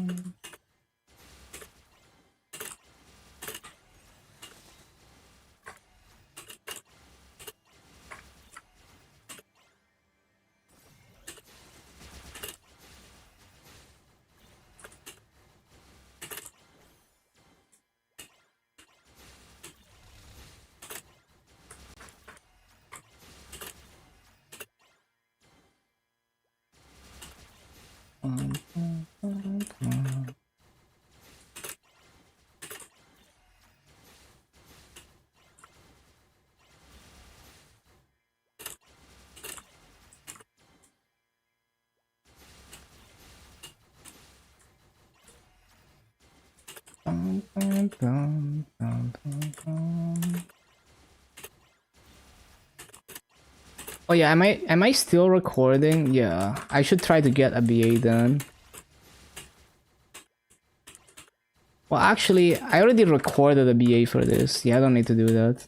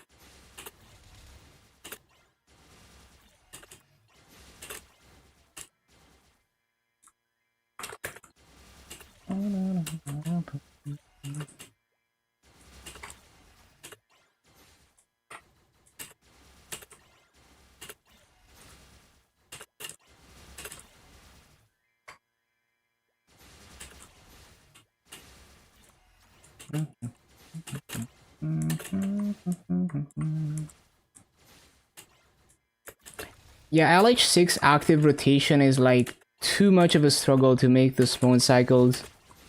Like realistically, I wouldn't be able to sustain better rates than LH4 doing this. It's good for lazy seeker farming though. But yeah, it's too awkward to keep up with the active rotation.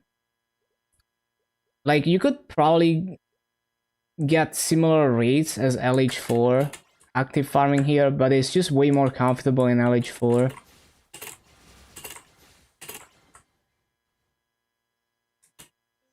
And that's usually like 99% of the time, that's what happens in Moonbridge.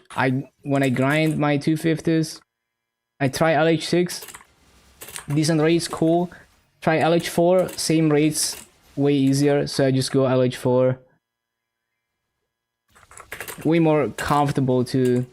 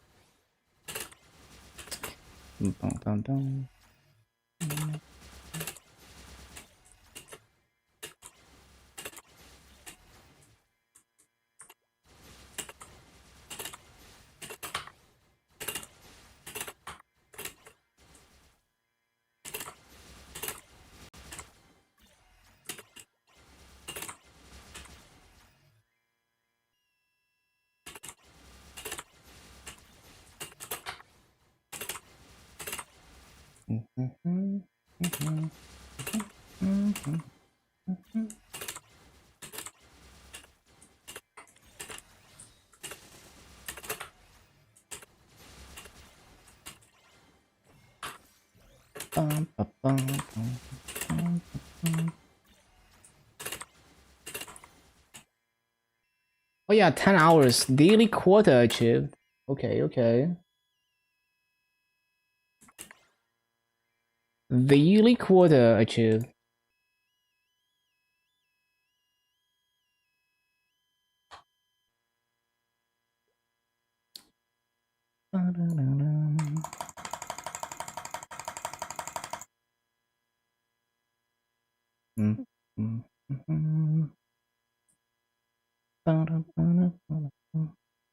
Okay, let's see the gains.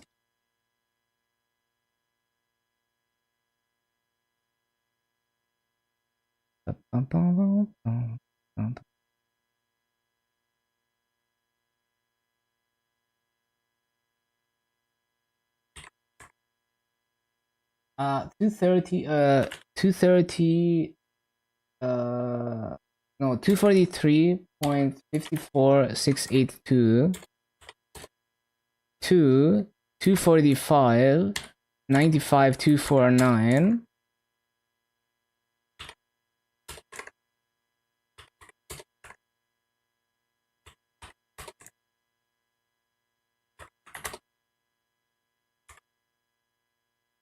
So 891 mil, 101 nodes, 2.4 levels. Okay. Huge gains. Okay, okay. And 10.451 legion. Cool, cool, cool. Okay, it's actually not even that late, even though I feel like I started stream pretty late. So we got time to do so I'm gonna skip grinders dailies, I'm gonna do arcane dailies. And I'm gonna do we're gonna do some stuff on KMS. 17 scroll. Yeah, I have no idea what to use it on at the moment. Um,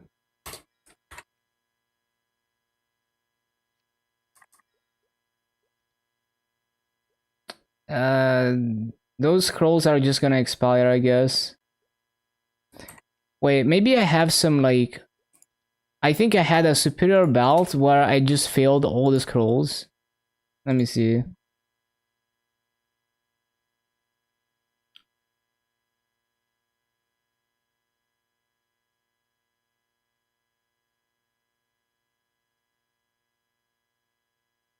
Maybe not. Maybe not. But maybe I should do that, right? Like maybe I just get like. Hold on. Maybe I have it on my Dark Knight. Maybe I should just throw Golok scrolls and a bunch of superior belts, and then the ones that fail, I use the free innocent scrolls on them.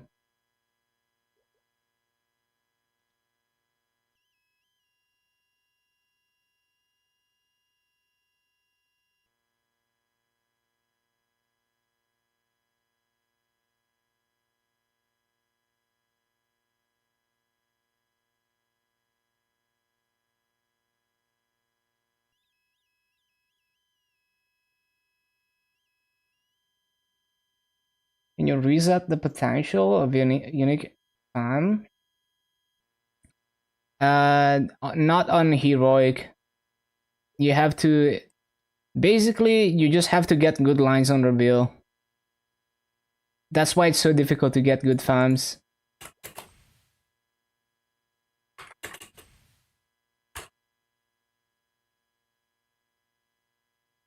Yeah, the familiar system is another example of a system that is so tedious to work with and so poorly designed that it just makes the game worse for some people that feel like they have to force themselves to work on them, even though it's such an annoying system.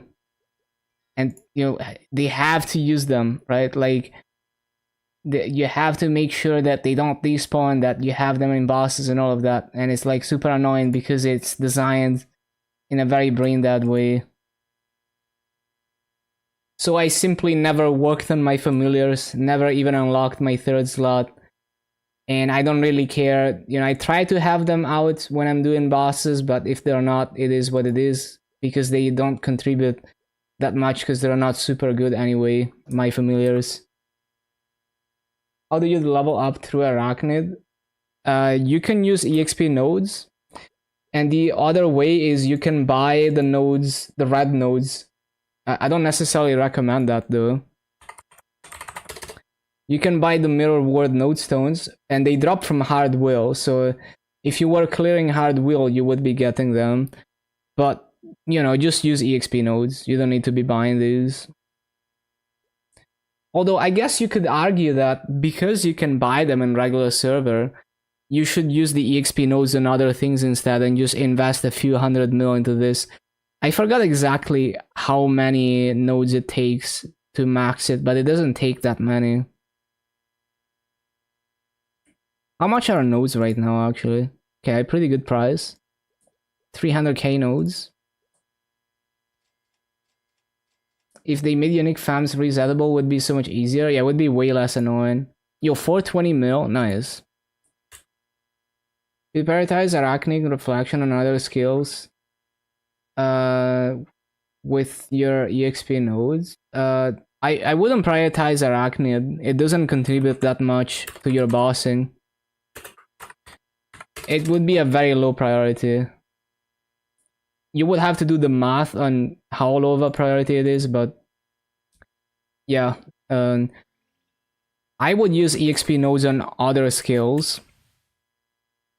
And then sometime down, like at some point, way later, either you throw EXP nodes on the spider skill, or you just buy from the auction house and then you max it with that. Same for the Saren skill. Same idea. Solar Crest. You can use this at 260, by the way. You just buy the node from the auction house. It's very nice. Solar Crest with the Mitra node stone.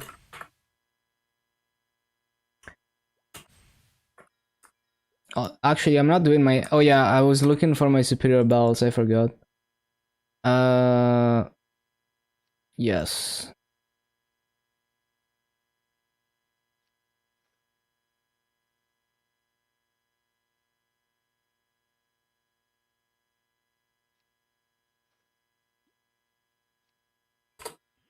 Okay, that failed, so we're gonna innocence that.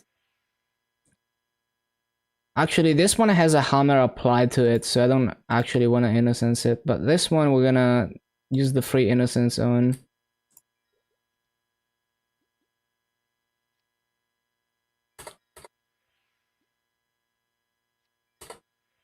Well, that passed, so I can't innocence that one anymore.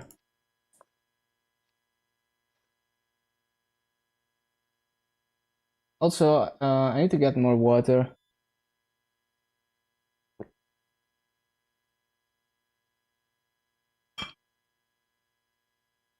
Oh, 22 buffs? You mean like the... like Maple Goddess and stuff? Yeah. Makes sense.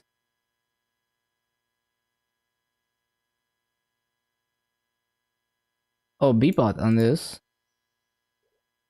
Okay, so I guess I just buy more superior bells to use those scrolls.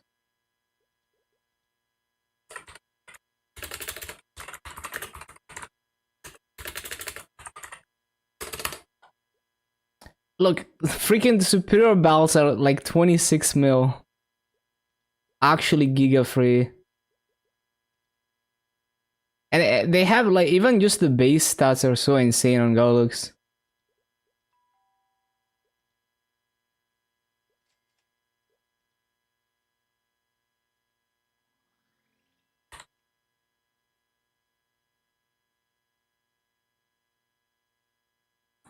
Ba-ba-bum.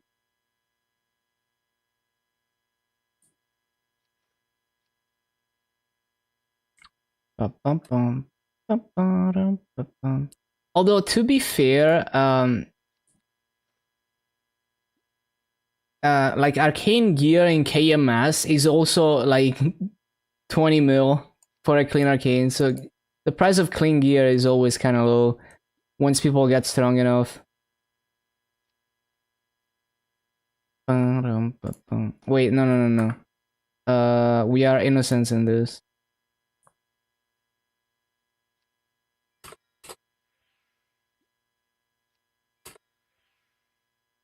Okay, well, I need another one now.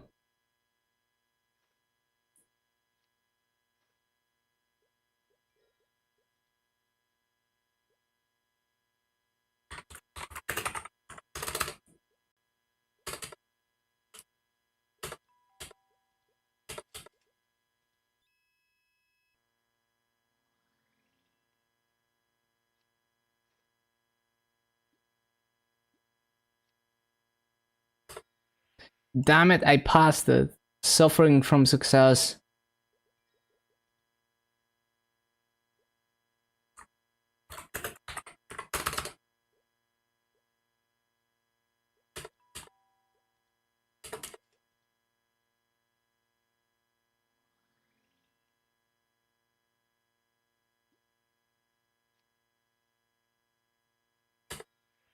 Damn it, I passed again.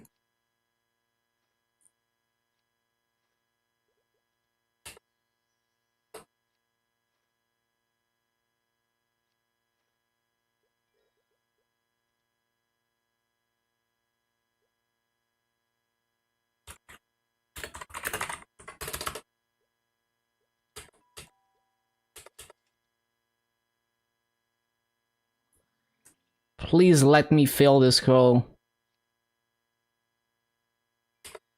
Okay, nice. Just to use the expiring innocent scrolls. Okay.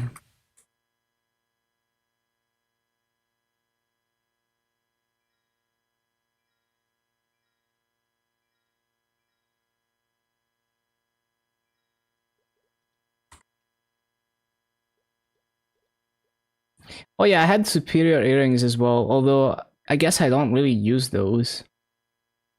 Yeah, I don't really use these.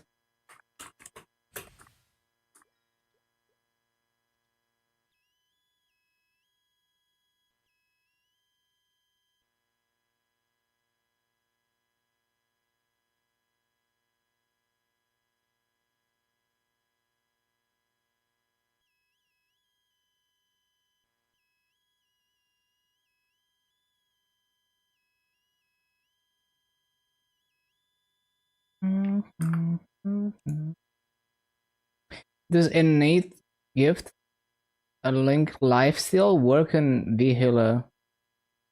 I don't think any form of lifesteal is gonna work in potluck bosses like that. I don't know about that particular one. But yeah, I've never heard of any type of lifesteal working on V-Healer and Hard Wheel and all of that.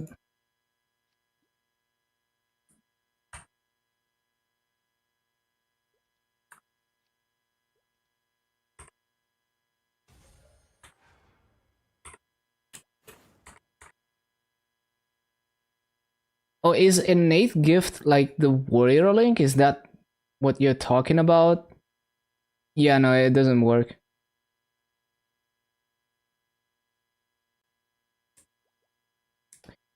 Look at that. It's the usual Kana every day in the same channel. And then there's the shadower. Yup. Same shadower.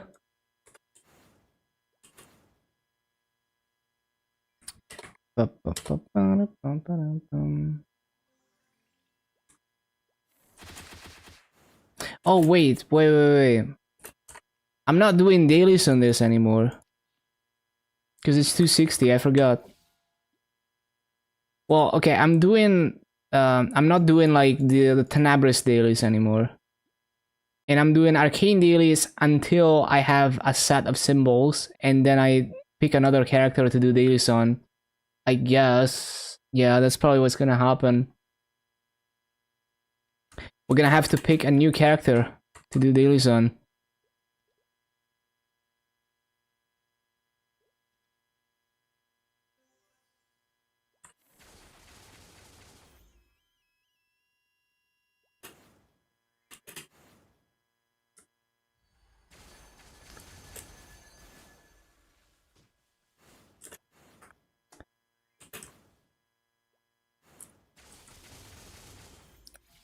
Is Nero just browsing random posts on ImageUR?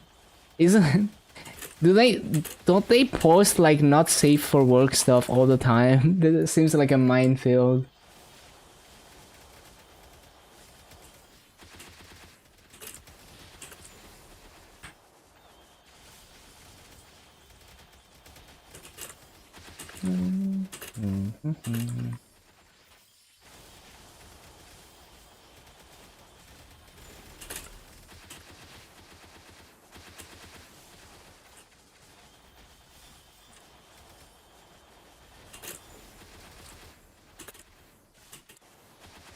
Oh, it's like a gallery of like a curated selection of memes, I see.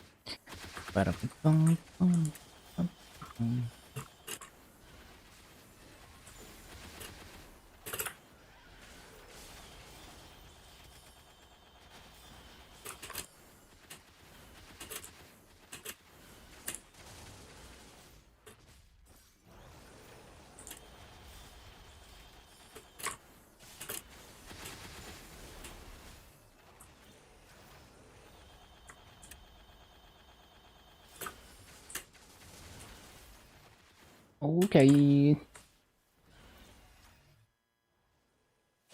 Next.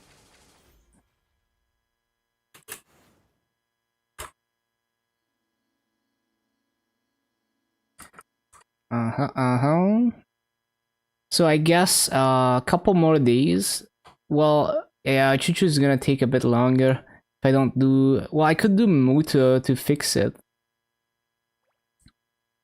Uh... Yeah, I think I'm just gonna like... I'm probably just gonna stop when this ones are 480 plus, and then I fix the other ones by doing the mini games.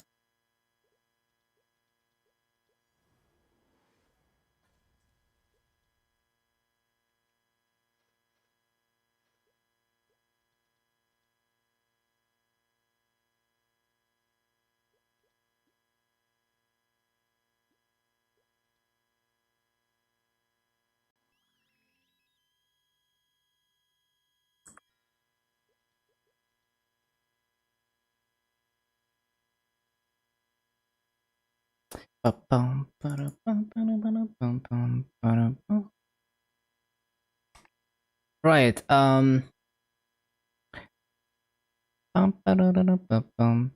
So, which character is gonna do dailies for EXP?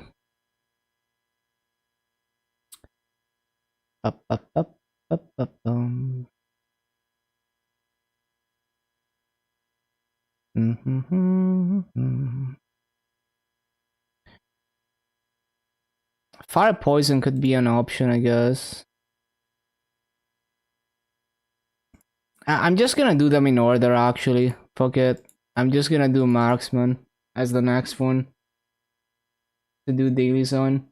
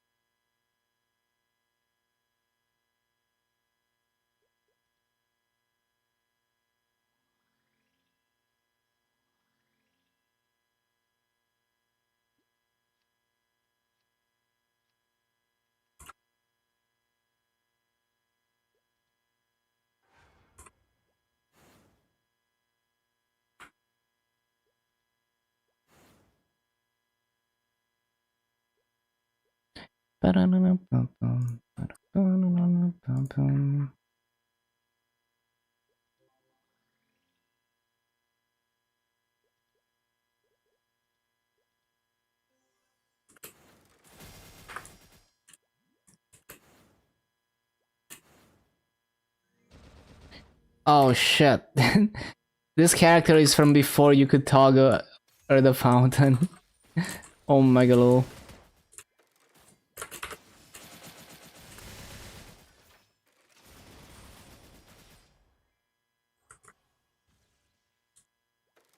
Wait, I just realized. Fuck. I took all the EXP on my Boma. Damn it, man. So yeah, today, like for today, I'm only doing Moonbridge and Labyrinth on this character.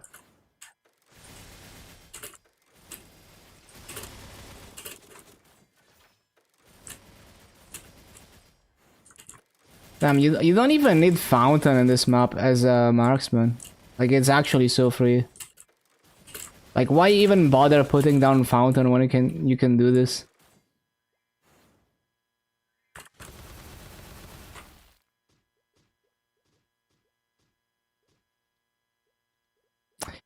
Oh, let me get the stamp actually, since we're so close. Okay. I need to swap headset.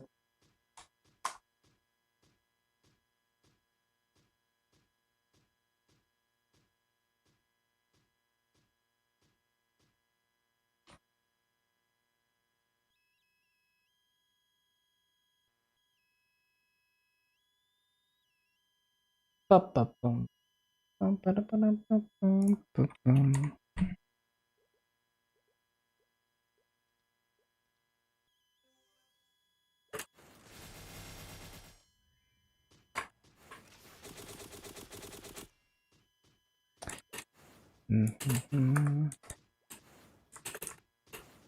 yeah, I wonder if I can do the same layout as Boma in this map.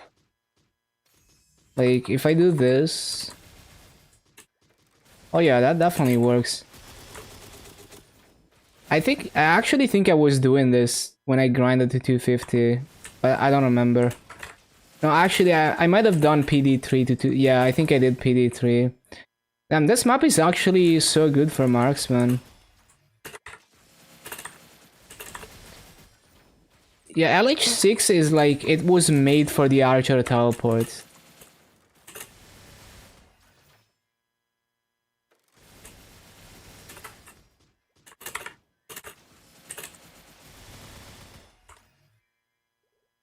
Okay, yeah, we're only doing these today, and then tomorrow we actually start taking EXP.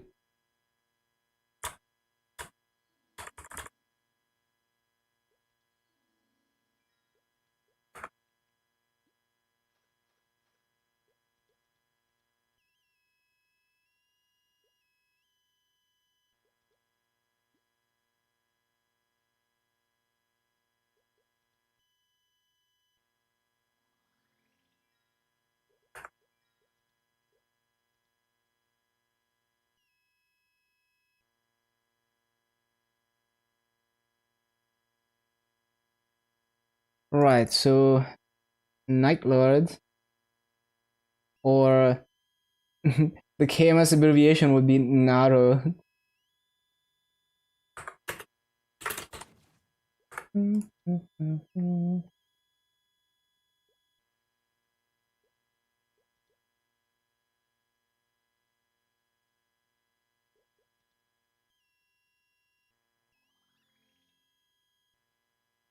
Bum, bum, bum, bum, bum, bum, bum, bum.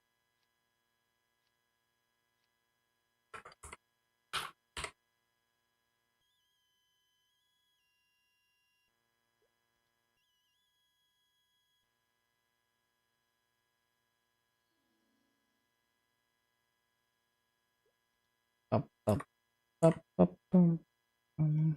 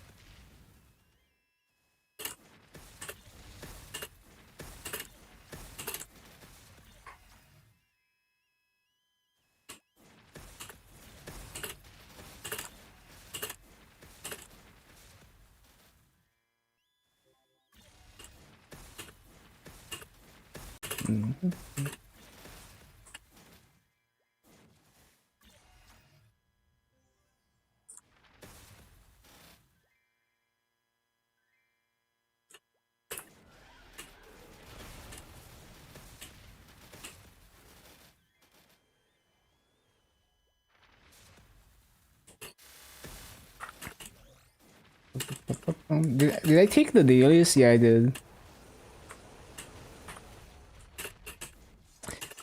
It didn't resummon.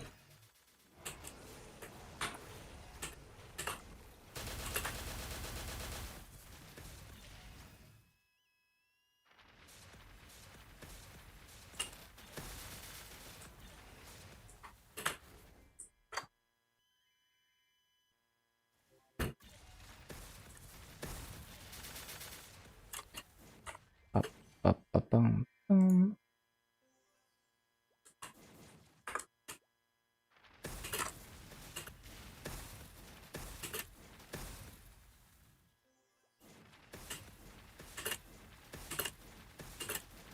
Up, up, bum.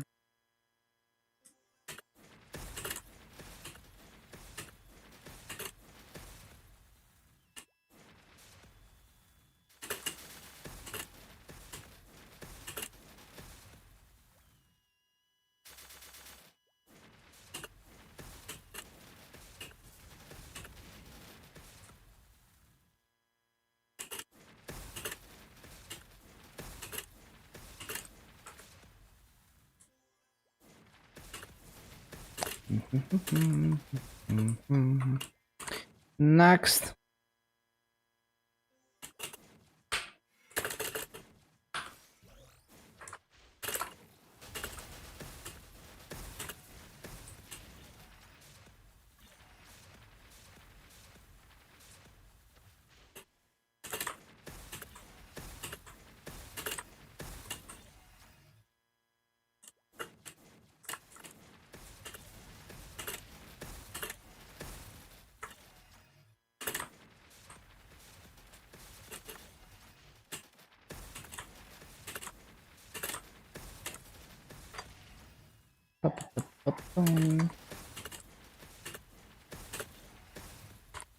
Uh-huh.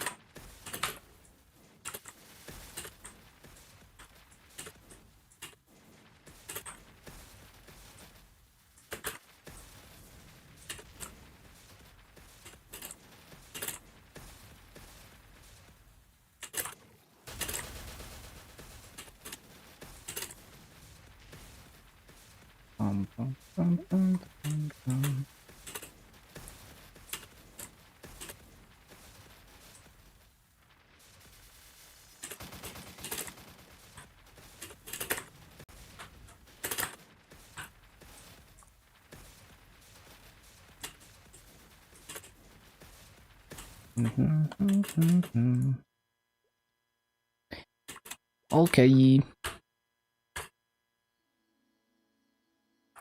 And the shadower.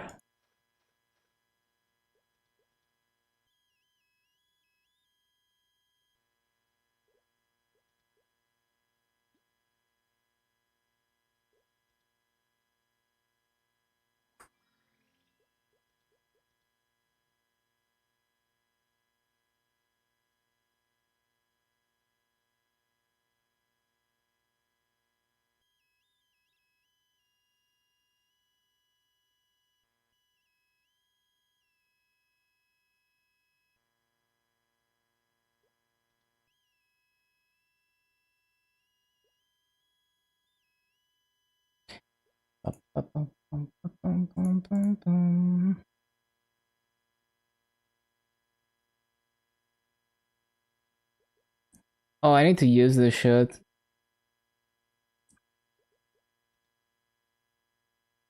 let me see the female hairs for that.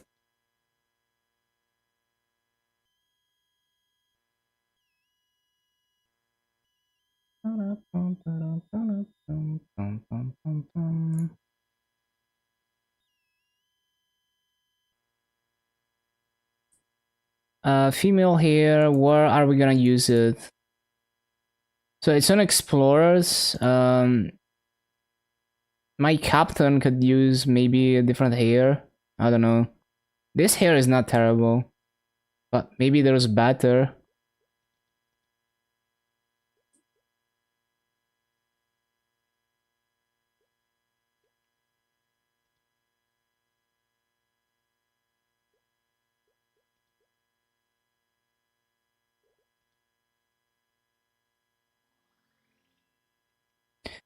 Bum, bum, bum, bum. Oh, this hair is kind of cool.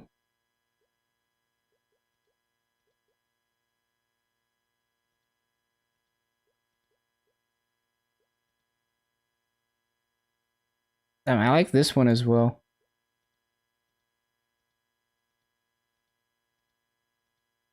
The Rukia hair.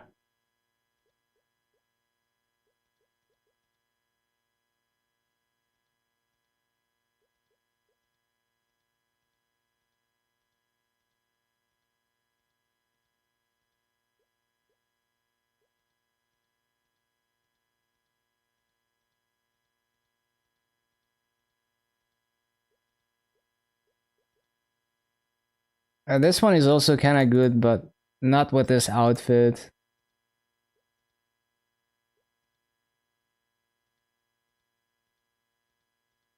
Bum, bum, bum, bum, bum. So many hairs.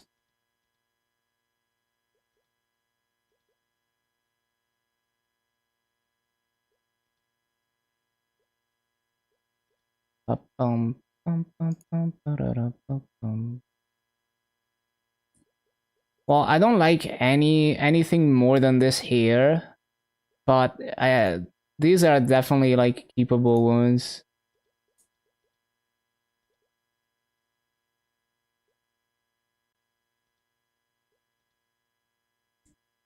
Bum, bum, bum, bum, bum, bum, bum.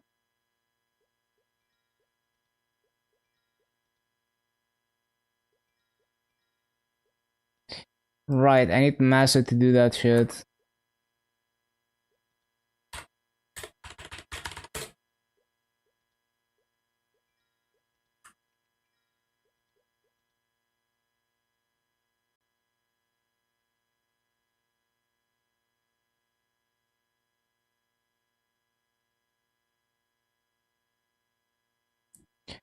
Bum, bum, bum. So I was doing Shadower. Yes.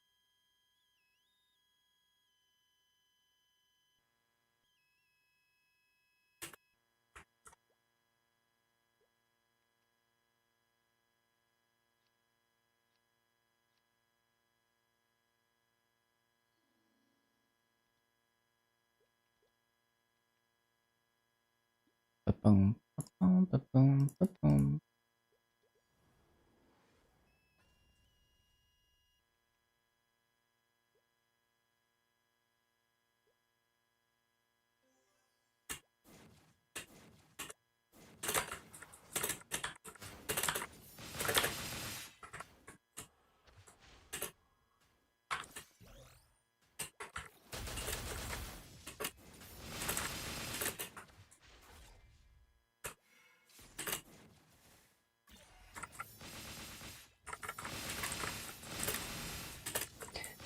Bum, bum, bum, bum.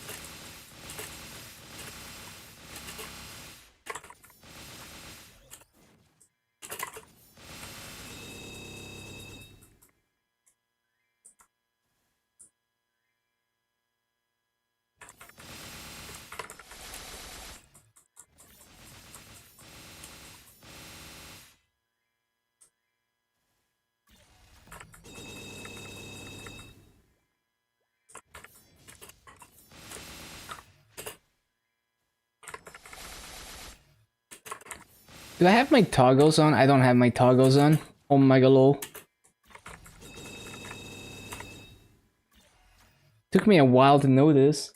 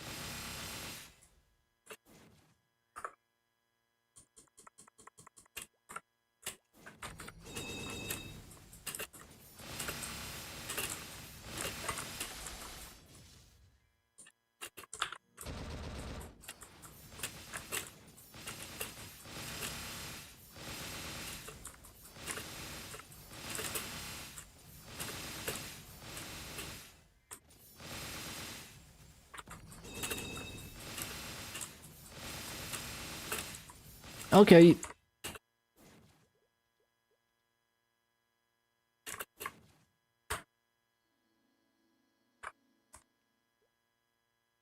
Oh, okay.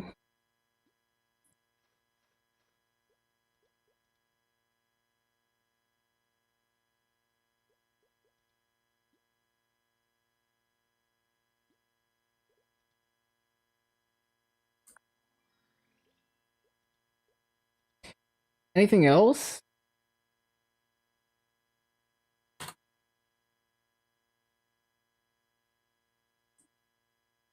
Uh, no, I think I did all the dailies. Yeah. Well, I'm not gonna do grindest dailies because fuck it. So KMS time. We got some aran burning wood aran stuff to do, I guess. I actually don't have a clear plan, so I'm just kind of winging it. I have no idea. We will see. Let me start up the game.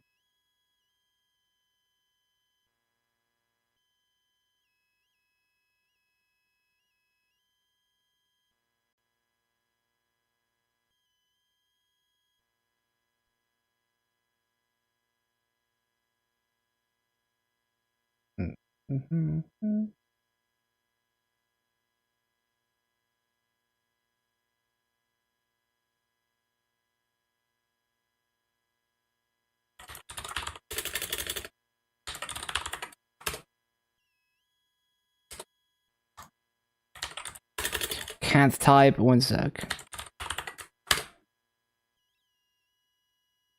Yeah.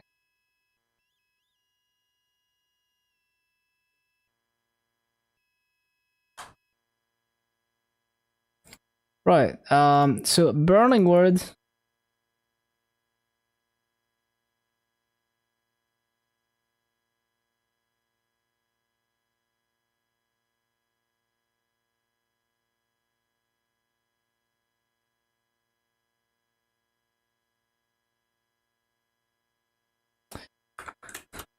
Right.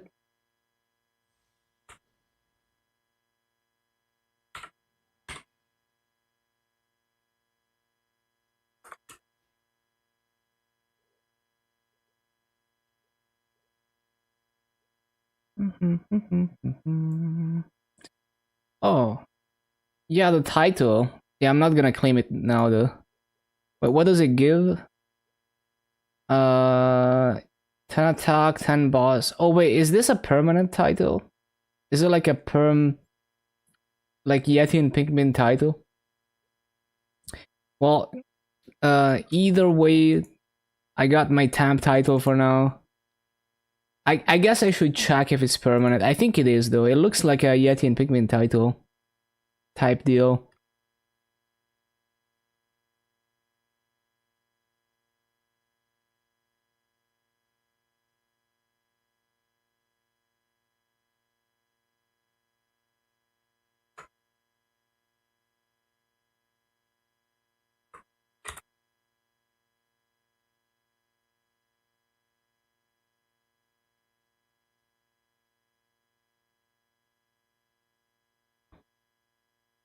Where's the title?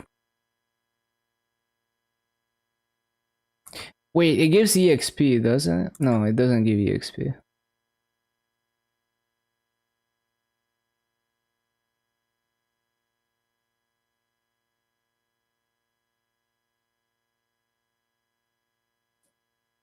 Permanent title. Okay, yeah, it's a Yeti and Pikmin title. Okay.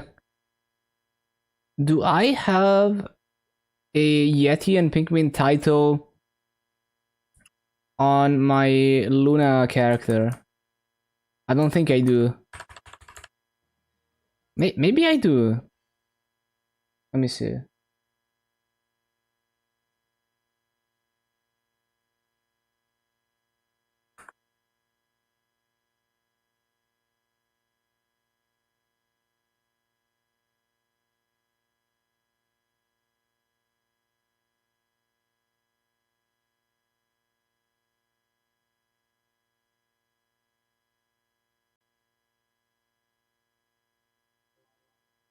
What title do I have on this character? Yeah.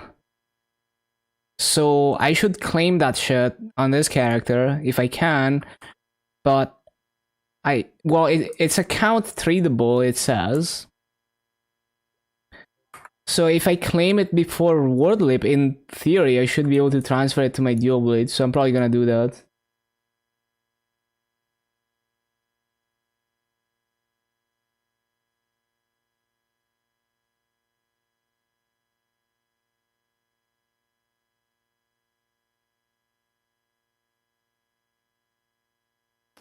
Bro, what is happening? Do I have to restart the game just because I logged into Luna for 1 second? Fuck, man. That was a mistake. Well, time to restart this shit.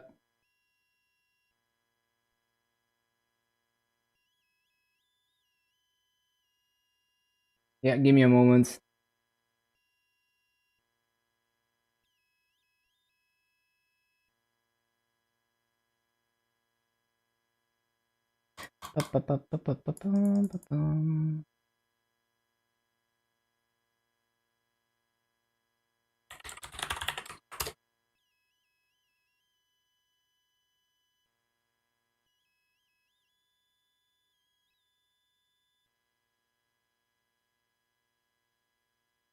Why did I click reboot?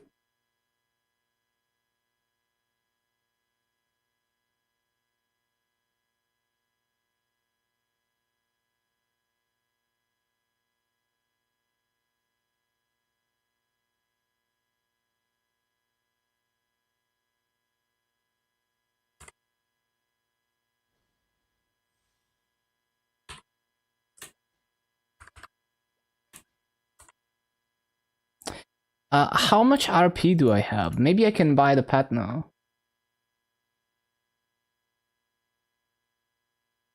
Oh yeah.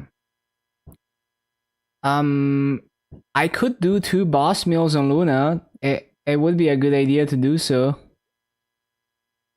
Hmm. Yeah, maybe it's like a dailies plus do the boss meals type day.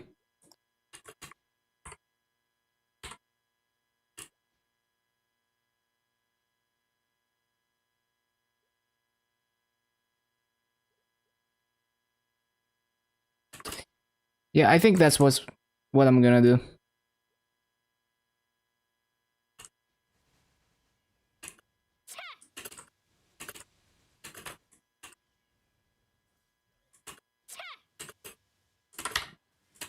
간다. 핫. 눈꽃이여 흩날려라. 싱겁잖아. 간다.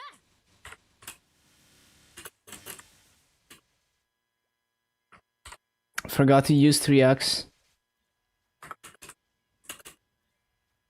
Because I got so much 3x that I can literally waste it on dailies. And I'm still gonna have plenty. Because I barely grind on KMS.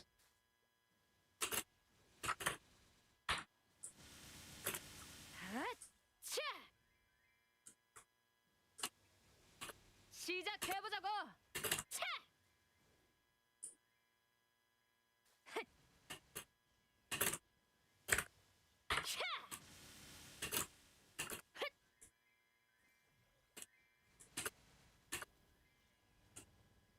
끝내주지. 얼음과 서리를 느껴봐라.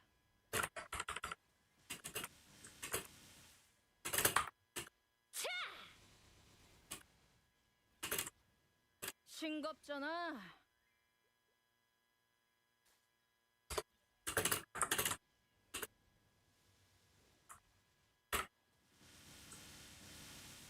시작해보자고. 차!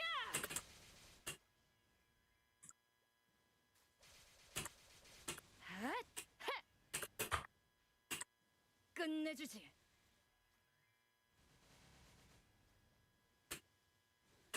핫! 차! 차! 간다.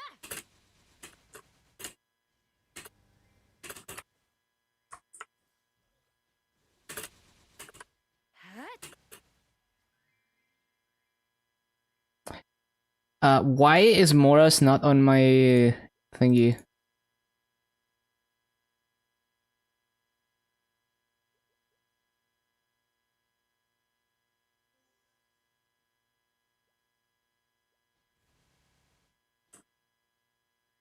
눈꽃이여 흩날려라.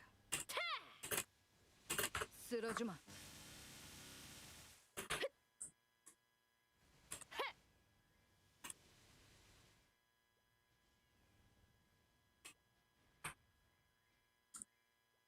차! 시작해보자고.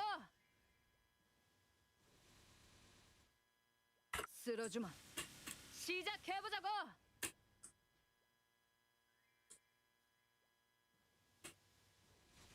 핫! 타! 무릎 꿇어라.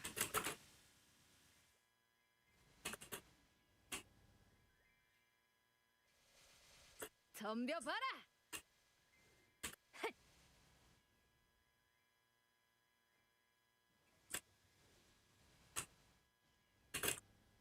차!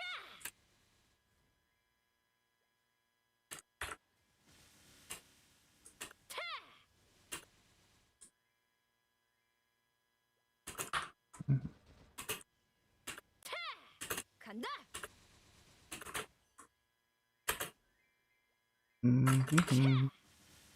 차.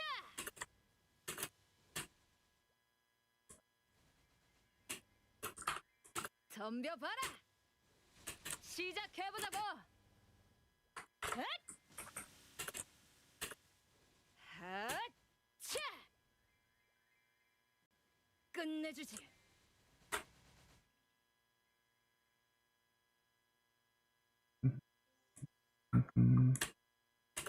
헛.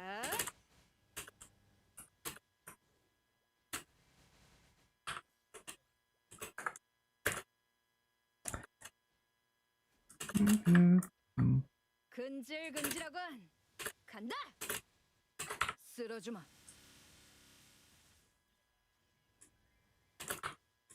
차. 싱겁잖아. 싱겁잖아.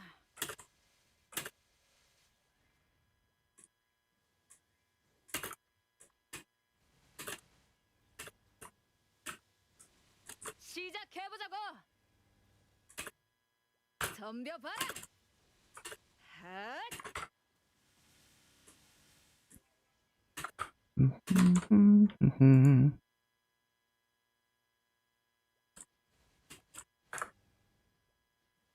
간다. 핫. 핫. 핫.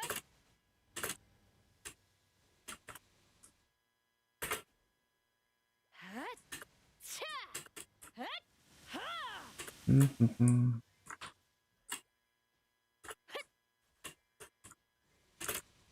차. 차.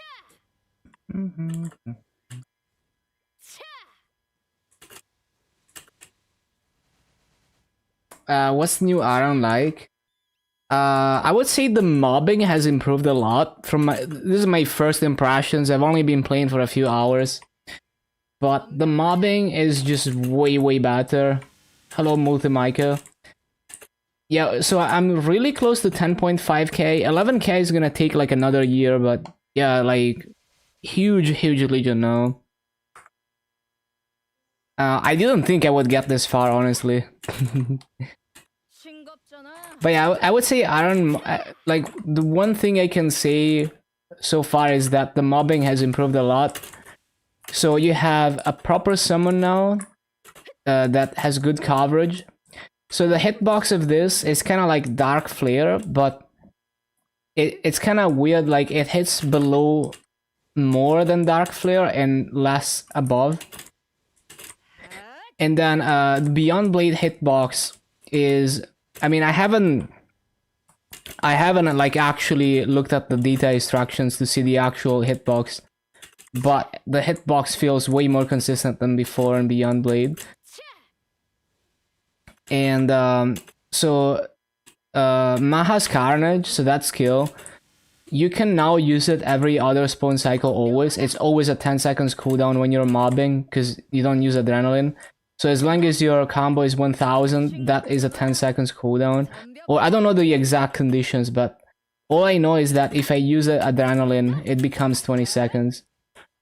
And that is very significant for mobbing, that you have a good mobbing cooldown that you can always consistently use. And then if you have a cooldown hat, maybe you can use it every spawn cycle. Unless it only affects the base 20 seconds, but yeah, I don't know how. I would imagine you can do that. I fucking love this UI where you can pick and choose whether you want to get symbols, EXP, and everything for all the dailies. And so yesterday I was wondering what this UI is, but it's the extra symbols from the event, so you can deselect dailies that you don't want the extra symbols for. Maybe you want to claim it on another character, and the extra EXP as well. Do I want to do Monpa? I guess I will do Monpa. I kind of hate. Well, okay, we have Morris Monster Park now. Surely it's not as bad as Arcana. Okay, never mind. It's bad. It's like really bad.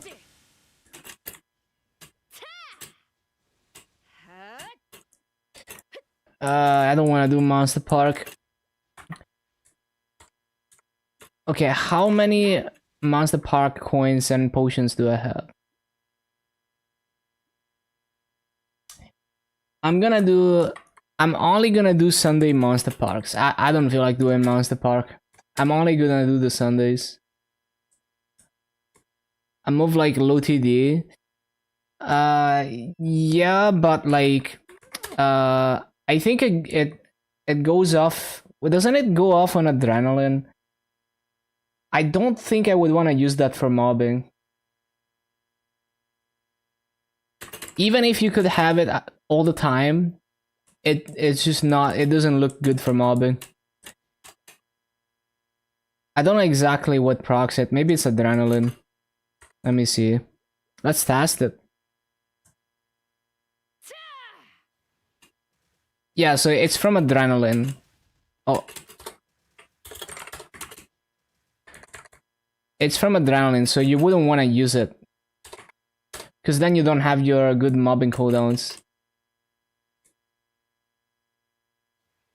And it's not gonna be 100% uptime, obviously. Well, but yeah, you can see it. You saw it. And then adrenaline goes away and you have to build up 1,000 combo before you can use it again. And on top of that, this is not a 10 seconds cooldown anymore. I'm pretty sure. Wait, how is it? So is it only 20 seconds when you're in adrenaline then? How does it work? Like, what makes it a 10 seconds cooldown? Yeah, we'll